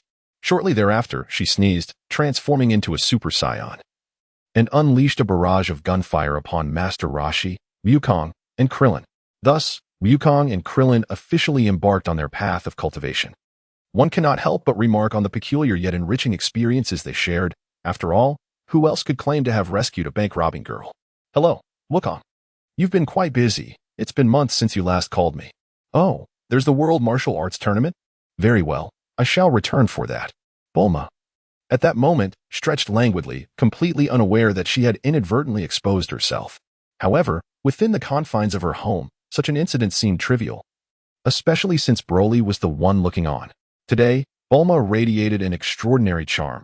The saying 18 is like a blossoming flower could not be more accurate. At 18, she exuded an alluring magnetism, a unique essence that typically emerges in adulthood, one that few can truly comprehend. Most significantly, her fashion sense was both stylish and captivating, leaving a refreshing impression that stirred the very soul. Today, she donned an adorable bear-themed pajama set. Broly, will you accompany me tomorrow to witness the world's martial arts tournament? Last time, I mentioned the Saiyan Goku. He has invited me to attend. Bulma plopped down beside Broly on the sofa, wrapping her arm around his, and affectionately remarked, "Why bother attending the World Martial Arts Tournament? That level of combat hardly seems worth our time, does it?" Broly felt somewhat reluctant. After all, a person can change. At his current level, watching a battle between those with a power level of less than 100 was akin to observing a duel between snails. There was simply no discernible excitement. No. Goku is my friend, and I have just given him my word. How could I possibly go back on that promise?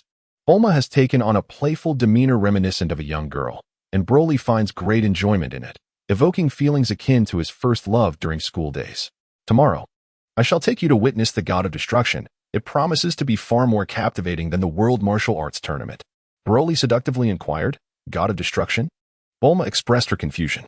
The God of Destruction, he is the most formidable being in the universe, truly terrifying.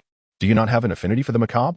Broly playfully pinched Bulma's cheek and lifted her onto his lap, teasingly remarking, "Ah, a cosmic beast. Is it not grand and magnificent?" He continued, "Well, I suppose we shall see, but first, we must watch Goku's match." Do not even think of slipping away unnoticed. For the past few months, Broly had refrained from causing any disturbances, spending time at home to nurture their relationship. Now that their bonds were solidified with his wife, Tais, and his second wife, Bulma, their dynamic was quite harmonious. To this end, Broly had certainly spent his fair share of time on his knees before the remote control. Of course, Bulma remained his nominal second wife, as certain matters were still left unresolved. The household had essentially laid everything bare, and soon, one of their two daughters would have a son-in-law. The Briefs couple appeared to harbor no objections, seemingly unfazed by any troubles that might arise. The following morning, the trio arose and refreshed themselves, preparing for their journey to Papaya Island. Indeed, it was 3 of them. They had all shared the same room. Tais's belly had grown quite prominent, with a mere 3 months remaining until the arrival of her children, and it had been confirmed that she was indeed expecting twins. A gathering of old friends was bound to spark a flurry of compliments. When they laid eyes on Bulma, everyone was taken aback. Her demeanor had transformed significantly since a few months prior. Perhaps it is true that a woman's essence can undergo a remarkable metamorphosis when she finds love. Nearly all were astonished by Bulma's transformation. The 2 companions accompanying Bulma were equally surprising, particularly Broly. Master Roshi sensed an oddity about this man, as he seemed to exude no aura whatsoever. At times, one might even feel as though he were entirely absent, despite the undeniable fact that Broly stood there, motionless. Consequently, the scene from the original story, where Master Roshi would tease Bulma, did not unfold. "Ah, Bulma, it has been a while. Is this your boyfriend?" "He is my fiancé," she replied with a smile. Broly gazed at Lepin, responding on Bulma's behalf. "Wow, is Bulma getting married to her fiancé?" Little Goku, having trained with Master Roshi for several months, had indeed matured somewhat, as he now understood the concept of a fiancé. "Haha, indeed. Our wedding is scheduled for 6 months from now. and I will inform you all when the time comes. At this moment, Bulma appears exceedingly charming. Allow me to introduce you to Broly, the betrothed of both my sister and myself. Furthermore, Goku, you share a kinship with Broly, who possesses remarkable strength. Would you not wish to train alongside him? Hiki. Upon hearing Bulma's introduction, everyone was taken aback. Is he truly to wed both of you sisters? Ah. And being of the same race as Goku, does he not know of Goku's origins? While everyone was astonished by Bulma's engagement, it was unexpected that Oolong the pig would pose such an insightful question. I am indeed aware, but it is not the right time to divulge such information, as you all need to register for the tournament. Hurry along. Broly chuckled, casting a curious glance at Son Goku, and then spoke, silencing his companion. Did Bulma not claim you were exceptionally strong? Are you not participating in the tournament? Son Goku scratched his head, a hint of confusion and disappointment evident in his demeanor as he replied. Broly is aware of Goku's presence and feels a sense of disappointment at not being able to engage in combat with him. Come on, Goku. Defeat that little bald-headed Krillin. You can do it. The semifinals soon commenced, with Goku and Krillin clashing in an intense battle. The four contenders in the semifinals were Jackie Chan, Goku, Krillin, and Lepin. It appears that there is still a considerable gap in strength between Krillin and Goku, as the match concluded swiftly with Goku emerging victorious. Thus, the 21st World Martial Arts Tournament advanced to the finals, featuring Goku versus Jackie Chan. The bespectacled host, with a charming mustache, waved his hand dramatically, passionately narrating the unfolding battle and enticingly speaking about the finals. Where is Master Roshi? Why is he not here? During the intermission, as everyone prepared to dine, Goku noticed the absence of his mentor and curiously inquired. Ah, yes, where is Master Mateto? We haven't seen him in the audience during the matches. Upon hearing this, the little bald-headed Krillin also expressed his confusion. Who knows? That old pervert is incredibly unreliable. As a master, he should be here supporting his students during the competition. Yet he is nowhere to be found. He must have run off to flirt with some young lady. We needn't worry about him. After all, he is known as the god of martial arts and is likely the strongest person on earth, so he should be safe. Oolong chimed in, echoing Bulma's words. Poking fun at Master Roshi. Indeed, Master Roshi is unlikely to encounter any troubles, haha. Broly found himself engulfed in a profound sense of ennui. While the gathering paused for a meal, the others, save for Bulma, were astounded by Broly's prodigious appetite, secretly reflecting that Goku and he must indeed belong to the same lineage. Before proceeding, let us first interview the two finalists.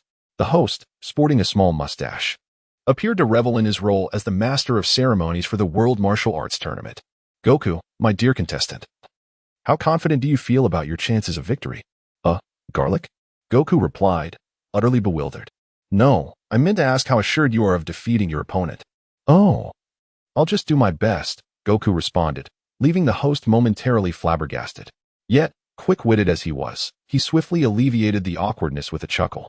Oh, the youth certainly have a refreshing candor.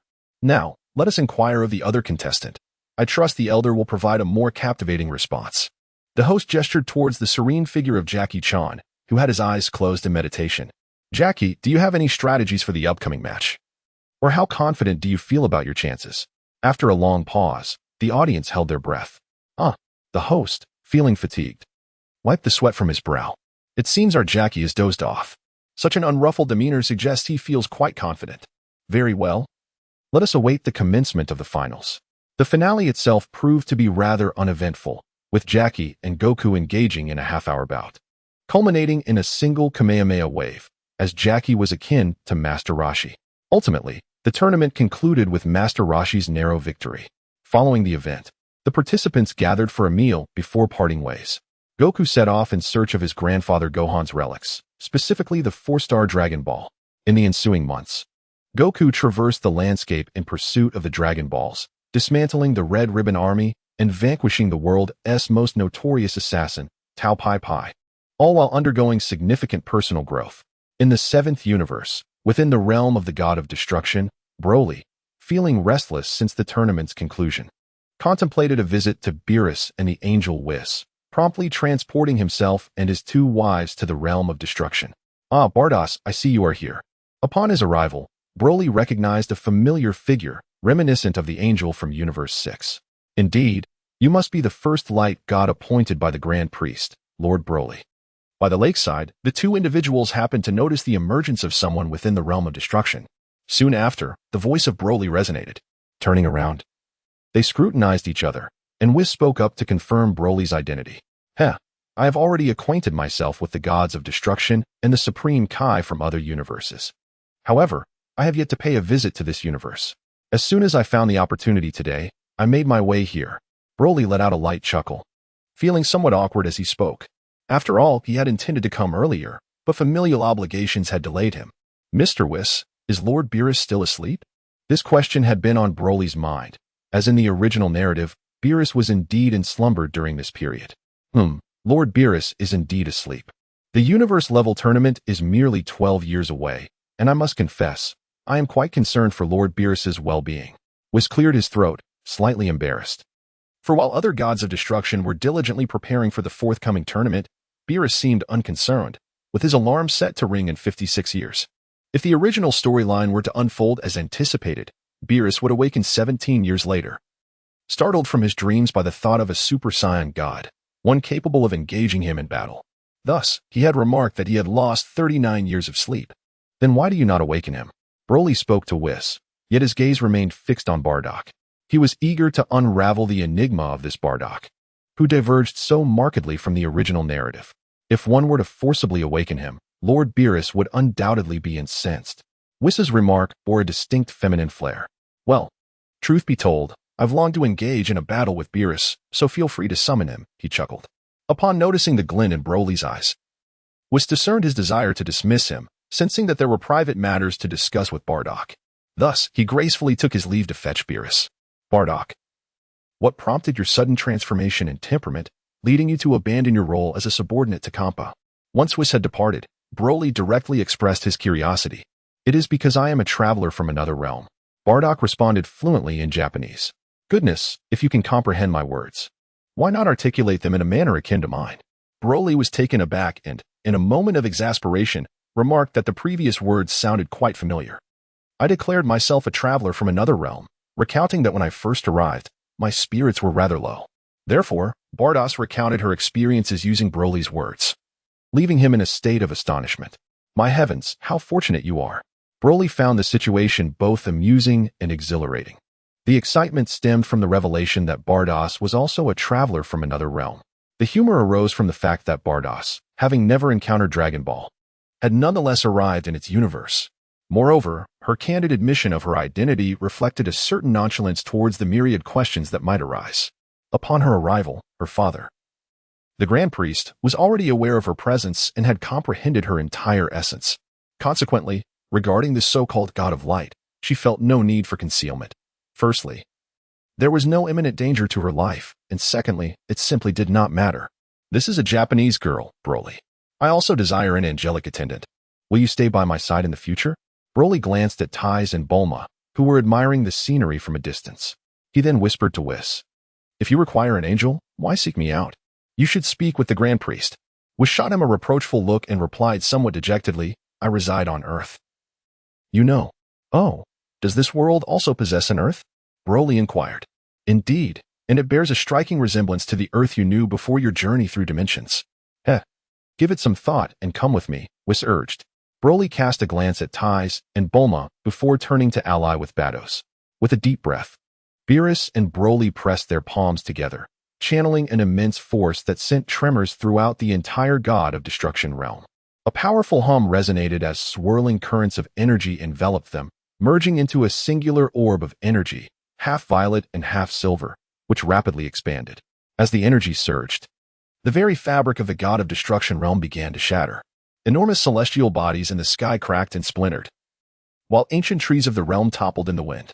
The two deities merely engaged in a display of strength, yet their overwhelming might was nothing short of terrifying. Oh dear, with the God of Destruction realm in such disarray, it seems we shall have more work ahead, Whis remarked, simultaneously waving his staff to conjure a green bubble that shielded Tais and Bulma. Ha ha ha, my dear little brother, why not consider resigning? How delightful it would be to live freely, without the burden of serving others. Oh, but you are a caretaker now, Bardock chuckled, her hand covering her mouth as she mocked Whis, the powerful angel, for tending to mortals. Ah, I just heard, dear sister. That you have agreed to serve Lord Broly as his angel, Whis replied, mirroring her expression with a mischievous grin. Yeah. The atmosphere crackled with their playful banter. Broly raised his arms to withstand the relentless barrage of punches from Beerus, each strike landing with tremendous force. Beneath Broly's feet, the ground of the God of Destruction realm crumbles, sinking several meters, a testament to his formidable power. Ah, Beerus, your strength is indeed impressive. Among the 12 gods of destruction, you undoubtedly rank within the top 3. Broly shook his arms and praised the strength of Beerus. Although their confrontation lasted merely 2 minutes, Broly had already discerned the extent of Beerus's power. Beerus's prowess was comparable to that of the destroyer god of Universe 4, Mao, as well as the clown from Universe 11. This implies that among the 12 destroyer gods, only Beerus, Mao, and the clown could truly challenge Broly. This indicates that these 3 are exceptional among the destroyer gods, considering that some destroyers cannot withstand even a single blow from Broly. For instance, the destroyer god of Universe 5, Iraq, and the destroyer god of Universe 1, Ma, would be incapable of enduring a strike from Broly, highlighting the significant disparities in strength among the destroyer gods. Furthermore, the average power level of the universes seems unrelated to the strength of their destroyer gods. It is entirely contingent upon the diligence of the destroyers and the guidance of the Supreme Kais. The role of the destroyer gods is to annihilate planets and civilizations lacking ambition, transforming them back into cosmic energy, a process akin to rebirth. The responsibilities of the Supreme Kais are more varied. They must expend considerable mental effort to create planets and civilizations, guiding them towards ambition.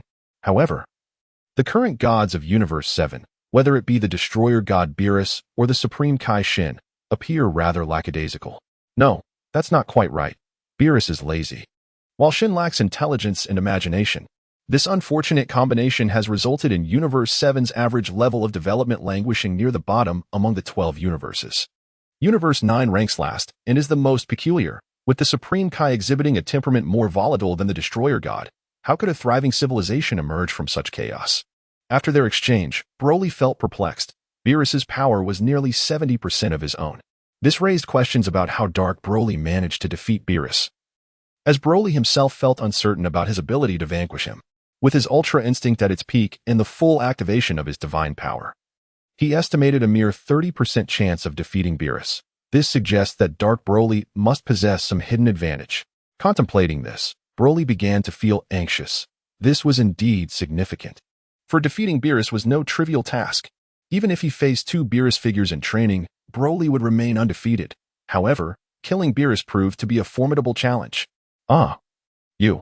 How could you master Ultra Instinct just like Whis? That is truly infuriating. Beerus spat, somewhat displeased. Ha ha ha, Lord Beerus possesses remarkable talent, though he is simply too lazy. Otherwise, he too could have mastered Ultra Instinct, which chimed in with a sly smile.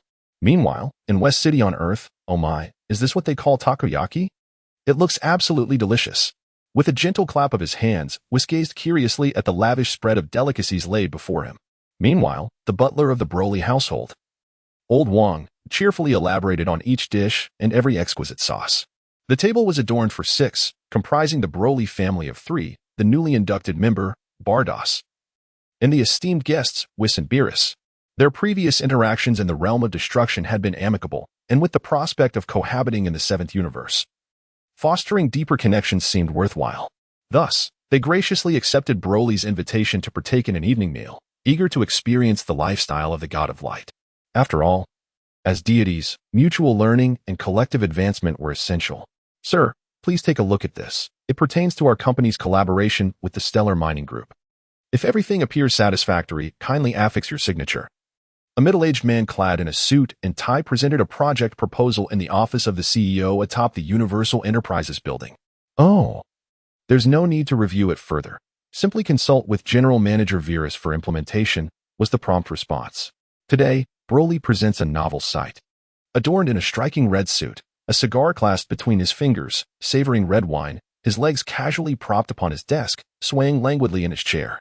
President, this is... Well, approved. Let us implement it directly. Upon witnessing another individual enter with documents in hand, Broly nonchalantly waved his hand, signaling them to disregard the matter.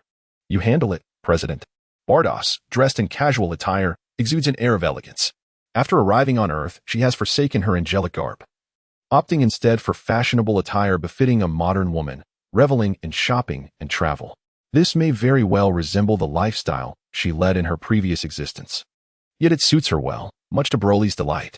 Now, with his first wife nearing the end of her pregnancy, about to give birth, she finds it inconvenient to work. Meanwhile, his second wife, Bulma, appears engrossed in some new invention, seldom leaving her laboratory. Consequently, they have pushed Broly into the corporate realm, where he reluctantly assumes his duties, spending his days shopping alongside Bardoss, indulging in leisurely pursuits. I have no profound remarks. There is little to articulate, he states. The editorial team has announced that on April 24th at noon, the work will be released. One can only hope for a favorable reception, as it is said that out of every 100 authors, 95 meet with failure. I find myself in a similar predicament, thus shamelessly seeking support once more. Once it is launched tomorrow, I kindly ask for subscriptions from esteemed readers. It is merely a few cents, and I humbly request your backing. 3 years have swiftly elapsed. The 22nd World Martial Arts Tournament is about to commence, and Bulma has received a call from Goku, agreeing to partake in the festivities.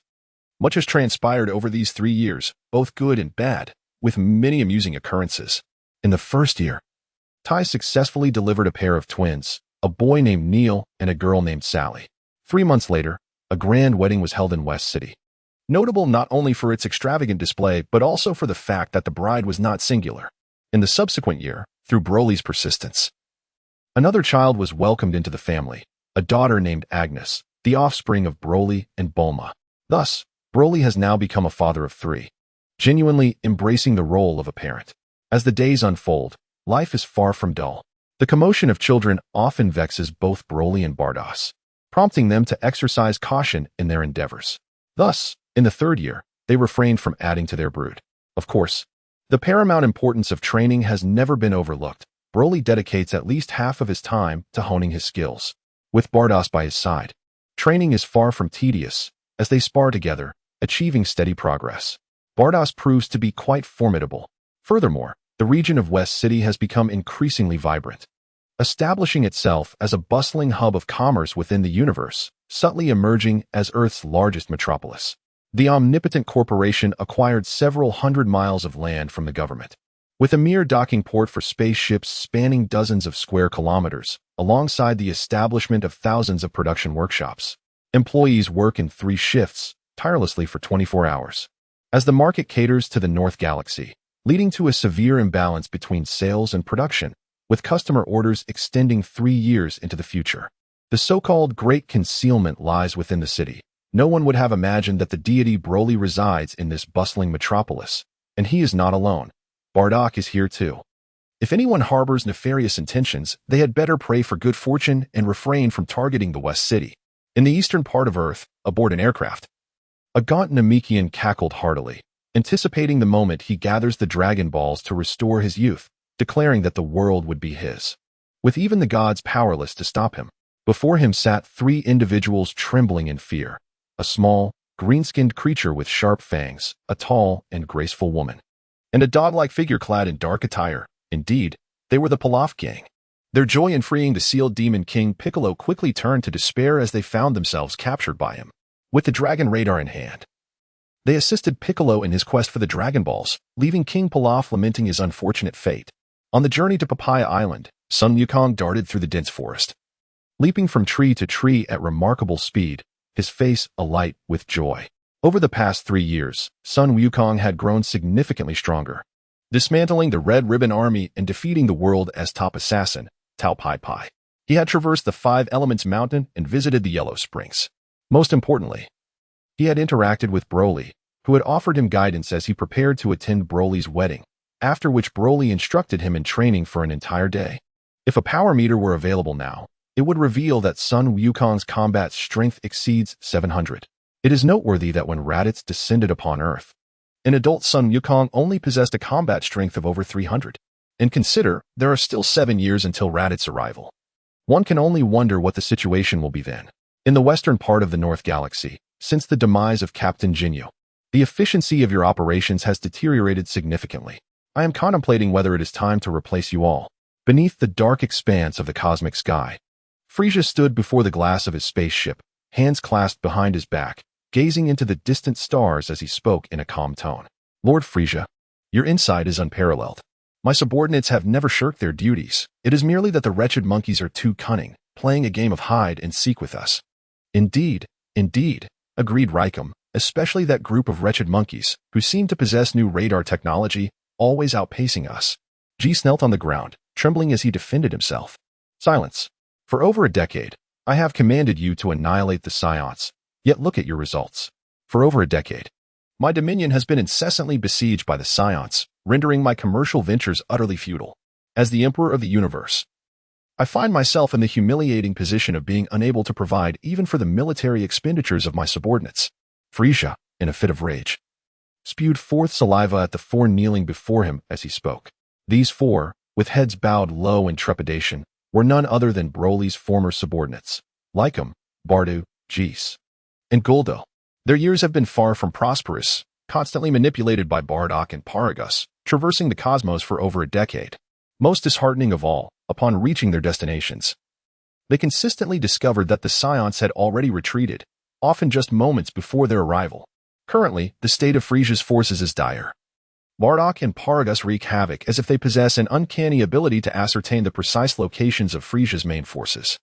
They have consistently evaded confrontation with the bulk of Frisia's troops, systematically annihilating isolated squads or dismantling underdefended planets and bases. In summary, Frisia finds himself in a precarious situation, unable to sell a single planet, with his legions having gone 3 years without pay, leading to widespread discontent among his ranks. Report. A voice broke through the tension, announcing that Scion Marshal Bardock had launched an assault on headquarters. A frog-like individual delivered the distress call from the headquarters, and under Frisia's pointed gaze, he disclosed the purpose of his message. What? You scoundrel! Just yesterday you claimed Bardock was in the west. How is it that as soon as I arrive in the west, Bardock appears in the south and attacks headquarters? Frisia's already foul mood erupted into fury upon hearing the frog's report. What are you dawdling for? Adjust the course immediately and return to base. Frisia's eyes blazed with fury. Yet he refrained from violence, leaving the elite squad momentarily bewildered. Had the king's temperament shifted? In the southern region of the North Galaxy lay a dark red planet, serving as the headquarters of Frisia's forces, approximately 7 times the size of Earth. Within a mere 10 hours, the vast expanse of the planet was left desolate, strewn with corpses and the wreckage of spacecraft. Here, over 1,000 Scions had gathered, and a broad scan of battle power would reveal that none possessed a power level below 5,000. These warriors, having followed Bardock into battle for over a decade, were of exceptionally high military caliber, having been forged in the crucible of relentless warfare, truly the elite among the elite. Ha ha ha, father, this is exhilarating. You're simply extraordinary. Leaving Frisia in utter disarray, exclaimed Raditz, Goku's brother, as he gazed upon his father Bardock with fervent admiration.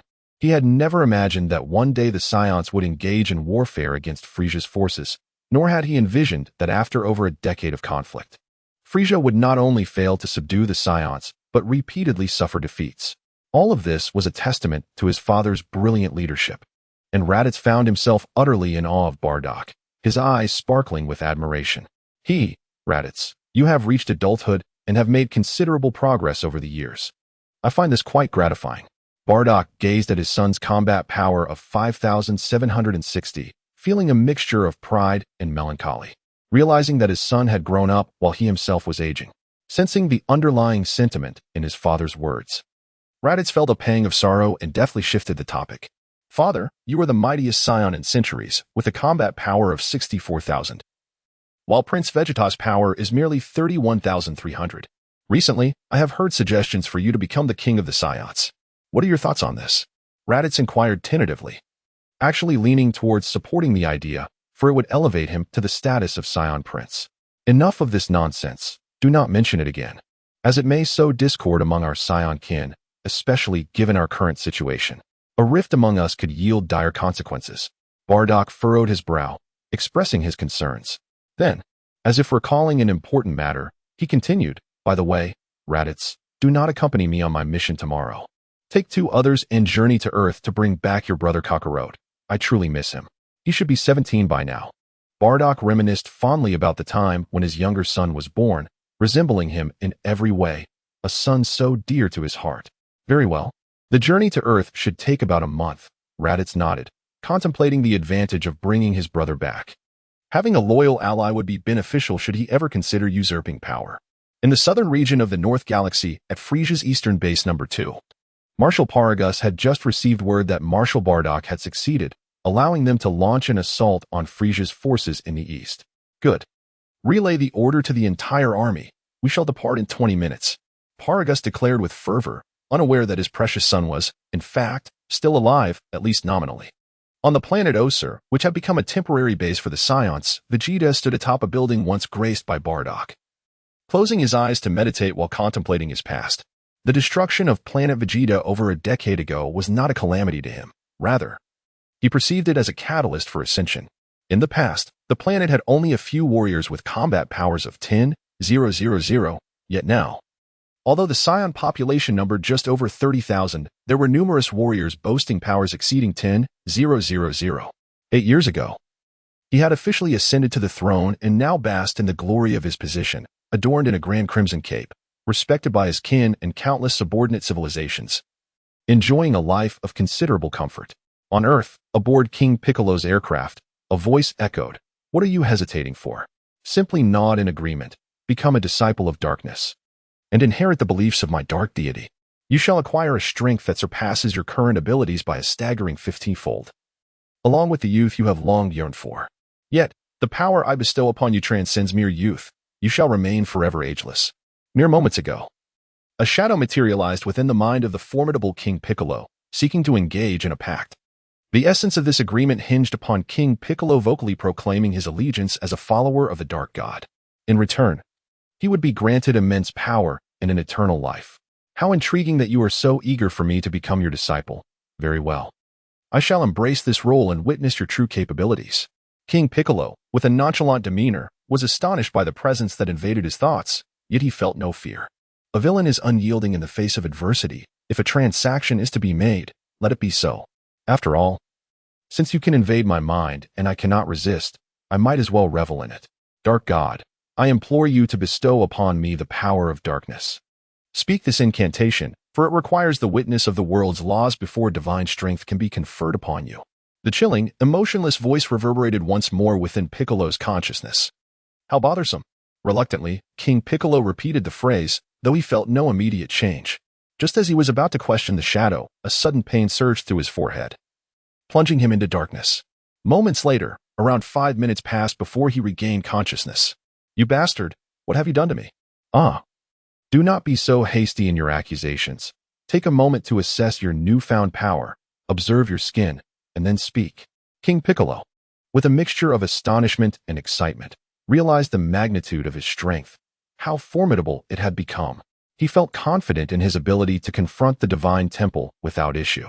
From this moment forth, none shall dare oppose me. King Piccolo clenched his fists, overwhelmed by an inexhaustible surge of power, far beyond his previous capabilities. Gazing into the mirror, he also perceived that he had regained his youthful appearance. However, one aspect troubled him greatly. A blood-red symbol now adorned his forehead, an inverted letter A. This symbol serves as the indelible mark of our transaction, the source of your newfound strength. It cannot be erased unless you choose to breach our agreement. Be forewarned.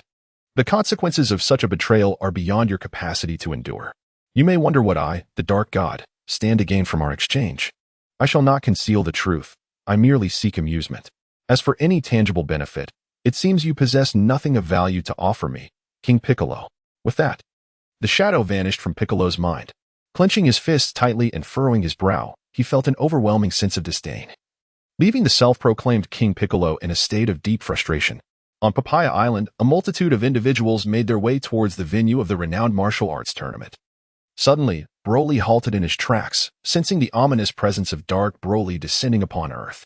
Casting a glance at his companion, Bardos, who was leisurely amusing her eldest daughter, Sally, it was evident that she remained oblivious to Dark Broly's aura. My dear self, shall we engage in a game? Just as Broly contemplated whether to investigate further, Dark Broly's voice echoed in his mind. Not interested. Broly decisively declined. No, you must harbor some interest. Of course, even if you lack enthusiasm, you must passively engage. For I am the very embodiment of all evil. My existence is to instigate wars. while yours is to quell the shadows cast by turmoil and illuminate the path for all beings. This is both a duty and a source of amusement, surely. You do not genuinely yearn for a mundane existence, do you? Haha. Piccolo has become the vessel for my will, and I have elevated his strength. The rules of this game allow you to manipulate from the shadows, yet you cannot intervene directly. On Earth, at Papaya Island, the greatest martial artists have once again converged, traveling from all corners of the globe to vie for the title of the world's strongest. This is the 22nd World Martial Arts Tournament, and it promises to be even more intense than the previous one, especially following the impressive performances of the Turtle School's disciples in the 21st tournament. Not only do the Turtle School disciples participate, but the Crane School has also entered the fray. The Crane School is a renowned sect within the martial arts community, celebrated for producing the world's foremost martial artist. To exemplify, the world-renowned assassin, Tao Pai Pai, is the brother of the Crane School's master. Moreover, the masters of the Crane School and the Turtle School are fierce rivals. The first day is dedicated to registration, during which everyone enjoys the luxurious amenities of this world-class resort on Papaya Island. The second day consists of preliminary rounds, which swiftly come to a close. Participants like Sun Wukong, Krillin, Yamcha, along with Tien Shinhan and Kaiatsu from the Crane School, as well as the Turtle School's master disguised as Jackie Chan, all qualify. Of course, 2 others make it to the top 8. One is a werewolf, and the other is the fortunate world champion boxer, Bubble. That evening, after a long separation, the group gathers, eager to share stories and discuss their encounters with the Crane School and Tien Shinhan during the tournament. In a rare moment of seriousness, the Turtle School's master, that lecherous old man, candidly speaks about the long-standing rivalry between the Turtle and Crane Schools. Broly remained indifferent to the matter, asserting that nothing in the world is inherently evil. Each individual has their own path in life. For instance, when a lion consumes a rabbit, does that render the lion malevolent? It is merely the cosmic order and the law of survival. Why become entangled in notions of good and evil? In this regard, Broly indeed embodies a semblance of an angelic demeanor. The next morning, the semi-final matches commenced. Through a draw, the first bout featured Tien from the Crane School pitted against Yamcha from the Turtle School. Within a mere 3 minutes, Yamcha sustained a leg fracture, resulting in his disqualification. Consequently, Tien advanced to the finals. Following this, Master Roshi and the Wolfman engaged in a match rich with themes of love and rivalry, ultimately securing their place in the semifinals. The duration of these encounters was extensive, necessitating the postponement of the remaining 2 matches until the afternoon. During the lunch break, Goku fell prey to the manipulations of the celebrity boxer Bubble's manager, who lured him far away with the intent of preventing his participation in the tournament. It was evident that Bubble posed no real challenge to Goku, leading to this desperate maneuver, which ultimately failed. However, it was the golden-haired Bulma who, riding her motorcycle and wielding an ice cream cone, rescued Goku. In the afternoon, the first match featured Goku facing the world-renowned boxer, Bubble. Upon entering the arena, Bubble showcased his skills, captivating a throng of admirers, including the original Bulma. Yet, Broly remained unfazed. As the match commenced, Goku swiftly dispatched Bubble with a single blow. The naive Goku had initially assumed that the world's top boxer would be formidable, only to discover that the champion, bearing the title of the world's best, was rather lackluster. Were Goku equipped with a power level detector, he would ascertain that this so-called champion possessed a meager power level of merely 12. The second match saw Krillin employing the tactic of 9-1 to triumph over the Crane School's Kairatsu. Thus, Goku, Tien, Roshi, and Krillin advanced to the third day's finals. In the eastern region of Earth, King Piccolo adjusted his course toward the venue of the World Martial Arts Tournament, declaring that in his quest for world domination, he must first eliminate the troublesome martial artists. He addressed the Pilaf gang, who were operating the aircraft. Having regained his youth, he no longer sought the Dragon Balls, and his augmented strength filled him with unwavering confidence. Even if Master Roshi were to be resurrected, he was certain he could dispatch him in an instant, preventing any opportunity for the latter to employ his sealing technique, the Demon Seal Wave. "Are we not going to search for the Dragon Balls, Great Demon King?" Pilaf inquired, trembling at the palpable threat of death emanating from Piccolo. "Humph. Do you truly believe I require the Dragon Balls? Cease your prattling. If you wish to live, follow my commands," Piccolo replied. In the southern expanse of the northern galaxy, within the Orion constellation, near the celestial realm of the solar system, 2 radiant white meteors streaked across the void. Upon closer inspection, they were not meteors but rather 2 dumpling-shaped spaceships, Had Broly been present, he would have recognized these vessels as akin to the one he once traversed. "Dear brother, I have come to escort you home," Raditz proclaimed. "A tranquil life on Earth is ill-suited for us Scions." Just awakening from his slumber, Raditz glanced at the time and noted that there were still 10 hours until they reached Earth. As for the other spaceship, it was not empty. It was prepared by Raditz for Son Goku. On Earth, at Papaya Island, the third day marked the semi-finals of the world's greatest martial arts tournament. The fierce clash between the final 4 contenders. Following the drawing of lots, the first match pitted Tien Shinhan against Jackie Chan, while the second featured Son Goku facing his fellow disciple, Krillin. Jackie Chan, disguised as Master Roshi, observed that Tien's nature was not inherently malevolent. Thus, during the duel, he endeavored to guide Tien towards the path of righteousness and enlightenment. After all, the Crane School was a notorious assassin sect, reputed for its nefarious deeds. Yet, this was merely the perspective of those who prided themselves as champions of justice. Were Broly to opine, he would assert that being an assassin is not intrinsically wicked. After all, one must earn their sustenance through their own capabilities. It is not their fault if others lack the ability. For instance, in the Dragon Ball universe, the most formidable assassin, Hit, is he truly a villain? Did he not participate in the tournament to save the universe? The essence remains. A lion consuming a sheep does not render the lion evil. It is merely a matter of survival, devoid of moral judgment, merely a difference in nomenclature.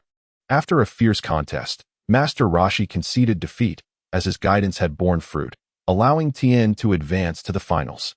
In the second bout, Goku faced Krillin. To spare Krillin's pride, Goku hesitated momentarily before ultimately sending Krillin off the stage. The small mustached announcer glanced at the clock, noting it was nearly noon.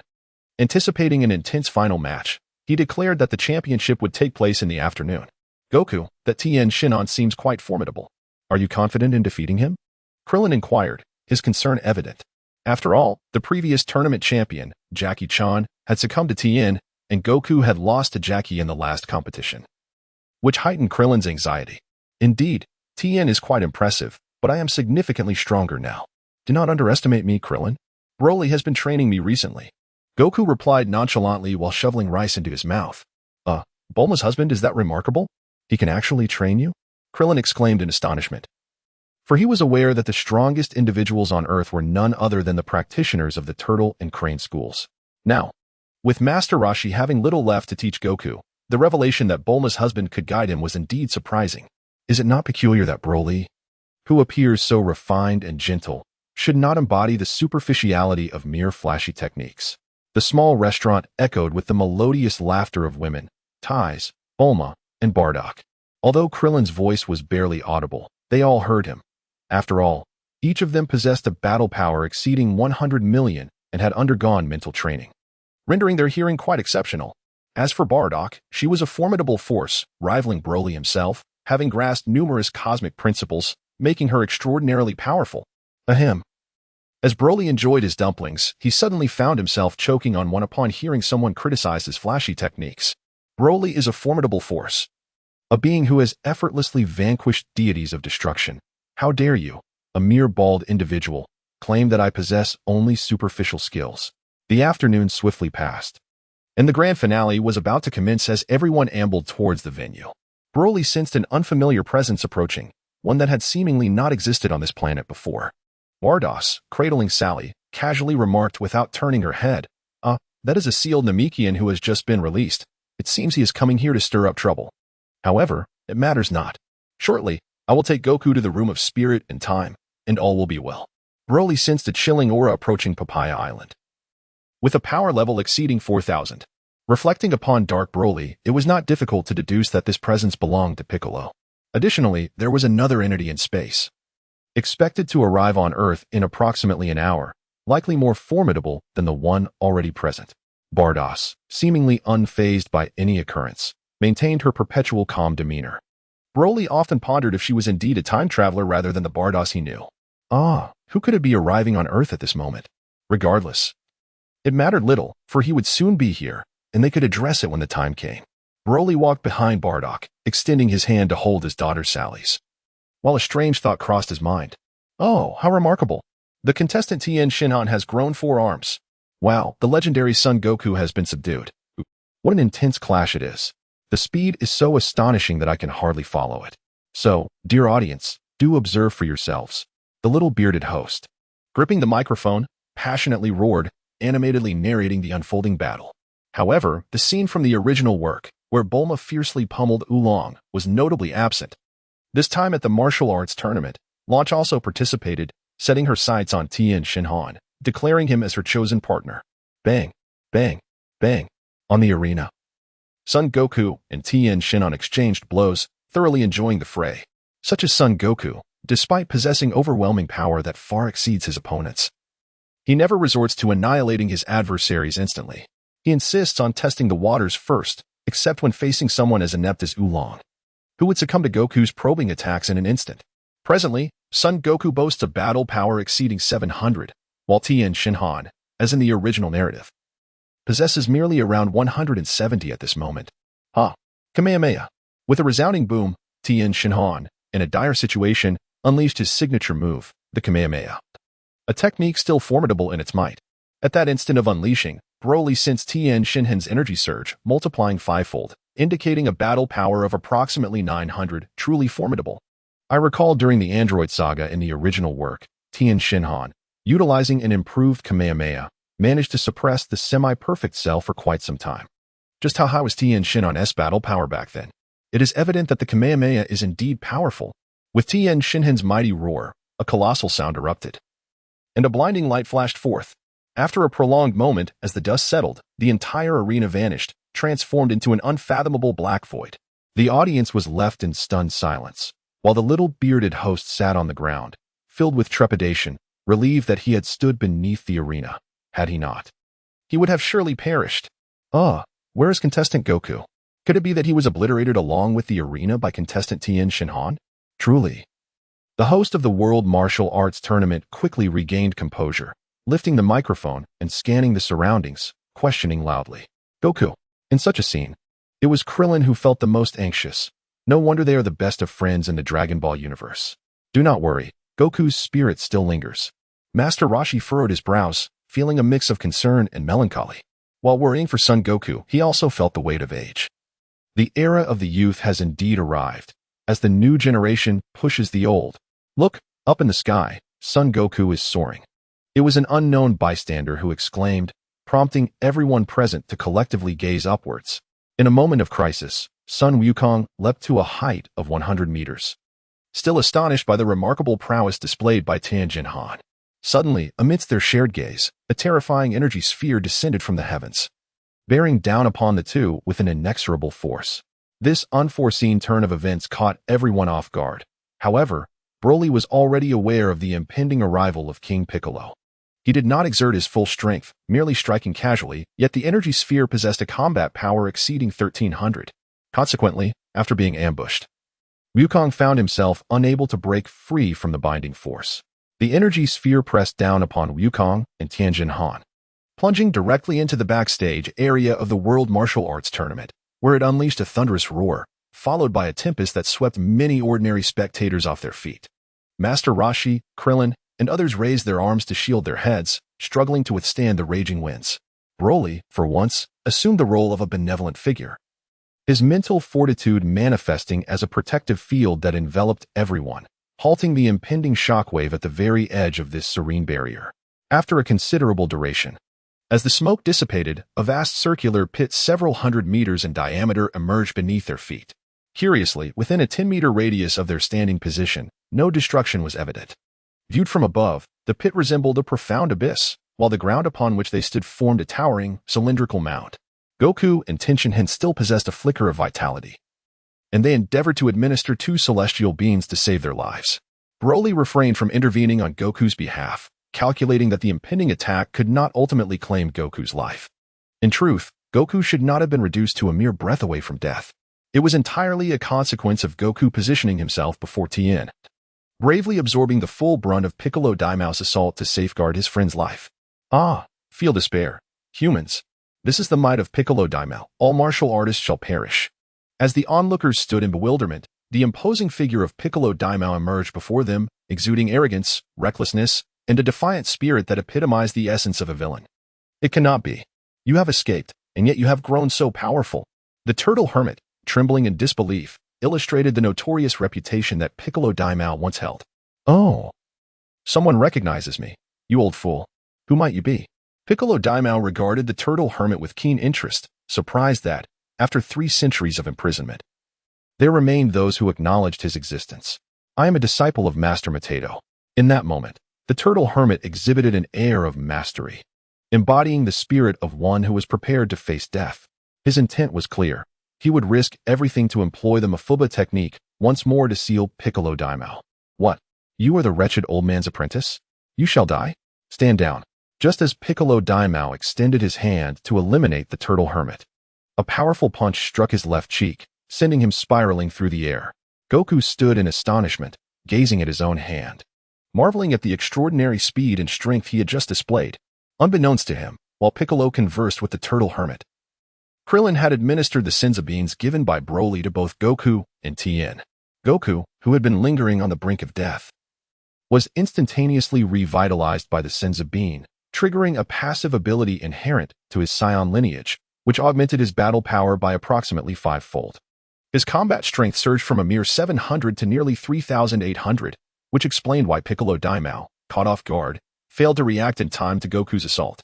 After all, Piccolo's power was just over 4,000, only marginally surpassing Goku's newfound strength, and he was unprepared for such an assault. "Ah, you little brat, you have provoked my wrath," Piccolo Daimao roared, launching a fierce punch that sent a powerful gust of wind toward Goku's face. As a pure-blooded warrior of the Saiyan race, Goku had never shied away from a challenge. Seeing Piccolo Daimao's attack, he acted without hesitation, countering with a punch of his own. The clash of their fists echoed through the air, revealing an astonishing parity in their strength. Momentarily taken aback, both warriors quickly resumed their fierce exchange, their minds consumed solely with blocking, striking, dodging, and kicking.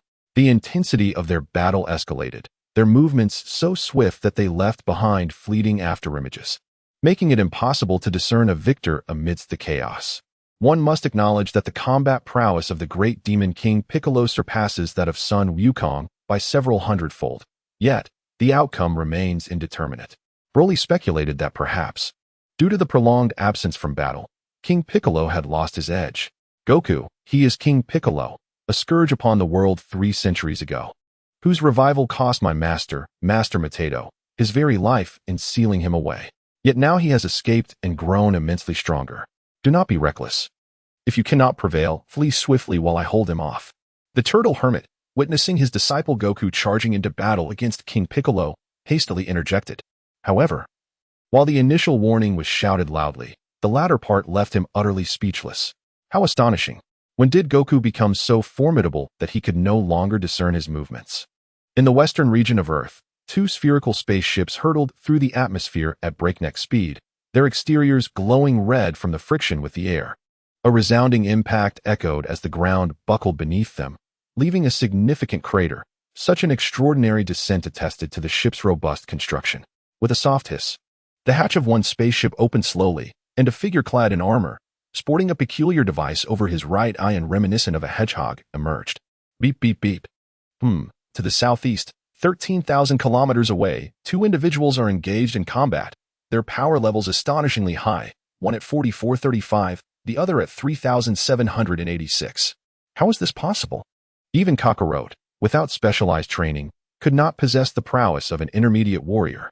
Moreover, Kakarot is still not of age. It would be remarkable for him to even reach a power level of 500. What could be the explanation? Could it be that these 2 combatants are not Kakarot but rather inhabitants of this planet? Yet the intel indicated that this was a low-level planet. How could there exist warriors with power exceeding 4,000? Ah, and there are a few others with power levels exceeding 100. Could one of them be Kakarot? I shall investigate further. The hedgehog-headed figure was none other than Raditz, Goku's brother, who had traveled to Earth on his father's orders to bring his brother home. Having endured a month of cosmic navigation to arrive here, on Papaya Island, Turtle School's Kamehameha, with a power level of 3,800. Goku unleashed a Kamehameha wave as thick as a water barrel, instilling fear in all, especially in the creator himself, the Turtle Hermit. Behold the Demon King's Demon Flash. Piccolo extended his arms before suddenly clenching his fists to his waist and forcefully transforming them into open palms. A similarly thick stream of energy erupted from his hands, But instead of the orange-yellow of the original work, it was a dark crimson hue. Broly, however, understood that this might be the result of Dark Broly's influence. A dull sound echoed as the air currents collided, not accompanied by a terrifying explosion, but rather a mutual tugging and pushing of the energies involved. It was akin to two bulls clashing, each unwilling to yield, both determined to overthrow the other. Goku was already gasping heavily, while the Demon King Piccolo appeared to be in a comparatively better state. In a contest of physical prowess, Goku, with his Hone skills, could hold his own against Piccolo. However, he had made a grave miscalculation by opting to engage in a beam struggle. It is crucial to understand that in such a scenario, failure would mean enduring the full brunt of the energy waves unleashed by both parties. As Goku's stamina waned, Piccolo gradually began to suppress Goku's energy. The core of their colliding auras slowly inching toward him. Goku's arms trembled incessantly. This was not fear, but rather a manifestation of pressure exceeding his limits. His body involuntarily shaking under the immense strain. "Damn it, I will not lose to you," he exclaimed, pushing through. Truly, he embodied the essence of a protagonist. Even when his body was on the brink of collapse, he summoned the fiery spirit within, awakening his latent potential to counter Piccolo's energy wave. Having watched Goku on television, one was captivated by his charisma. Witnessing the real Goku was equally enchanting. His innocent and untainted heart, his unwavering resolve against malevolent forces, coupled with an indomitable fighting spirit, extraordinary talent, and exceptional insight, all shone through magnificently. Broly has once again developed a fondness for Son Goku, a sentiment that resonates with genuine admiration. Oh, it seems there is still some strength left. Could this be a desperate struggle before death? Prepare to meet your end. Piccolo quickly discerned that Goku was devoid of energy, and with a swift motion, he intensified his power output. A wave of searing energy surged forth, and from this terrifying force, Goku caught a whiff of death, inwardly contemplating. "Am I to perish? Kakarot, my brother, I shall assist you in teaching him a lesson." Just as Goku braced himself to confront death, a figure suddenly appeared behind him, resting a hand upon his shoulder. "Who is providing me with this energy?" Goku had no time to look back, his mind swirling with questions. Yet he harnessed that newfound energy to launch a fierce counterattack. "Ha!" Goku bellowed, and the terrifying torrent of energy before him, infused with his own power and that of the mysterious benefactor, hurtled towards the Demon King Piccolo. Boom. "No, this cannot be. I, Demon King Piccolo, have just emerged from my seal. How can I be facing death?" He gasped. "My child, I bestow upon you all my life essence. You must avenge me." With a heart filled with unwillingness, the once mighty Demon King Piccolo, battered by the fierce energy, could only expel an egg into the distance. Empowered by the assistance of the enigmatic figure, Goku unleashed an explosive energy wave that nearly vaporized the Demon King. Thud. That was close. Goku collapsed onto the ground. Panting heavily, he was utterly exhausted. "Goku, you did it. Hee, you've become so incredibly strong without even realizing it," Krillin exclaimed as he bounded over to Goku, with Master Roshi and the others following closely behind. "Who was that person? When they first appeared, I thought they were an enemy, yet after observing for a while, they chose to aid Goku in his moment of crisis. They appear to be a scion. Broly, do you recognize them?" Bulma embraced herself with both hands, asking in a somewhat perplexed manner, "What's the rush? He will reveal it himself shortly. Otherwise, what purpose would he have for coming to Earth?" Broly extended his arm, gently embracing Bulma's fragrant shoulder, and said softly, "Come, Bulma, let us check if Goku has sustained any injuries. Bardock possesses healing abilities that could aid in his recovery."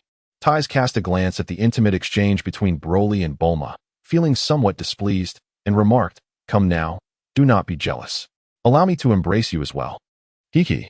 Broly, astute as ever, needed no olfactory confirmation.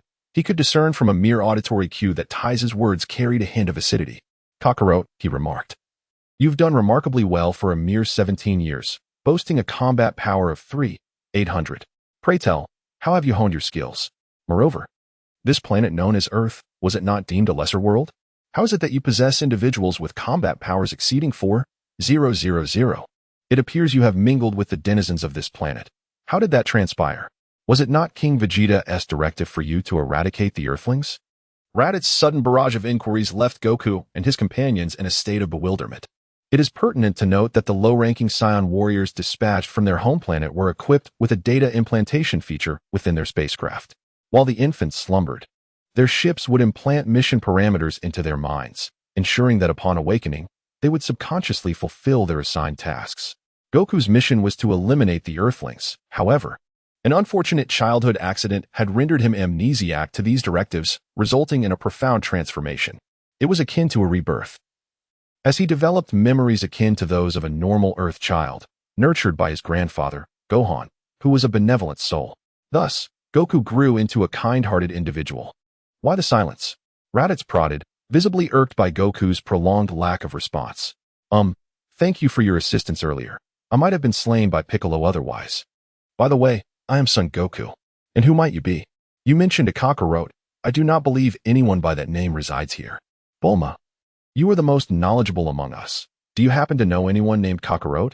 As Raditz nudged Goku, Krillin and the others hastily positioned themselves beside him. Goku, unfazed, shrugged off Krillin's concern and, scratching his head in confusion, addressed Raditz. You don't recognize me? And you seem unaware of your own name?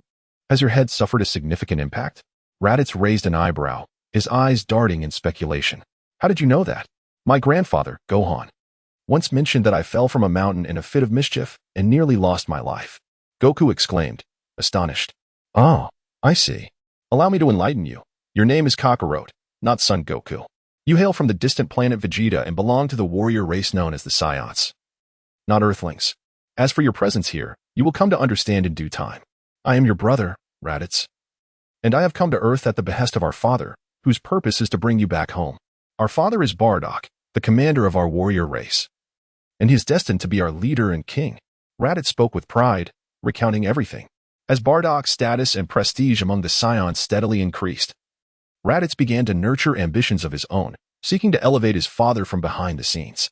The revelation that Goku was the elder brother of the fierce warrior race from planet Vegeta struck everyone like a bombshell, leaving Krillin and the others utterly astonished. Upon closer inspection, one could indeed see the resemblance between Raditz and Goku, suggesting a genuine fraternal bond. Wow, you are my brother. I am a Saiyan, a warrior race, and our kin are all remarkably strong. Goku, true to his nature, was primarily concerned with training, which explained how he had achieved divine mastery over 3 decades without any special advantages. Ha ha ha. See, this alone is sufficient proof that you are a pure-blooded Saiyan. We are known as a warrior race because each one of us is a battle fanatic. The mere prospect of combat ignites our blood. Raditz laughed heartily and continued. There are indeed many strong warriors, like my elder brother.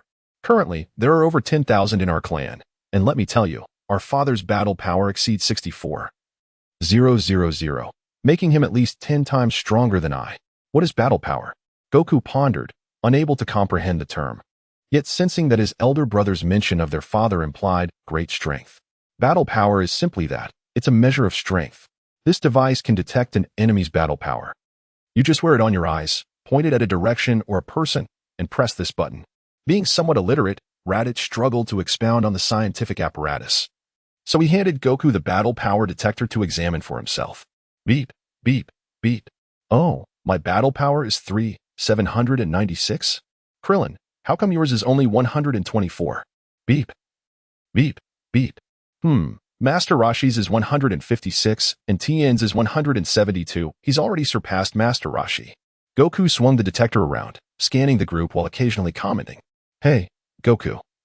Quickly see how much battle power I have. Oolong exclaimed, clenching his fist in excitement, eager for Goku to assess his strength. Oh, Oolong, all right, let me see. Ha ha ha. Oolong, your battle power is just 3. Ha ha. Goku collapsed onto the ground, laughing heartily. Hey, Kakarot, who is that person? He is also a Saiyan. Raditz, arms crossed and surveying the crowd with boredom, suddenly noticed Broly was also a Saiyan, and he turned to Goku in astonishment. Oh, you mean my brother Broly? He is Bulma's husband and even trained me 2 years ago. Indeed, he is also a Saiyan. By the way, let's check Broly's battle power. As Goku responded to Raditz, he curiously aimed the detector at Broly and pressed the scanning button. Beep, beep, beep. Huh, is it malfunctioning? It fails to detect any combat power? The results left Goku momentarily stunned, for the display indicated there was no target, showing 2 horizontal lines, even though Broly was right there. That machine cannot detect my combat power. Broly should simply speak directly with Goku, sparing everyone the needless banter that consumes precious time. How could this be possible? I have dedicated 20 years to this pursuit, and I have never encountered anyone whose power level could not be detected. Why is it that I cannot gauge yours? Do you possess some sort of cloaking device? Before Goku could respond, Raditz inquired with perplexity. Because I am a god. Broly, with his arms crossed, entered a mode of ostentation and boldly proclaimed, What? A god? Are you the deity spoken of in Earth's legends, the one residing in the temple atop Korin Tower? Broly was taken aback to discover that the most exhilarated individual present was none other than Master Roshi. However, this reaction is understandable, as Master Roshi once ascended the Korin Tower but never attained the privilege of entering the sacred temple, leaving him with a profound sense of regret for not having encountered the revered deity. In truth, King Piccolo is the embodiment of the Earth's god's malevolent thoughts. This implies that the Earth's deity bears a striking resemblance to King Piccolo. Thus, I'm not the god of Earth. Broly teased Master Roshi, inquiring, Is the Supreme Kai the same individual as the Demon King Piccolo? Then who are you? I am a deity far superior to the Earth's Supreme Kai. As Broly spoke, he simultaneously extended his arms, and in that moment, a divine aura surged across the earth. The fabric t-shirt has turned to ashes, and except for the chest and abdomen, every inch of skin is adorned with a layer of shimmering silver fuzz. Concurrently, a mane of defiant hair rises skyward, accompanied by stern brows and fierce silver pupils. Encircling the body is a halo of luminescent energy, fluid and mercurial, while behind, the power of faith coalesces into a disk reminiscent of the sun, symbolizing the deity of light. As Broly's divine form manifested, the earth itself seemed to cease its rotation, and the very fabric of time appeared to come to a standstill. The onlookers were left in utter astonishment, rendered speechless for what felt like an eternity. Even Broly found the display of his prowess to be exhausting. Raditz, from what I gathered from your earlier remarks, it seems the Scion race has not faced total annihilation. Interrupting the collective astonishment, Broly directed his inquiry toward Raditz. Indeed, the Scions have not been completely eradicated. Are you, perchance, the deity of our Scion lineage? Raditz responded with clenched fists, his emotions running high as he sought confirmation. Well, one could say that, for before I ascended to divinity, I too was a Scion. Broly, reluctant to strike Raditz, perceives that he could potentially become a revered figure among the Scions. This is indeed splendid. Esteemed deity, you cannot fathom the tribulations our Scion lineage has endured over the years. Previously, we languished under the tyrannical rule of Frieza, who proclaimed himself the Emperor of the universe, wielding immense power while engaging in the trade of planets, compelling our race to serve him. The Scions, known for their ferocity across the cosmos, have conquered numerous civilizations, earning a notorious reputation. Though we faced our share of hardships, it was Frieza, without provocation, who annihilated planet Vegeta over a decade ago, nearly driving our race to extinction. We were reduced to merely over 20,000 souls. For the past several years, my father, Bardock, has led the elite to confront Frieza. The remaining members of our clan live in hiding, enduring a life shrouded in darkness. Raditz harbors intentions as well. He seeks to enlist Broly in a rebellion against Frieza. While I shall not directly assassinate Frieza, I can assure you that before the emergence of the Super Saiyan, Frieza would not dare to confront us personally. Soon, I shall resurrect planet Vegeta. Upon your return, convey to the current leader of the Scions to unite our people and rebuild our civilization. I shall protect the Scion race. Broly abruptly interrupted Raditz, fully aware of what he intended to say. You speak of Super Saiyan? And the resurrection of planet Vegeta? Raditz inquired with palpable excitement, sensing that the Scion race was on the brink of a resurgence. Indeed, Super Saiyan is not merely a legend, it genuinely exists. As for why it has not manifested for so long, it is because you have proven to be unworthy, failing to even reach the threshold of Super Saiyan. How then could the Super Saiyan ever emerge? Broly curled his lips in a gesture of resignation. Threshold? Are you suggesting that through diligent effort, anyone can become a Super Saiyan? Isn't the Super Saiyan a warrior of legend, said to appear only once every millennium? Raditz was taken aback. What exactly is a Super Saiyan? Goku admitted his confusion. Well, it's rather complicated, and even if I explained it to you, you wouldn't comprehend. In essence, relentless training is key. Achieving a battle power of several million should suffice to transform into a Super Saiyan. However, remember, one must possess a tranquil heart. All right.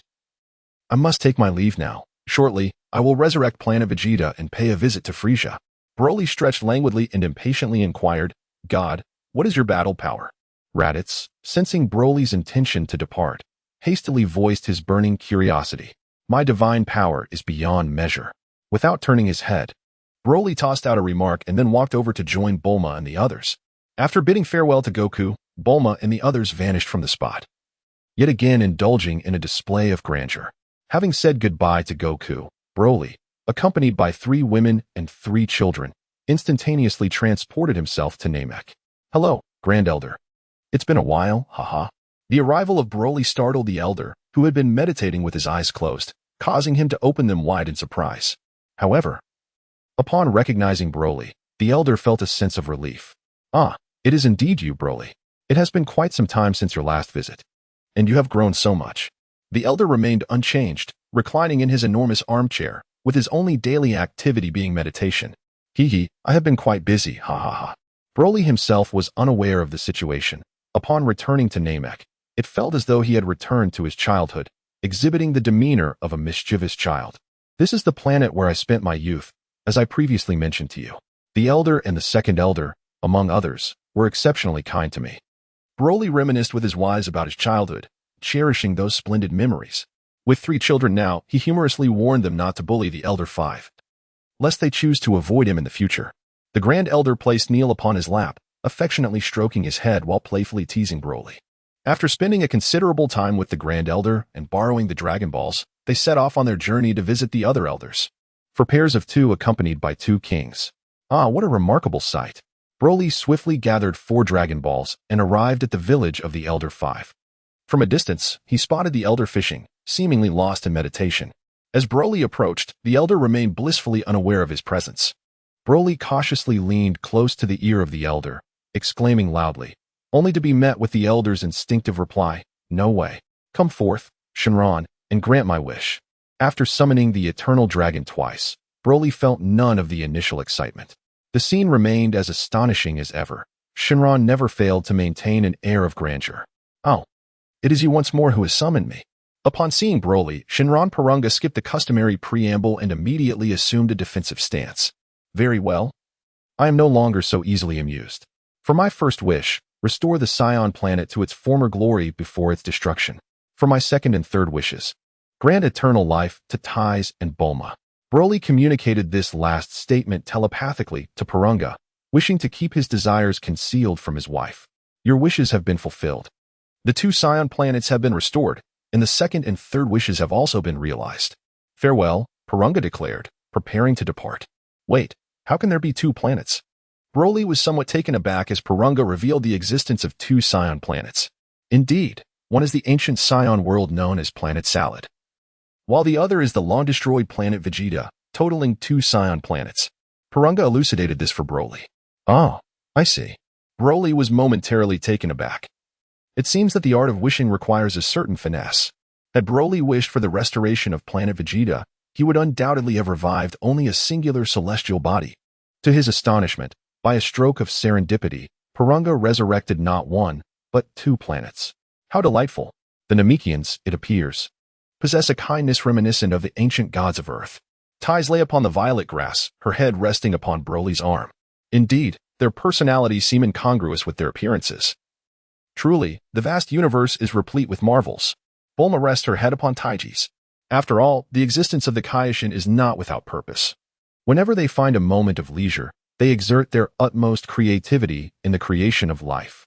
Bardos leans against Bulma, while Broly finds solace in Taiji's, forming a circle with the 4 of them, with 3 children seated in the center. At times, this tranquil existence can dull one's fighting spirit. Even Broly has forgotten how to articulate it. Was it a gentle haven or a hero's grave? Having resided on Namek for 3 days, we shall embark on our journey tomorrow to confront Frieza, applying some pressure upon him. We cannot allow him to destroy the planet I have just restored. Broly, fighting off drowsiness, uttered in a languid tone. The exercise was relentless, and after a night devoid of conversation, the following day found Broly with heavy-lidded eyes, bidding farewell alongside his wife and the Grand Elder. In the southern reaches of the North Galaxy, on a planet adorned with natural beauty, King Cold and Frieza stood beside a tranquil lake. Frieza spoke of matters that seemed to cause him great discomfort, his expression and posture radiating intense ire. With a sudden, sharp sound, 4 figures cradling 3 small ones appeared before them. "Frieza." With a light chuckle, Broly called out Frieza's name. Who?" Frieza inquired. perplexed by the presence of someone who had approached him unnoticed. Upon hearing the voice, King Cold and Frisia simultaneously turned to face the figure behind them. Are you a scion? Impossible. How could a scion possess such immense power? Upon recognizing the speaker, King Cold expressed his bewilderment, while Frisia was taken aback. The ability to approach them silently indicated a significant threat to their safety. The father and son were not foolish. Might I inquire, esteemed one, if you have come to seek our assistance? King Cold, ever astute, recognized Broly's formidable nature and chose to address him with courtesy. Incorrect, Broly replied. I have not come to request your aid, but rather to instruct you on certain matters of utmost importance. Be cautious not to commit any errors. The consequences could be quite dire. Broly grinned mischievously, sending a chill down King Cold's spine. He secretly thought that this was the demeanor only a god of destruction like Beerus could possess. You are a god? Frisia exclaimed in astonishment. As the Emperor of the Universe, the Frost Demons were well aware of what a true deity is. A genuine god cannot be compared to some individual worshipped on a mere small planet. Indeed, I am the god of light, with dominion extending across all luminous realms within the 12 universes. Broly exuded an air of arrogance. Then, does that not mean you surpass Lord Beerus? Frisia exclaimed, his eyes wide in disbelief. Incorrect. The god of destruction and the Supreme Kai are of the same rank, holding the highest positions among the divine. However, I do not fall under the hierarchy of the gods, thus we exist in separate domains. Broly taunted. Frisia, by the look on your face, you seem rather unconvinced. How about testing my strength, Broly, with a frosty expression, said with a wicked smile. Well, let me impose a small punishment upon you. Broly observed Frisia's demeanor, feeling a mix of disdain and amusement. With a flick of his middle finger, he expressed his irritation. Suddenly, a resounding boom echoed as Frisia was propelled beyond the atmosphere, crashing through 6 uninhabited planets before finally halting his rapid ascent. At this moment, Frisia had not transformed. He remained in his diminutive first form, boasting a mere combat power of 530,000. Yet, with just a slight gesture from Broly, he found himself teetering on the brink of death. In a flash, before King Cold could comprehend the situation, Broly had instantaneously teleported, reappearing a second later with Frisia in tow, his speed defying description. He unceremoniously tossed Frisia to the ground and gestured for Bardock to provide medical assistance. Turning to King Cold, he declared, I have resurrected the Scion planet. You may deal with the Scions. However, until the emergence of a Super Scion, you are prohibited from engaging directly. Do you understand? Upon seeing King Cold nod in agreement, Broly smiled with satisfaction and vanished alongside his wife, leaving King Cold astounded. The purpose of Broly's visit is to convey to Frisia and his progeny that he bears no objections to dealing with the Scions. However, until the emergence of the Super Scion, they may only send others to confront the Scions and must refrain from intervening personally. After Broly returned to Earth, he informed Raditz of the resolution of matters, instructing him to report back to Bardock to initiate the reconstruction of Scion civilization. He vowed to assume the mantle of a deity for the Scions, ensuring their continued prosperity and propagation. 3 days later, after bidding farewell to all his friends on Earth, Goku embarked on a journey home aboard a spaceship with his elder brother Raditz. Thus, the affairs of Earth reached a semblance of closure. However, in a secluded valley in the southern part of Earth, a colossal egg remained wedged between 2 rocks, an offspring left behind by the Demon King Piccolo. A detail not to be overlooked. The tranquil and idyllic life passed swiftly, and soon a year had elapsed. Throughout this time, aside from his daily training, Broly found himself indulging in moments of idle contemplation, entertaining his son and daughter, and engaging in arduous nocturnal training. It must be noted that for Broly, merely enhancing his strength had lost its significance. Thus, his current training focused on comprehending the laws of the universe, such as time, space, and gravity, with the assistance of Bardock. Moreover, the Universal Corporation provided substantial support to the distant Scion star, offering an abundance of resources for the purpose of civilizational reconstruction. Most importantly, Broly commissioned Bulma to establish several gravity chambers. Consequently, individuals such as Vegeta, Bardock, and Raditz benefited from Goku's influence, gaining access to these gravity chambers. Simultaneously, during these years, Earth entered an era of interstellar connectivity, experiencing rapid advancements in commerce and industry, which enriched the resources available for scientific research. This development was undoubtedly advantageous for the world, albeit not without its drawbacks. In a concealed mountain in the northern part of Earth, Dr. Gero excitedly examined materials procured from other planets. His research into artificial beings had previously been stymied by the limitations of materials and Earth's technology, leaving him at a significant impasse. However, fortune smiled upon him as Earth announced its newfound connection to the cosmos, sparking a glimmer of hope. After 6 months of diligent effort, Dr. Gero finally acquired a commendable batch of materials, instilling him with immense enthusiasm as these resources would enable him to create higher-quality androids. On planet Vegeta, in the royal capital, the establishment mirrored that of the former royal capital, with departments and institutions resembling their predecessors. Under the covert influence of Raditz, the Scion populace had now divided into 2 factions, a small group loyal to the royal lineage and the majority of the military, who remained steadfastly obedient to Bardock, disregarding the commands of the new Scion king, Vegeta. Meanwhile, the other Scion star, known as Salad Star, remained dormant, as the current Scion population was merely over 30,000.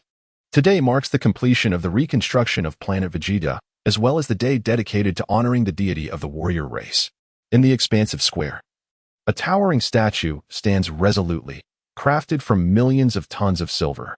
Aside from its chest and abdomen, the upper body is adorned with a layer of lustrous silver fur. Its voluminous hair, stern brows, and fierce gaze command attention. Surrounding its form is a halo of mercury-like energy, accompanied by a faith-powered will behind it. Not to mention its robust tail. This magnificent statue depicts Broly, the legendary Super Saiyan, in all his silver glory, with the craftsmanship capturing every strand of hair with remarkable precision. As the crowd swells, midday approaches rapidly. Amidst the jubilant cheers, a figure resembling the statue appears in the sky. The worship ceremony is brief and straightforward. Broly channels a surge of faith power before vanishing from sight. While the Scions pay homage to the god of war, within the Grand Marshal's castle, one individual is tirelessly engaged in training. In the gravity chamber, Goku relentlessly throws punches and kicks, his figure flickering in and out of existence as the control panel displays a staggering 100G. It is evident that he is on the verge of acclimating to this intense gravity. In just a year, Goku has made remarkable progress. Now 18, he is rapidly transitioning into adulthood, with his battle prowess escalating swiftly. Goku's relentless training is complemented by extraordinary innate talent, leaving Bardock both astonished and perplexed. How could 2 brothers, born of the same parents, exhibit such disparity? While one brother possesses immense talent and diligence, the other, Raditz, barely matches half of Goku's dedication. Raditz, having received a revelation from the deity, claims that the Super Saiyan transformation can be attained through rigorous training, igniting excitement among all Scions. This sparks a fervor for training, as nearly every Scion with some resources seeks to construct gravity chambers or find trainers. Not a single Scion is devoid of aspirations to become a Super Saiyan. However, this period of enthusiasm is short-lived. A Scion named Dales, fortunate enough to acquire a seed from the divine fruit tree known as the Tree of Might, is filled with anticipation and trepidation. This mystical tree must be planted on a planet rich in life energy to bear fruit. It is rumored that the fruit of the Tree of Might enhances both combat power and lifespan, rendering it an incredibly precious treasure. Elated by his discovery, Dales feels as though he is the protagonist of his own epic tale, destined to wield boundless power. While all the other Scions immerse themselves in training, Dales ventures to a planet where the strongest warrior possesses merely a few hundred units of battle power. With ease, he dispatches the planet's mightiest inhabitant and, brimming with excitement, plants the Tree of Might. The spirit tree grows rapidly, its roots delving deep into the earth for thousands of meters, while its trunk casts a vast shadow over the land. One can only imagine the immense energy required to sustain such a colossal tree. Soon, the spirit tree bore fruit. Yet the planet that nurtured it was rendered desolate. What was once a thriving world akin to Earth transformed into a barren landscape resembling the moon within mere hours. This was akin to utilizing the energy of an entire planet to create a single fruit. Darius, a formidable individual, disregarded the planet's tragic state. His focus remained solely on the abundant spirit fruits.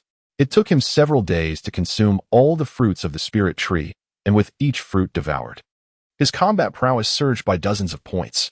The sensation of gaining strength through consumption captivated Darius profoundly. Akin to lying in bed and receiving a shower of wealth as long as one keeps their eyes closed. It was truly exhilarating. This rapid enhancement of his combat ability fueled Darius's desires, leading him to plant the spirit tree thrice, which effectively annihilated 3 planets in the process.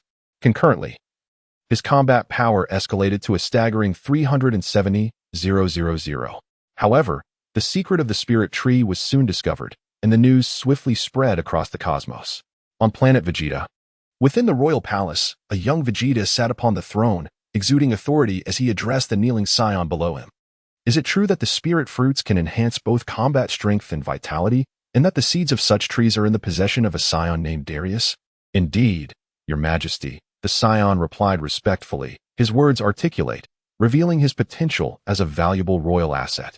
According to reports, Darius currently possesses a combat power of 370,000, whereas previous records indicated that he had only won 303 months ago. I believe the rumors regarding the spirit fruits are indeed authentic, which is why I hasten to inform your majesty. Please, make your decision. Given this information, it must be true. Immediately search for Darius's whereabouts. I must go to him. Vegeta declared, his eyes glinting with interest in the spirit fruits. Simultaneously, a similar scene unfolded within the castle of Grand Marshal Bardock. Ah, Darius? Bardock pondered, stroking his chin as he processed the report from his subordinate. His thoughts were not solely on the spirit fruits, but rather on Darius himself. For Bardock harbored a secret unbeknownst to many. Darius was his illegitimate son, born from a fleeting encounter with a female comrade during a campaign. This was understandable, as Bardock's wife, Ginyu, was a logistics officer and could not fight on the front lines. Thus, it is entirely natural for Bardock to engage in a relationship with a female warrior during a time of extreme thirst and desperation. After all, Bardock was once a renowned figure among the Scion race, with many admirers. This implies that Goku and Raditz are, in fact, half-brothers to Darius. Commander, His Majesty has commenced the assembly of troops. Shall we prepare? I have confirmed that the fruit of the spirit tree can indeed significantly enhance combat prowess. Such a resource should be under military control. I urge you to make a swift decision. Moreover, I have captured a photograph of Darius. Initially, I mistook him for the second son, Kakarot. However, upon closer inspection, I ascertained that he is indeed a scion named Darius.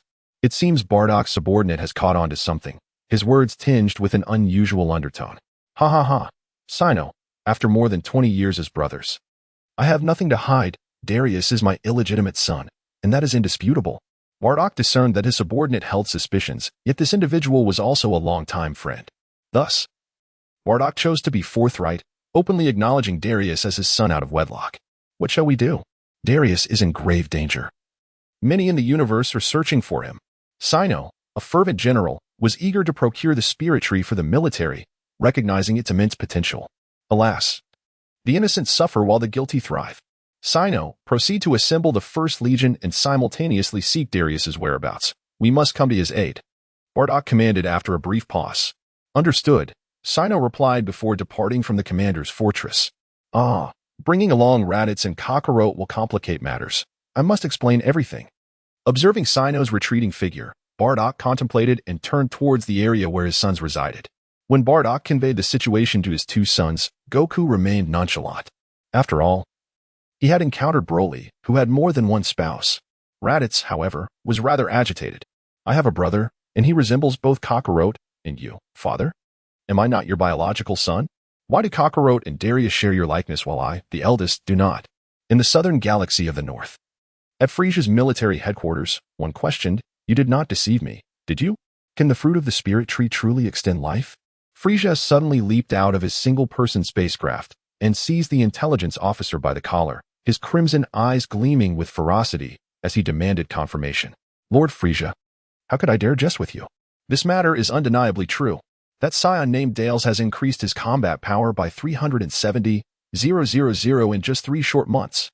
The frog-like individual, grasped by the collar, animatedly recounted the events, astonishing the nearby Chwite Special Forces. The Chwite Special Forces were established after Broly's conversation with Frisia, during which Frisia realized the inadequacy of both his own strength and that of his subordinates. Thus, while he trained diligently, he also instructed a few individuals, forming the Chwite Special Forces. The team comprised 7 members, Captain Chewie, Vice Captain Jiren, and members Kaga, Rikumu, Bart, Jace, and Goldo. Among them, Captain Chewie boasted a combat power of 790,000, while Vice Captain Jiren possessed a power level of 620,000. The others hovered around 400,000, with only Guldo at 100,000. This disparity in power was the source of their astonishment. Dales required merely sustenance to achieve a staggering increase of 370,000 in just 3 months, while they had toiled alongside Frisia for an entire year to attain their modest gains. Of course, Frisia himself had also reaped significant rewards from a year of arduous training, yet he had not reached the heights of Golden Frisia as depicted in the original narrative. It is speculated that the original Frisia attained his golden form in 3 months through a training regimen akin to that of the hyperbolic time chamber, implying that the process was far from straightforward. Well then, Captain Chewie, I must trouble you to lead the team on a mission. Be sure to return with the fruit of the Tree of Might. I shall refrain from participating this time, granting you full command. Frisia sighed, inwardly cursing Broly. Due to Broly's influence, any action involving the Scions rendered the king woefully unable to intervene. Therefore, it seemed preferable to abstain from involvement altogether, as it spared him the embarrassment of failure. In the northern galaxy, on the planet Pandora, the vegetation flourished abundantly, cloaking the globe in verdant hues. The ground was largely devoid of surface water, with subterranean rivers flowing beneath. In essence, this planet resembled a layer of soil encasing a water-rich core. Its surface dominated by trees, small shrubs, and grass.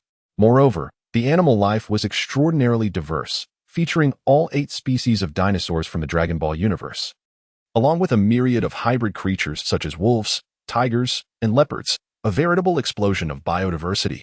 3 hours prior, a handsome figure sporting a 5-fingered hairstyle arrived at Pandora aboard a spaceship. He was not Goku, he was Dales. Upon disembarking from his spacecraft, Dales immediately retrieved a seed and planted it in the soil.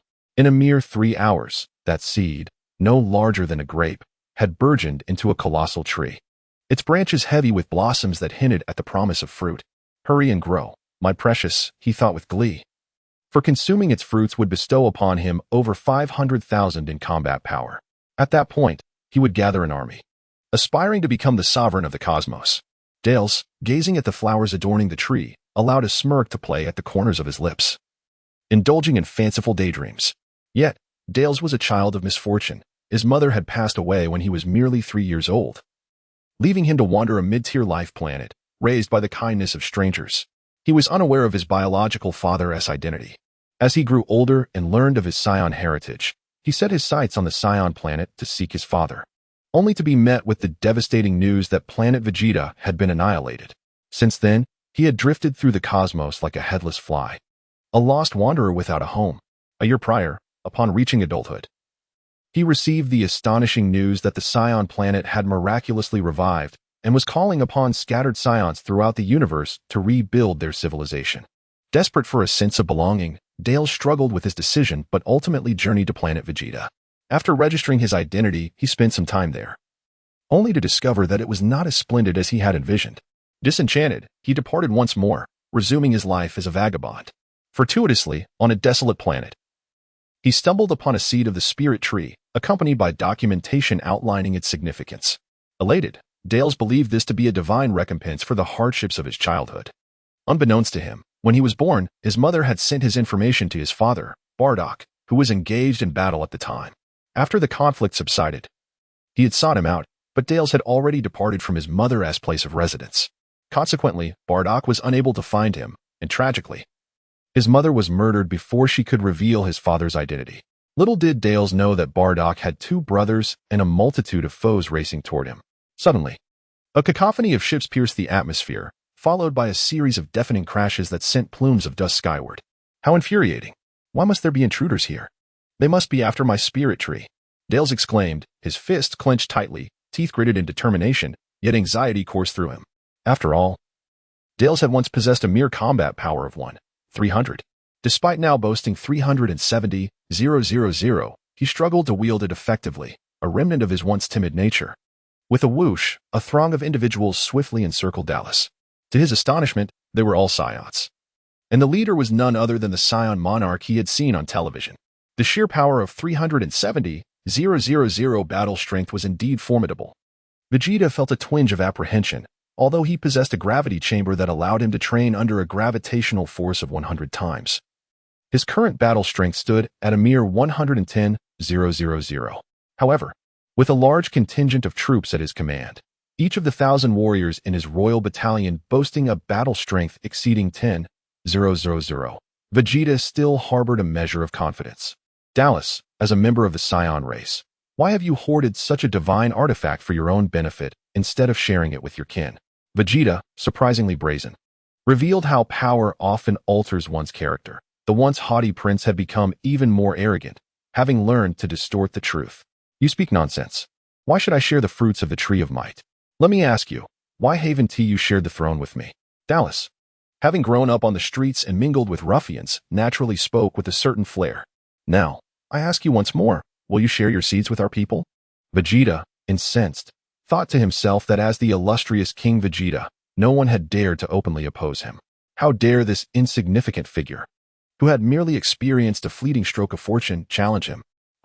You prattle on, yet I doubt you possess the courage to strike.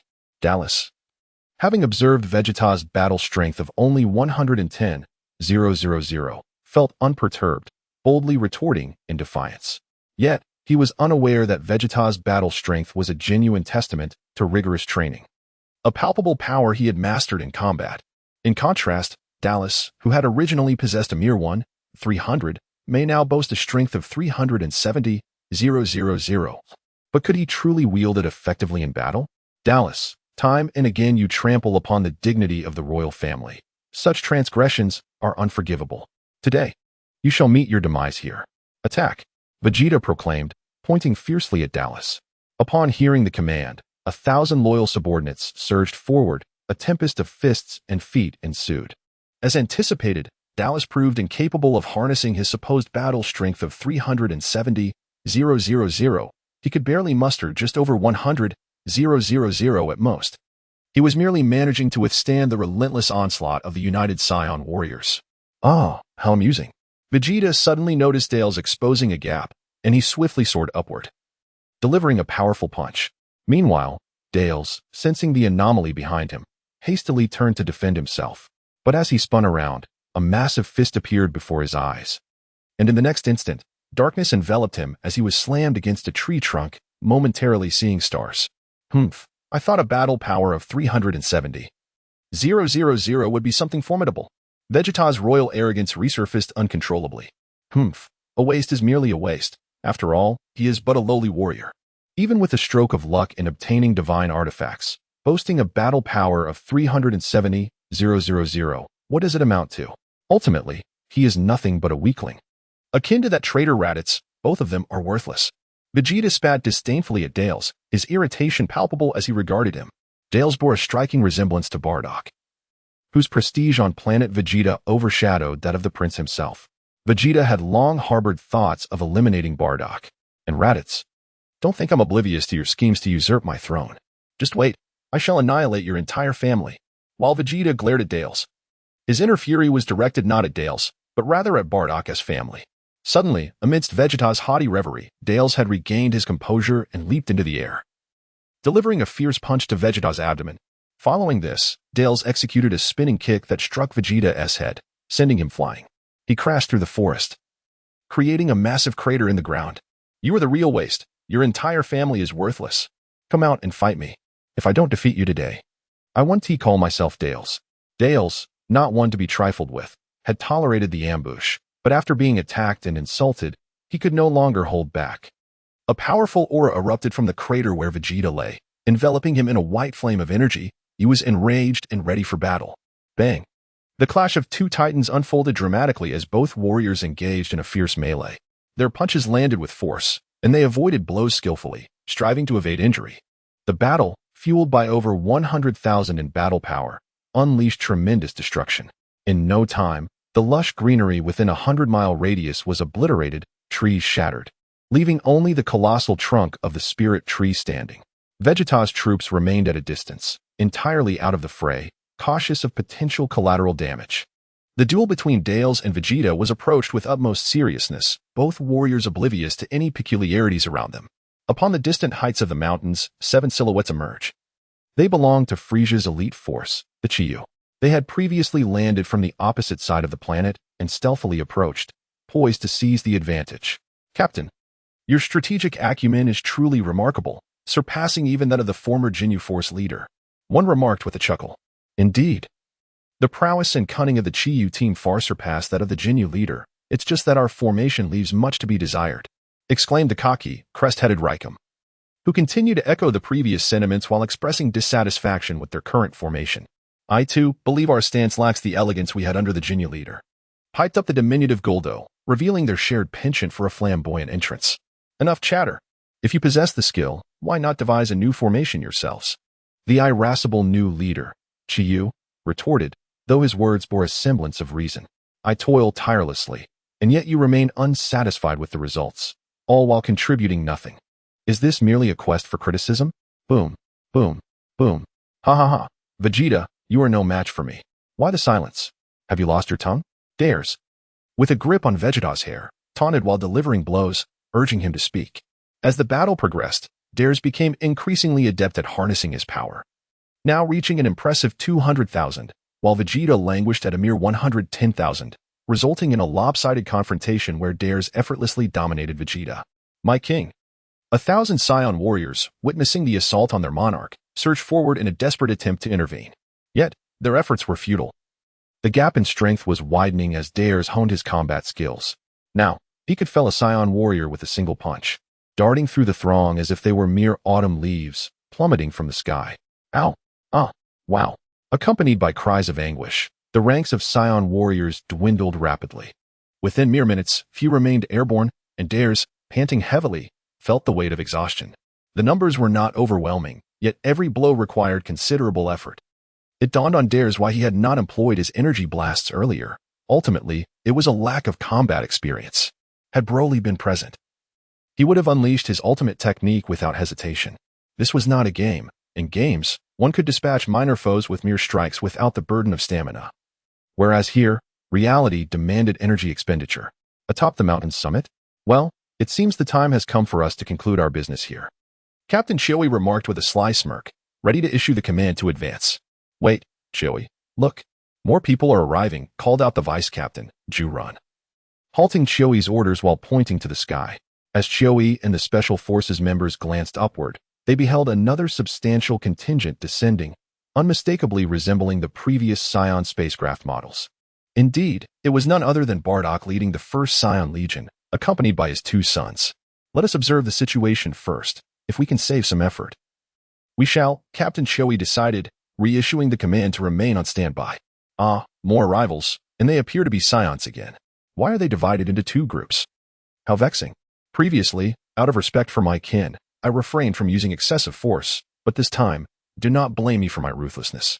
At this moment, Dales, though not inherently malicious, had merely injured the Scion warriors instead of delivering lethal blows. After all, his appearance in this timeline was several years earlier than in the original tale, and he had yet to succumb to darkness. A sudden flurry of sounds pierced the air as Dales found himself surrounded once more. It had been a particularly irritating day for him, having been encircled twice before noon, leaving him in a foul mood. Ah, the Grand Marshal, I see. Have you come seeking vengeance for striking His Majesty? Dales recognized the Scion dignitaries from their televised appearances. Thus he knew Bardock as well. Foolish child, I am your father, and I have traveled great distances with your two brothers to assist you. It's fortunate you caused this commotion. Otherwise, we might have struggled to locate you. Bardock sighed heavily. Wait, are you suggesting that you thought we bore a striking resemblance, so you devised this scheme to deceive me? For the sake of my tree of my fruit? Dales initially froze, then expressed his discontent. He had his own thoughts on the matter, yet found it hard to believe. However, the evidence was irrefutable. Not only was this man his father, but one of his brothers bore an uncanny likeness to him as well. Wow, it truly is remarkable. Brother. It seems Dales is indeed our kin, exclaimed Goku, ever the carefree spirit, circling Dales with curiosity before exclaiming in astonishment. Indeed, there can be no doubt. Our father has spoken of this, Raditz remarked, feeling a twinge of disappointment as he pondered why both his brothers resembled their father while he alone did not. Dales. I am undeniably your father. This is an irrefutable truth. 15 years ago, I journeyed to planet Kanassa in search of you and your mother. However, upon my arrival, your mother tragically perished, and you were nowhere to be found. Thus, we missed our opportunity to meet. Over the years, I have sought you out. Yet I have received no word. I must confess that I did not exert my utmost effort in this pursuit. However, I found myself constrained. The circumstances surrounding the Scions over the past decade have been tumultuous, and I am truly sorry for that.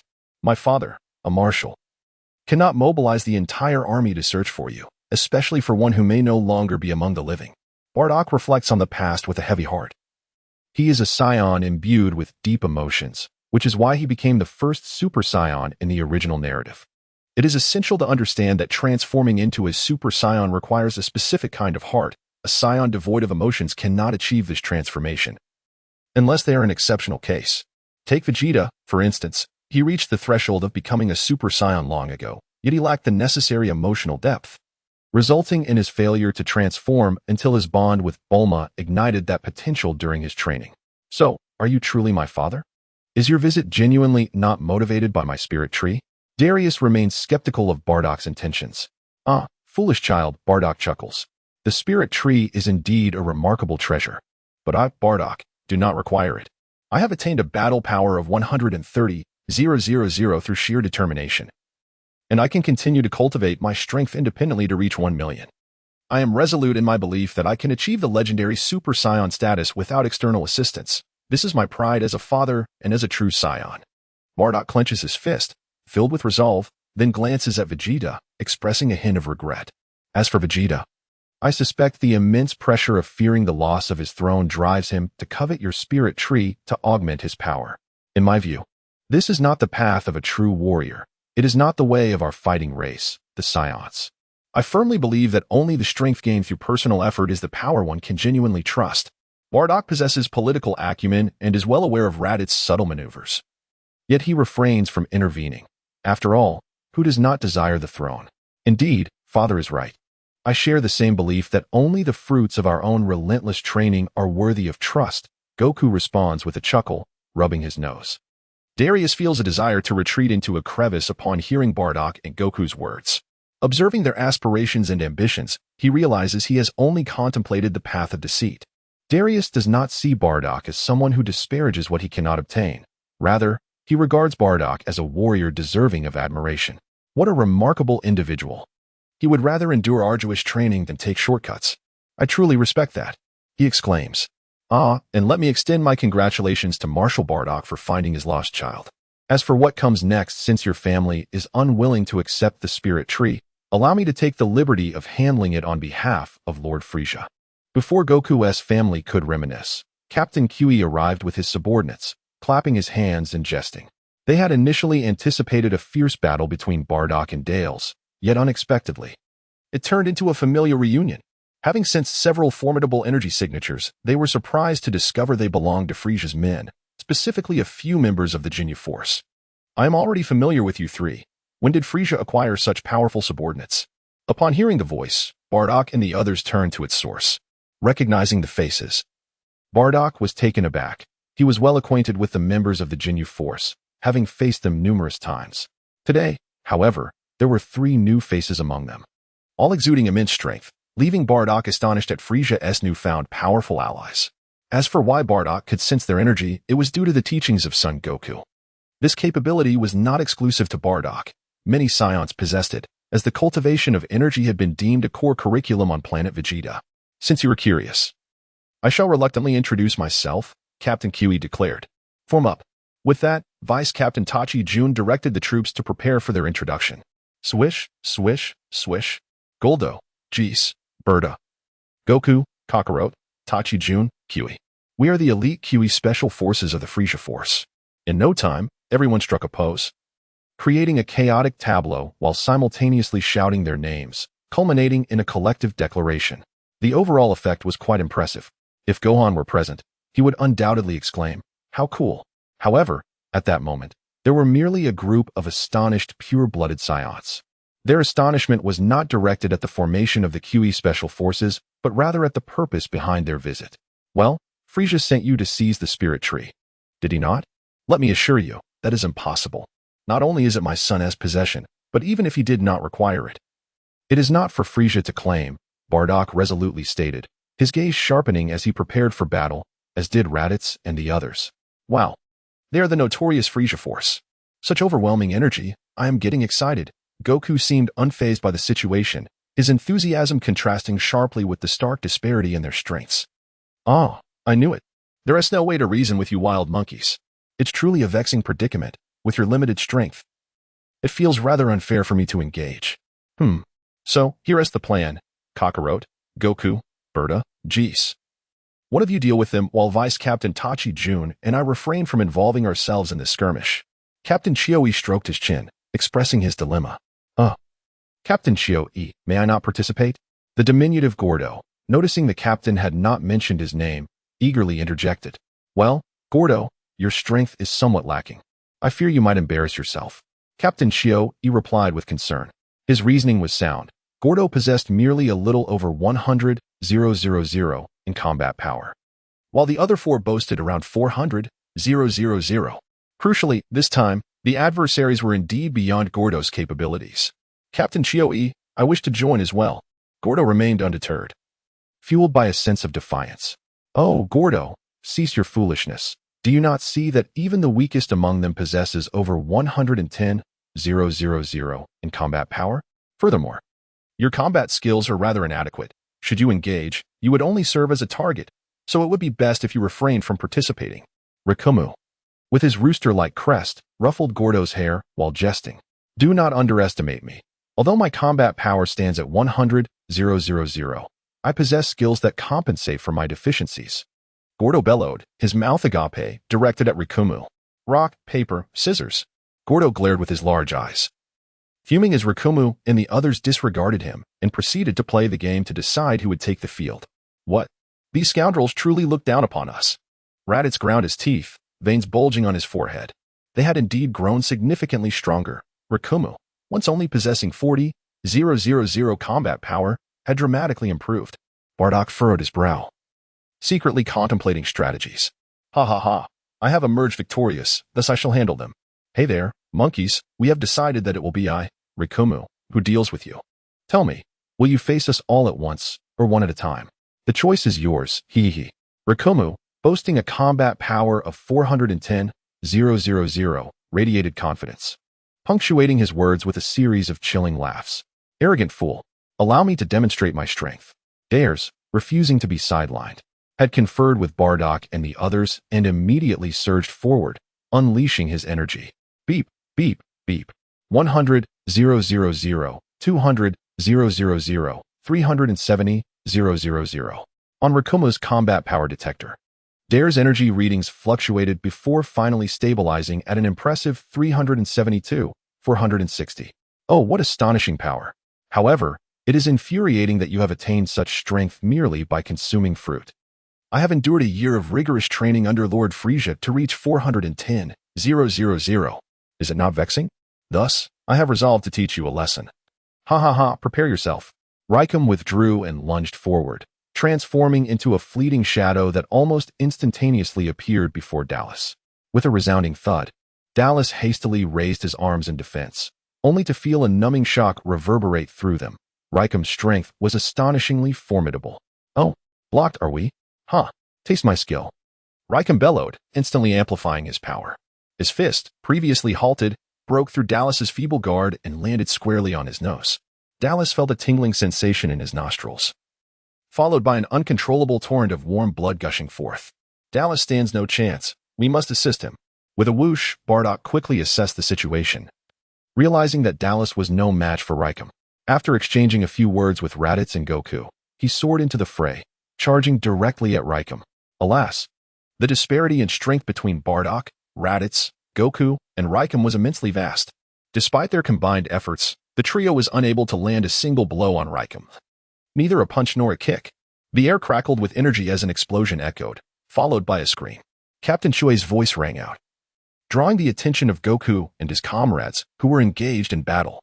It turned out that while everyone was focused on the battlefield, the fruits of the Tree of Might had ripened. Seizing the opportunity when no one was watching, Vegeta attempted to stealthily collect the fruits. However, Captain Chue had been vigilantly observing the entire scene, his cautious nature preventing any unforeseen mishaps. This was precisely why he was fit to be a captain. Upon noticing Vegeta's actions, Chue unleashed his full power. The others merely heard a rush of wind, followed by Vegeta's anguished cry. It is noteworthy that the distance between Chue and Vegeta was bridged by the battleground occupied by Goku and the others. Chue deftly maneuvered through the gaps between them, unseen, showcasing his astonishing speed and battle prowess of 790,000. Ah, cough cough. Vegeta spluttered blood, his arm grotesquely contorted, a pitiful sight indeed. I never expected the illustrious King Vegeta to be so fragile. I merely threw a single punch. Captain Chue mocked, his foot pressing down on Vegeta's fractured arm, deriding him. It seems that to be a confidant of Frieza, one must possess a ruthless disposition. Chue certainly met that criterion. Enough. You have gone too far. Vegeta is unable to fight back. Why must you continue to torment him? At such a critical moment, it was the protagonist's time to shine. Goku's impassioned words echoed, resonating with a sense of justice that was intoxicating. Ah, it appears you are quite concerned about Vegeta. Given the current tense relations with the royal family, how could you possibly harbor such concern for him? Or perhaps your intention is to provoke Captain Ben, using his hand to eliminate Vegeta, thereby allowing your father to ascend as king in Vegeta's place? If that is indeed your plan, then allow Captain Ben to assist you. Vegeta, are you listening? This is none of my business, perish. With a cold smile, Chie concluded his taunt and unleashed a devastating energy beam that pierced through Vegeta's heart. Ah! You shall not be forgiven, Goku exclaimed as he surged towards Chie. Perhaps you should focus on your own predicament. Came the mocking reply from the towering figure of Raikum, blocking Goku's path like a formidable obstacle. Step aside, Goku's icy words startled Raikum. Such a detached demeanor from Goku clearly indicated his fury. What can you do to me? Raikum began, but before he could finish, Goku erupted in a blaze of crimson energy, delivering a blow that surpassed Raikum's capacity to endure, forcing him to kneel and retch. In the next instant, Chie felt his footing slip, causing him to crash onto the ground. Meanwhile, Vegeta, who had been beneath him, was whisked away by Goku, who was now feeding him something, senzu beans, the very beans Broly had once gifted to Goku. Goku had just employed the Kaioken technique, amplified tenfold, months prior. Broly had taken Goku to the North Kai's domain, primarily to introduce him to the deities of the seventh universe. Additionally, Broly aimed to ensure that Goku would learn the techniques from the original narrative, including the skills as depicted. True to Goku's nature, he mastered the Kaioken and Spirit Bomb in merely half a month. As for whether the North Kai was willing to teach, that was hardly a concern. Broly is indeed a force to be reckoned with, surpassing even Beerus. If Beerus were to request the North Kai to impart martial arts to someone, would the North Kai oblige? Unless the North Kai were to act foolishly, he would undoubtedly share his knowledge generously without any reservations. Beeping sounds echoed, followed by a series of digits, 115,762. How did you achieve this?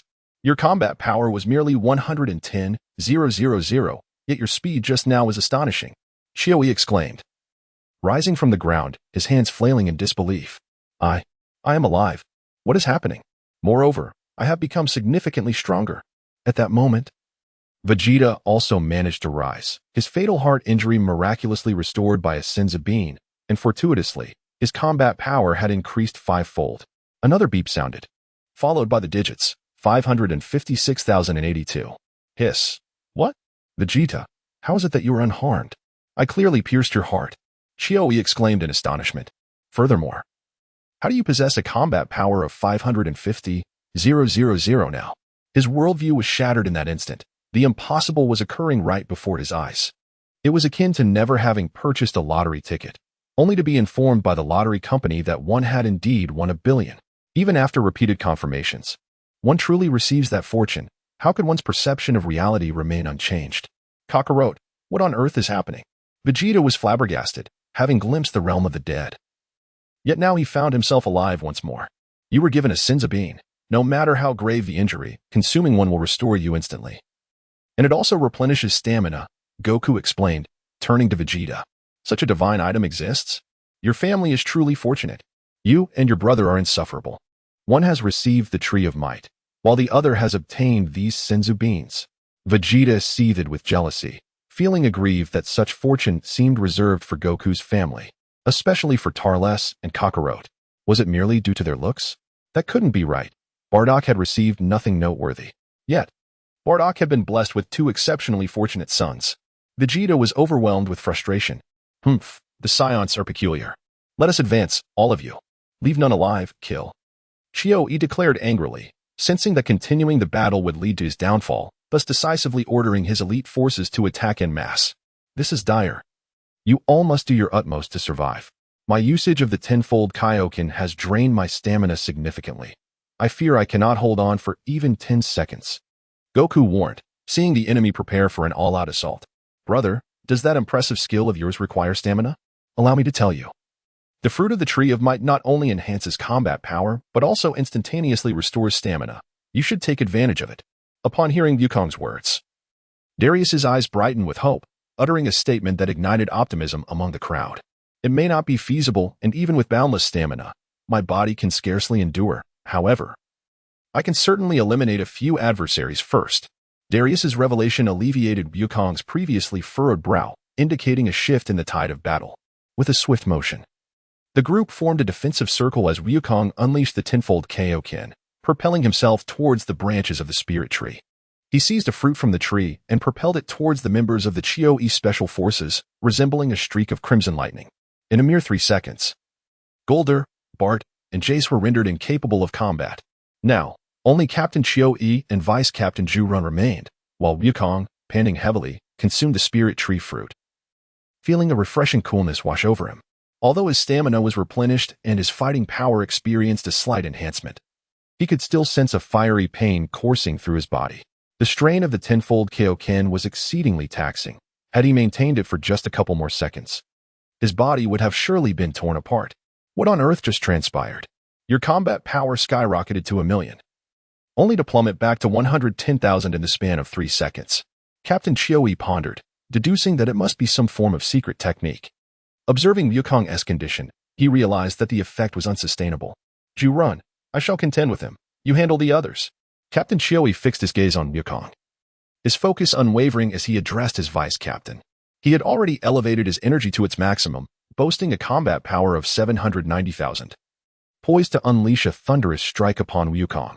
With such formidable power at his disposal, Wukong calculated that employing the sevenfold Kaioken would suffice, as he believed he could sustain it for 30 seconds. Additionally, with 5 Senzu Beans in reserve, he could restore his vitality when pushed to his limits. This meant he could engage in battle for a total of 180 seconds. Surely enough time, he mused, casting a glance at his other adversary, Vice Captain Ju-Run. With a combat power of 620,000, Wukong trusted that Vegeta and his father could hold their ground. Let us duel, he declared. Oh, you possess quite the confidence. I am eager to see how long your secret technique can endure, Ju-Run retorted. The two roared as they collided, with Captain Chio-E wielding a combat power of 790,000, while Wukong, under the immense pressure of the sevenfold Kaioken, surged from a base power of 115,000 to nearly 810,000. Both combatants were evenly matched, each equipped with honed fighting skills. This would prove to be a grueling contest, and Wukong had merely 180 seconds to secure victory. Would he prevail? What is this state of Kakarot? Could it be that he has attained Super Saiyan? Vegeta exclaimed through gritted teeth, clenching his fists as he observed the combat prowess of Goku and Chuli. Recently, the god had taken him away for a while, and upon his return, Kakarot claimed to have been training under the god's tutelage. This must be the Kaioken technique he has mastered. Raditz sighed, perplexed as he elaborated to Vegeta, questioning why the god hadn't taken him for training as well. I believe you are misdirecting your concerns. Am I invisible to you? Taunted Chuli's vice captain, the smirking Renji. Humph, just a weakling. Why the rush to jump in and meet your demise?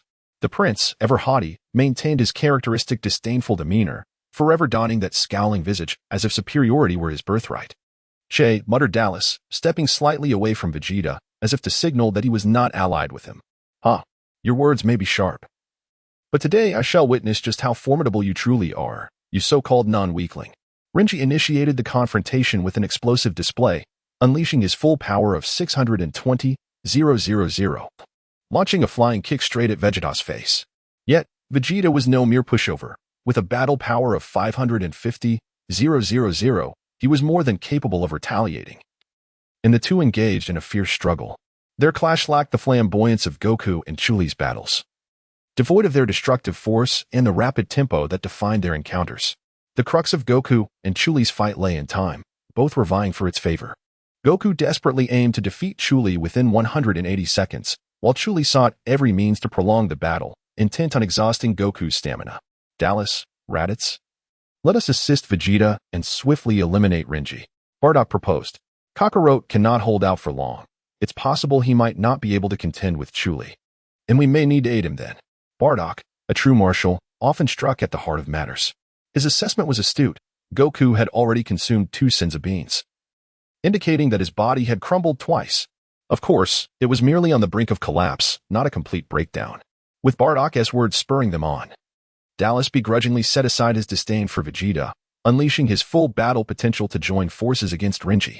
In an instant, the four united, thoroughly suppressing Renji. After all, Renji's battle power was merely 620,000, while their combined might stood at 550,000 for Vegeta, 370,000 for Dallas, 130,000 for Bardock, and 110,000 for Raditz, effectively overwhelming Renji. In the uncharted expanse of space, several massive spaceships had inexplicably appeared in the outer reaches of planet Pandora. It seems Frisia's forces and the Scions are nearing their end.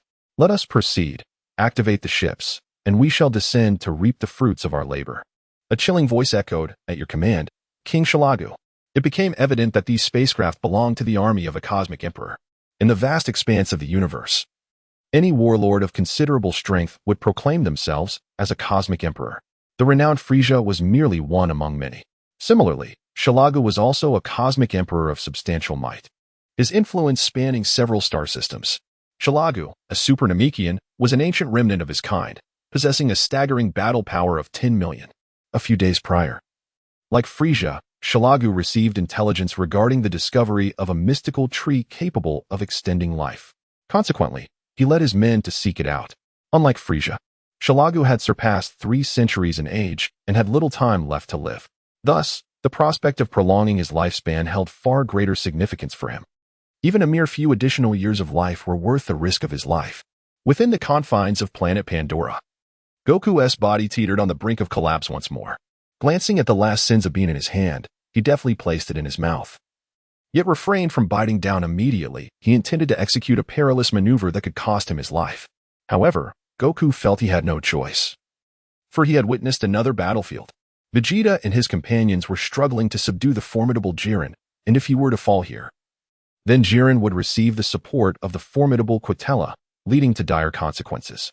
Goku's strategy was to bite down on the Senzu bean at the very moment his body completely succumbed, igniting the latent potential of his bloodline to amplify his strength manifold. Yet, he feared that, at such a critical moment, his body might not obey his commands. Should that occur, Goku would be doomed, a fate he had sought to avoid until absolutely necessary. Who would willingly gamble their life without cause? Goku's body had reached its limit, and the intense pain compelled him to scream at the top of his lungs. 3 seconds later, cracks began to form on his body. 5 seconds in, crimson fissures marred his skin. After 7 seconds, Goku's nails began to shed, followed by his skin, and by the 8th second, he had become a veritable embodiment of blood and flesh. Yet, Goku understood that this injury was still insufficient. He needed to endure a little longer. Kakarot, I shall remember your name. To fight to such an extent is beyond my capabilities. I commend you. You are a true warrior. As Goku's body fragmented, Captain Quintella offered no mockery or disrespect. Instead, he saluted with solemnity. This gesture signified recognition of Goku's valor and respect for a fellow warrior, embodying the principles of martial honor. Even as adversaries, one must honor the fallen, especially those who have perished so valiantly. To show disrespect would be a mark of a small heart, destined to remain a petty individual throughout their life. Captain Chioi, despite possessing a heart of cruelty, does not equate to being a petty individual. Rather, he embodies the spirit of a valiant man. 10 seconds have elapsed, and the slightest muscle on Wukong's body begins to disintegrate, his blood nearly depleted. At this moment, his bones seem to be on the verge of separating from flesh, rendering him nearly unrecognizable as a human form. It is precisely at this juncture that Wukong, resolutely declaring, I will prevail, bites into the magic bean. Though his body is on the brink of complete disintegration, his consciousness remains unwavering, fervently commanding his still somewhat intact mouth to grasp the magic bean with all its might. Yet, what was once a simple motion has now become an arduous endeavor. This single second feels as though it has stretched into an eternity, while Wukong persists, and Captain Chioi maintains his bowed posture. A crisp sound resonates within the mangled body, and upon hearing it, Xiaoyi's heart jolts. This sound, he feels he has encountered it before. As the magic beam shatters, pure and immense life force begins to circulate within Wukong's battered form, revitalizing his internal organs along its path. New muscle rapidly regenerates, followed by skin as smooth and fresh as moss in a serene well, sprouting in patches across Wukong's body.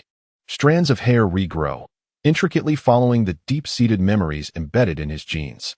In a mere 3 seconds, the bloodied figure vanishes, and a rejuvenated Wukong stands before Captain Qiuyi.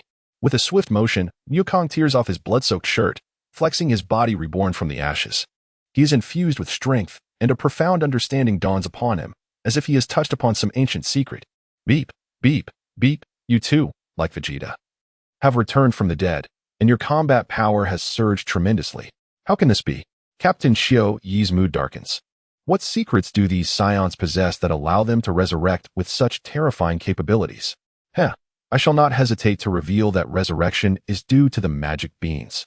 As for the increase in combat power, it stems from our scion lineage. As long as we can endure the brink of death and emerge stronger, our combat strength multiplies.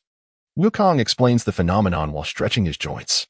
Magic beans, rebirth, and multiplied combat power, you scions are truly extraordinary. Captain Qiuyi contemplates in shock.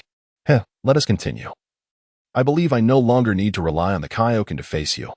Wukong glances at the other battlefield and observes that Vegeta and the others are on the verge of defeating Orange June, calculating in his mind. Captain Qiuyi's stamina must be dwindling, with his combat capability hovering around 600,000. Thus, Wukong's current power of 570,000 is nearly on par with Qiuyi. To be honest, I no longer wish to engage in battle with you, but under the command of Lord Frisia, I am compelled to return with the fruit of the Tree of Might. Captain Qiuyi sighed and resolutely declared, such a tree ought not to exist. Did you not see? Planting it necessitates the annihilation of an entire planet, truly barbaric. Once this affair concludes, I shall seek out the eternal dragon and implore it to restore the planets ravaged by Dales to their former glory. As the conversation lingered on the Tree of Might, Goku spoke with righteous indignation. Just then, a sudden sound of slicing air pierced the atmosphere, prompting both warriors to look up and behold several colossal spacecraft descending from the heavens. What? More arrivals? Upon sighting the ships, Qiuyi felt a strong urge to retreat. Otherwise, escape might soon become impossible. It was not that he knew Slagu, but the current situation rendered their side unequivocally a band of battered remnants. All 5 of his comrades lay unconscious, and the vice-captain, Ju-Run, was barely holding on, while Qiuyi himself was nearing exhaustion. Realizing this, Qiuyi decisively opted to withdraw. Casting a glance at Sun Wukong, he spoke in a conciliatory tone, "Let us cease hostilities. I wish to take my people and carry back one fruit of the Tree of Might as a means of accountability. Can we arrange this?" Wukong assessed Qiuyi, then glanced at the approaching ships, reluctantly nodding in agreement. His reluctance did not stem from permitting Qiuyi to take the fruit, but rather from recognizing the formidable strength of their new adversaries. He could already sense the suffocating aura emanating from Slagu, whose battle power exceeded 10 million. With determination, Qiuyi swiftly loaded his unconscious comrades into the spacecraft and pressed the return button. He signaled Ju-Run and the others to cease their actions, seized a fruit from the Tree of Might, and then both captains entered the ship, making their departure. What a worthy opponent. I wonder when we shall cross paths again. Goku mused, his gaze fixed on the departing vessels, particularly the one carrying Qiuyi. Suddenly, a series of explosions erupted, and 3 of the 7 ships detonated, startling Goku. He turned sharply to see a figure resembling Demon King Piccolo, pointing towards the sky and unleashing another beam of energy.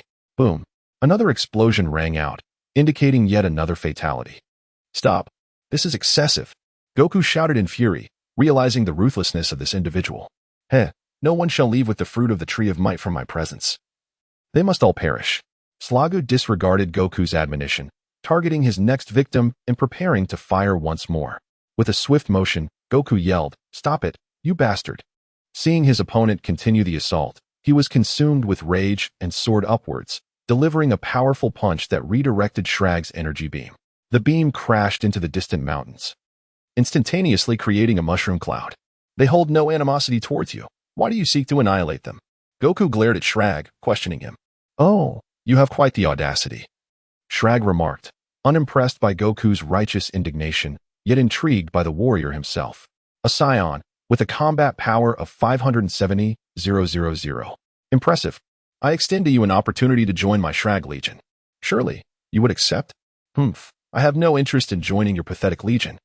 You are here for the Tree of Might, are you not? So be it. Goku pondered, ultimately deciding that engaging in conflict with Shrag would be unwise. After all, he had little concern for the fruits of the Tree of Might if others sought them. So be it. He uttered a dismissive remark and turned to check on Bardock and the others to see if they were injured. Hey, you little brat. Did I say you could leave? Shrag exclaimed, launching an energy blast at Goku. Sensing the disturbance behind him, Goku instinctively dodged without a moment's hesitation. Today, I present you with two choices. First, submit to me and join the Shrag Legion. Second, I will annihilate all scions here. Shrag displayed an air of superiority, reveling in the thought of breaking a strong opponent until they begged for mercy. This trait bore a striking resemblance to Frieza, albeit Frieza derived pleasure from witnessing others weep and tremble in fear. You truly are a vile creature. Goku frowned, feeling an immense pressure. This being, reminiscent of Demon King Piccolo, possessed a staggering combat power of 10 million. What could he possibly do? Kakarot. Bardock sensed the unfamiliar yet formidable energy and hurriedly rushed over with the others, only to realize it was futile. Their arrival would only serve to burden Goku further. Well, these individuals appear decent. How about this? You all join my Shrag Legion. I am in need of a few elite members. Hurry up. For my patience is rather thin, I grant you 10 seconds to ponder your decision. Shrag proclaimed with a confident grin, outstretching his arms as if he were a destined ruler. Humph, hideous greenskin monster. Are you dreaming? You dare utter such foolish words, expecting me, Vegeta, to bow to you? Vegeta, not yet versed in Earth's energy manipulation, was unable to sense the aura, and his power detector had been damaged in previous battles. Thus, the haughty Prince Vegeta remained oblivious to the formidable strength of Shrag, boldly confronting him right from the start with scornful jibes. Oh, greenskin monster, he derided, inciting a cold, sinister laughter from Shrag, who stood there as if possessed. Behind Shrag, his subordinates whispered among themselves, sensing the impending wrath of their king. Someone was destined to suffer for this insolence. The sheer terror of a combat power exceeding 10 million was palpable. In an instant, Shrag materialized before Vegeta, launching a powerful slap without a moment's hesitation. The tremendous force sent Vegeta hurtling through the air. Yet, the assault was far from over. As Vegeta soared, Shrag reappeared once again, delivering another resounding slap that sent Vegeta flying anew. The atmosphere was filled with a cacophony of slaps and the whoosh of air. Vegeta was mercilessly pummeled by Shrag. Suddenly, a figure crashed to the ground before Goku and his companions, obscured by a cloud of dust. Upon the dust settling, Goku gasped in shock. It was a person. Wait. That attire, wasn't he at Vegeta's? Goku swiftly turned to the spot where Vegeta had previously stood, but it was empty. My heavens, Vegeta had been annihilated in mere seconds. What was even more shocking was that Goku initially failed to recognize him. Though his body remained intact, his head was utterly disfigured, his features barely recognizable. Vegeta. Goku rushed forward to assess the situation, relieved to find that Vegeta was merely unconscious, albeit severely marred. Do not fret, haha. This king merely wished to show him a lesson, Shrag proclaimed. Moreover, the timer has reached 10 seconds. Allow me to clarify, unless you agree to serve me. I shall take the life of a scion every 10 seconds. Now, let us commence with the first. As Shrag spoke, he unleashed a beam of energy from his fingertip, piercing through the skull of a scion warrior with a swift whoosh. Thud. You have gone too far, barked Bardock, his fury palpable as he glared at Shrag, nearly breathing fire. If you wish to spare them, make your decision swiftly. Oza, gather your men and retrieve the fruits of the spirit tree. I wish to ascertain whether they can extend my life. 6, 5, 4. Shrag counted down, commanding a portion of his subordinates to procure the spirit tree's fruits, all the while preparing for further carnage. Shrag. Seeing Shrag poised to kill once more, Goku could not stand idly by. He summoned all of his strength and launched a fierce punch. A dull thud echoed as Shrag remained unmoved, Goku's powerful strike landing squarely on his face. Yet, alas, the disparity in strength was insurmountable. Shrag merely smiled faintly, extending his hand to deliver a resounding slap that sent Goku sprawling away. The moment Goku made his move, it seemed to serve as a catalyst, prompting Bardock, Raditz, Dor, and thousands of Scion warriors to rush forth toward Shiragu. An extraordinary scene unfolded, Shiragu, on the ground, waved his arms incessantly as Scion warriors charged at him, only to be sent flying one after another. Enough. Finally, it appeared that Shiraga had grown weary of the game. With a mighty roar and a surge of energy, he unleashed a wave that sent the multitude of Scion warriors reeling back, abruptly halting the reckless advances. Annoying pests. Since you refuse to submit to me, you shall all perish. With that, he released a barrage of energy blasts in all directions, each explosion erupting into massive mushroom clouds upon impact. Numerous Scion warriors met their demise in the ensuing chaos, and within moments, hundreds had fallen to Shiraga's merciless onslaught. Goku sensed a significant reduction in the energy of the Scion warriors, his heart swelling with rage. This felt akin to the legendary notion of righteous indignation. Shiragu, you villain. Your sins are beyond measure. You are utterly unforgivable. 20-fold Kaioken. A crimson lightning bolt surged forth, racing towards Shiragu. Boom. Goku's eruption of power caught Shiragu off guard. And under the amplification of the 20-fold Kaioken, Goku's battle prowess surged beyond 11 million. With fervent vigor, Goku unleashed a flurry of punches and kicks, while Shiragu, now gripped by trepidation, hastily defended himself, occasionally succumbing to a few blows. He sensed an imminent threat emanating from Goku. The sheer ferocity of their clashes was unprecedented for Bardock and the others. Even from a distance, the terrifying shockwaves reverberated deeply within their hearts. Kakarot. When did he become so formidable? Why hasn't the god taught us this red state? Raditz marveled at his brother's strength, tinged with jealousy at Kakarot's opportunity to learn from the divine.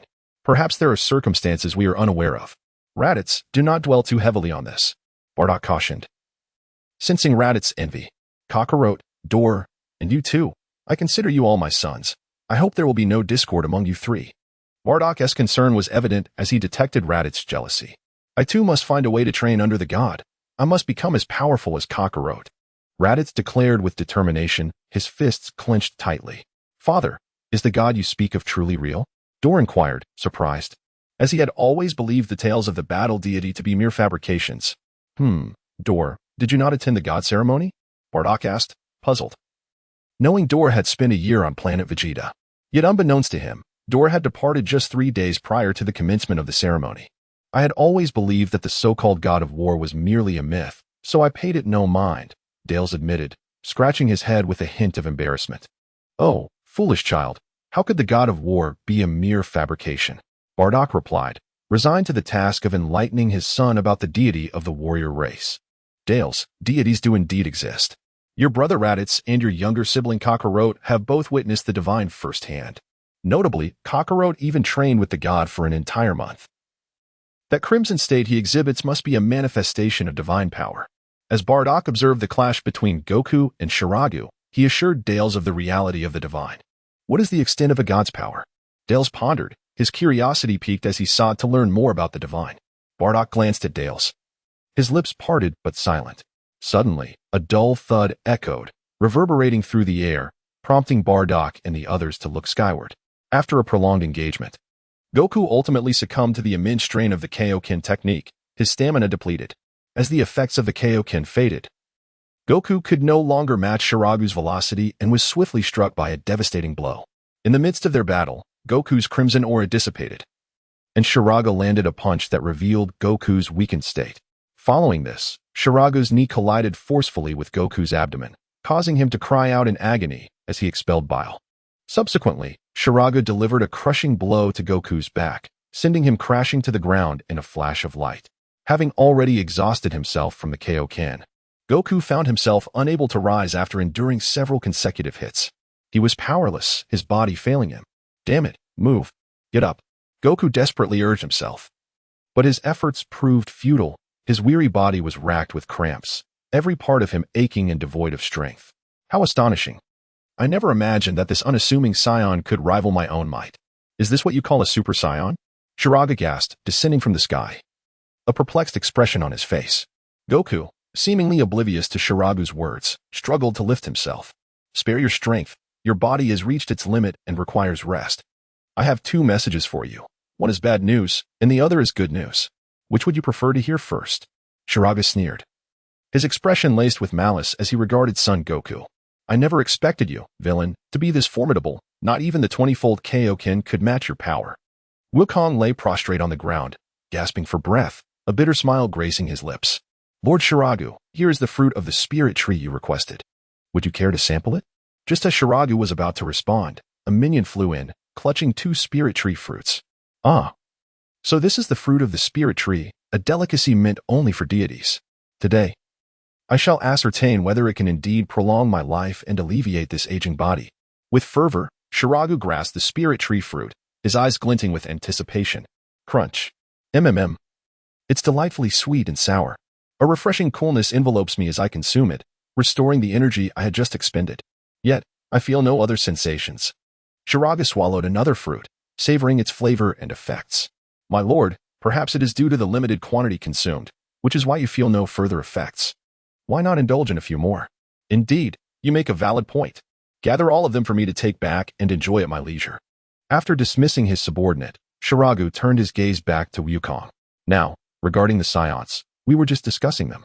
Ah yes, I have both good news and bad news for you. Which would you prefer to hear first? Never mind. Given your demeanor, I doubt you would indulge in such a game. I shall convey it directly. The good news is that I shall not kill you immediately, allowing you to live a while longer. The bad news is that I intend to murder your family right before your eyes. After all, you did manage to inflict pain upon me. Shiragu squatted before Wukong, tugging at his hair before turning towards Bardock and the others. Upon witnessing Shiragu's ominous approach, Bardock and his companions united to confront him, never considering the option of fleeing. Setting aside the question of whether escape was possible, it was clear that Wukong lay helplessly beneath Shiragu's feet. Whoosh, whoosh, whoosh. The trio of Bardock, Raditz, and Dallas unleashed a flurry of punches. Their movements so swift that the average onlooker would scarcely perceive them. Their speed was akin to the frantic whirling of a fan. Yet it was evident that their velocity was only astonishing to those unaccustomed to such prowess. In the meantime, Shiragu remained unfazed, displaying an elegant agility as he danced effortlessly amidst the trio, swaying with an air of nonchalance, as if he had consumed the fabled drug of euphoria. Run away. As Wukong beheld the unfolding scene, he foresaw the impending tragedy and was unwilling to witness it. He shouted 3 times with urgency. It is too late. Come forth. My young adversaries, I shall slay you one by one before the eyes of that Super Saiyan. Indeed. Shiragu had concluded that Wukong's Kaioken state was equivalent to that of a Super Saiyan, and judging by his demeanor, he seemed to believe that this Super Saiyan posed no threat compared to his own formidable heritage as a Super Namekian.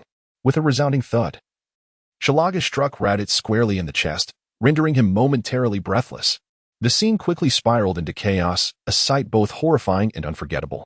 With a swift motion, Shiragu hurled Raditz towards Goku, who skidded across the ground for several meters, leaving a trail of crimson in his wake.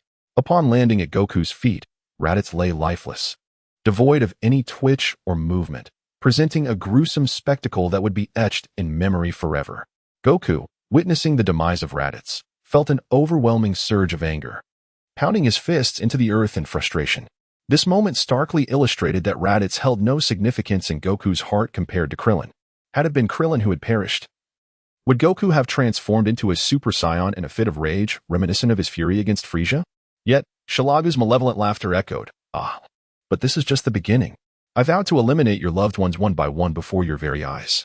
How foolish to defy me. This is your consequence.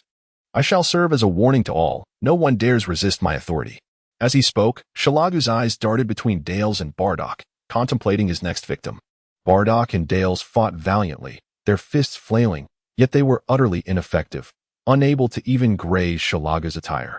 Enough of this game. It's time to behave. With precise timing, Shiragu unleashed a series of punches, rendering both Bardock and Dales unconscious, the disparity in strength far too vast to overcome. Now, how shall I dispose of them? Shiragu pondered aloud, lifting Bardock and Dales and tossing them before Goku, feigning cruelty as he stroked his chin. Shiragu, release them. Goku trembled on the ground, his body shaking with rage. Those who understood recognized his fury, while others remained oblivious. I have declared that I will kill them one by one before your eyes. And you too shall meet your end, Shiragu taunted, reveling in Goku's despair. Suddenly, with a swift motion, Shiragu unleashed a beam from his fingertips, piercing Bardock's chest. However, an inexplicable phenomenon began to unfold. Though it was Shiragu who had dealt the fatal blow, it appeared that Goku was the one absorbing the experience. With Bardock's life extinguished, Goku erupted in a furious roar of Shiragu's name. His previously exhausted form surged with newfound vigor, rising to his feet as golden flames enveloped him. His hair, once akin to a mountain, now stood erect and swayed towards the heavens. Something feels different. Yes, before it was red, and now it has transformed into gold. Is it possible for one individual to possess two distinct auras? Shiraga regarded the furious Goku with a peculiar expression. Indeed, it was peculiar. He felt no fear. Shiragu, you shall not be forgiven. Goku, seemingly rendered senseless by his rage, incessantly repeated that phrase. The crimson aura he had previously displayed was a manifestation of the King-Kai fist. Yet, what was this golden form? Those who have trained with deities possess an array of extraordinary abilities. Just awakening, Dales observed Goku's demeanor, muttering in a daze. Heh. It's merely a change in appearance. What has the significance? He claims he LL slay them. And look, this is the last one. Shiraga taunted Goku, simultaneously extending his palm towards Dales, preparing to unleash an attack. Stop. You must exercise restraint. Bang. What transpired? Shiragu, having crashed into a small hill, was left pondering the singular thought of what had just occurred, his face throbbing with pain. The mimetic Super Saiyan. In the throes of his fury, Goku had entered a simulated form of the Super Saiyan, which meant he was a false Super Saiyan. So simple. In this mimetic Super Saiyan state, his hair, eyes, and eyebrows remained unchanged, yet his aura transformed into a golden hue, amplifying his combat power 25-fold. This could be described as a transformation existing between the failure and success of becoming a Super Saiyan. Neither a Super Saiyan nor an ordinary Saiyan. With a combat power increase of 25 times, Goku's base was 570,000, while in the mimetic Super Saiyan state, it soared to over 14 million, surpassing Shiragu's mere 10 million. However, Goku's physical condition was far inferior to Shiragu's, as he was already utterly exhausted. At this moment, Goku was unaware of his mimetic Super Saiyan state. All he felt was boundless rage and murderous intent directed at Shiragu. Shiragu, you have committed innumerable vile deeds. Today, I shall defeat you. Goku glanced at the lifeless bodies of Raditz and Bardock, then raised his head to fix a cold stare upon Shiragu. Even if your current state is formidable, how long can your weary body sustain itself? Defeating me? You must be dreaming. Shiraga scoffed, his derision striking a chord with Goku's vulnerabilities. Kakarot, the fruit of the Tree of Might. The fruit of the Tree of Might can restore stamina. Seize it and consume it.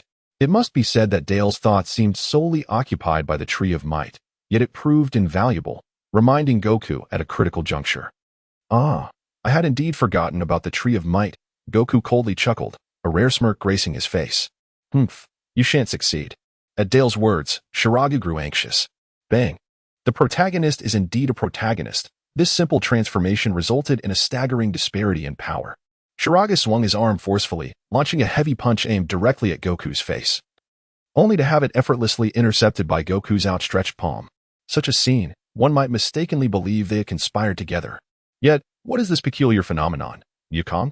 Merely a change in hue of the aura. How could it possibly augment one's strength to such an extent? Shiraga struggles desperately, attempting to extricate his fist from Yukong's grasp. Yet all he can manage is a reluctant howl. On Earth, the hypothetical Super Saiyan, boasting a 25-fold increase in combat power, indeed, Son Goku remains the protagonist. It is truly a challenge for him to meet his demise. Broly, clad in vibrant floral shorts, reclined upon the sandy shores of a secluded island, basking in the warm sunlight while murmuring to himself. Initially, he had meticulously prepared to use his projection technique to manifest on the planet Pandora in order to rescue Goku. However, it now appeared unnecessary, as Goku's simulated Super Saiyan form was more than capable of handling Schragle. What are you murmuring about? What has happened to Goku? Bulma, having just sliced a plate of watermelon, approached while hearing Broly utter Goku's name. Curiously, she inquired, is something amiss? Broly replied, nothing significant. I merely used my dimensional foresight to glimpse the universe and happened upon Goku encountering a minor predicament. However, I am confident he will manage to resolve it. Broly picked up a fork and skewered a piece of watermelon, casually remarking on the situation. Isn't Goku with his father and elder brother? Could it be that your Saiyan home planet is facing some troubles once more? Bulma picked up the sunscreen, poured a small amount into her palm, and rubbed it together before applying it to Broly's back. Curiously, she inquired about Goku's situation, for they were indeed good friends. One might think that Saiyans are simply honest beings, but they frequently find themselves embroiled in various escapades. This time, it appeared that Goku's second brother was involved. prompting Goku and his father, Bardock, to embark on a rescue mission, which has now turned into a fierce battle. It is likely that they will require the Dragon Balls in a few days. If you wish to assist Goku, perhaps you should gather the Dragon Balls whenever you have the chance, hehe. While enjoying Bulma's massage, Broly spoke comfortably. You mentioned it was merely a minor inconvenience. Yet why the need for the Dragon Balls? Pulling Bulma down onto the ground, he began to work with his hands and remarked that Goku's father and elder brother had perished, hence my assertion that he would resort to the Dragon Balls. Hey, it's broad daylight, This is our private little island, quite safe, with no paparazzi lurking about. Broly interrupted Bulma's tactful discourse, remarking on the plethora of paparazzi and journalists surrounding them. After all, the Universal Corporation now holds dominion over Earth. Aside from its non-political stance, virtually every enterprise on the planet is intertwined with the Universal Corporation. Moreover, the corporation boasts a private army composed entirely of robotic soldiers, all designed by Bulma to bear Broly's likeness. Presently, there are 3 generations of these robots. The first generation possesses a combat power of 1,000. The second generation boasts 3,000, and the final third generation reaches an impressive 8,000. It can be said that Earth has ascended to a status of a high-level life planet, albeit regrettably reliant upon its robotic enforcers. However, under Broly's guidance, Earth is now placing significant emphasis on the development of martial arts. Currently, there exists a renowned martial arts school in West City, established by a deity incarnated as a mortal, which aims to attract disciples and promote the martial arts. The deity, having heard from Broly about the formidable advanced civilizations in the universe, realized that a single individual from such a civilization could easily dominate Earth. Should Earth continue in its feudal mindset and maintain the secrecy of martial arts, it is likely that the discipline would not endure for many more years. The deity pondered that if he did not disseminate the martial arts from the temple, once he met his end, the art would surely decline. For centuries, no martial artist had ascended to the temple, and the state of martial arts on Earth had been deteriorating, something the deity was well aware of. Presently, the focus has shifted to boxing and mixed martial arts, which, at best, yield a combat power of merely a dozen. The world's top fighting champion, Satan, exemplifies this trend. After the deity established the martial arts school, the most astonishing revelation was that the chief disciple was none other than Master Roshi. A fact that Broly found unsurprising, considering Master Roshi had coveted the deity as a mentor for 3 centuries. Significantly, Master Roshi brought along his entourage, which included his second disciple, Krillin, his third disciple, Launch, and his maid, Bulma. Additionally, Tien and Kaiatsu, who had undergone a transformation for the better after the martial arts tournament, were also drawn in, despite their initial indifference to West City's martial arts school. However, upon hearing Master Roshi mention that the institution was founded by the deity of Earth, Tien leapt in disbelief, exclaiming whether there truly was a deity on Earth. After a year of development, the West City Martial Arts School now boasts over 300,000 students, sprawling over an area of more than 100 square kilometers. The students are classified into levels 1 through 9, with first-year students having a combat power below 100 and second-year students ranging between 100 and 200. This classification continues until level 9, whereupon students achieving a combat power of 1,000 can opt to graduate or continue their studies. Only those with a combat power exceeding 1,000 may be deemed martial artists and are permitted to train in the school's gravity chamber, progressing to a second-tier martial artist upon reaching a combat power of 10,000, with the ultimate goal of attaining the prestigious status of a 10th-tier martial artist. This school is also established by an omnipotent enterprise, where students ranging from levels 1 to 9 are guided by the divine. Once a student's strength reaches the second tier, equivalent to 10,000, there will be luminous warriors dispatched by the Khan faction to serve as instructors. The overall facilities of the school are exceptionally well equipped, and the amenities for dining and entertainment are quite commendable. However, the omnipotent enterprise does not invest without expectation upon graduation or advancement. Students are required to undertake a mission annually. This entails engaging in commercial transportation tasks for the enterprise, with students needing to embark on these journeys once a year. Short distances may take a month, while longer ones could extend to 3 months, essentially covering their food and lodging without any salary. Nevertheless, it is merely 1 trip a year. Subsequent missions are compensated. Thus, it is not overly harsh, considering the expenses incurred during their years of study.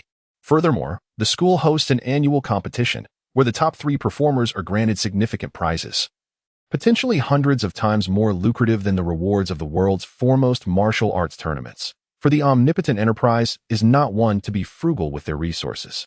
Pandora Planet. Scoundrel, what do you think belongs to me? The fruits of the spirit tree are mine. Silence. Shalaga trailed behind Wukong, throwing punches and kicks, intermittently launching energy blasts. Infuriated by the significant losses among his subordinates, Wukong soared ahead, devouring the fruits voraciously, while Shalaga struggled to keep pace, on the verge of exploding with rage. I shall annihilate you, and together we will obliterate this planet with the super annihilation cannon. Driven to madness, Shalagu unleashed all his strength, generating a colossal energy wave. Buzzing sounds filled the air, as a crimson light illuminated half the sky, hurtling toward Wukong with an unsettling resonance. Wukong sensed something amiss. Momentarily setting aside his feast to turn and observe. What an immense energy! Is Shalagu truly intent on a desperate struggle? Very well. This shall serve as an opportunity to test my current state of power, which feels even more formidable than the 20-fold Kaioken. Calmly landing on the ground, he focused intently on the energy wave launched by Shalagu, slowly adopting a horse stance, his hands symmetrically positioned at his waist. As Wukong shouted the final word, he thrust his hands forward, and in a display reminiscent of magic, a massive blue energy wave erupted forth, surging with overwhelming force like a mighty river. In the distance, Dales observed the landscape bathed in blue and the sky in red, as if heaven and earth were colliding. With a resounding boom, the red and blue energy currents collided at high frequency. The intense motion caused them to twist together, creating a swirling tempest of red and blue energy at the point of impact. Die, just die. Shalagu exerted all his strength to unleash this energy wave. Trembling as he roared, the veins on his forehead bulging, clearly having reached his limit. Is this all you are capable of? It appears that my power has surpassed yours. Shalagu, I have vowed to defeat you. The Super Saiyan in its latent form, Goku, possesses a battle power of 14 million, whereas Shalaga barely exceeds 10 million. Hence, the outcome of this clash was devoid of any suspense. Shalagu was vaporized by the overwhelming energy flow, effectively transforming back into cosmic energy, returning to the embrace of nature.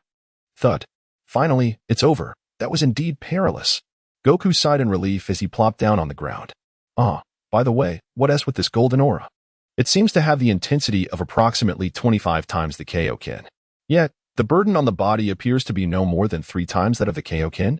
Calming his mind, Goku began to ponder his latent Super Saiyan form, first assessing his various capabilities, then contemplating how to transform. This is the latent Super Saiyan, a state that boasts a 25-fold increase in power. Reflect carefully. You are not far from achieving the true Super Saiyan form. Just as Goku was deep in thought, Broly appeared, albeit merely as a doppelganger. Oh, Broly, how did you suddenly appear on planet Pandora, and what is this latent Super Saiyan?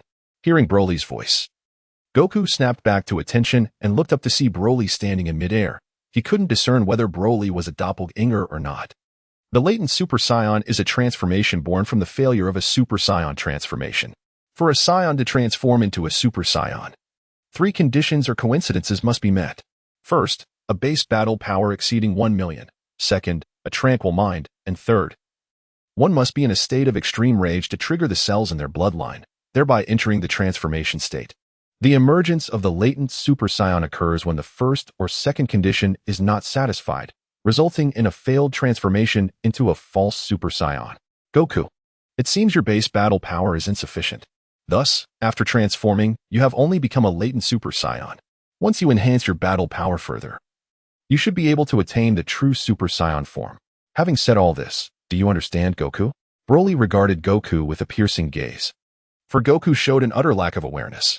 Brother, I've been explaining for ages, and you can't even quench my thirst with one of those spirit tree fruits?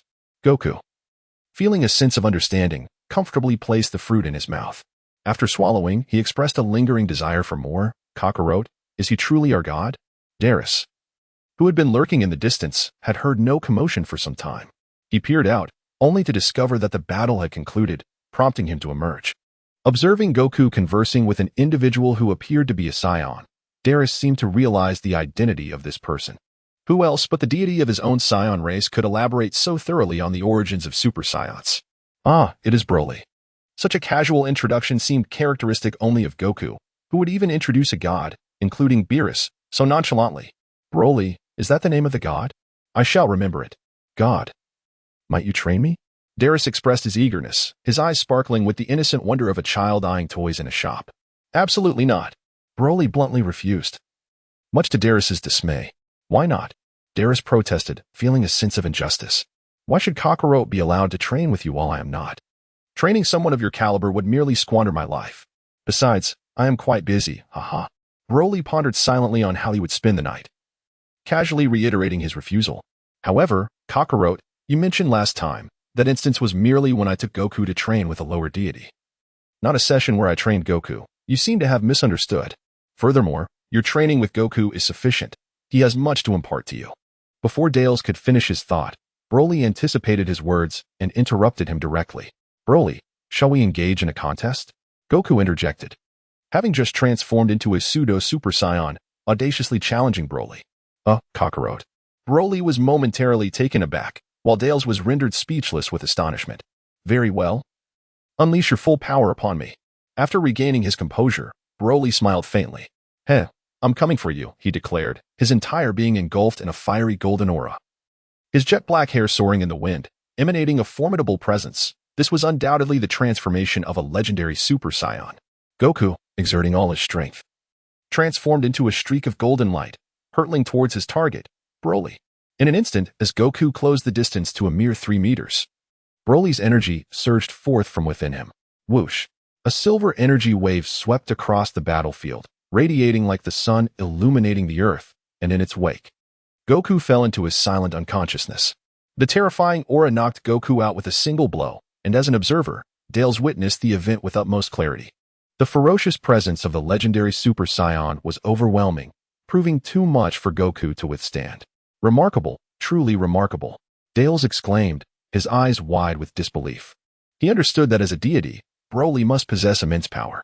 Yet, here was Kakarot, a formidable half-Super Saiyan, effortlessly subdued. Confusion washed over Dales. Had it not been said that Super Saiyans were invincible warriors? Was it possible that the gods of the Saiyan race surpassed even the might of Super Saiyans? Goku, merely unconscious, soon regained awareness. You all have much to attend to after this fierce battle. I shall take my leave, he stated. Noticing Dale's initial shock followed by a concerned glance towards him, Broly, feeling somewhat bored, scratched his head and remarked, I think I'll be on my way now. Upon hearing Broly's intention to depart, Dales opened his mouth, but words eluded him. He was not as naturally sociable as Goku. After Broly dispersed his clones and vanished, Dales gathered the bodies of his father Bardock and his elder brother Raditz, placing them beside the unconscious Goku. Alas, father, I have never seen you since my childhood. And now, having just met you, you have departed from this world. Dales sighed, filled with sorrow. Dales, do not be troubled. On Earth, there exists a miraculous entity known as the Dragon Balls, which can resurrect those who have suffered unnatural deaths. We can journey to Earth to collect them and bring back to life those slain by Shiragu, Goku said, having just awakened from his coma. He stood up and patted Dales on the shoulder, speaking with an air of confidence. Dragon Balls? Dales inquired, puzzled. Indeed. The Dragon Balls were created by the Guardian of Earth. They can grant any wish, provided it falls within their capabilities. Goku explained the wonders of the Dragon Balls with ease, leaving Dales in a state of astonishment. Unconsciously, thoughts akin to Vegetas crept into Dales' mind. Why should Goku receive such abundant opportunities? However, Dales merely thought this. He felt no jealousy, only a tinge of admiration. Goku and Dales searched and organized their surroundings, discovering a number of surviving Saiyan warriors. Together, they established a camp. Goku instructed the others to retrieve the bodies of the fallen and bring them back to the camp for protection against wild beasts, while he and Dale set forth on their journey to Earth. Wait, Goku seemed to have overlooked something. In a distant valley near the Saiyan camp lay the wreckage of a spacecraft, unmistakably belonging to Frisia's army. Not far from the debris, a large tree bore a corpse. Upon closer inspection, it turned out to be the captain of the Ginyu Special Forces. It was revealed that the Ginyu Special Forces had encountered Shiragu's assault while departing the planet Pandora aboard their spaceship, with 4 vessels struck during the attack. Unfortunately for Captain Ginyu, he was the 4th to be hit. Nevertheless, his combat prowess was commendable, allowing him to remain intact in death. On Earth, outside the martial arts school in West City, a young man with black, cauliflower-like hair and a beard extending to his ears clung desperately to Master Roshi's leg. Please, Master Rashi, grant me another chance. I promise I will pass my next exam. He pleaded earnestly. Satan, despite a year having passed, you are still a first-year student. You have taken 3 exams, and your battle power remains at a mere 48. It is clear that you lack the talent for martial arts. Perhaps you should consider pursuing boxing instead. With your current strength, you could easily become the world's #1 boxer. The turtle hermit smiled warmly at the young man, revealing that he was none other than the youthful Mr. Satan, now in his 20s. He had been married for a few years and was blessed with a daughter named Bidalai. A year ago, Satan had graduated from his boxing mentor, showcasing formidable strength and brimming with confidence. He participated in the world's free fighting competition, feeling at the pinnacle of his life. However, by chance, Satan stumbled upon videos of martial arts tournaments, witnessing the epic battles of Goku and others. While exhilarated, he was also profoundly challenged in his worldview by these martial artists. Gazing at his own hands, he questioned whether a mere boxer could truly be that powerful, just as he was intrigued by martial arts. Universal Enterprises established a martial arts school in West City, placing great emphasis on it. Thus, the news of the martial arts school spread like wildfire wherever advertisements could be found. Upon seeing the first line of the promotional material stating that the god of martial arts would personally teach, Satan, without a second thought, flew to West City to enroll, fortuitously becoming a student under the Turtle Hermit. The principal of the martial arts school was the Old Kai, accompanied by several instructors, including Tien Shinhan, the Turtle Hermit, and Krillin, all of whom possessed exceptional combat prowess among Earthlings. Meanwhile, in a secluded mountain forest in the eastern part of the Earth, a diminutive Namekian sat cross-legged with his eyes closed, seemingly in deep meditation. His appearance mirrored that of the Demon King Piccolo from a year ago, complete with a blood-red A mark on his forehead. Within his mental realm, there existed 2 figures, himself and a shadowy figure enveloped in dark energy. Very well. You are far more gifted than your father, the Demon King Piccolo. The Shadow's voice echoed like a haunting spell in the mind of Piccolo Jr. with my guidance. In just 3 months, you will be able to slay Son Goku, avenge your father, and dominate the world. As the voice reverberated, Piccolo Jr.'s resolve grew ever more steadfast. Spare me your incessant chatter. Killing Son Goku and ruling the world are my endeavors as the Demon King Piccolo. Your role is merely that of a mentor. And do not presume to command me. Piccolo Jr. remained lofty, willing to learn from the shadowy figure, but unwilling to accept orders. Meanwhile, in West City, having comprehended 50% of his training, Broly was indeed proving to be remarkable. Bardock playfully teased Nappa while enjoying an ice cream. However, unexpectedly, she was embraced by Broly. And with a hint of surprise, she spoke. Broly's sudden appearance was not merely a matter of instantaneous teleportation, but rather an astute application of the spatial laws he had comprehended to a significant degree. The natural laws of the universe are manifold, yet the most paramount among them are those governing time and space, akin to the celestial myths of ancient China, where space reigns supreme and time holds reverence. The pinnacle of each law is achieved at a perfect 10. Spatial folding. Just moments ago, Broly employed spatial folding, a sophisticated technique resulting from his mastery of spatial laws. This technique allows for the amalgamation of 2 spatial locations, thus enabling the traversal of distances. The essence is straightforward. Its function parallels that of instantaneous teleportation. Yet the underlying principles diverge significantly. Instantaneous teleportation involves one's physical form crossing through space, whereas spatial folding merges 2 layers of space into a singular location. For instance, envision the Earth and the Moon as 2 sheets of paper laid side by side on a table.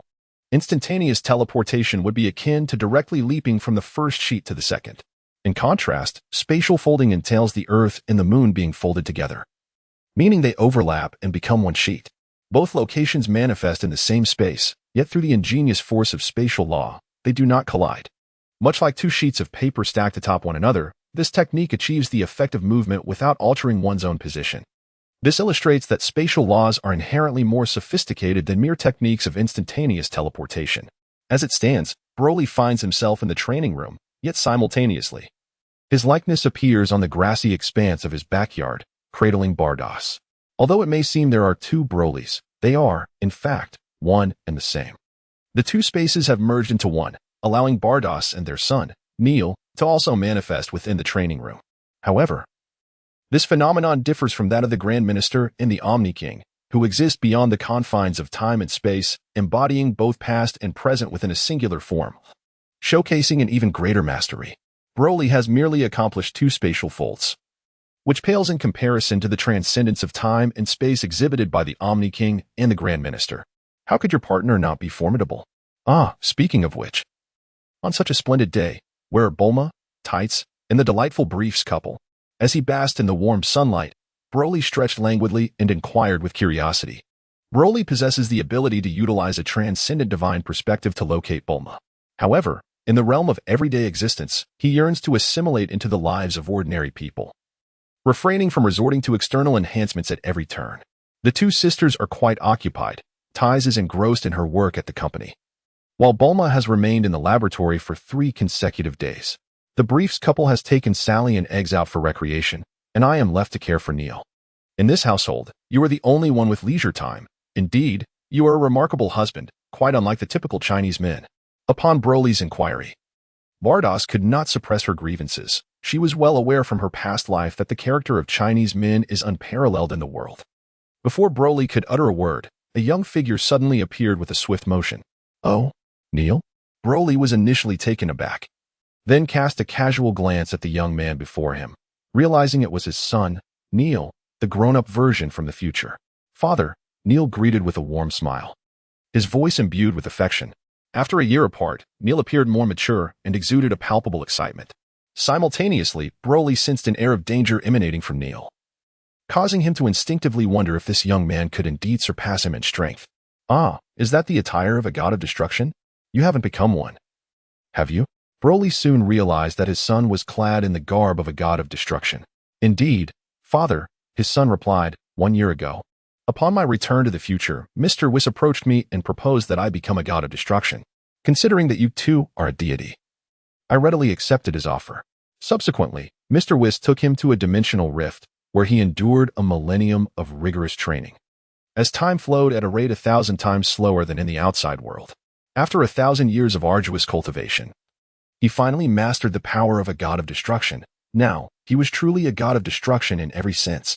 Neil spoke earnestly about his experiences, but Broly sensed that there was more beneath the surface.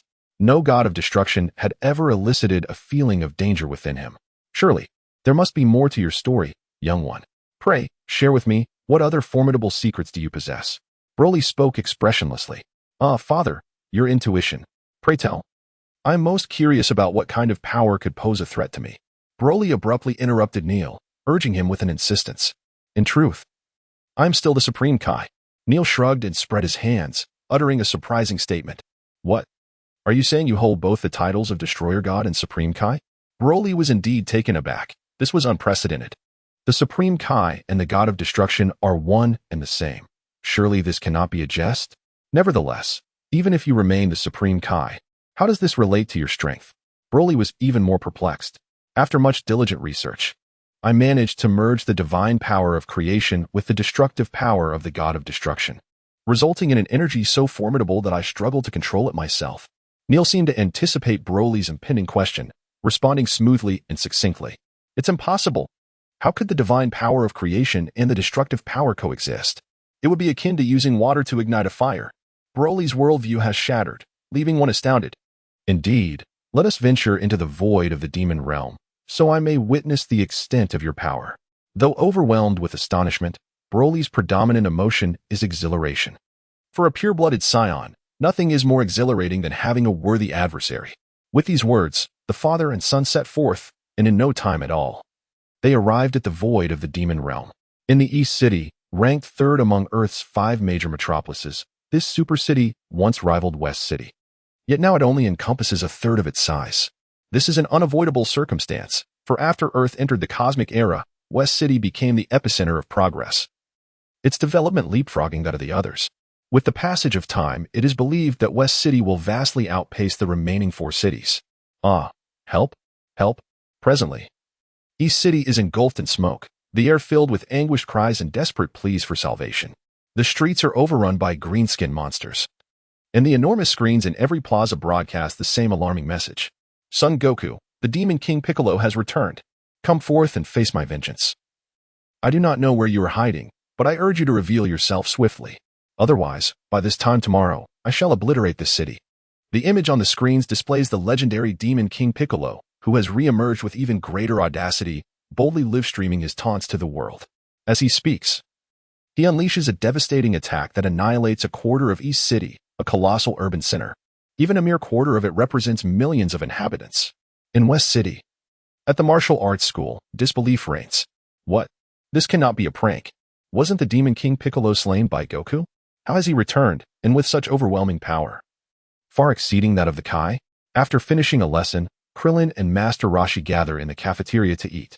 At this moment, the television reveals the ominous presence of the Demon King Piccolo, and they sense the destructive aura from his recent assault that devastated a quarter of East City.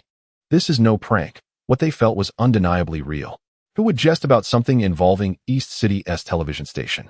Compared to Krillin, Tien has a broader perspective and speaks with greater depth. How infuriating. Our strength is no match for the Demon King Piccolo. He seeks revenge against Goku. Yet Goku is not even on Earth right now. What are we to do? Krillin's panic is palpable, clearly indicating that Goku is his anchor, without Goku in the battle. He feels utterly devoid of confidence. Wait, isn't Bulma's husband exceptionally powerful? Moreover, he is of the same lineage as Goku. Surely he could intervene. In the school, the instructor Lo Ping was reminded of Broly, and he excitedly exclaimed as he slammed his palm on the table. Broly is not on Earth, and even if he were, he might not intervene. Upon hearing this, everyone turned in unison to see the old Kai slowly approaching. Kai, he interjected, interrupting Master Roshi. I have just spoken with Miss Bulma over the phone, and she confirmed that Broly is not on Earth. However, I implore you to thwart those demons from slaughtering humanity. As long as you harbor righteousness in your hearts, you shall be blessed by the God of Light in your struggle against the dark forces. Allow me to inform you that beyond me, there are many deities in the cosmos, and the God of Light is among them. The demons outside belong to the will of the Dark God, and they are our adversaries. We must confront them together to prevent them from annihilating the people of Earth. The old Kai's demeanor was one of tragic nobility, evoking a sense of impending doom. Kai, there is no need for further words. I am a disciple of Master Tedul, and thus my turtle school will eternally stand opposed to the demons. As a fervent admirer of the Kai, Master Roshi was the first to declare his intention to accompany him in stopping King Piccolo. To be frank, while Master Roshi often presented himself as a lecherous old man, when facing King Piccolo, he embodied the spirit of a noble martial arts master. He was willing to risk his life and unleash the Mafuba to seal away King Piccolo. This is the essence of self-sacrifice for the greater good, a testament to the noble spirit that refuses to enter hell if not for others.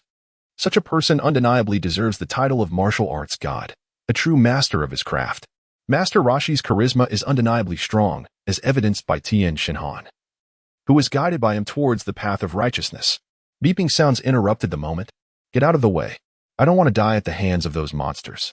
Hey, you in the front, hurry up. The streets of East Capital were choked with traffic, the elevated roads, and the glass tunnels in the sky all congested. People were laden with belongings, preparing for flight. The wealthy escaped in aerial cars or planes, while the less fortunate were stuck in gridlock. Some with unstable minds had already embarked on a path of crime, with robberies occurring everywhere. As they watched the chaotic scenes in East Capital on television, the group finally expressed their intentions. They all considered themselves champions of justice, true good Samaritans. I am a disciple of Master Utetu, and since King Piccolo seeks vengeance against Goku, as Goku's closest friend, I have compelling reasons to join this fight. I must go? Although Krillin is timid, he possesses a profound emotional depth and, following Master Roshi's lead, has expressed his determination to resist the Demon Clan. Aspiring to become a formidable martial artist, he believes that such a warrior must protect something dear. Thus, he chooses Earth as his cherished guardian. Tien's resolve is unwavering, and his convictions are strong, yet he is not of Earth. Otherwise, the title of the strongest Earthling would not belong to Krillin. The group, united by fate, swiftly reached a consensus. Under the guidance of the old Kai, they prepared to venture into the dungeon. The team comprised not only Master Roshi, Krillin, Tien, Launch, and Kaiotsu, but also several exceptionally gifted students from their school, each boasting combat powers exceeding 100. They soon arrived at the outskirts of East City. Remember, our purpose here is not to confront King Piccolo head-on. We are to stealthily eliminate the Demon Clan and rescue as many souls as we can from their clutches. The old Kai solemnly instructed, wary that they might recklessly seek out King Piccolo. He sensed that King Piccolo's strength was formidable, perhaps surpassing even the combined might of all present. Understood, we will heed your guidance, old Kai, Launch replied with a serious expression. Your age is advancing. So please do not overexert yourself. If matters become dire, retreat swiftly, for your survival is crucial to the Dragon Balls. In terms of strategic thinking and perspective, Tien exhibited greater maturity, recognizing the potential necessity of the Dragon Balls. He understood that if the old Kai perished, they would be left without a path forward. Is my only remaining value the Dragon Balls? Very well, I comprehend, the old Kai reflected, casting a melancholic yet proud gaze upon the youth who had surpassed him. Meanwhile, in West City, what did you say? The old Kai and the others are confronting King Piccolo? How could they possibly succeed? Among them, the strongest, Tien, has a combat power of merely 400. Bulma, why aren't you assisting them? Tai's voice rose with agitation upon hearing Bulma discuss the old Kai's predicament. Having just returned home from work, both Tai and Bulma possessed combat powers of 1 million. And they could sense that King Piccolo wielded a staggering combat power in the hundreds of thousands, rendering the old Kai's group insignificant in comparison. I must remind you, dear sister, that Broly has forbidden us from intervening in King Piccolo's affairs, asserting that Goku will handle him. So, do not fret, let them engage in their antics. And we shall simply use the Dragon Balls to restore everything afterward. Bulma, clad in a minuscule skirt, perched gracefully with her fair legs crossed, sipped her juice and mused softly. Goku? He seems to be on planet Vegeta, doesn't he? When will he finally deal with Piccolo? Just then, the quantum wristband on her wrist chimed, indicating an incoming call. The quantum wristband is a device capable of interstellar communication. Any incoming call signifies a connection from beyond the stars. This sophisticated technology, initially developed by Bulma with extensive research data, has now been perfected and is in mass production. Individuals of status and influence on Earth wear one, akin to an exquisite watch, facilitating business dealings. After all, with Earth now connected to the cosmos, many merchants venture into the universe for trade, necessitating such communication devices. Ding, zoom. Oh, speaking of Goku, here you are. It's been ages. Goku, you've grown up. Bulma pressed the connection button, and the quantum bracelet emitted a flash of blue light, projecting the image of the call recipient in three-dimensional form. Lo and behold, it was indeed Goku. Could it be that Broly had sent him back to Earth? Taiz was equally astonished. Just moments ago, she had mentioned that Goku was far away on planet Vegeta. Now, observing the backdrop of Jupiter outside Goku's spaceship, it was evident that he was approaching Earth. Hey, Bulma. It's been ages. You look even more stunning since the birth of your child, Goku greeted joyfully. He had but a few friends on Earth, Krillin, Bulma, and Master Roshi. As for his wife Chi-Chi from the original story, it seemed unlikely they would reunite, though one could never be certain. After all, they had crossed paths while searching for the Dragon Balls, and in the original narrative, they had solidified their bond during the 23rd World Martial Arts Tournament. However, it remained uncertain whether Goku would be interested in participating in this tournament, as his power level had reached such heights that it could potentially overshadow the competition. Well, so this is what Earthlings look like. They resemble us Scions. Kakarot, no wonder you live so lavishly on Earth. The women here are so beautiful, Dales exclaimed, leaning in closer to admire Bulma's image on the screen, his eyes sparkling with admiration. Hey, Dales, mind your words. That's Bulma, Broly's wife. Goku swiftly covered Dale's mouth, a look of urgency on his face. Bulma's temperament is well known, and he has experienced her strength firsthand. He understands how formidable she is. And Goku certainly does not wish for Dales to meet an untimely demise. A deity's wife? How is it that she is a mere earthling? Why did the god not choose a female scion?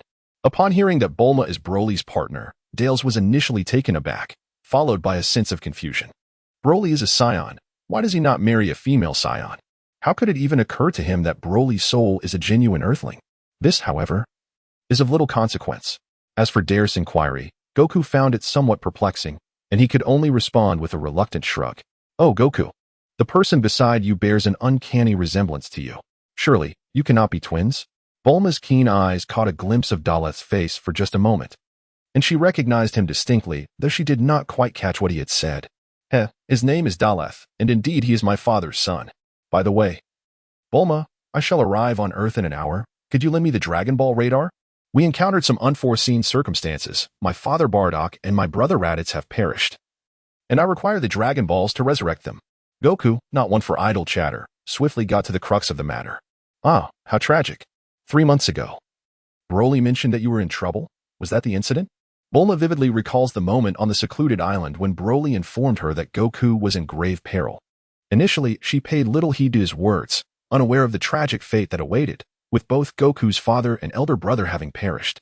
Indeed, it was during that encounter that they faced a formidable adversary named Shiragu, whose appearance bore an uncanny resemblance to that of King Piccolo.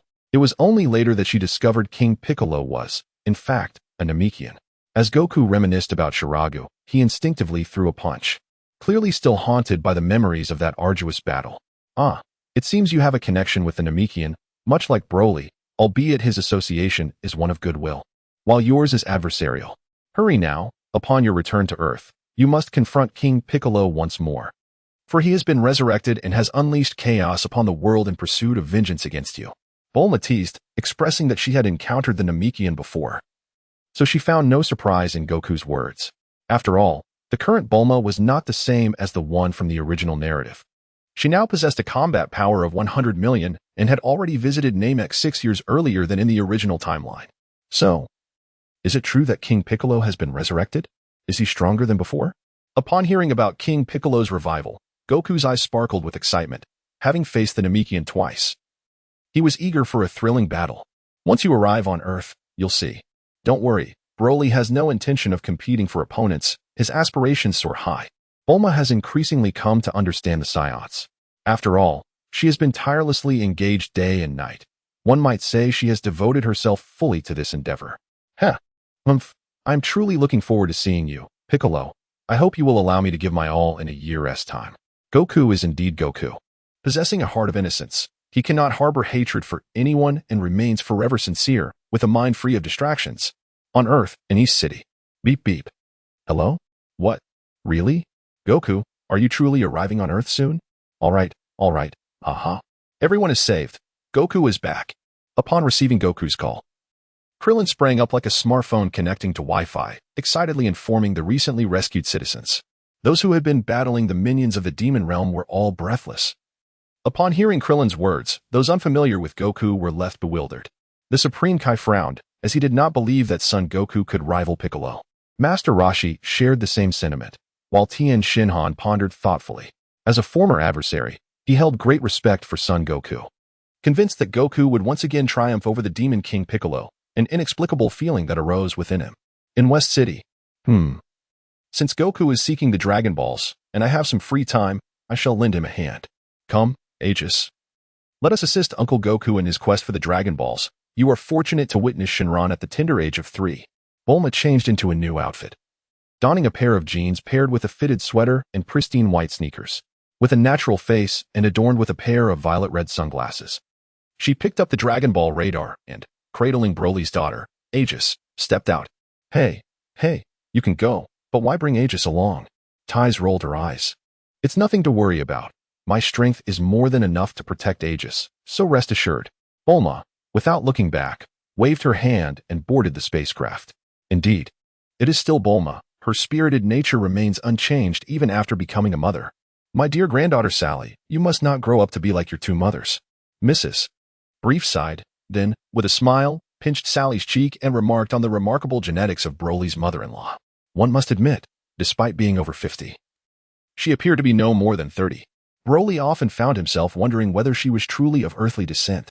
In East City, a resounding crash heralded the arrival of the large spaceship carrying Goku and Dallas.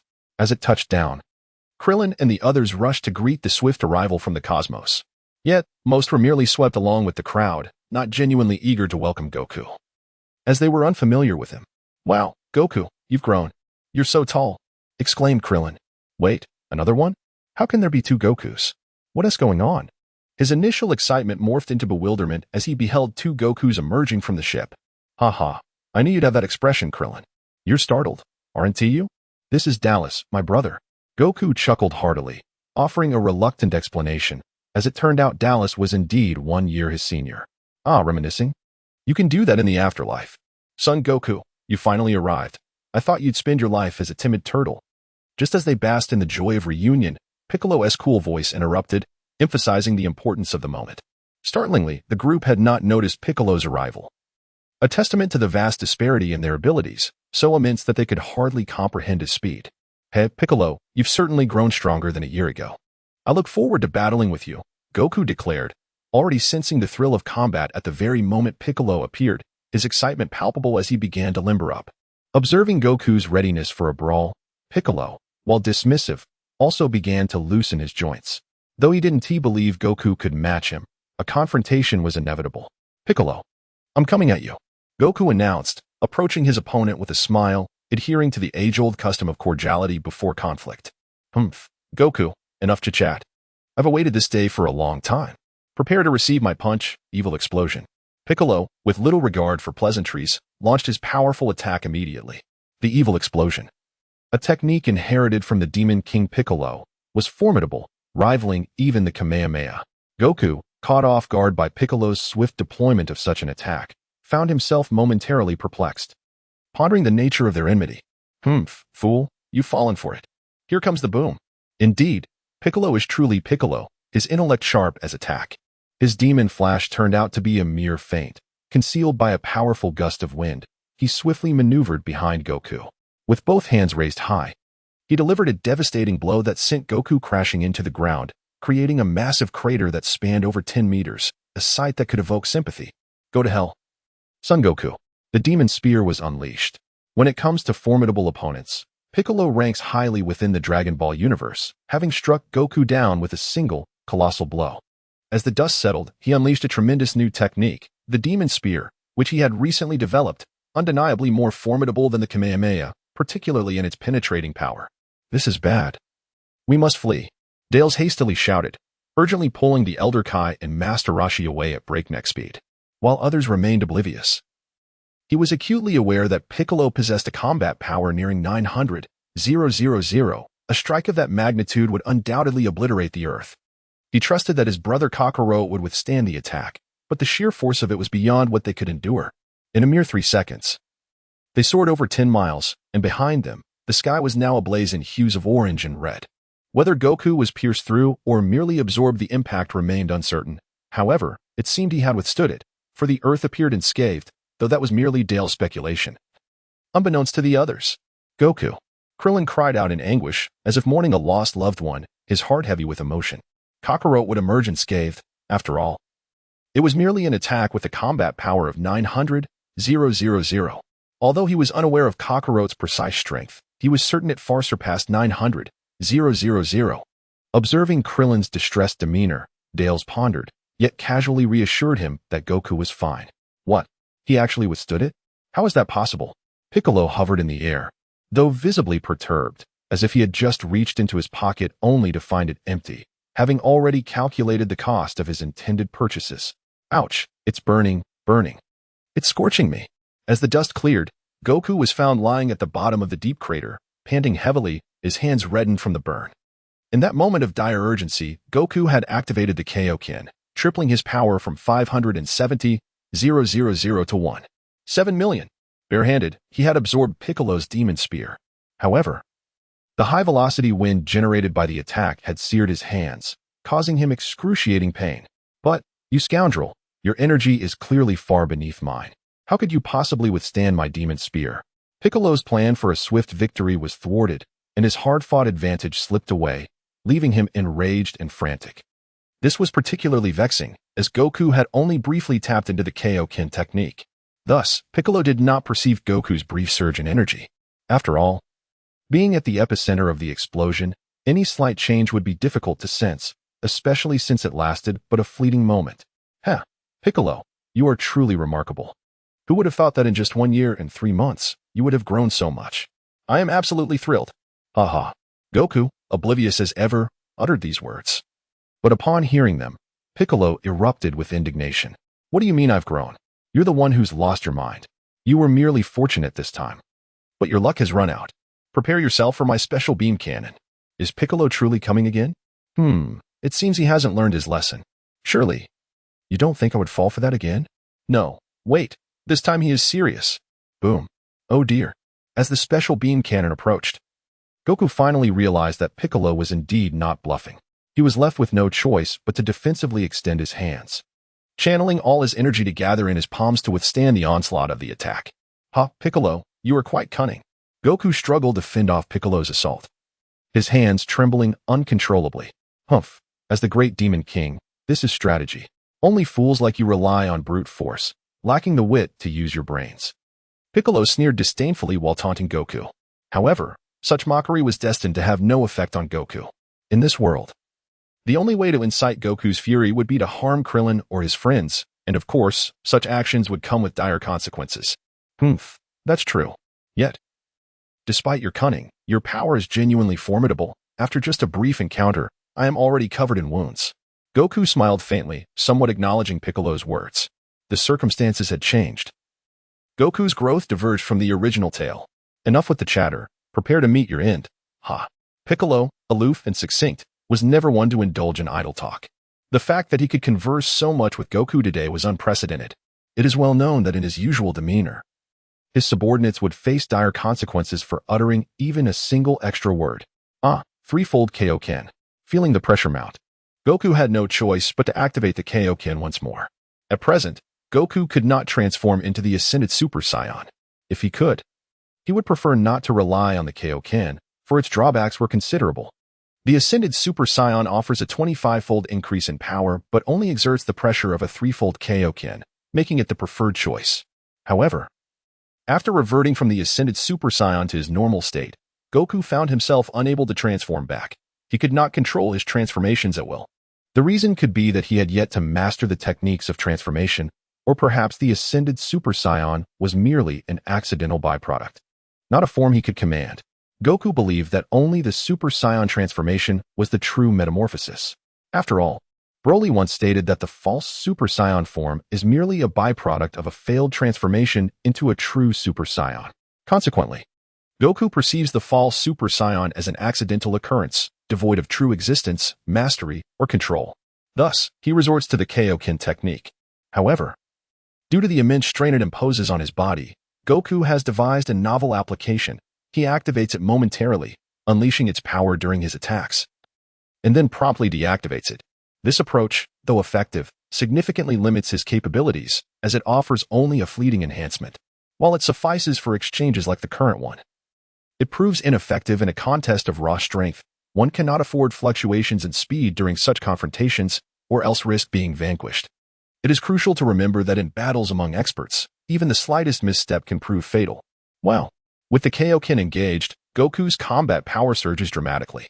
At 7 million, he counters Piccolo's 900,000 with a fierce shout, effortlessly sending Piccolo's special beam cannon soaring. I see now. You possess a skill that amplifies your energy.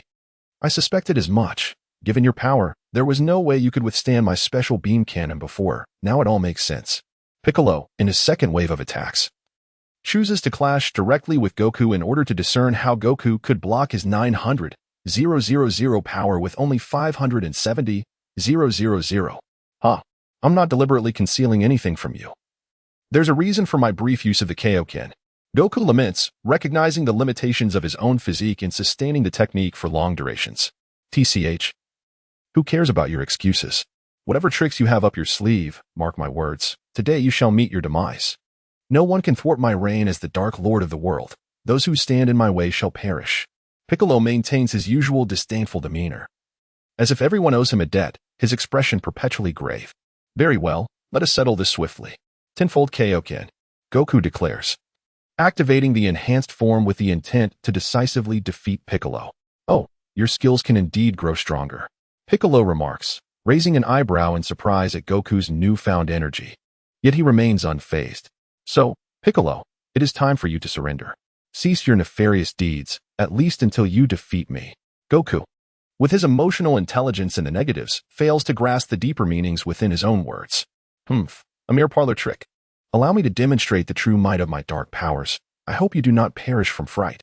Piccolo scoffs, his final words leaving Goku in a state of confusion. If Broly were present, he would undoubtedly recognize the essence of this dark power. It is indeed the negative energy of the cosmos. However, it pales in comparison to the pure darkness that Broly wields. At best, it merely amplifies combat strength without possessing any distinctive energy attributes. As Piccolo unleashed the dark energy, he assumed a horse stance, fist clenched, letting out fierce roars akin to the agony of childbirth. With his final roar, Piccolo entered a state of darkness, enveloped in swirling black gas. His eyes flashing a blood-red glow, exuding an aura of ferocity that had multiplied exponentially. Piccolo, is this your version of the Kaioken? How can it augment your strength so drastically? It feels like you've achieved 15 times the power.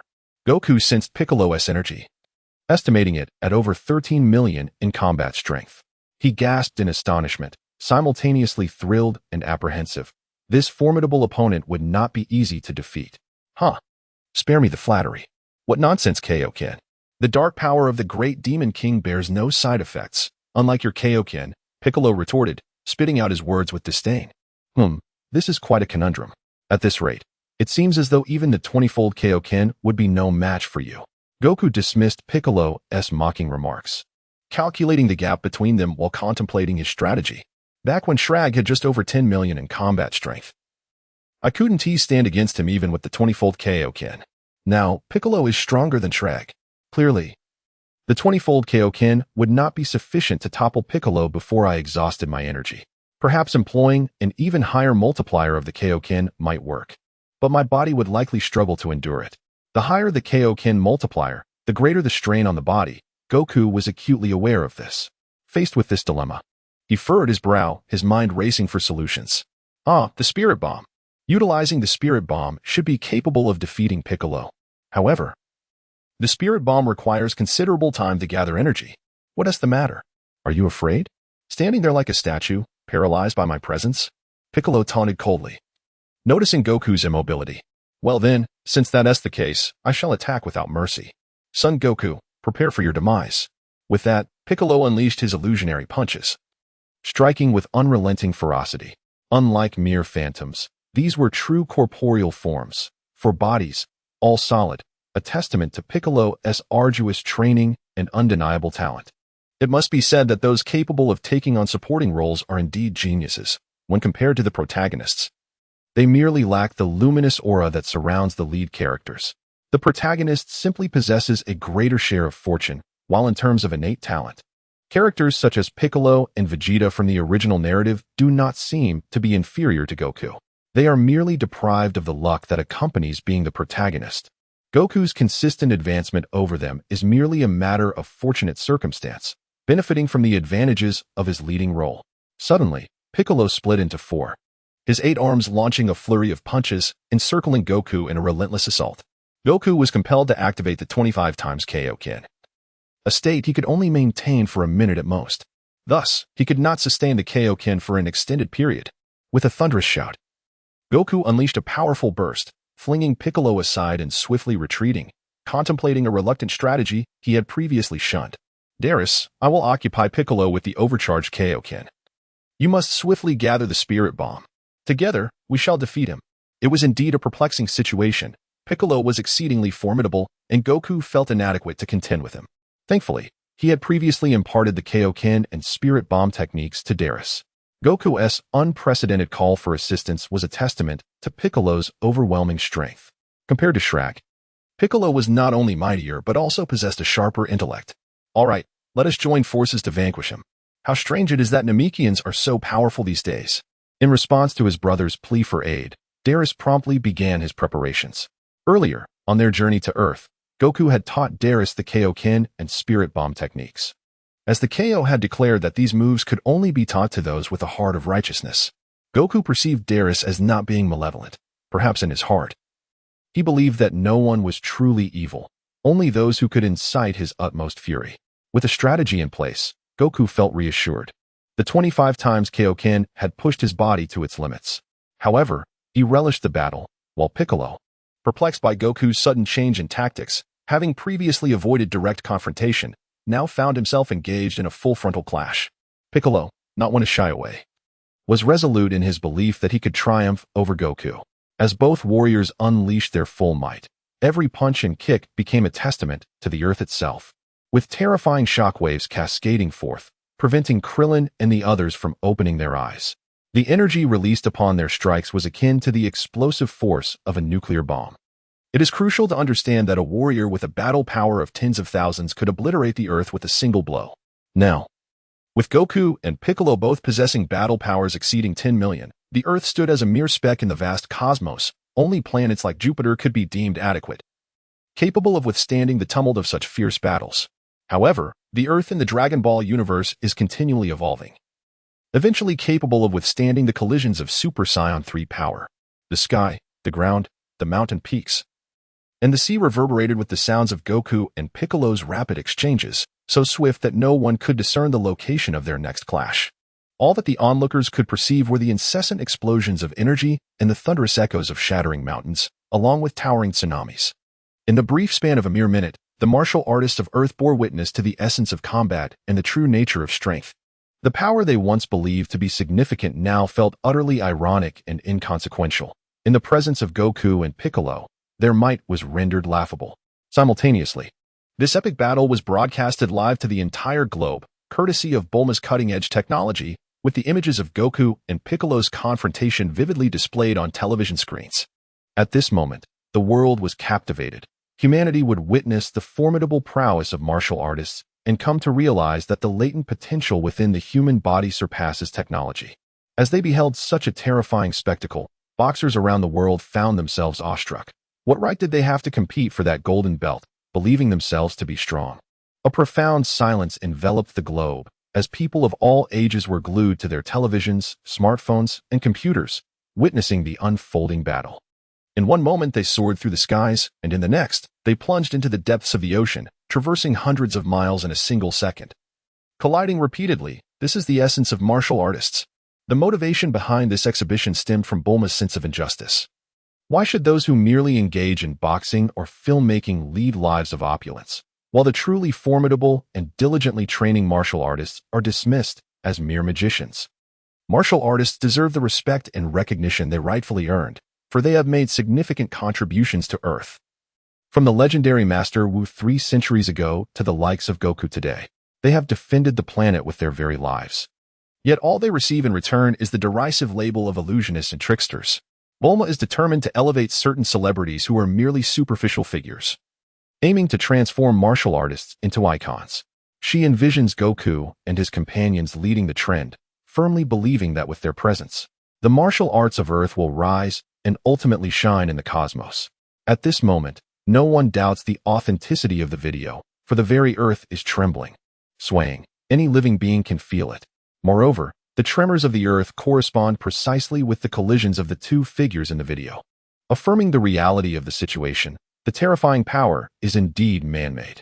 At the Frying Pan Mountain, Goku is back on Earth, battling against King Piccolo. In the castle of the Ox King, the now-grown Chi-Chi witnesses the scenes unfolding on television. Unlike ordinary individuals, they initially accept the extraordinary with unwavering belief.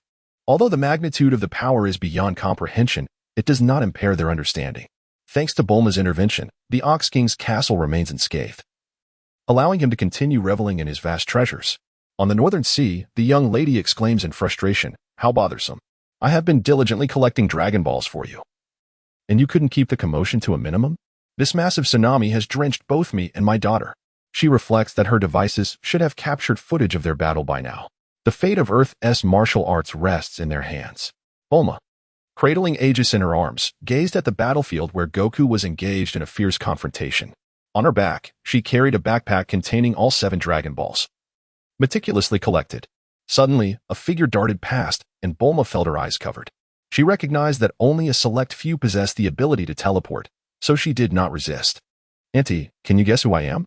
"Oh dear, I seem to have let it slip." It was Sally, grown up from the future, who playfully stuck out her tongue. A bit embarrassed for revealing her identity so quickly, showcasing her endearing clumsiness, a trait clearly inherited from her family. "Haha, you little fool. What brings you here?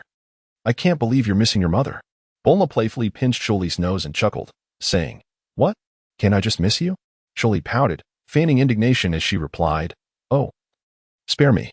The future me is still alive. Why would you miss me? So it certainly cannot be that you miss me." Bulma cast a sidelong glance at Sally. "It's not the same, you know. In the future, you'll be going through menopause and will be ever so talkative, nagging incessantly day after day. You can't compare that to the wonderful person you are now." Sally's words made Bulma roll her eyes. Was this a case of self-deprecation or merely disparaging others? "Did you come here alone? Where's your brother?" Bulma inquired about Neil. "Ah, he arrived long ago, and I was unaware." "Humph. He is currently engaged in battle with Father in the depths of the demon realm. Alas, Andy, you might not be aware, but in the future world, my brother has ascended to godhood, becoming the god of destruction. Sally's little mouth chattered incessantly, reminiscent of Bulma and Ty's, clearly inheriting their mother's genes. Bang, bang, bang. Ahem. I exclaimed. I've got you now, Piccolo.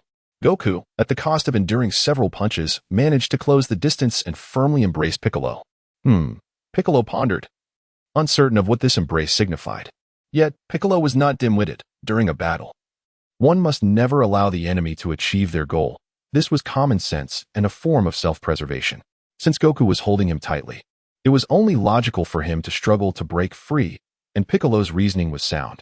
Dallas, now is the time, strike swiftly. I can't hold on much longer. Goku shouted urgently.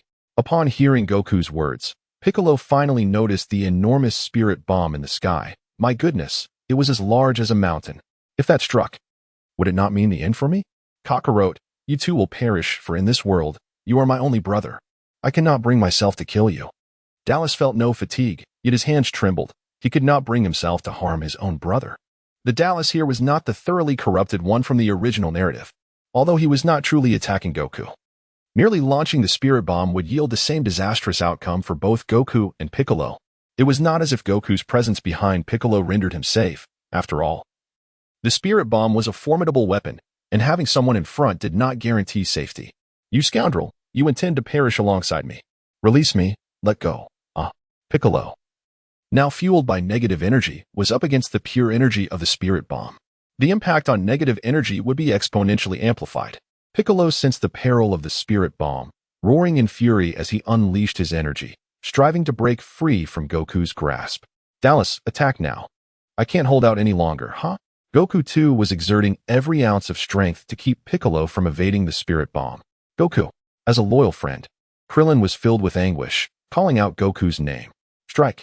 You can revive me with the Dragon Balls afterward. Hurry. Goku was nearing his limit. The time for his Kaioken was reaching a critical point, and if he continued, his body would be torn apart. You must not attack. If I die, so too shall the gods, and the Dragon Balls will lose their power. You can inquire with the gods if you do not believe me.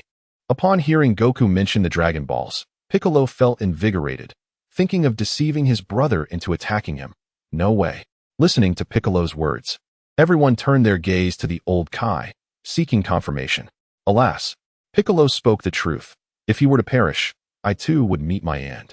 Yet fear not, for you may unleash your attacks. Goku possesses the ability to resurrect. My home planet, Namek, also harbors Dragon Balls. In due time, you may borrow them. So feel free to strike and eliminate Piccolo. He has been the gravest mistake of my life. Please, unleash your fury. The Supreme Kai observed the expressions of the onlookers. Yet he had nothing to conceal. He had visited Namek and was aware that it too possessed Dragon Balls. Thus, he felt no trepidation in speaking the truth. Is it truly the case that Namek possesses Dragon Balls capable of reviving the deceased? Dallas, still apprehensive, sought confirmation. It is indeed true. I am the Supreme Kai, and I have never uttered a falsehood. Trust in my words. The Supreme Kai declared solemnly, his expression resolute. Dallas, reassured that the words were not mere fabrications, prepared to attack. What? Our home planet? Namek? Supreme Kai, you scoundrel. How was I unaware that we had another world? We are not mere beings of Earth? The mention of a home planet sent Piccolo into a frenzy, for logically, as one with the Supreme Kai, he should have been privy to such knowledge. Piccolo, I only learned of our home planet a few years ago, thanks to Lord Kaido. The Supreme Kai refrained from revealing Broly's identity before the crowd, thus referring to him as Kaido. Typically, he would address Broly by name, for he also held the title of Broly's mentor, as per Broly's request. Let go of me. Release me. Attack now. At the Supreme Kai's command, Piccolo, in a fit of rage, struggled fiercely, while Goku gritted his teeth in endurance. Kakarot, forgive me, brother. Here it comes, Spirit Bomb. With a mighty roar, Dallas hurled the Spirit Bomb downward, closing his eyes, unwilling to witness Goku's agony. In this moment, Dallas mirrored Goku's kindness. Though he did not intend to harm his own brother, tears streamed down his face as he wrestled with inner turmoil. You bastard. Let me go. Bang, bang, bang. As the spirit bomb descended, Piccolo frantically elbowed Goku's abdomen in a desperate attempt to escape. Piccolo, the time for delay has passed. You must bear the consequences of your misdeeds and accept the justice of the spirit bomb. As the spirit bomb neared within 10 meters, Goku could no longer hold on. Darkness enveloped him as he succumbed to unconsciousness. Piccolo, now devoid of concern for Goku, recognized that eliminating him would be a trivial task at this juncture. However, his focus lay solely on resisting the spirit bomb. With arms outstretched, Piccolo caught the spirit bomb. Yet, this was no mere basketball. It was far too weighty, at least for Piccolo. It proved overwhelmingly burdensome. With fervent determination, Piccolo's forehead veins bulged, and his entire physique tensed as he struggled against the overwhelming energy sphere. His arms began to tremble, the density of the energy ball proving too formidable, especially after his previous exertion. The fact that he could withstand the energy blast at all was a testament to his strength. The ground beneath him trembled ominously, unable to bear the immense force.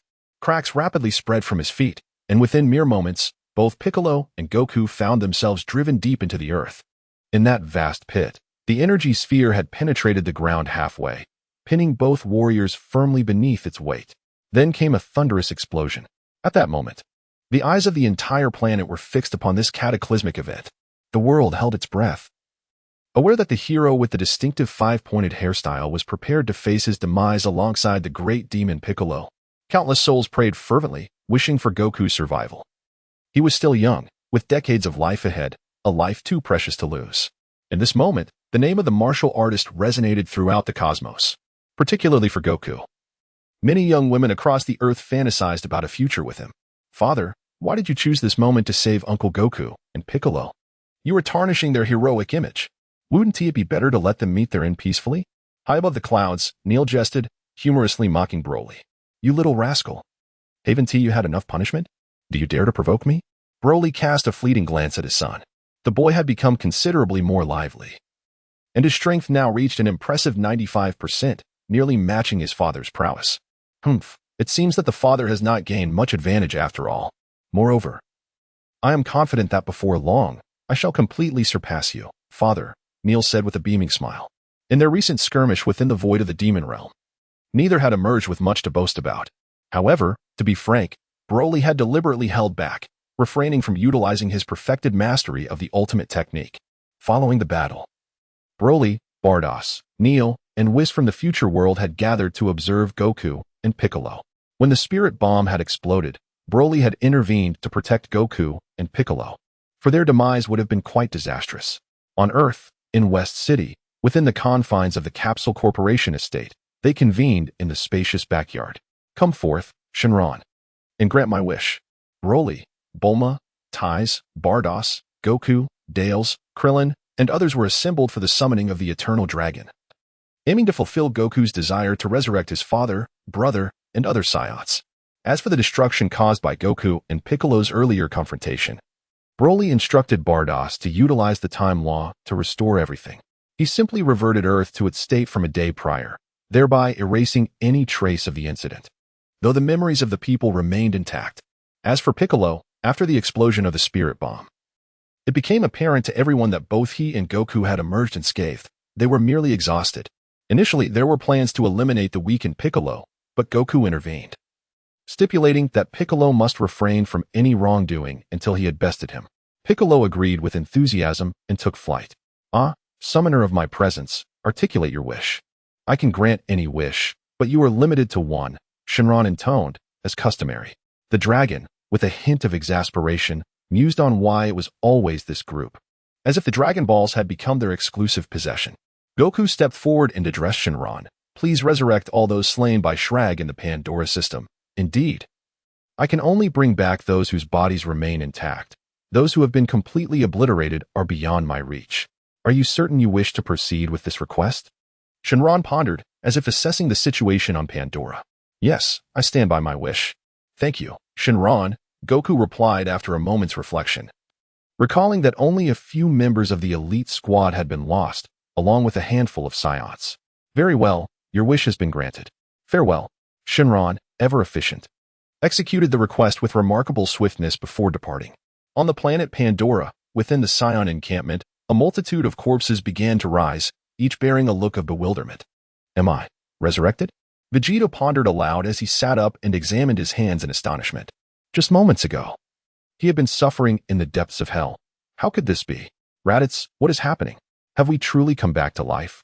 Bardock, equally perplexed, tugged at his son's arm, uncertain. It seems so, Raditz replied, equally confounded. Inquiring about the situation seemed futile. We are truly resurrected. It's astonishing.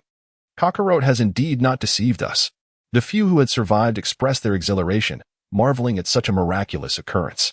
This also suggested that should they perish in battle again, Lord Kakarot might resurrect them once more, a notion that surely brought joy. In a small valley outside the encampment, Captain Chioi found himself in a state of confusion. Am I on the planet Pandora? Shouldn't I be in hell?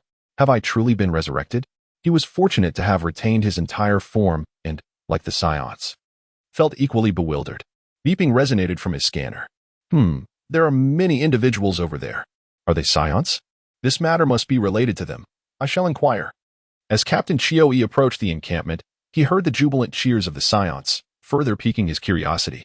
Excuse me, can you explain what transpired? We were clearly dead. Yet now we have returned to life? He seized a Scion by the collar, his voice cold and demanding. Oh, you were Chioi. But I thought you had left the planet Pandora. How are you still here? The Scion, startled by the sudden confrontation, looked up in alarm. He had witnessed the terrifying power of Chioi, which soared to a staggering 800,000, enough to instill fear in him. I am asking you a question. And you dare to question me in return? Do you wish for your demise? Captain Chioi maintained a haughty demeanor towards the weaker individual, ready to resort to violence at the slightest provocation. Chioi, how dare you? Release him at once. Vegeta, sensing the disturbance, approached and, upon recognizing the presence of Frisia's soldiers, felt an immediate discomfort. Most importantly, within the Scion ranks, if one were to kill indiscriminately, it would be tantamount to slapping the king in the face. Oh, Vegeta, are you issuing me a command? I would not mind sending you back to death right after your resurrection, heh. Seeing that Yukong was absent, Chioi paid no heed and was solely focused on inquiring about the information he sought before departing. You scoundrel! Vegeta exclaimed, filled with frustration, and soared upwards, delivering a punch directly at Chioi. Bang! Bang! Bang! Behave yourself. Chioi, uninterested in prolonging the conflict, swiftly subdued Vegeta with a single chop after only a few exchanges, showcasing his overwhelming power of 810,000 against Vegeta's 500,000. I am a man of my word. If you tell me how this resurrection occurred, I shall spare all the Scions here. How does that sound? A fair bargain? I assent it? Speak quickly, or I shall unleash my wrath. Captain Chioi delivered his speech with a cheerful demeanor. Bardock, why do you still serve Frisia, a vile being? Have you not witnessed the history of our Scion race? It would be prudent for you to distance yourself from him. You have experienced hell. Continuing down a path of wrongdoing is hardly a wise choice. Bardock stepped forward, attempting to reason with Chioi, urging him to sever ties with Frisia. Considering your son Kakarot, I shall not make things difficult for you. Lord Frisia has shown me kindness. I cannot betray him. Now, please tell me what this is all about. I assure you, I shall not act against you.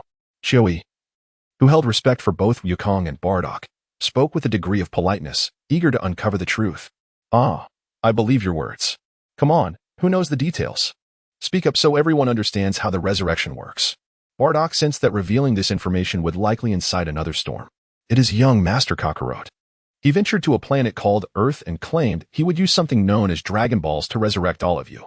However, it appears that young Master Kakarot also revived Chioi. That is all we know. A previously living Scion succinctly recounted the events, leaving it at that. Earth, you are not deceiving me, are you? Captain Chioi scrutinized the Scion who spoke. I am merely relaying the orders of the Marshal. Whether you believe me is your concern. The speaking Scion was indeed a tough nut to crack. Ah, it seems you are quite the character. Captain Chioi raised an eyebrow, regarding the Scion with newfound respect. Chioi, now that you understand the situation, you may leave. Our relationship is adversarial. It is best not to grow too close. Bardock issued an eviction notice. Haha, rest assured. I keep my promises. Now, please provide me with a spacecraft. I am departing from planet Pandora at once. Captain Chioi pointed cheerfully at the thousands of spaceships docked at the camp, declaring, North Galaxy, Southern Sector, Frisia's military headquarters. What did you say? Captain Chioi has sent back news? Wasn't it previously confirmed that he perished in battle? Frisia, seated comfortably with a glass of red wine, looked momentarily stunned before responding with astonishment. It was indeed confirmed that Captain Chioi was slain. However, this signal is undeniably a coded message from our Frisia force. Besides His Majesty and the Special Forces, no one else possesses the knowledge to utilize it, lamented Dodoria, Frisia's capable assistant, his expression tinged with resignation. Well, that is true. Let us establish a connection. I am quite curious about what this is all about. Frisia waved his hand dismissively, speaking casually. Beep beep. Frisia-sama, it is I, Chioi. I have returned from the dead, and I bring you good news. I have uncovered a staggering secret from the Psiots.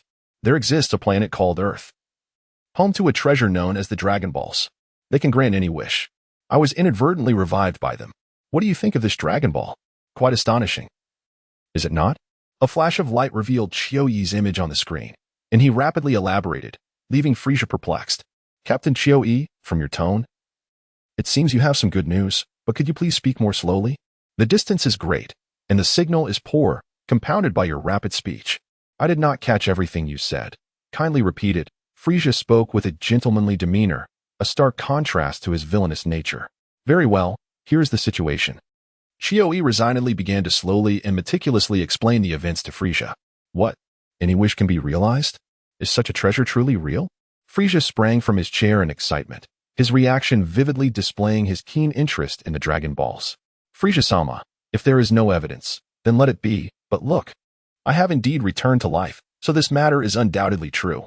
Captain Chioi firmly believed in the Dragon Balls, having spent some time in the afterlife himself. Is that so? Then such a treasure as the Dragon Balls must belong solely to me.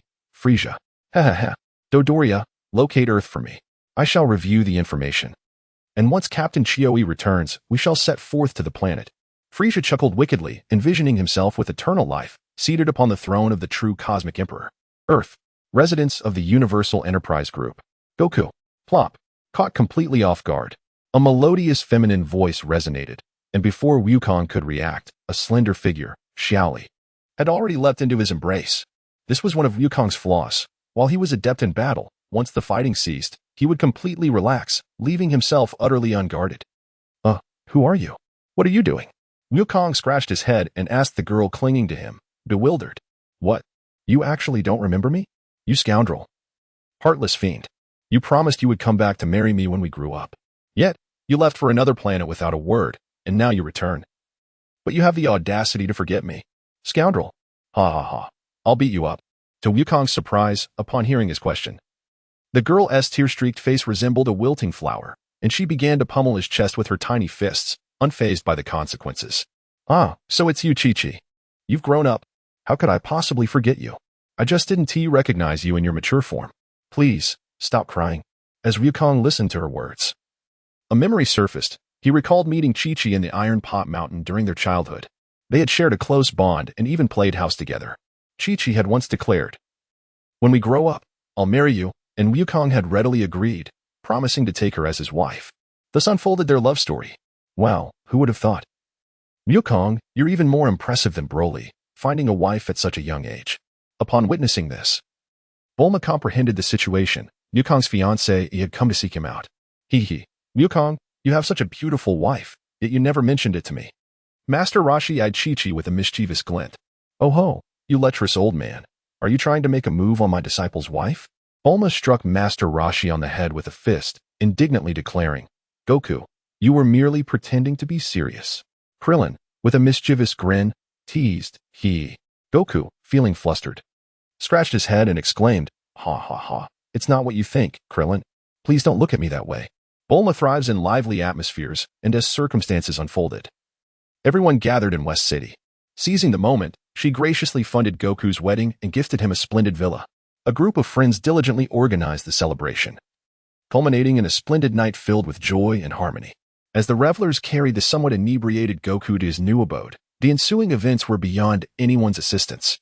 Over a month later, Goku and Bardock communicated, sharing their experiences and expressing a desire to settle on Earth. Bardock, surprisingly supportive of his son's choice to marry a human, indicated his intention to visit Earth and meet his daughter-in-law. Additionally, Dales decided to remain, citing a sense of solitude in leaving and the allure of Earth, where the cuisine is delightful and the women are both beautiful and gentle. His prowess on Earth allowed him to flourish effortlessly, propelling his career to new heights. Not long after, Dales also wed a lovely woman, illustrating the madness of this world. Undoubtedly, Earth is currently experiencing a fervent admiration for martial artists.